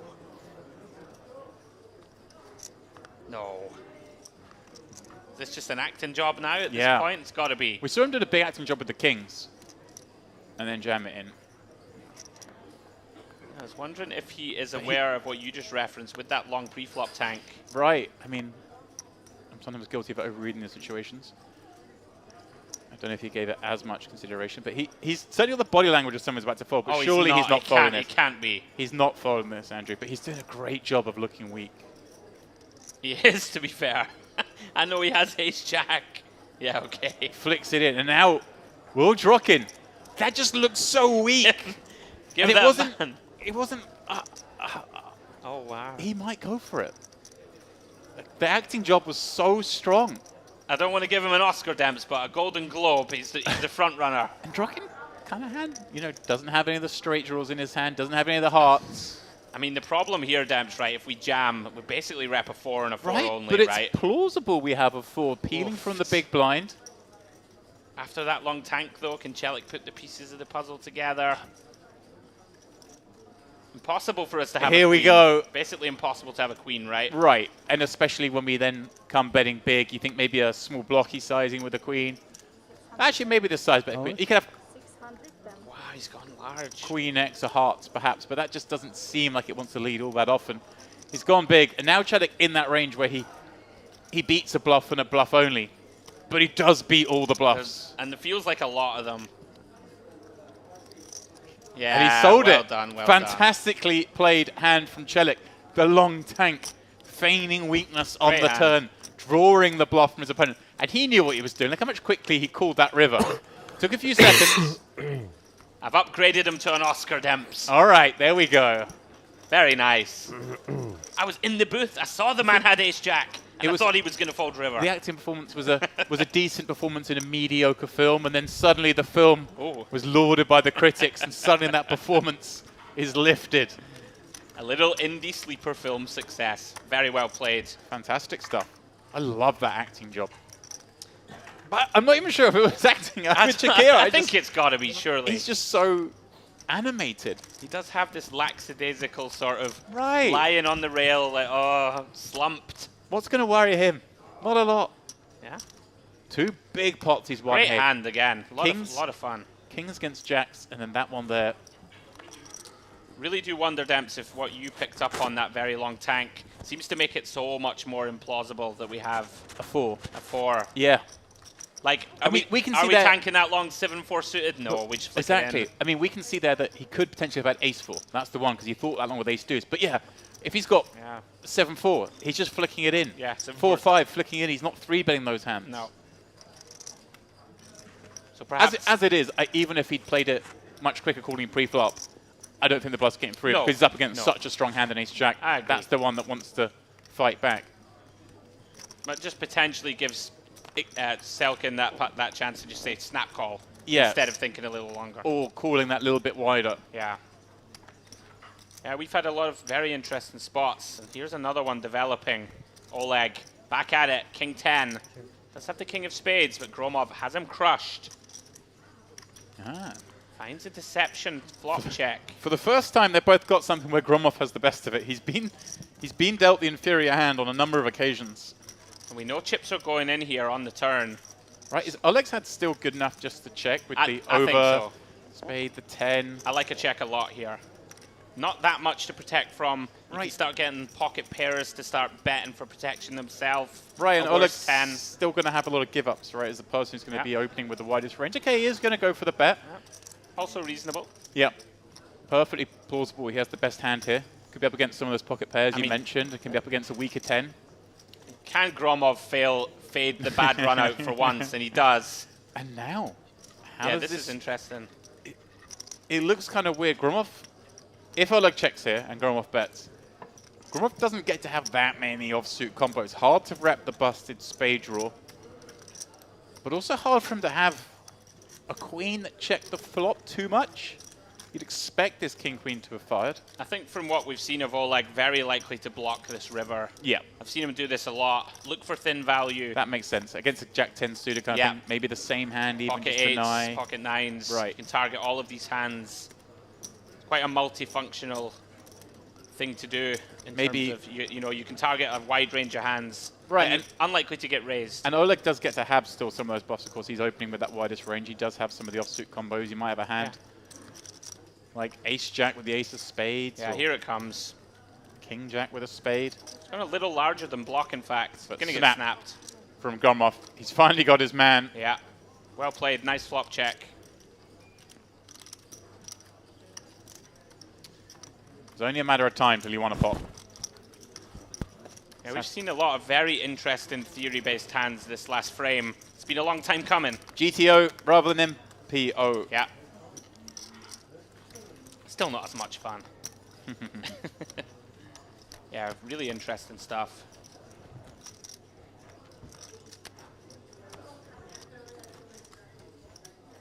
I'm very impressed with Gromov also. You know, he does filling in these very wide opens and the like, but has a very good sense of where he is, Demps, post-flop, as we evidence with that king-queen fold in the biggest part of the day.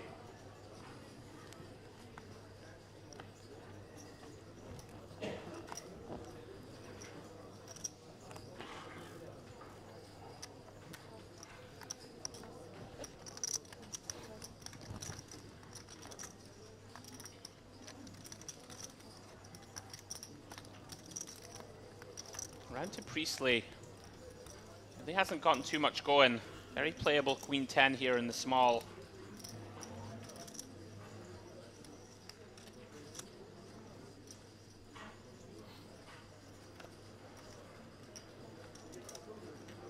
Trying to decide here, Demps, I think, between limp and raise. 3xing. Goes with the latter. Interesting, though, with Eurosov having the kind of stack size that is incentivized to perhaps jam on her.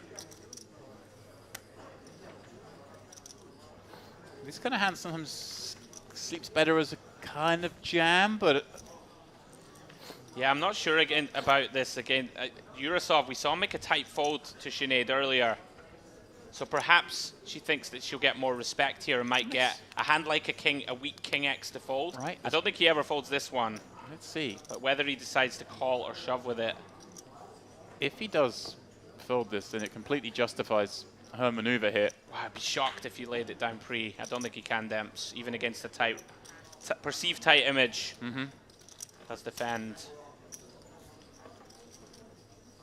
350 lives in the middle. Eurosov sees a delicious-looking 7 roll out from the window. Behind it, a spade. Just the one overcard to the 7 on the board. Pretty grim-looking board. She knows that her opponent can certainly be living in this neighborhood. Yeah, this is tough, Demps. Just with queen high. She's going to go for it, though. You try and dislodge. Oh, just going for the really small equity denial. Yeah, I mean, you might potentially dislodge like a king 6 of clubs type. Something like this. Hard to get Eurosov to fold too many hands, I'd suggest. I think all of his ace-X get it in pre. A bunch of his stronger king X may do the same. So he actually hits this board pretty well. You might get a hand like queen jack, offsuit no heart to fold. I don't even know about that though. How do you play this, Demps? You want to fast play this now? Just call? Really interesting one. Yeah. Doesn't feel like this is a sort of... I feel like if Priestley had a hand, say, like some hearts, that she might bet bigger here to try and maximize her fold equity. Yeah. But he does decide just to fast play it, as you mentioned. Yeah, I think there's a lot of benefits to this. We do have backdoor spades if we get called. We get to just deny some of these middling overcards that Priestley has. There is 500k odds in there. Yeah, and we've mentioned before she kind of must have a tighter image at this table, and therefore maybe he's thinking, look, she's less likely to barrel a second street as a bluff, so if I'm unlikely to pick up extra bluff equity, why allow her the free hit? Takes it down. Eurosov just ninjaing around late on day 3. Lots of intriguing spots. I mean, she's kind of representing a pretty polar hand range pre anyway, right? When she just opens and doesn't shove. Right. So it's either really strong hands or sort of, although interesting because she did end up having sort of mid-range one. It's hard to get in the head of the Priestley solver. She certainly reached the bottom of that Coke, though. It was the telltale signs of slurping the bottom of an empty vessel. One more barkeep. Chelik Demps has somehow found himself at 50 bigs after spending most of the day very short. You can tell how thrilled he is with the development.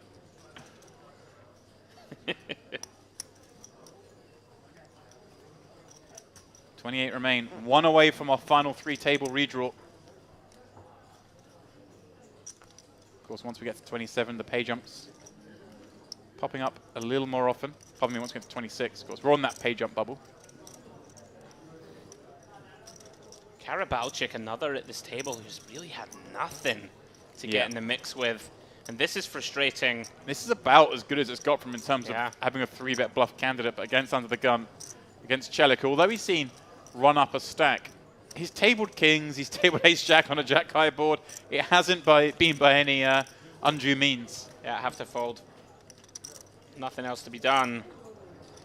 Yurosov starting to creep back into contention.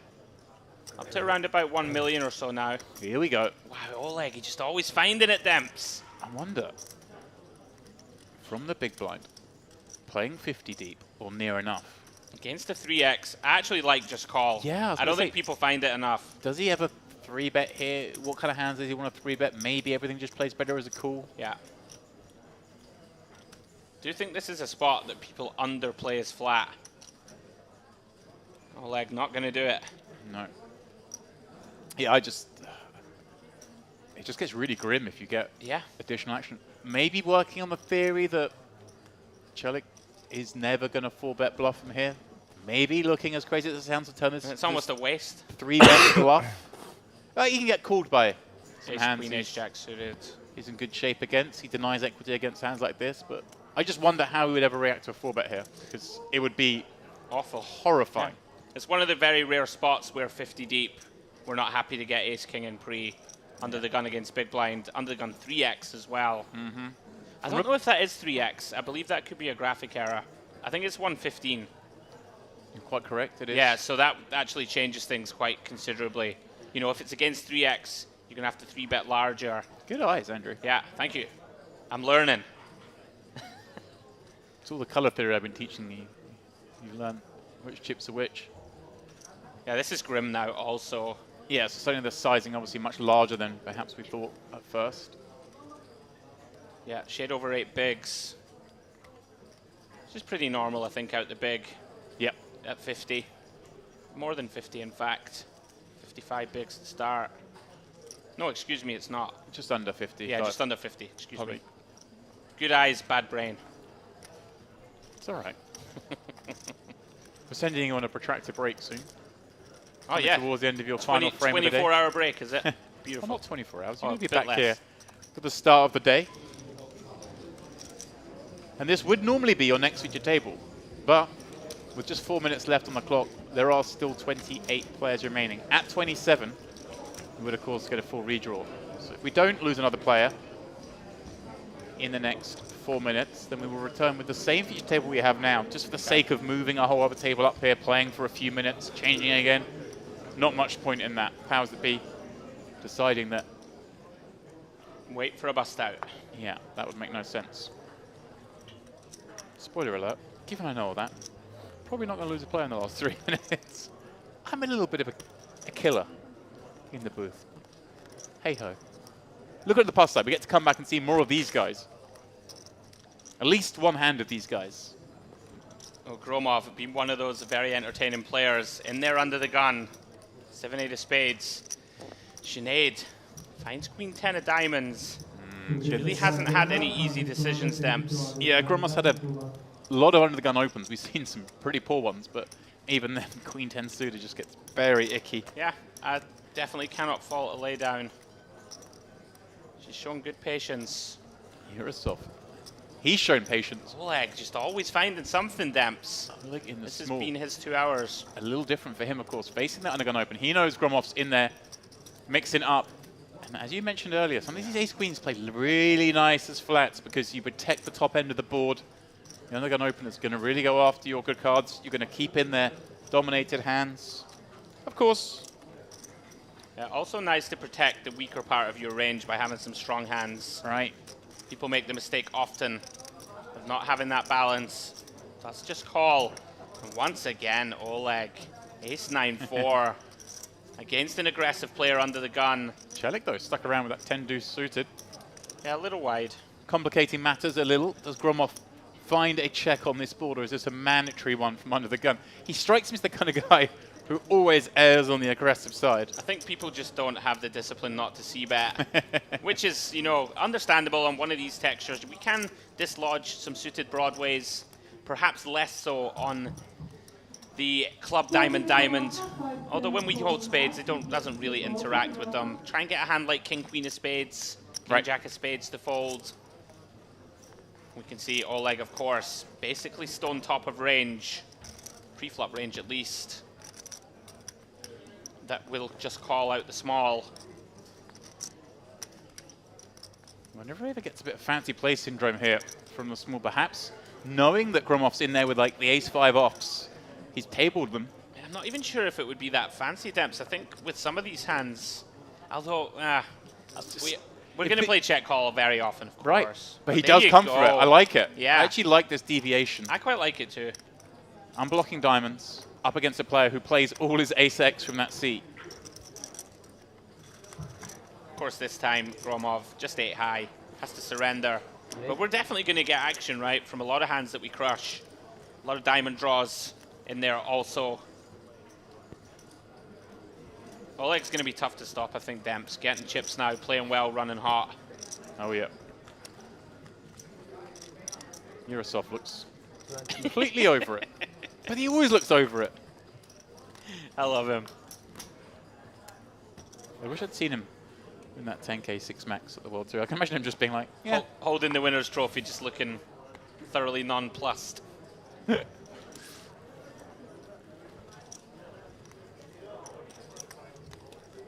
Now Sinead finally finds something to work with pre. You know, she has this a lot of respect from the rest of the table. Wait, this now. Coming in with the open Oleg. Now let's see just how much respect she gets. Yeah, these 2-4s very hard to play against that hijack open, regardless of who it is. But look at this. Yeah. He wants in. I'm kind of surprised. I'm not that surprised in terms of, I think there are a lot of boards where Priestley will have to just shut it down post. We do have position. It is getting a little dicey, Demps. I'm with you there, just sub 20. Wow, Gromov overcalling, finding a set on this ace-7-5 board. Oleg with the 4 of clubs.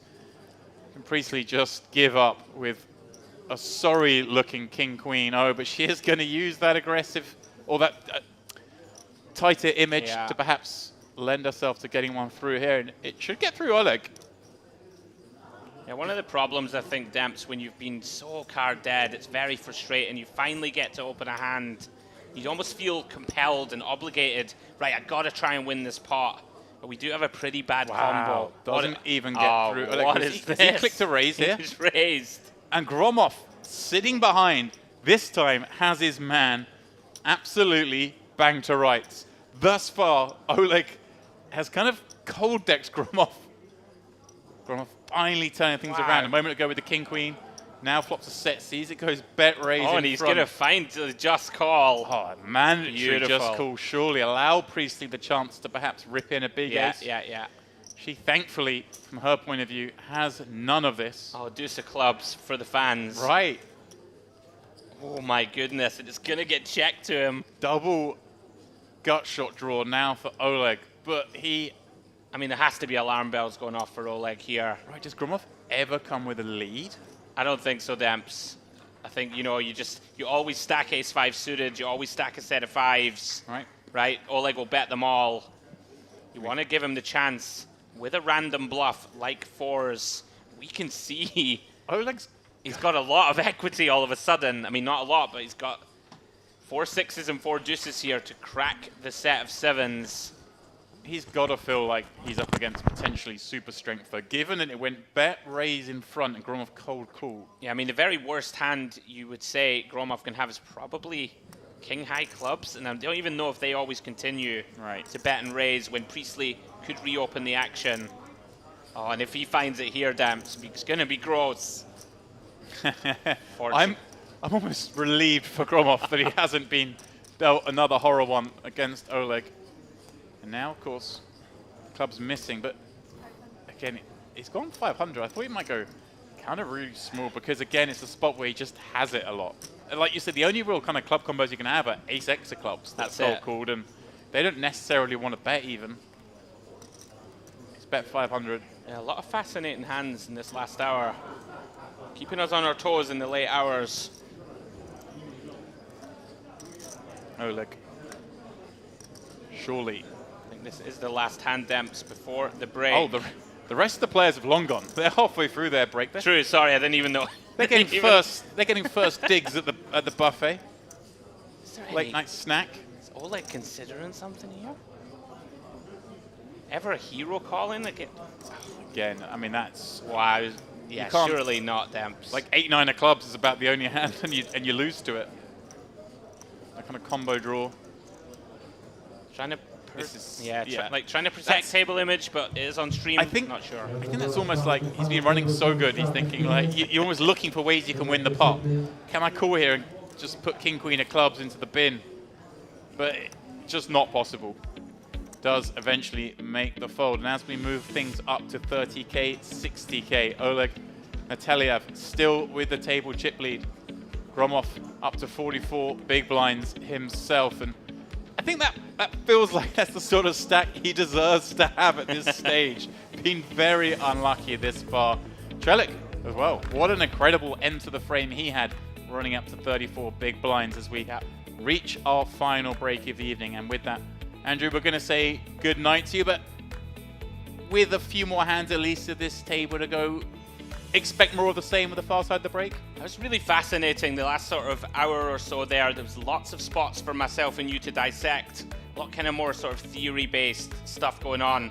Really enjoyed it. And yeah, the big mover there, excuse me, Oleg, starting to chip up. Maybe a little overconfident there with the fours, going for it. And as we see a bunch of the short stacks, Priestley, Urasov, got some work to do to try and spin it up. But yeah, I will tag out now for Mr. Ali Nahad, and I look forward to tomorrow. Yeah. Very much excited for it. Well, we are going to say goodbye to you for tonight. You'll be back tomorrow. You guys will be back in just a few minutes. More of this Gangster Series main event.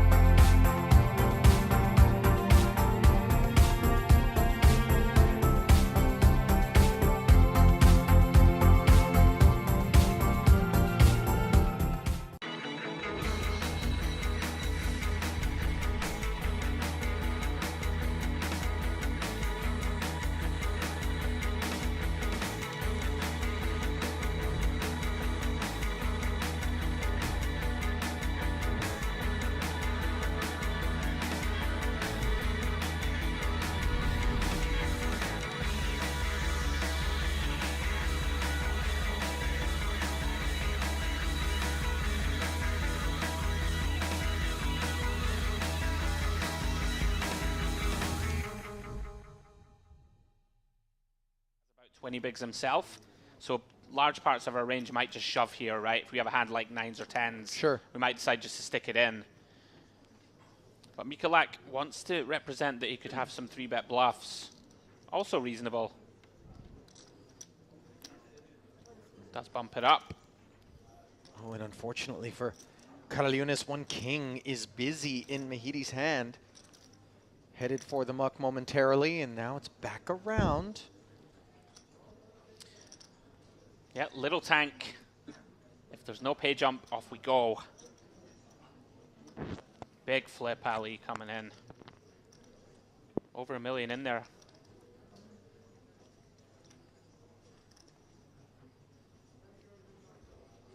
Certainly there's no hesitation at this point with the ace-king. The chips are always going to be going in, so do we attribute the pause, as we see a hard swallow there, to salesmanship?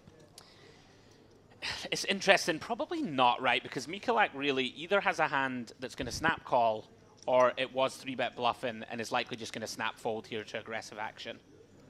So it's, you know, like a hand like Ace-Queen, for example, Mikulak, he's not going to 3-bet fold this, but a hand like Ace-10 off, he might. Well, he will, if you excuse me. But yeah, always good to just take your time, Karolyinas.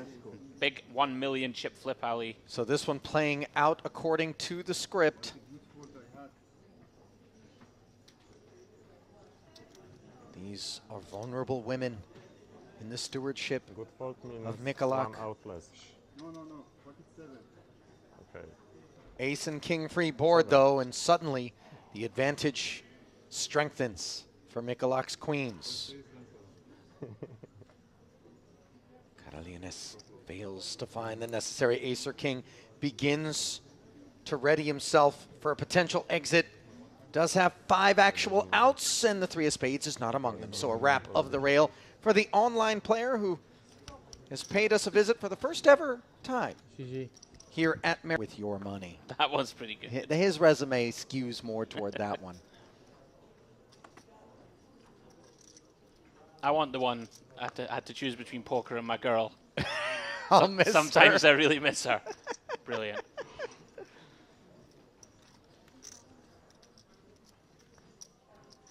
Can Cherkin find something here? Oh! Oh, Chelik, excuse me. Find something he does, Ali. On the button, no less, where it's going to look like 260K is desperately just trying to pick Yeah. off blind and anti-chips. Yeah, I mean, this is as good as it gets, because obviously we're going to be very wide here. Everyone knows he's short. I wonder if he ever goes non-all-in, Ali. He's going for the min. This is going to be alarm bells for Mikulak, fortunately for him. I'll tell you what. No hand. Oh, it's the biggest cooler yeah. ever. I mean, the good news for Mehidi is that he is a covering stack, but the bad news is that this ace-queen is just cooked. Yeah, he's just all in every time. Yeah. Hard-boiled. What a time to find them for Chelik. Yeah, you can see Mehidi just disgusted. Yeah, brutal cooler. 92% for the aces to hold, Ali. Big spot for Chelik. He's been patient. Clean board for the aces. As this 565K looks very much like it's got Chelik's name on it, and now it's official. Ace-queen drawing dead. River irrelevant.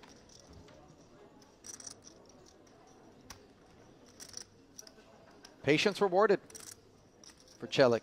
Yeah, absolutely. Don't worry. You know. Oh, wow, if it's a number 2, he's going to get that. He can't, no one's that relaxed. Come on. I'm telling you, man. I think he might even look at it like, you know, organic fertilizer. He'd be like, oh, you know. Oh, no. The lawn likes it. I'm just saying. He's on a different level as the aces rich environment now pays a visit to Azar, who's already enjoyed 1 double and now seeks to haul in another if anybody decides to do battle here pre-flop. Queen 10 suited, can Mehiri resist? Just 270 back. Not a hand that performs particularly well. Well done, sir. Yeah. Oh, no. Well, the meat locker for Zhao Cheng. Another one of these coolers, Ali, that just arises in tournament poker. We're not getting away from this. You know, 19 big blinds to start for Azar. Pretty mandatory to just 3-bet call this off, Ali. Nothing much more to be done. Yeah, because the 3-bet sizing is going to be such that, you know, Azar's never going to be flatting, and you're never going to be able to step away from a hand like Jack's for a total of 500. So the fuse is lit. Yeah, this is unfortunate for Cheng. You cannot blame him whatsoever. Oh, no. Absolutely automatic. How much? Yep. 190. Azar going to start the acting job.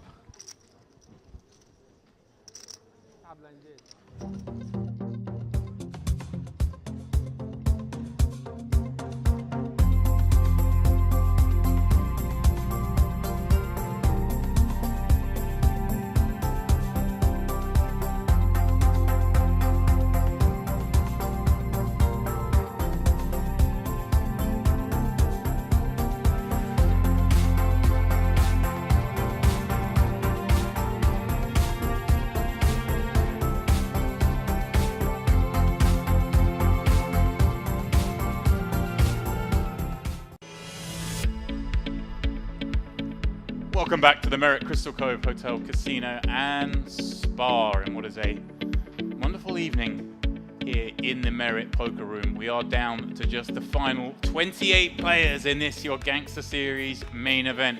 And we're switching out Andy Headley for Ali Najad as we look to play down to at least close to the final table. I don't think anyone's dreaming that we'll get down to the final 9 in a couple more levels. Still but we'll a few too many for that. Maybe 16, 15 left, something Sure, like that. sure. Obviously, for the folks that are remaining, they're hoping that we don't necessarily get that close because the likelihood of them being busted would increase accordingly. But we have hacked away at the field considerably. Remember, we started outside of the money by 7 players, I believe it was 78. More. We had 96 to kick the day off. Wow. Oh, that's right. I came in at 78, That's but you right, guys had Ali. already been in for a Sometimes frame. the world keeps spinning when you're not around. It's not always just what's happening in your little corner of it. Yeah, so I mean, now this is an even more significant amount of paring away at the field that we've accomplished thus far here today in the quest for ultimately $295,000 and a champion. That'll happen, of course, tomorrow, not this evening.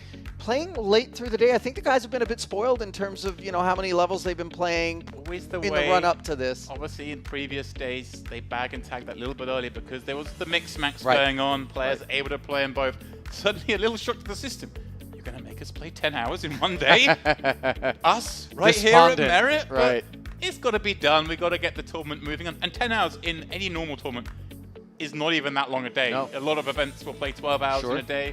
Sure. So it's still pretty soft here. And of course, with 28 left, redraw coming at 27, Ali, we're going to pick up with the same table we left off with, which was a slow burn for the first sort of hour of the frame. But the second hour really, really kicked up with Oleg Nataliev, second place finisher in the main last time out, battling with Dmitry Gromov over and over again, and finally Gromov getting the best of his man a couple of times towards the end, building a stack up to 2.5 million. But here's Nataliev still with the lion's share here. Yeah, they're running 1-2, and down toward the bottom we find Sinead Priestley. Did have an opportunity to observe her procedures during yesterday's stream. She is joined in the sub-20 big blind club by Vladimir Drokin and Dmitry Yurasov. Obviously, spins needed. Yurasov being just stuck below 10 big blinds most of the way. Got a double up. Won another pot since, but still very, very short. But a player who's seen and done it all before, knows how to navigate from this position, I should say. It's not just knowing how to navigate from this position, but on this property, Yeah. shall we call it. Certainly different procedures are in order. So we'll get things back underway. As you mentioned, James, we are just one bust out away from a 3-table redraw. And Priestley would love to bring us there with ace-king suited. Here we go. Problem is she doesn't cover anybody. So Yeah, she's had a couple of opens that haven't worked, but now gets to pull the trigger. And notice Ali leaving just a couple of chips back. Sure. Just in case somebody goes all in here. She's obviously never going to fold. But there are 28 left. At 26, a pay jump. So perhaps hoping a couple of bust outs elsewhere. And then she calls and busted. Would finish in 26. A little maneuver worth paying attention to. Something that makes a lot more sense with 27 left. But it's not out of the realms of possibility that 2 players bust out on the outer tables at the same time. Giving yourself that little extra chance all the time. Chelik, being fantastic, this man. ace 10. Can't see him going with this Ali. He's been so careful, Chelik. Won a big pot, kings v jacks, then just played a beautiful hand with ace jack. Where he flopped top pair, managed to pick off a big river bluff. I think that's the perfect word to kind of sum up what we've observed from Chelik thus far on the day. Just a careful navigator. We were commenting on the kind of like how relaxed is the table and almost like kind of giving off a lot, but he's not because he's just super relaxed. He's just every hand he's like hand in head, kind of like half asleep. Well, whatever, guys. Let's just bet this much. And Yeah.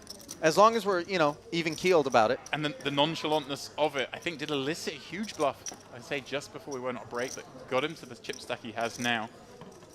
No, but the hand certainly of the prior frame, and I'm sure you guys touched on it, was the Ace, queen, king, jack. Yeah, massive hand that went off between Gromov, Nataliev, and I have to admit, the name has escaped me. Oh, it was Rakovic, of course, who was the one who was doing the front running and that blasting away, has since busted. Yurosov, his go with ace-king, 15 blinds.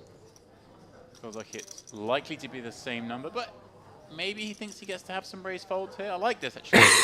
And he probably does. Yurosov, very capable player. Going to sneak in the occasional kind of ace-5 suited raise fold here, maybe some king-queen-O type hands. Yeah, note that, you know, he's coming with an open sizing as opposed to pre-sleep. Granted, he's a bit deeper. Yeah, that's a big difference. The 13 to 15 early does actually change things a lot.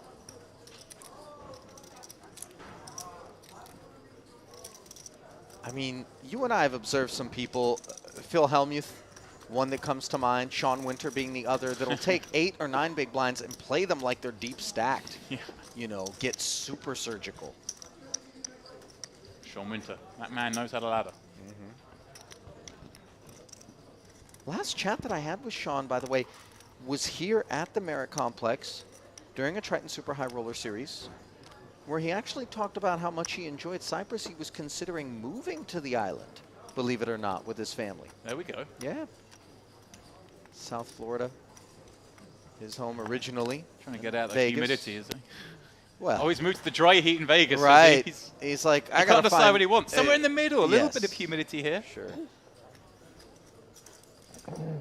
He's 8 suited. Chip leader. Will moisten the air. I used to live in Florida. I can't recommend it. I mean, it's tough. Nice in the winter. Anytime you step out of the shower and before you're done toweling off, you feel like you need to double back into it and take another one because you're sweating. That for me is the kind of alarm bell that maybe this climate isn't fit. But granted, I live in the desert. In the winter, it's beautiful. Yeah, compared to New York, where a majority of the people who take refuge in Florida reside. Those snowbirds. Away from the winter. Priestley, ace-3 in the big. Yeah, gets difficult, but I think she knows that Oleg's up to no good so often from +1. Again, we are incentivized to play tighter because we are near that final 3-table redraw. Pay jumps start coming more frequently. You could see the temptation there, and it wasn't like she loves ace-3 offsuit, but she loves the idea that maybe Oleg, more so than anybody else, as you mentioned, off of that big stack, under the gun +1, could just be opening in cheeky fashion. Problem is, of course, very hard to play the ace-3 offsuit post-flop unless you find the ace. That's the dream scenario. The rest of the time, Oleg's going to make it very hard for you to realize your equity. That's why she's, okay, just let this one go. Not only that, but you're not going to make much profit with just one pair. You know, Right. ace-3 never ends up getting multiple streets of value. Well, I mean, Oleg's the kind of guy who is going to bluff the good boards for you, the ace-high boards. But in this case, we can see he also gets to have some hands. He had ace-8. Sure. He's allowed to have big hands. As is Gromov, ace-jack suited. And Karabaucic, someone who just didn't get dealt into any situations in the last frame, and maybe frustration taking hold in the sense that he's looking to play this hand, and he is just going to come up with a really suspicious click raise. You know, it's so funny. I love that you say that because it's almost scarier when they hit you with this sizing versus something more in line with what we would anticipate. Right, for 110K more, pardon me, it's like, what hands can ever fold? It's less than 2 big blind raise. It's just the paranoid part of us that wonders, you know, clearly you're laying me a price where you can't ever expect me to fold. And why would you absolutely want to make sure that you retain me unless you were that strong? Right. But interesting that Karabaucic has elected to do that with this hand because we don't block any of the kind of hands we do want to target. Like if you're Gromos in here with a king-jack offsuit, this is actually, it gets pretty icky. Ace-jack suited, he's got no decision. He's in. 10-5-5. Still the best of it. Yeah, the 6 is in the lead. Gromov does interact with the 10 of diamonds quite nicely. Let's see what Karabalchik has on his mind. And well, I kind of like the c-bet because given that we've kind of kept Gromov in with all the combos he's opened with free pretty much, we just rate to have the best handle on this board. 180 into 630. A hand that needs protection. As you said, Ali, though, 10 of diamonds out there. Gets Gromov excited. The call, however, does not get Karabalchik excited, nor does the arrival of an ace of spades. No Gromov snap checking it. And Karabalchik knows that as he's played this one, he has retained a good bit of ace X, both pre-flop and on the flop. Actually, I don't think it's a huge amount. I think, let's say ace king's always going to 4-bet jam. Right. Ace queen, ace jack. Ace queen might, but yeah, the ace queen, ace jack stick around. Ace 10 is a 10 on the board, ace on the board, kind of, there's some removal there. This bet, a little optimistic. I'm not sure what check calls the flop that... It might be trying to earn itself a check. It might on be. The oh my goodness! Or making 8s through 9s, 8s and 9s fold, 7s, 8s, 9s, there we go. I couldn't get my words out, Ali, because lightning strikes.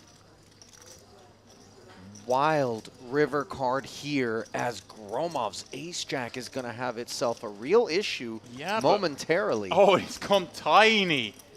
It's gone milky. Thinking maybe that Gromov's got a 10 rather than an ace as played, which does make sense. The jack 10 suited, the 10-9 suited, the queen 10 suited. They're all calling that really small 3-bet. Far fewer ace-x combos purely because the ace-king is going to jam and maybe the ace-queen as well. No bluff? No. Does he just still think, am I really running into like aces here? The way this is played, he went with a tiny 3-bet and wants to bet 3 times. Doesn't look like an ace-king, ace-queen kind of hand. They tend to go bigger. Pre-flop, that is. So he's thinking, I've really just ran into the absolute nuts here. But for this price, how can you ever fold? Okay. It's going to feel Oh, sick. he sure is.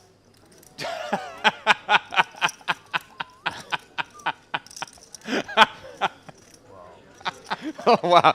You know, it's made even more awkward by the fact that they're sitting right next to each other. Wow. And you see a little bit of mustard on the muck there from Gromov, understandably, is that was... Wow. Wow, there we go. It was the long look at him before he just stared at him. He's like, what? No, but how? Here's the thing. You see the hand turned up, and you're forced to look back at the board, and then look back at your opponent, then look back at the board, and then reconstruct the line that was taken. He gave him the kind of the really long look, the side-on look like this. And then he's like, really? That's the sort of look you see at a cash game. It's so personal. Have you got that hand? This isn't fair, Ali.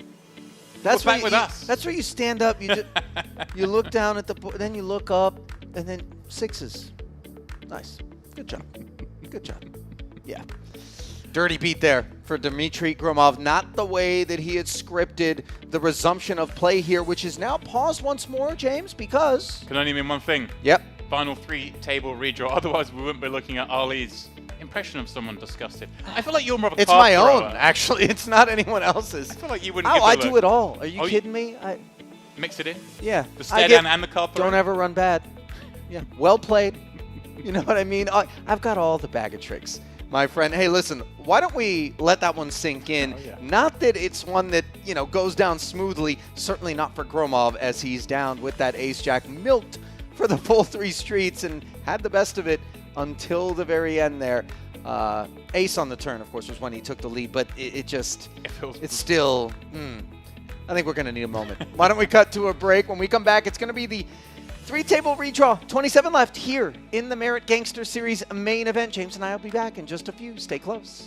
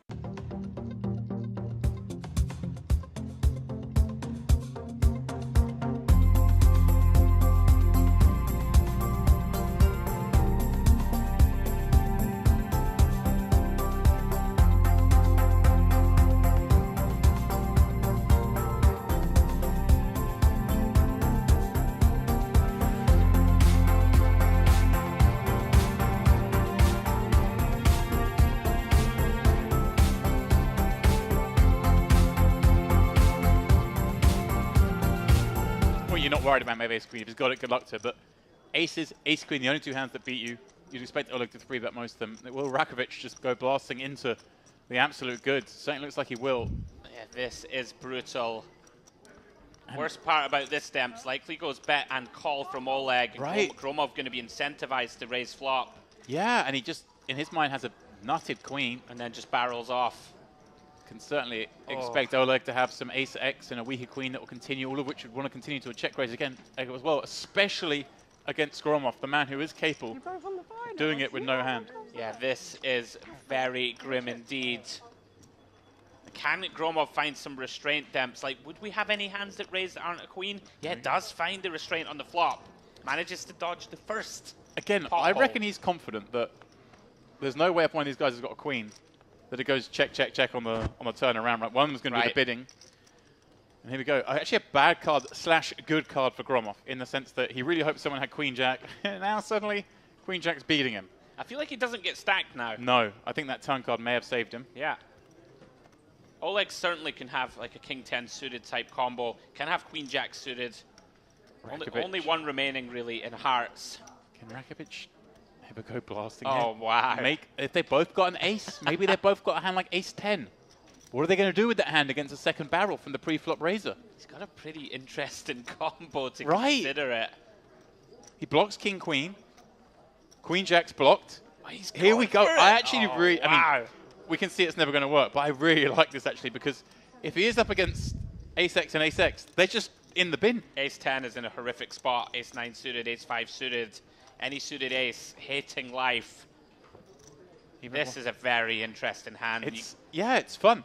Got to hand it to Rakovic for actually having the acumen to realize that this would be possible and could work against a variety of holdings. Oleg can't believe his luck, seeing a second barrel. Sitting there with queens 4, only losing to one hand. He's going to go bet, call, call again. I think so. This is a sick one. Oleg trying to remain composed. There's something dancing in his head. Oh, he's absolutely loving life. He's singing the Star Spangled Banner in there. He doesn't raise ever, Demps, does he? I hope not. It feels like a waste of a hand to do that. Really does. Especially with position. It's taking a very long time. Makes sense. I mean, yeah, okay.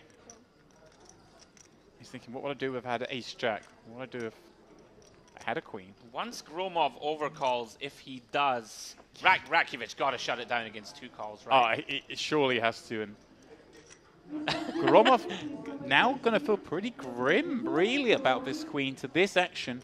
Yeah. If it goes check, check, bet, as we assume it will, then Gromov really going to think his queen's ever good here? He's only beating a bluff at that point. Yeah, agree. Yeah, I don't even know if Oleg would get to bet the case queen, like queen 10, queen 9 suited. Right. And if he had queen king, even would he bet? He's not going to bet into Gromov in the small blind. Looks super strong. What a fun hand. Oh, Rakovic. He's going to have to jam Demps if he's going to go for it. Try and rep Jack's full? I mean, this would be outrageous. He blocks king queen, he blocks queen jack. He's thinking, I block the boats. I can have ace queen, I can have aces, I can have quad queens. Like, this. Yeah, finds. I'm glad he does because that would be a little optimistic. Now, what do you do size-wise, Demps, is the big question. Well, you're just never bluffing here, right? So I guess we go small. We go tiny. It's the quarter pot. Right. It's the only thing that makes sense. How can you ever have a bluff here? Is there any chance that we would bet king 10 suited for value? I mean, might, right? Yeah, king. Even then, of course, Gromov is beaten then, of course. Right, and that's what I mean. Would you bet there? Because what's Gromov supposed to call you with? King queen. And Rakovic is either bluffing the turn or he's got a boat. Fascinating hand. Really is. Of course, the temptation is to be greedy to hear Demps, right, and just rip it in. Like I say, I think when we're just... Hope your opponent has queen jack. When we just have a good hand, and only a good hand. If he's got ace jack and finds a bluff, or like ace X of diamonds and turns it into a bluff, then kind of good luck to him. No one's doing that. Certainly not enough of the time. What a great hand. What does Gromov do, Demps? Can he find the discipline here? Got to be so tough after seeing that flop. Rakovic just, yeah. Yeah, Rakovic is like, get this hand over with, How have I please. managed to get in this situation where I've barreled twice and been called twice? Yeah, looks like we are going quite small size. I like it. He's kind of arrived at the same decision we have. Oh.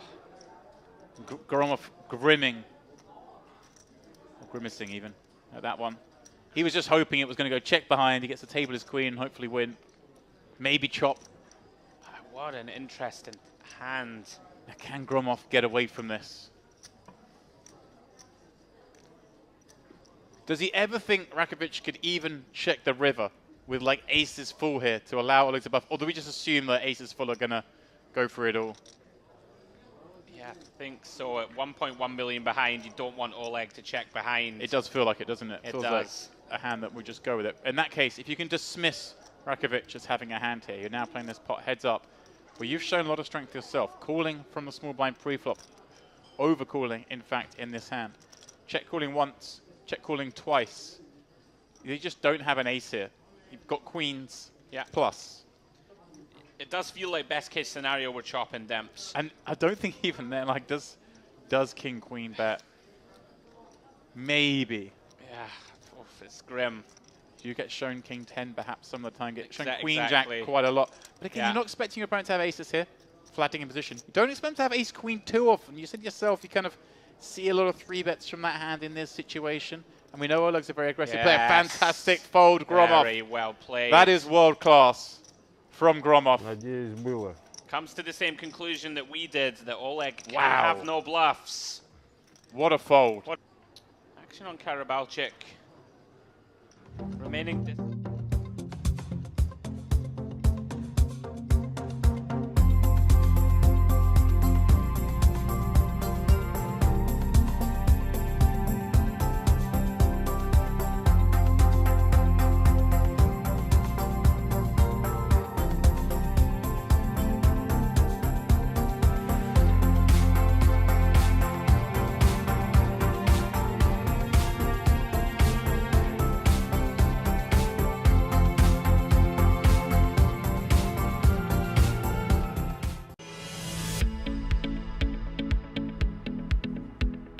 Welcome back to continuing coverage of the Merit Gangster Series main event live from the Merit Crystal Cove Hotel Resort Casino and Spa, where James and I have been inspired by what we just witnessed prior to the break. Sixes? Yeah, sixes. What? Sixes. I can't do it. I know. It was so painful to watch.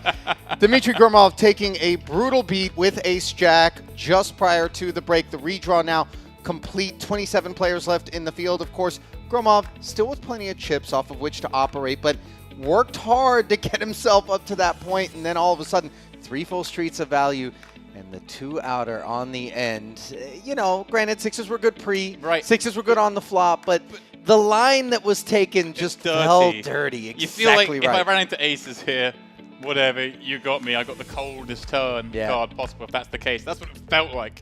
But instead, it's the dirty way. You know what you expect. Yep. I'm looking at the 4 redraw, Ali, and perhaps a good thing for Gromov or a bad thing.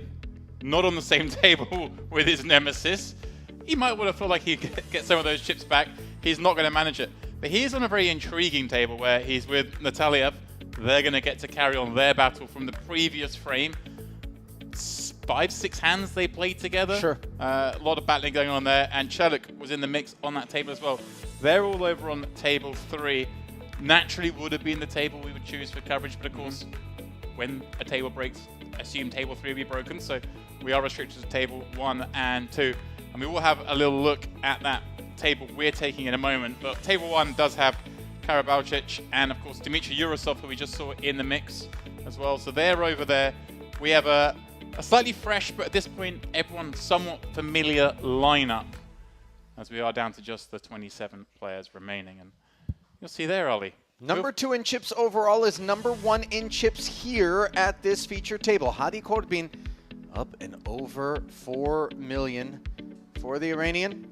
67 bigs in front of him, and Sinead Priestley finds herself still here at this feature table and still not covering anyone else. So obviously Eyes will be somewhat fixed upon her fate, at least for the time being. Middling stacks not incentivized to get involved in anything, although they don't want to be too passive as each orbit is very pricey.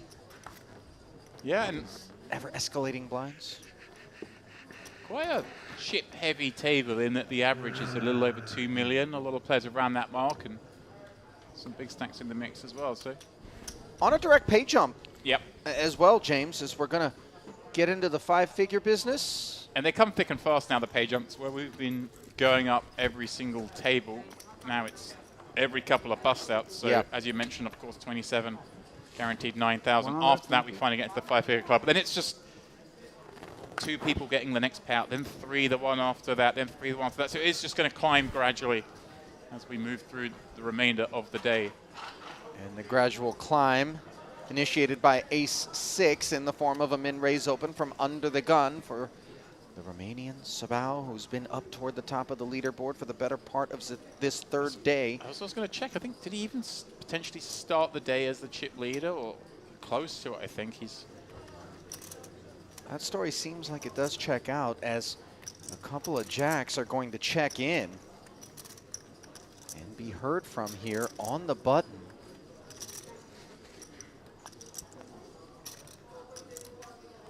This is Nikolai Fowl.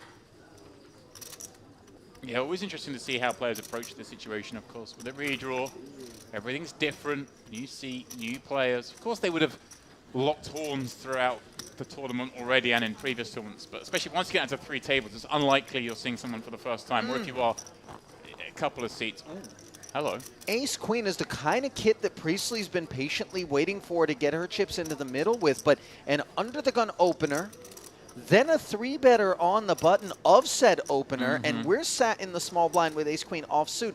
We don't feel the same way about it as we might have had Fall not 3-bet or had Fall been the opener. Or Fowler just flat, be perfect spot. Look at this discipline. She knows he can be light on the button, of course, but she wants to see some evidence of it before risking it with Ace-Queen. It takes a lot this deep into a third day of play. I know you think it's a foregone conclusion. You know what you're supposed to do, but sometimes we've all been there, James. You're like, you know what, man? Just, all right, guys, if you got it, you got it. And in you sail with the Ace-Queen. Of course, you get shown the jacks here and you're racing. But, you know, for Priestley to lay that down tells me that this is someone who is going to make the most of every last one of these chips in an effort to stay alive. Fowl's value range here is really tight. I don't think he's 3-betting 10s. Huh? And I don't think he's 3-betting Ace-Queen for value. So she is only really doing well against the bluffs. And, I mean, she is doing well against those, but how many does he have? Exactly. She doesn't necessarily know. Maybe she's not played with Fowl yet, or maybe she has played with Fowl and not seen him turn up with too many bluffs pre-flop, in which case, Ace-Queen in the muck. There are certain players, if it was Nataliev and Gromov on the last table, we got Ace-Queen, we're calling the friends over. We finally got him! Fist pump jam. Fall, by the way, James, this is a guy who's got results playing under the Russian banner. 2.1 million plus in career live tournament earnings. His best live cash, $326,000. Plays a lot back in Russia. Most recent cash came in a main event in November in Sochi. Sochi's such a beautiful part of the world. You've been? A couple of times. Yeah. I hear the same thing, and obviously this is a bit of a strange time to be a tourist in that particular country. Not so easy for us to get there. Or even as a tourist from that particular country, you know, things are one of the reasons a little different. Makes this place so great. Yeah, with open arms, all are welcome, you know, here at Merit. And by the way, any differences geopolitically that might exist outside this place, they get left at the door. They dissolve and they get left at the door. And I'll tell you what, that is a bit of a relief in otherwise stressful times, you know, for people to be able to say, I can just come, get my mind off of whatever troubles might be going on. I've not heard anyone say anything like it's a rule here or anything like that, but it's just the fact that you do have people coming in here from so many different walks of life and places in the world that I think everyone knows if you did bring it up the table, you're likely to cause a lot of arguments. Of So course. everyone just understands not to do it. Yeah. Yeah, it would be frowned upon. You'd be admonished, you know. Yeah. Godwin, ace queen, 4 million chips. Beautiful stack, beautiful hand, and some glasses that I'm sure you have an opinion on. Yeah, this is from the Future collection. Kind of gangster. Future gangster? Oh, yeah. New school gangster. With an old school ace queen up front. New school gangsters are kind of cyber criminals, though. Hey, listen, I don't know what his browser history's got in there, you know, just... He's got no history. That gets just not deleted worried every about- yeah, time. right. Don't worry about that. That cache is non-existent. It's a different kind of cash that's on Corbin's mind here as the second biggest stack in the main. 27 left. You know he's feeling it.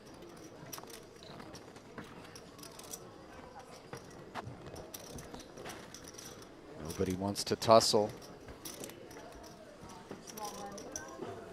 When you don't know much about a player and you take a seat post-redraw in a spot like this, James, and obviously we know it's incumbent upon us to try to create profiles as quickly as we possibly can using the data available to us as we observe.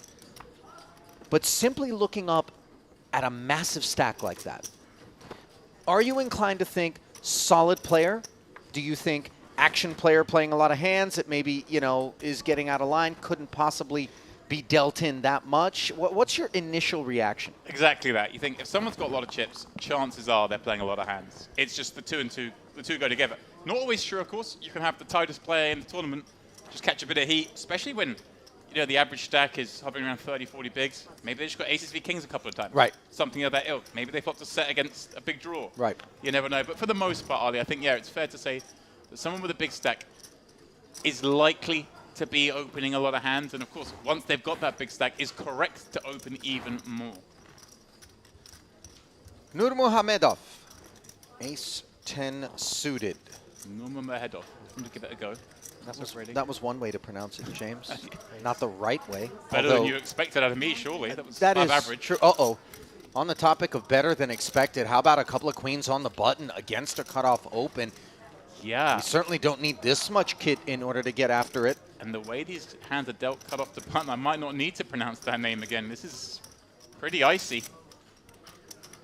Well, it's going to all depend on how Sabao proceeds, and he's going to do so in the form of a 3-bet to 315,000. A couple of hearts that are one path to the lead for Nurmagomedov.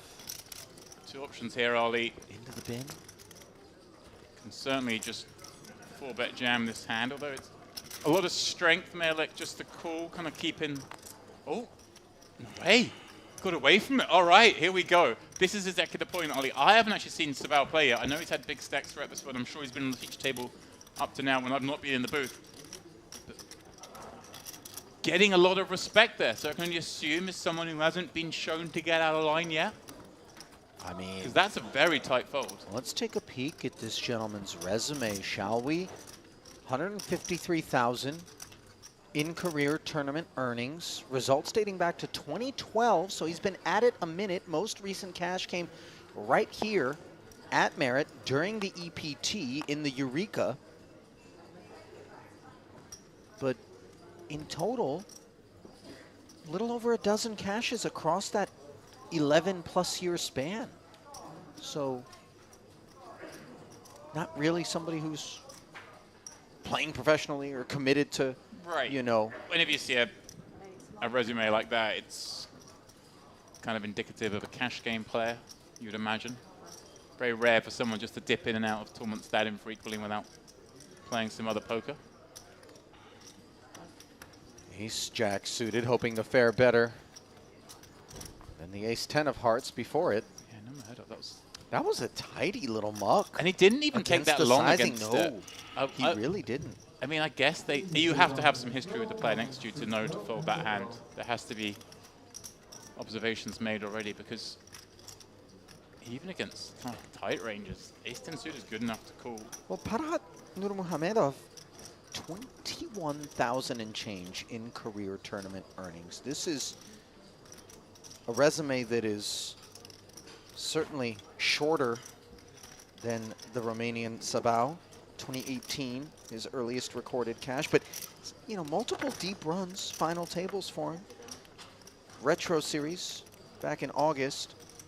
In the warm-up, he finished 72nd, but before that, in the Carmen Series, he had a 9th place finish, as we see the Ace-Jack 7 yielding top 2 for Popor.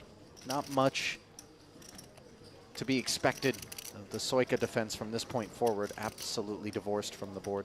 No, but with range, there are certainly hands that would continue, and Popot gonna want to attack this board as the open from +1. So, with a hand as strong as Ace Jack, also going to be betting.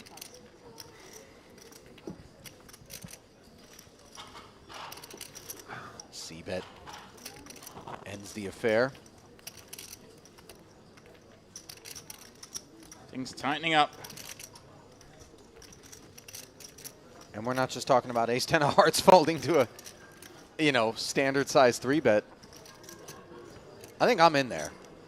And then I might accordingly be out of there I'm also as a result. Singapore against some players, I might just fold that pile if they're going to be very tricky for me to play against post-flop, depending. Very few players I'm just going to fold to. The value there are of some those suited aces, James, it Broadway can't be suited overstated. ace. Right, exactly. There are some players who just are never 3-betting light. They're very few far between. And no, but cutoff button, yeah. You know, it's tough. Not so tough, perhaps. A 6 offsuit for Enriquez in the cutoff, just 750,000 in front of him.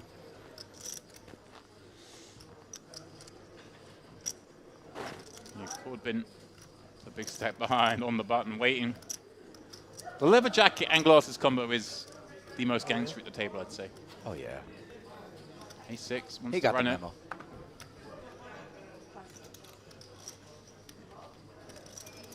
Jam looking like it's going to get through thus far. Just one to beat, and the stone, worst hand in the deck. 7 deuce off. There's some games that hand can make some money in. Those are cash games. You ever see people play the 7 deuce bounty with each other in a tournament? I think I'm sure I've seen it at some point. Can you imagine if you got the whole table in? Spicy. That I don't think you can ever have a table that'll let you do that. Not in a tournament. I'll tell you what. If I had a table that was down to play the 7 deuce bounty in a tournament, I get every one of those phone numbers and make my next cash game consist of all of those guys, because they've got more gamble than the cash game players. There we go.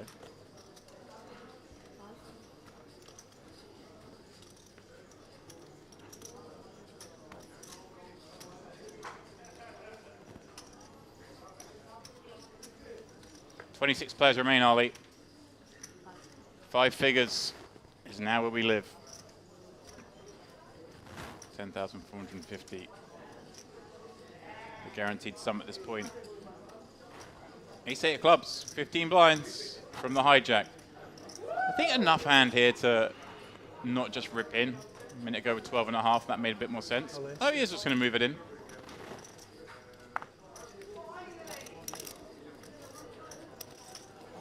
I feel like with 27 left, this might just be a rip, but now you have secured that pay jump. Maybe we're okay inducing a bit more action, but it's of course also fine, Ollie. There's only one bad move, and that was the fold. Yeah.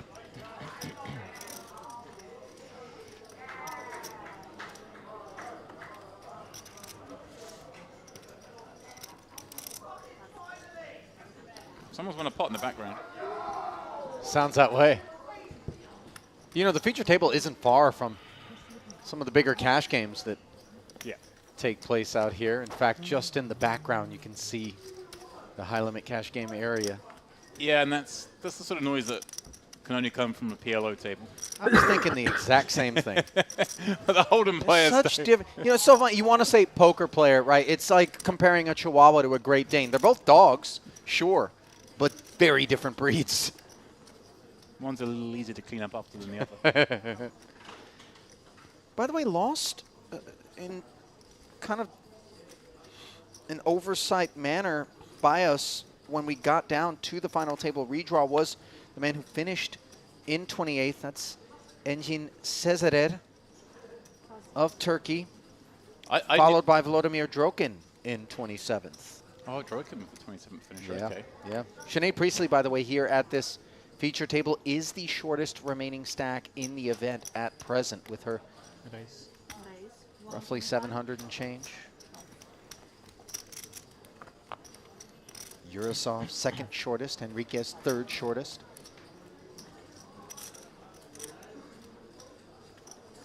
Ace Queen offsuit. Min raise with the cherry on top.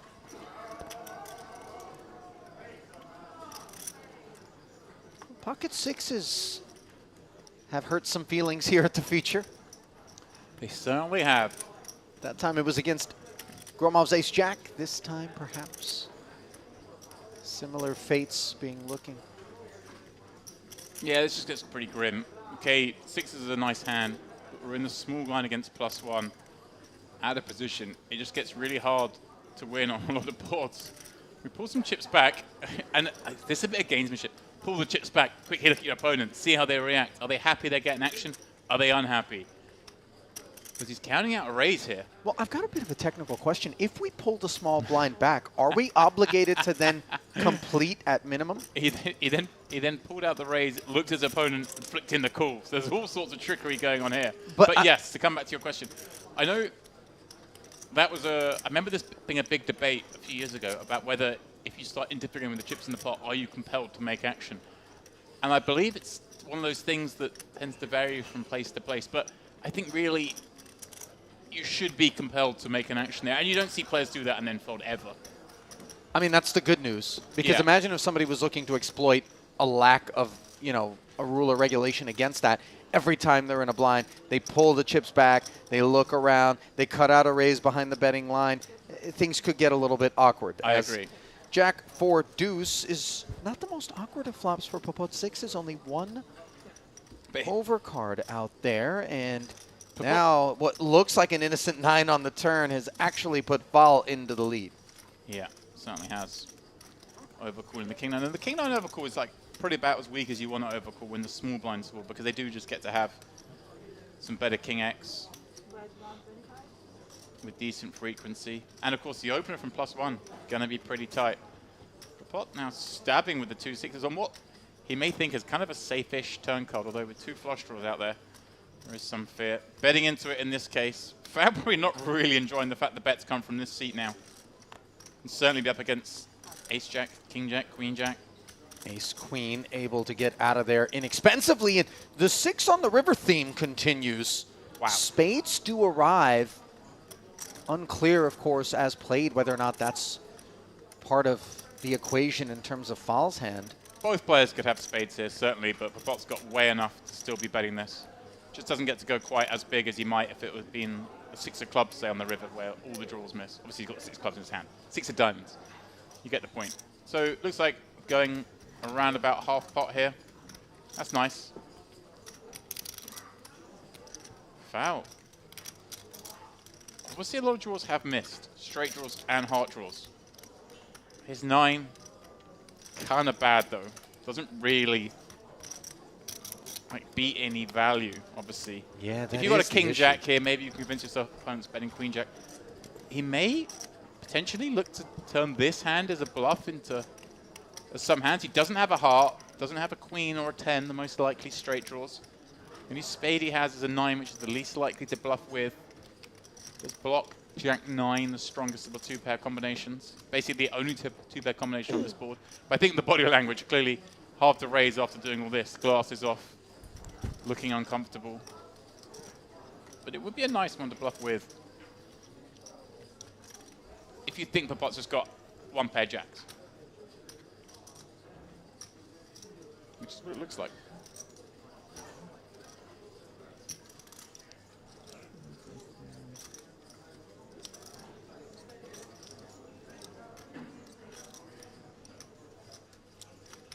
Busted hearts Yep.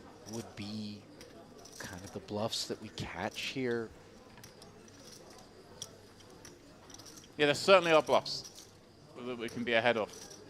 But I think we call those with our jacks, and maybe if we're going to play this, use it as a bluff. Nice fold. Little does he know that the way that he was beaten was not by a jack or spades, but rather... Let me check the deck on this table, Ali. What? River sixes. A lot of for an sixes in orbit. there. That's what we're playing. Okay. Bluff? Never bluff. Wow. Never bluff. Imagine playing that in a game. You're a 9? You're a 9, maybe. No? You ask question, you don't answer question? I have bluff catchers, but I think good bluff catcher. But I can beat only bluff. Foul recognizing.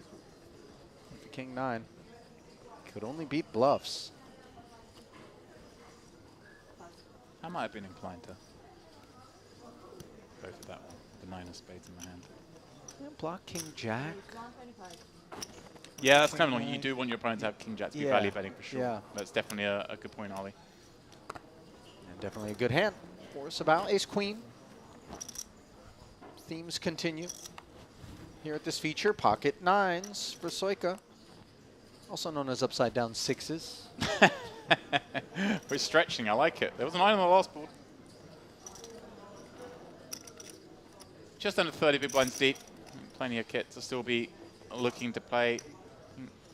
7s would look to fold. 8s probably calls. 9 definitely going to get in there. I hate myself for saying the word kit there. I feel like that's your line. And Oh, come it on. just It's seeps down into my the brain now. zeitgeist. I lay no claim to it. I offer it up.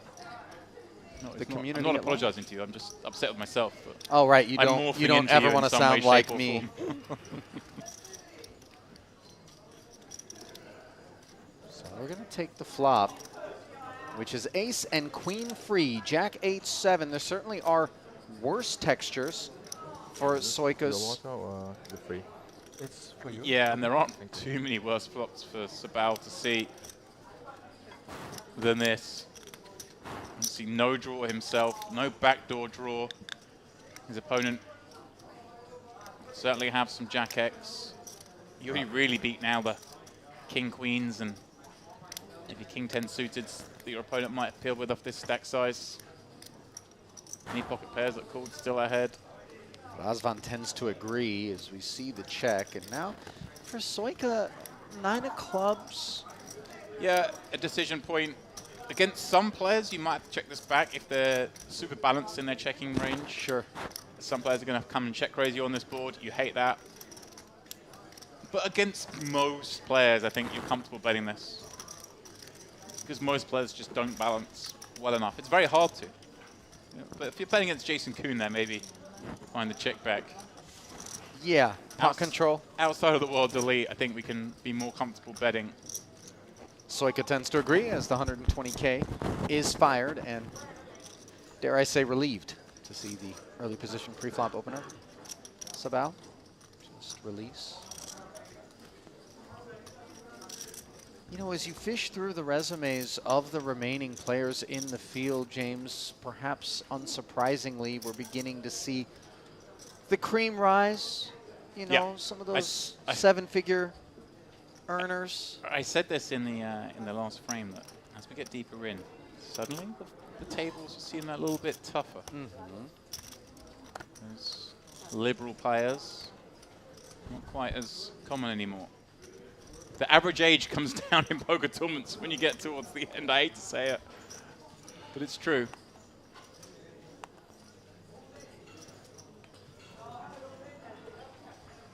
Ace-9 suited now for Niels Poodle. He certainly is among those on my mind as I talk about the more impressive resumes. Yeah. Makes it 120 to go.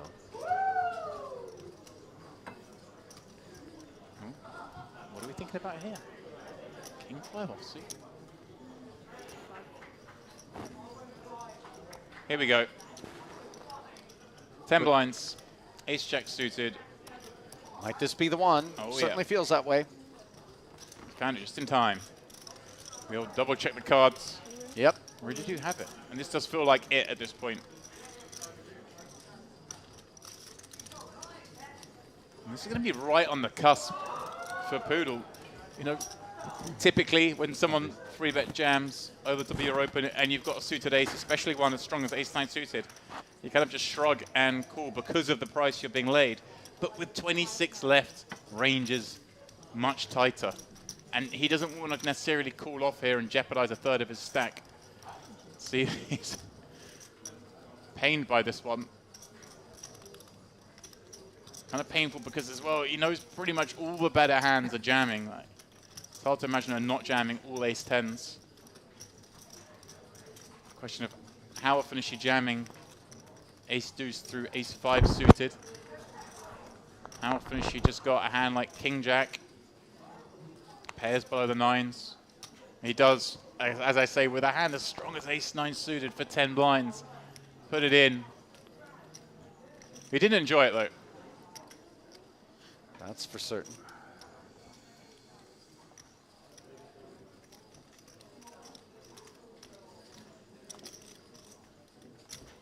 So, to the flop goes Poodle, looking to dash the hopes of Priestley, and it's going to be a tough proposition on a queen-6 deuce board where his ace is dominated and facing the nut flush draw. Broadway draw acquired for Priestley, unnecessary. She just wants to fade one of 2 black 9s, which she's done. 6 on the river for the record. I was going to say there was one on the flop. I was in before it came a 6, but you beat me to it. 6s are hot. Yeah. Do you buy into that? So color theory is not a thing, but you can choose a hot card? No, I don't really buy into it. I just observe it. And by the way, we kind of buried the lead there because Priestley now chops with that pair on the board and a king and a queen out there. Very fortunate for Poodle. Actually, yeah, I hadn't even clocked that. Yeah, that king, not a good turn card, in fact, because it presented the opportunity. Yeah.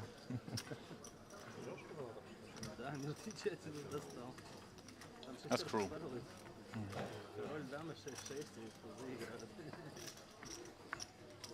Priestley just can't catch a break. You can see she's doing her best to remain stoic and focused. But laddering, though, up to 10K. She was short for quite a while whilst I've been covering this penultimate day of coverage. Well, if she can't get ace-jack to double, she might stay that way. Plenty of time. Oh, look at this. 2 6s. Into the muck, though. Yeah. Enriquez not placing his faith. I didn't catch exactly how many chips he had, but it's very hard to play those kind of hands up front. Yeah. You run into hands like this. 1-6 was busy with an offsuit 4, which found the bin behind the pocket pair. And you trying to induce me to bet that the K6 is going to pop up in this hand? Poodle, ace-queen suited. I'm doing no such things. You probably have a customer. I'm a mug. I believe in hot hands.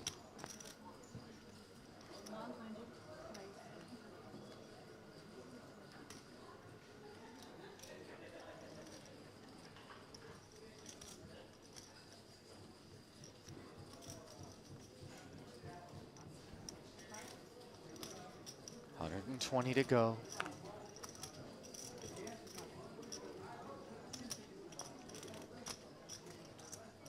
Eight-9 offsuit for Sabao. Let's see. No. 8-9 offsuit. Oh, pardon me. I got things confused in my mind there. Yeah, this hand. Let's see. Up there in terms of the hands that want to defend. So the chips invested in exchange for a peek at 3 cards with 330 in the middle, and they are queen 8-4. Top pair against middle pair. Sabao going to be losing some chips, at least for the time being. Yeah. The board has some connectivity in the fact that there are so many connected cards that peel pre-flop that have flopped a gut shot. So you tend to see the C-bet come slightly larger here. And yeah, just under 1.5 blinds. If it was, say, a queen 7 deuce, I'd expect to see a C-bet of just kind of 1 blind. But that size, of course, not going to shake an 8. No, it isn't. Hello. Top 2 now, and Sabao could manage to save himself some chips. 490 in the middle. Let's see what kind of sizing Poodle comes with. I can't imagine it's going to take too much to shake this pair of eights. Yeah, this is almost a spot where you'd much rather have ace-4 because you then allow your opponent to have more queen x. Yeah. As it is, obviously, with the top two pairs, hard to get action. But there are a lot of cards that do have equity. Those straight draws I mentioned before, some of them turning a flush draw, maybe a 4x, 8x of spades. And so I like this, even though it's just almost certainly getting through, there are some hands we want to protect against, and they do still call you here. I don't think this is one we get to continue with. Nicely done. Agrees. Does Razvan Sabal in the face of the 300K bet, which will end things before the river. And Poodle hauling in the biscuits.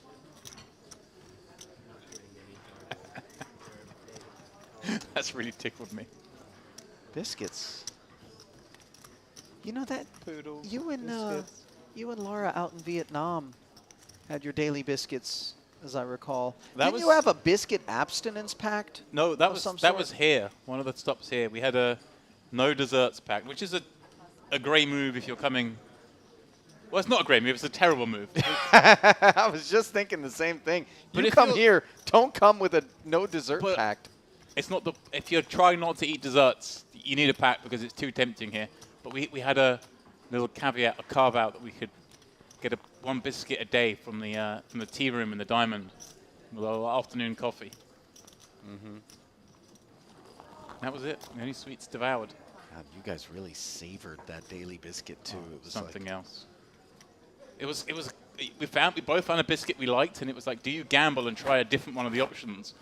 But then what if it's not as good when it's your one sweet treat a day? Oh, yeah. That's a good point. If you waste your biscuit on an undesirable iteration, that would be disaster. Foul. 120,000 biscuits attached to Ace Jack. The flavor. King Queen for Nurmagomedov. Yeah, it's a nice hand to potentially come in with a 3-bet. Thank you. Nicely done. I like the sizing as well. We don't have to go particularly big here against hijack. Playing sub 30 big blinds. Yeah. Hard for our opponent to continue with a lot of hands. And this kind of fits right in the sort of one of the weakest hands that might want to continue in sense of playability, an ace-jack offsuit. We'll see. Hard to realize. Thank you. The 3-bet to 325,000 from the button against the hijack. This ace-jack doesn't have to be no good, but obviously inflated pots being played out of position for 3 bets. This Poodle getting a bit cozy there with his stablemate as he retrieves a border. I thought we were getting a... Just all well, I won't go there. You know. So once also I see. All is forgiven. Look at this. I like it. That's just leveraging the stack sizes the way they are. Yeah. Okay. Makes it so hard for those offsuit combos to continue. Well done. Sinead Priestley with yet another order of Coca-Cola no ice. Thoughts on that? The no ice? It's a very British thing. It depends. Is it already chilled? I think Because it's if it's gum. room temp, I got to tell you that is something that the High Court or Parliament should really reevaluate. I mean, she's not helping us out. It's a nation A famed for room warm temp beer. Coca-Cola on the gun is Thank you. Thanks very much. certainly not worthy of 2 thank yous. I can tell you that. That's. Is it designed to confuse your opponents? I mean, for those that are bothering to, you know, track her beverages. Here we go. Sure. I might have This to. this one is warm. I was like, yeah, ace queen suited. Carbonated as well. So I can expect a bubbly little open. I think a big open. All of it? It makes sense. 11 blinds. You don't really want to have a different size than all in off this stack size. She agrees. And notice Ali, of course, now with 26 left. Through that mini pay jump, she does elect to move all in rather than leaving one chip behind as she runs into it. An absolute disaster for the short stack Sinead Priestley, who is really, you know, she's folded an ace-queen in the face of an open and a 3-bet when she was in the small blind. Here she is as an opener from the hijack suited kit.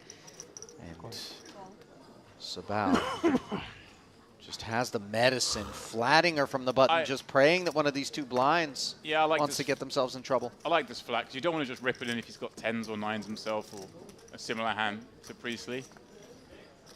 And there is the bad news. Priestley's run into it. Her tournament life at risk now, as she needs spades or an ace for the time being. The path to Broadway blocked by the Pocket Kings, which are squarely in the lead, better than a 2-1 favorite in a 1.45 million chip pot. Hello. Couple of spades on board. Hello indeed. 6 of spades, River? Oh, you know, Sabal might have something to say about that. Red 8 on the turn. Bringing him up to 73%, but over a quarter of the time, Priestley will manage to find her savior on the end, and there is, no, the queen up against the kings. I was so fixated on her connecting and thinking that would be good, but of course, that's the one manner in which she could hit and still be showered. So, we bid adieu. GG's. To Sinead Priestley. Listen, she played well. Yeah. James, it feels a bit unjust. I saw her play the last frame and this, and she just didn't get dealt anything that she could work with. So, but made the most of what she did get that's dealt. what I mean. Just getting this far is kind of the best she could do, I think. Didn't hang herself in the end. You know what I mean? You could put the best player in the world in that seat, and they would have met the same fate. Yeah. There was nothing she could have done with the cards dealt. Everyone getting pretty deep on this table, are they? Just a one short stack. Enriquez inheriting the bottom end of the leaderboard, courtesy of the departure of Sinead Priestley.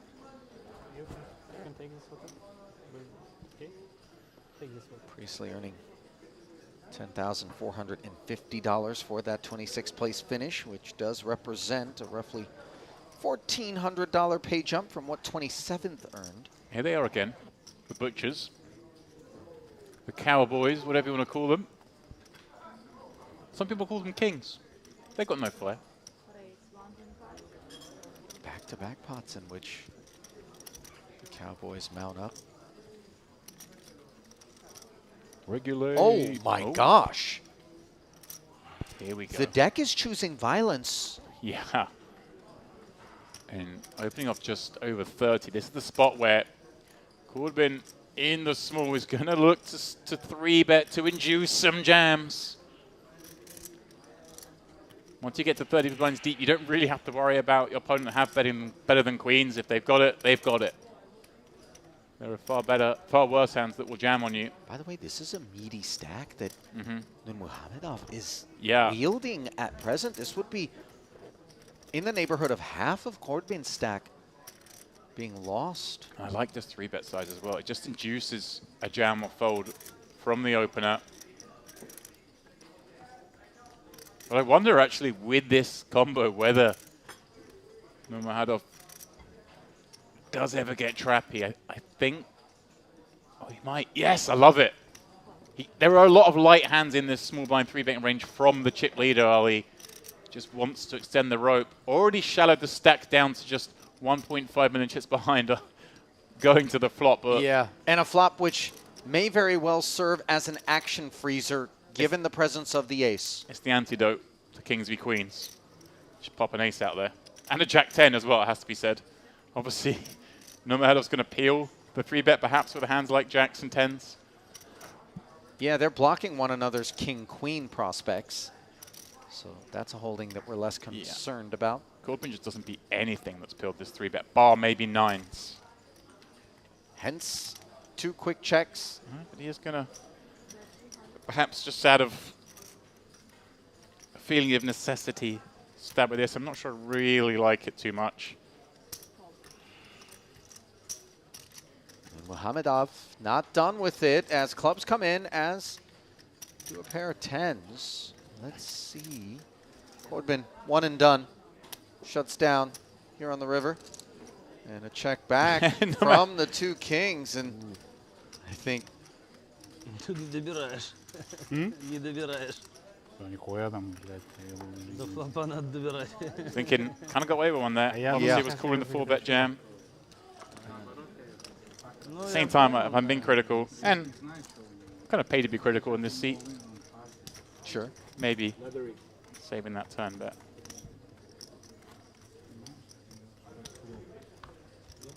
The opponent could have a king jack suited, I suppose. One hand that you just about beat that would call a bet, but it's pretty frisky. Speaking of frisky. Ace king. The deck running rich. I assume queens or jacks are lurking somewhere in the rest of the field now, just based on precedent set Maybe here sixes. in this orbit. Yeah, okay. TBD.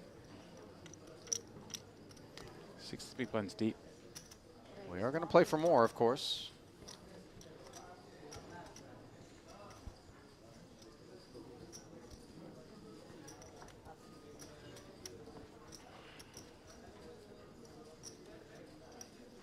На 4Б это очень страшно выглядит. Там много рук, которые были бы. It's funny how Corbin obviously lost that hand with the 2 queens, but he's going to feel somewhat of a winner, seeing that he did save perhaps 8 or 9 of 1,000 that most of the time he was going to lose If I shuffle up, you have to. Yeah, to he the has 2 to kings. fold, but if I shuffle Poodle. up, he has to fold.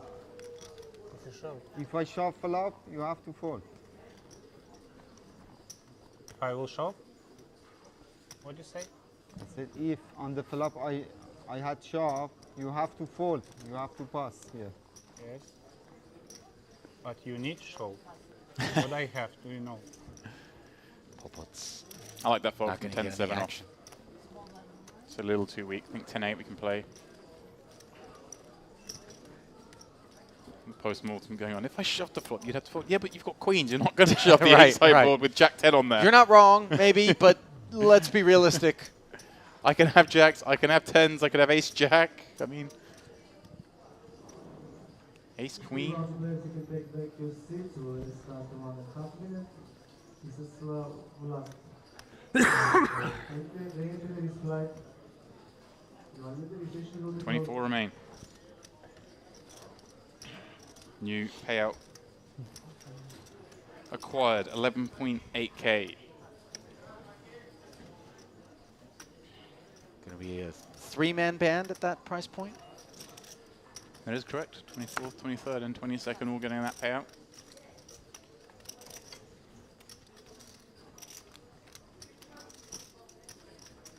It will be somewhat disappointing for Polish fans to learn that Jakub Michalak is among those that were dispensed on the run-up to this new payout level. I love his, I don't want to say demeanor, presence perhaps at the table.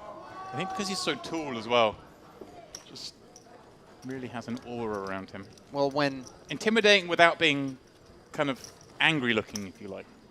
When Andrew and I were in the booth, I was suggesting if this poker thing doesn't work out for Jakub Michalak, he could always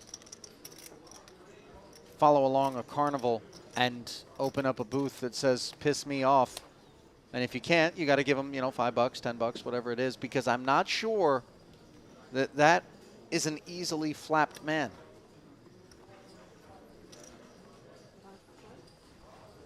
Following the carnival along, hey? Quiet frame, was it? I mean, you know, just saying. I like a good carny anecdote. I also like a good mystery. What would you do in the circus? Would you be a juggler? The ringmaster? Are you insane? That's true, actually. Why have I even asked that? You actually are the ringmaster. This is a fancy you've had before, isn't it? You wear those jackets sometimes. The sort of purple one that you got often adorned. That looks like a ringmaster's jacket already. You've already got the kit. I need a wand is what I need, as Henriquez doesn't need any more than at least the 7 of spades I'm getting you one of those ones for the next trying gig when you rock up in those jackets, the ringmaster. It's so spot on. The ruffle shirt? Oh, this is great. Oh, yeah. And maybe I get you a line as well, or is that a step too far? No, I'm in. Is it going to have its claws, though? The claws are weird? You're not worried about the teeth? You want to... Yeah, I'm worried about it all. There we go. You know who's not worried? Frederic Popot. With good reason. Sitting with 60 big blinds and a good bit of runway between he and a good chunk of the field. Maybe not the, you know, stack of Corbin. But he's got Corbin away from him. Upstream, yeah. Yep. Sub 20 for Henriquez now. But you touched on the notion, James, as we get more and more attrition, all of the stacks that are absorbed, especially if the pace of the bust outs maybe exceeds that which we would expect. Well, you know, pace, it's one of these bizarre things. Obviously, players less inclined to play big pots at this stage of the tournament, but at the same time, we're now playing 3 tables of 8, to 3 tables of 6. As you get shorter and shorter handed, hands just do naturally collide more with the big blind ante, of course, in play. Average stack, well, now 2.3 million. So near around 40 big blinds. Jack 9 suited being considered, and it looks like being employed. I like it. Big stack, doing big stack things. Raised to 120,000.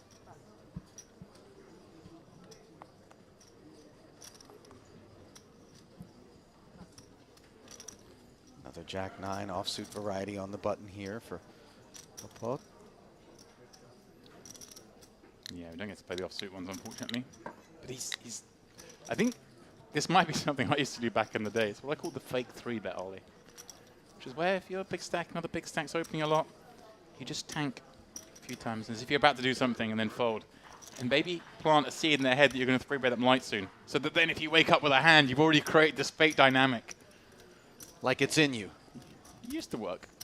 I think people are a bit too savvy these days, but it was my favorite. Of course, the plan relies on you getting a big hand at some point. Yeah. I would say that the vast majority of what I would anticipate to observe were I in the booth and you out there at a feature table, James, would have been stuff cobbled together in the mid-2000s. Maybe a little bit beyond that, but, you know. What are you trying to say? You're old school. That 3-bet move there, old school. You know? I'm old school, new school. Like, old school is the guys who are around,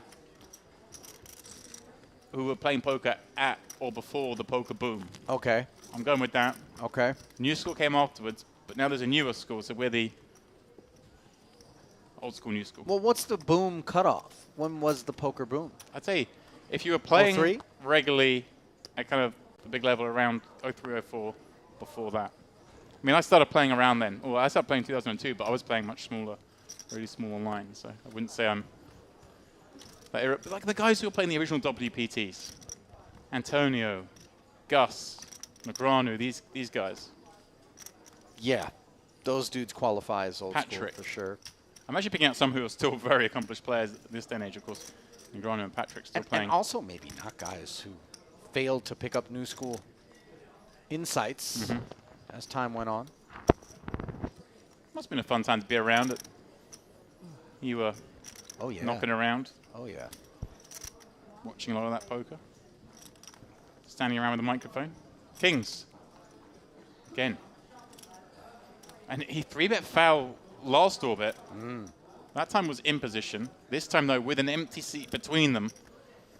The elimination of Sinead Priestley. It's going to look kind of fishy. And the old chin rub. That's the idea, of course. We want it to look fishy. We want somebody to get in here. Oh, he's cutting out. Doesn't like a lot of chips. Okay, we're building chips on that tower. We're playing 40 effective. 325, a smidge on the small side. But again, against the button range, we can see there the button range including hands like Jack 7 off, so we don't have to go too big. especially against a button as aggressive as this. Yeah, nothing Val can do here when you've opened as wide as this. No shame in folding sometimes when you open. But he doesn't want to give off the impression it's going to be that easy to pick on him. Like the second time you've done that, I'll give you a little stare before mucking. Same sort of thing, Ali. Right. I'm ready for you. Next time, you're getting it. Again, Kings. Today, King's Day. Today, King's Day. Tomorrow, Aces, maybe? До этого тоже королями против меня? Нет. Чуть хуже. Ну, король был. Concessions, by the way, from Jack 9, predictably. Привет, Фауст. Raise 3 bet.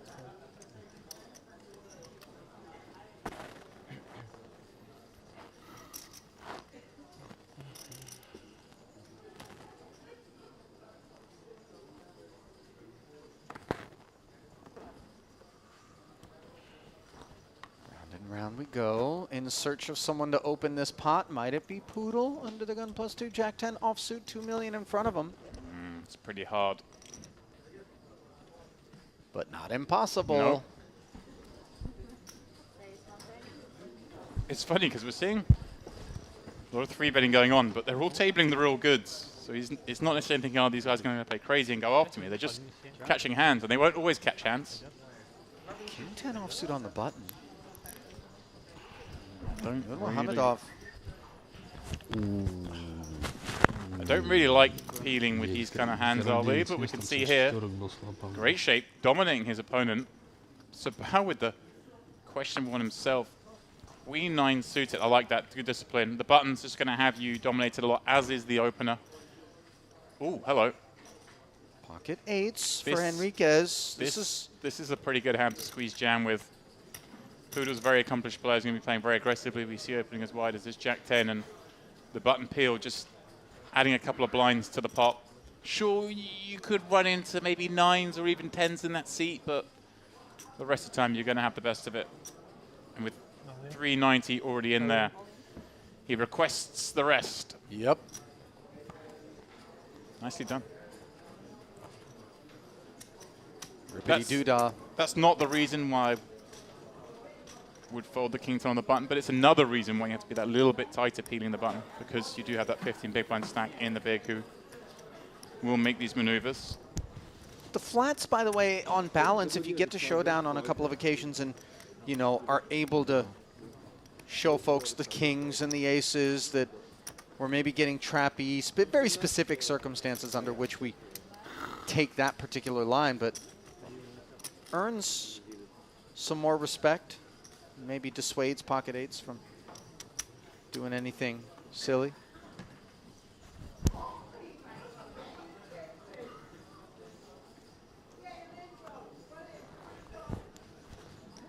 More noise originating from the PLO section. 25-25 PLO. Very rarely play with just the 4 cards in this room. They like to mix things up. I feel as though they very rarely play just 25-25. Yeah, that's true. a game where the straddles get on. The guys who are stuck want to kick it up. And do they still have the rule here? I mean, you've been playing a little bit of the cash games, albeit in the private game, but all right.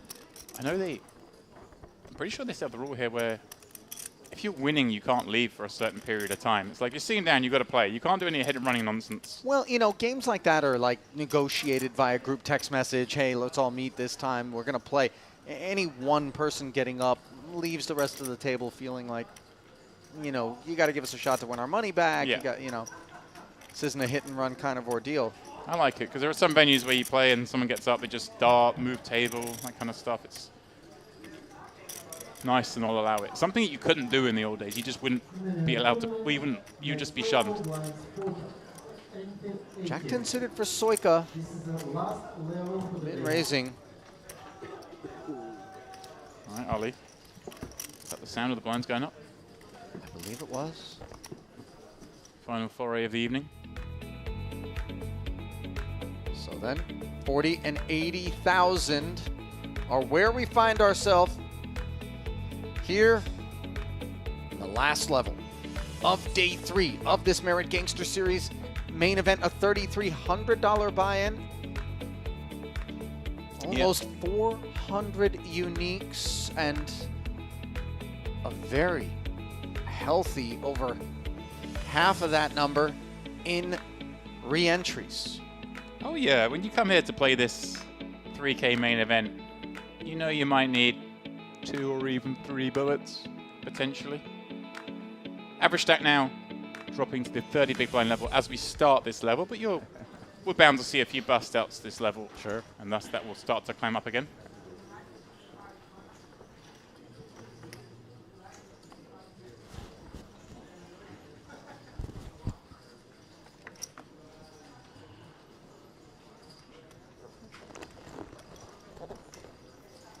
Napkins up front.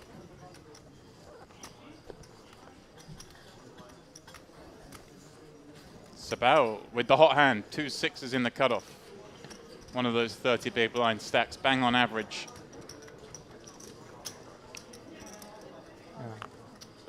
Are you going to say it? I've already said the 6s, the hot hand. There's a half of 6s. As you'd say, hard 6. Yeah. You still got me that day. I heard you on commentary. The hard 14? The hard 14 really tickled me. Pocket 7s, of course, that which I was referring to, and James just about lost it.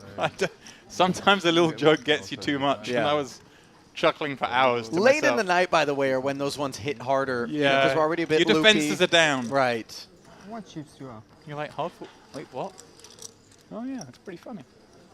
You still end up with like 19, 18 players, so Corbin play. inquiring as the stack behind it is, a 30 big blind stack. And it's not like he gets to go crazy, because he doesn't have a whole load more himself, just over 40. Thinking perhaps of applying pressure with these 2 3s. To 10 minutes. We can make it. Against the cutoff open.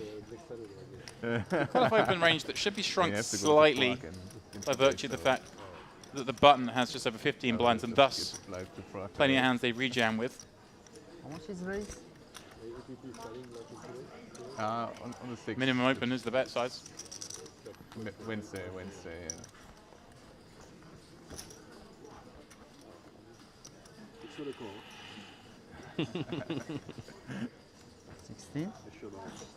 Eventually arrives with a call. If I'm Sabao here, I'm not expecting to see a hand like 3s. I think this is a hand that was thinking about Not at 3 all. betting and didn't. I'm looking at some of the suited Broadway combos. Well, more like maybe like an ace jack or an ace 10 suited, something like that. It was a kind of in no man's Cuspy. land. Yeah. I wouldn't necessarily be expecting to see 2 3s here. I get guilty sometimes, Ollie, of overreading situations like this when I'm in game. Hello. The 3's turning into a wheel draw, and this is well disguised. Yeah. The ace, of course, unwelcome, in particular when you take it in context with that pre-flop pause, you know, from Corbin, and we start to weight that range more toward the aforementioned ace 10, ace jack suiteds. And maybe that's the reason he's checking back these 2 6s, and bingo for Corbin.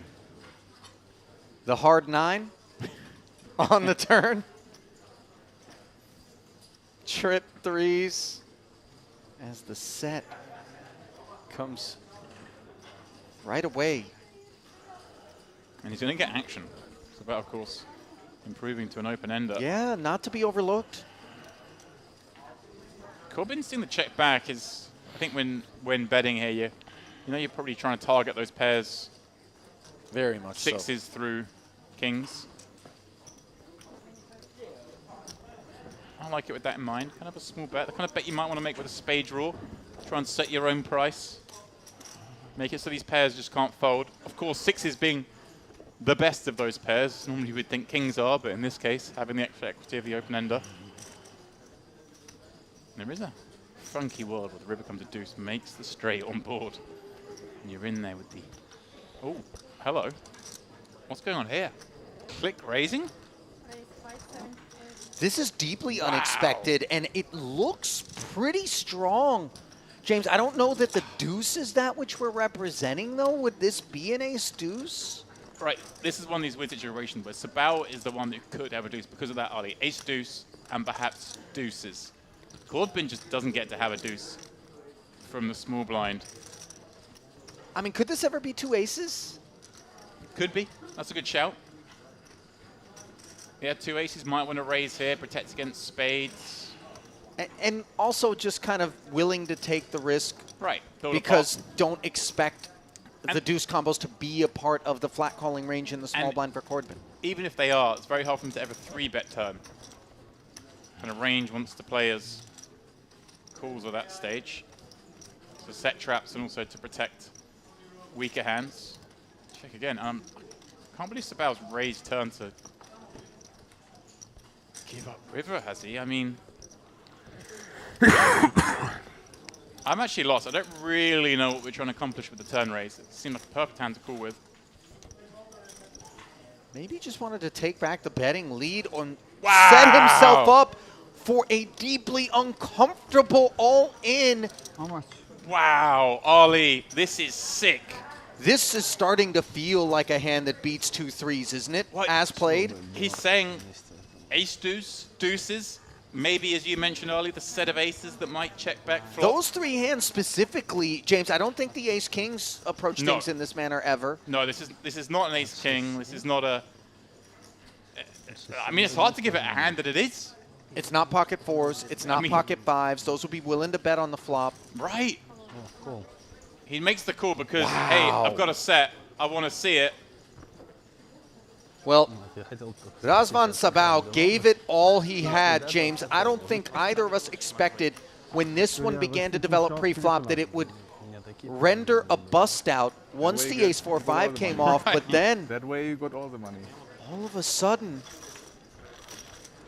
Sabal just picking one to go blasting off with.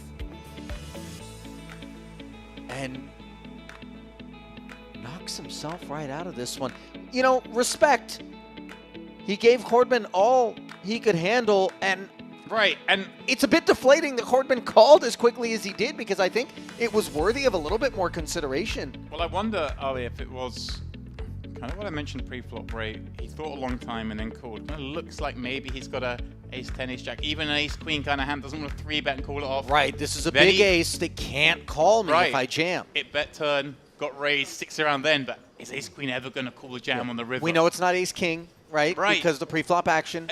So yeah, ace-queen, exactly. ace-jack is very much where we place our man. Ace-10 even is kind of not really there anymore after the turn. So I actually quite like it if that's where he's put his opponent on that kind of hand, and ace-queen, ace-jack wanted it. Looked like it was itching to 3-bet pre-flop. I got to tell you, with a set of 3s there, I'm putting a lot more thought into the call, you know. Yeah, I hear you. I hear you, Ali. I'm not convinced my hand's good. You have to give in credit that to your spot. opponent for running a massive bluff. And I don't give credit to lots of people for doing that, especially when you're down to the last 3 tables in a merit main event. Yeah, that's a great point. Great hand from both sides. Hats off to Razvan Sabal, by the way. He really, you know, that's kind of a defining line that he took there. Corbin with a monster stack now. 6 million. Yet We're he's right the man. around the average for the final table with that stack. He's the first man to reach that point. Asking for a count. The last time he asked this, he knocked someone out. It's like how much can I win when I take you out? And 300,000. 30 blinds. Queen Jack suited on the button. I think we can certainly play this. Obviously, we've got to be wary if we make one pair post flop. With so many chips, we do over-realize our opponent's less inclined to bluff. Okay. Shirking it. He give you present. Yeah, but 2.5 million. It's present. We're sitting during the day in tick, tick, tick. Not pushing kings, not only tick, tick. And he say, take it. It's present for you, playing in final table. What can I do?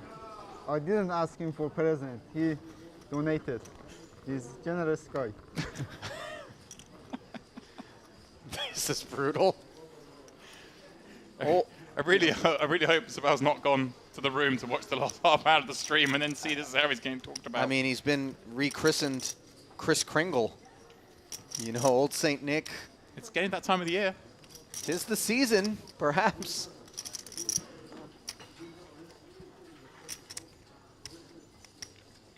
Queen 7-4, neither player connecting with this board. You a big Christmas guy? You know what? I love Christmas. I reckon you're that kind of guy that wasn't that bothered when you're younger, but as you've got older, you really started to enjoy it a little bit more. Listen, my Iranian parents, you know, settled down in the U.S., and it didn't take them long to look around and go, hey, lights on a tree seem like a popular deal every Right. December. We're in. Yeah, sold.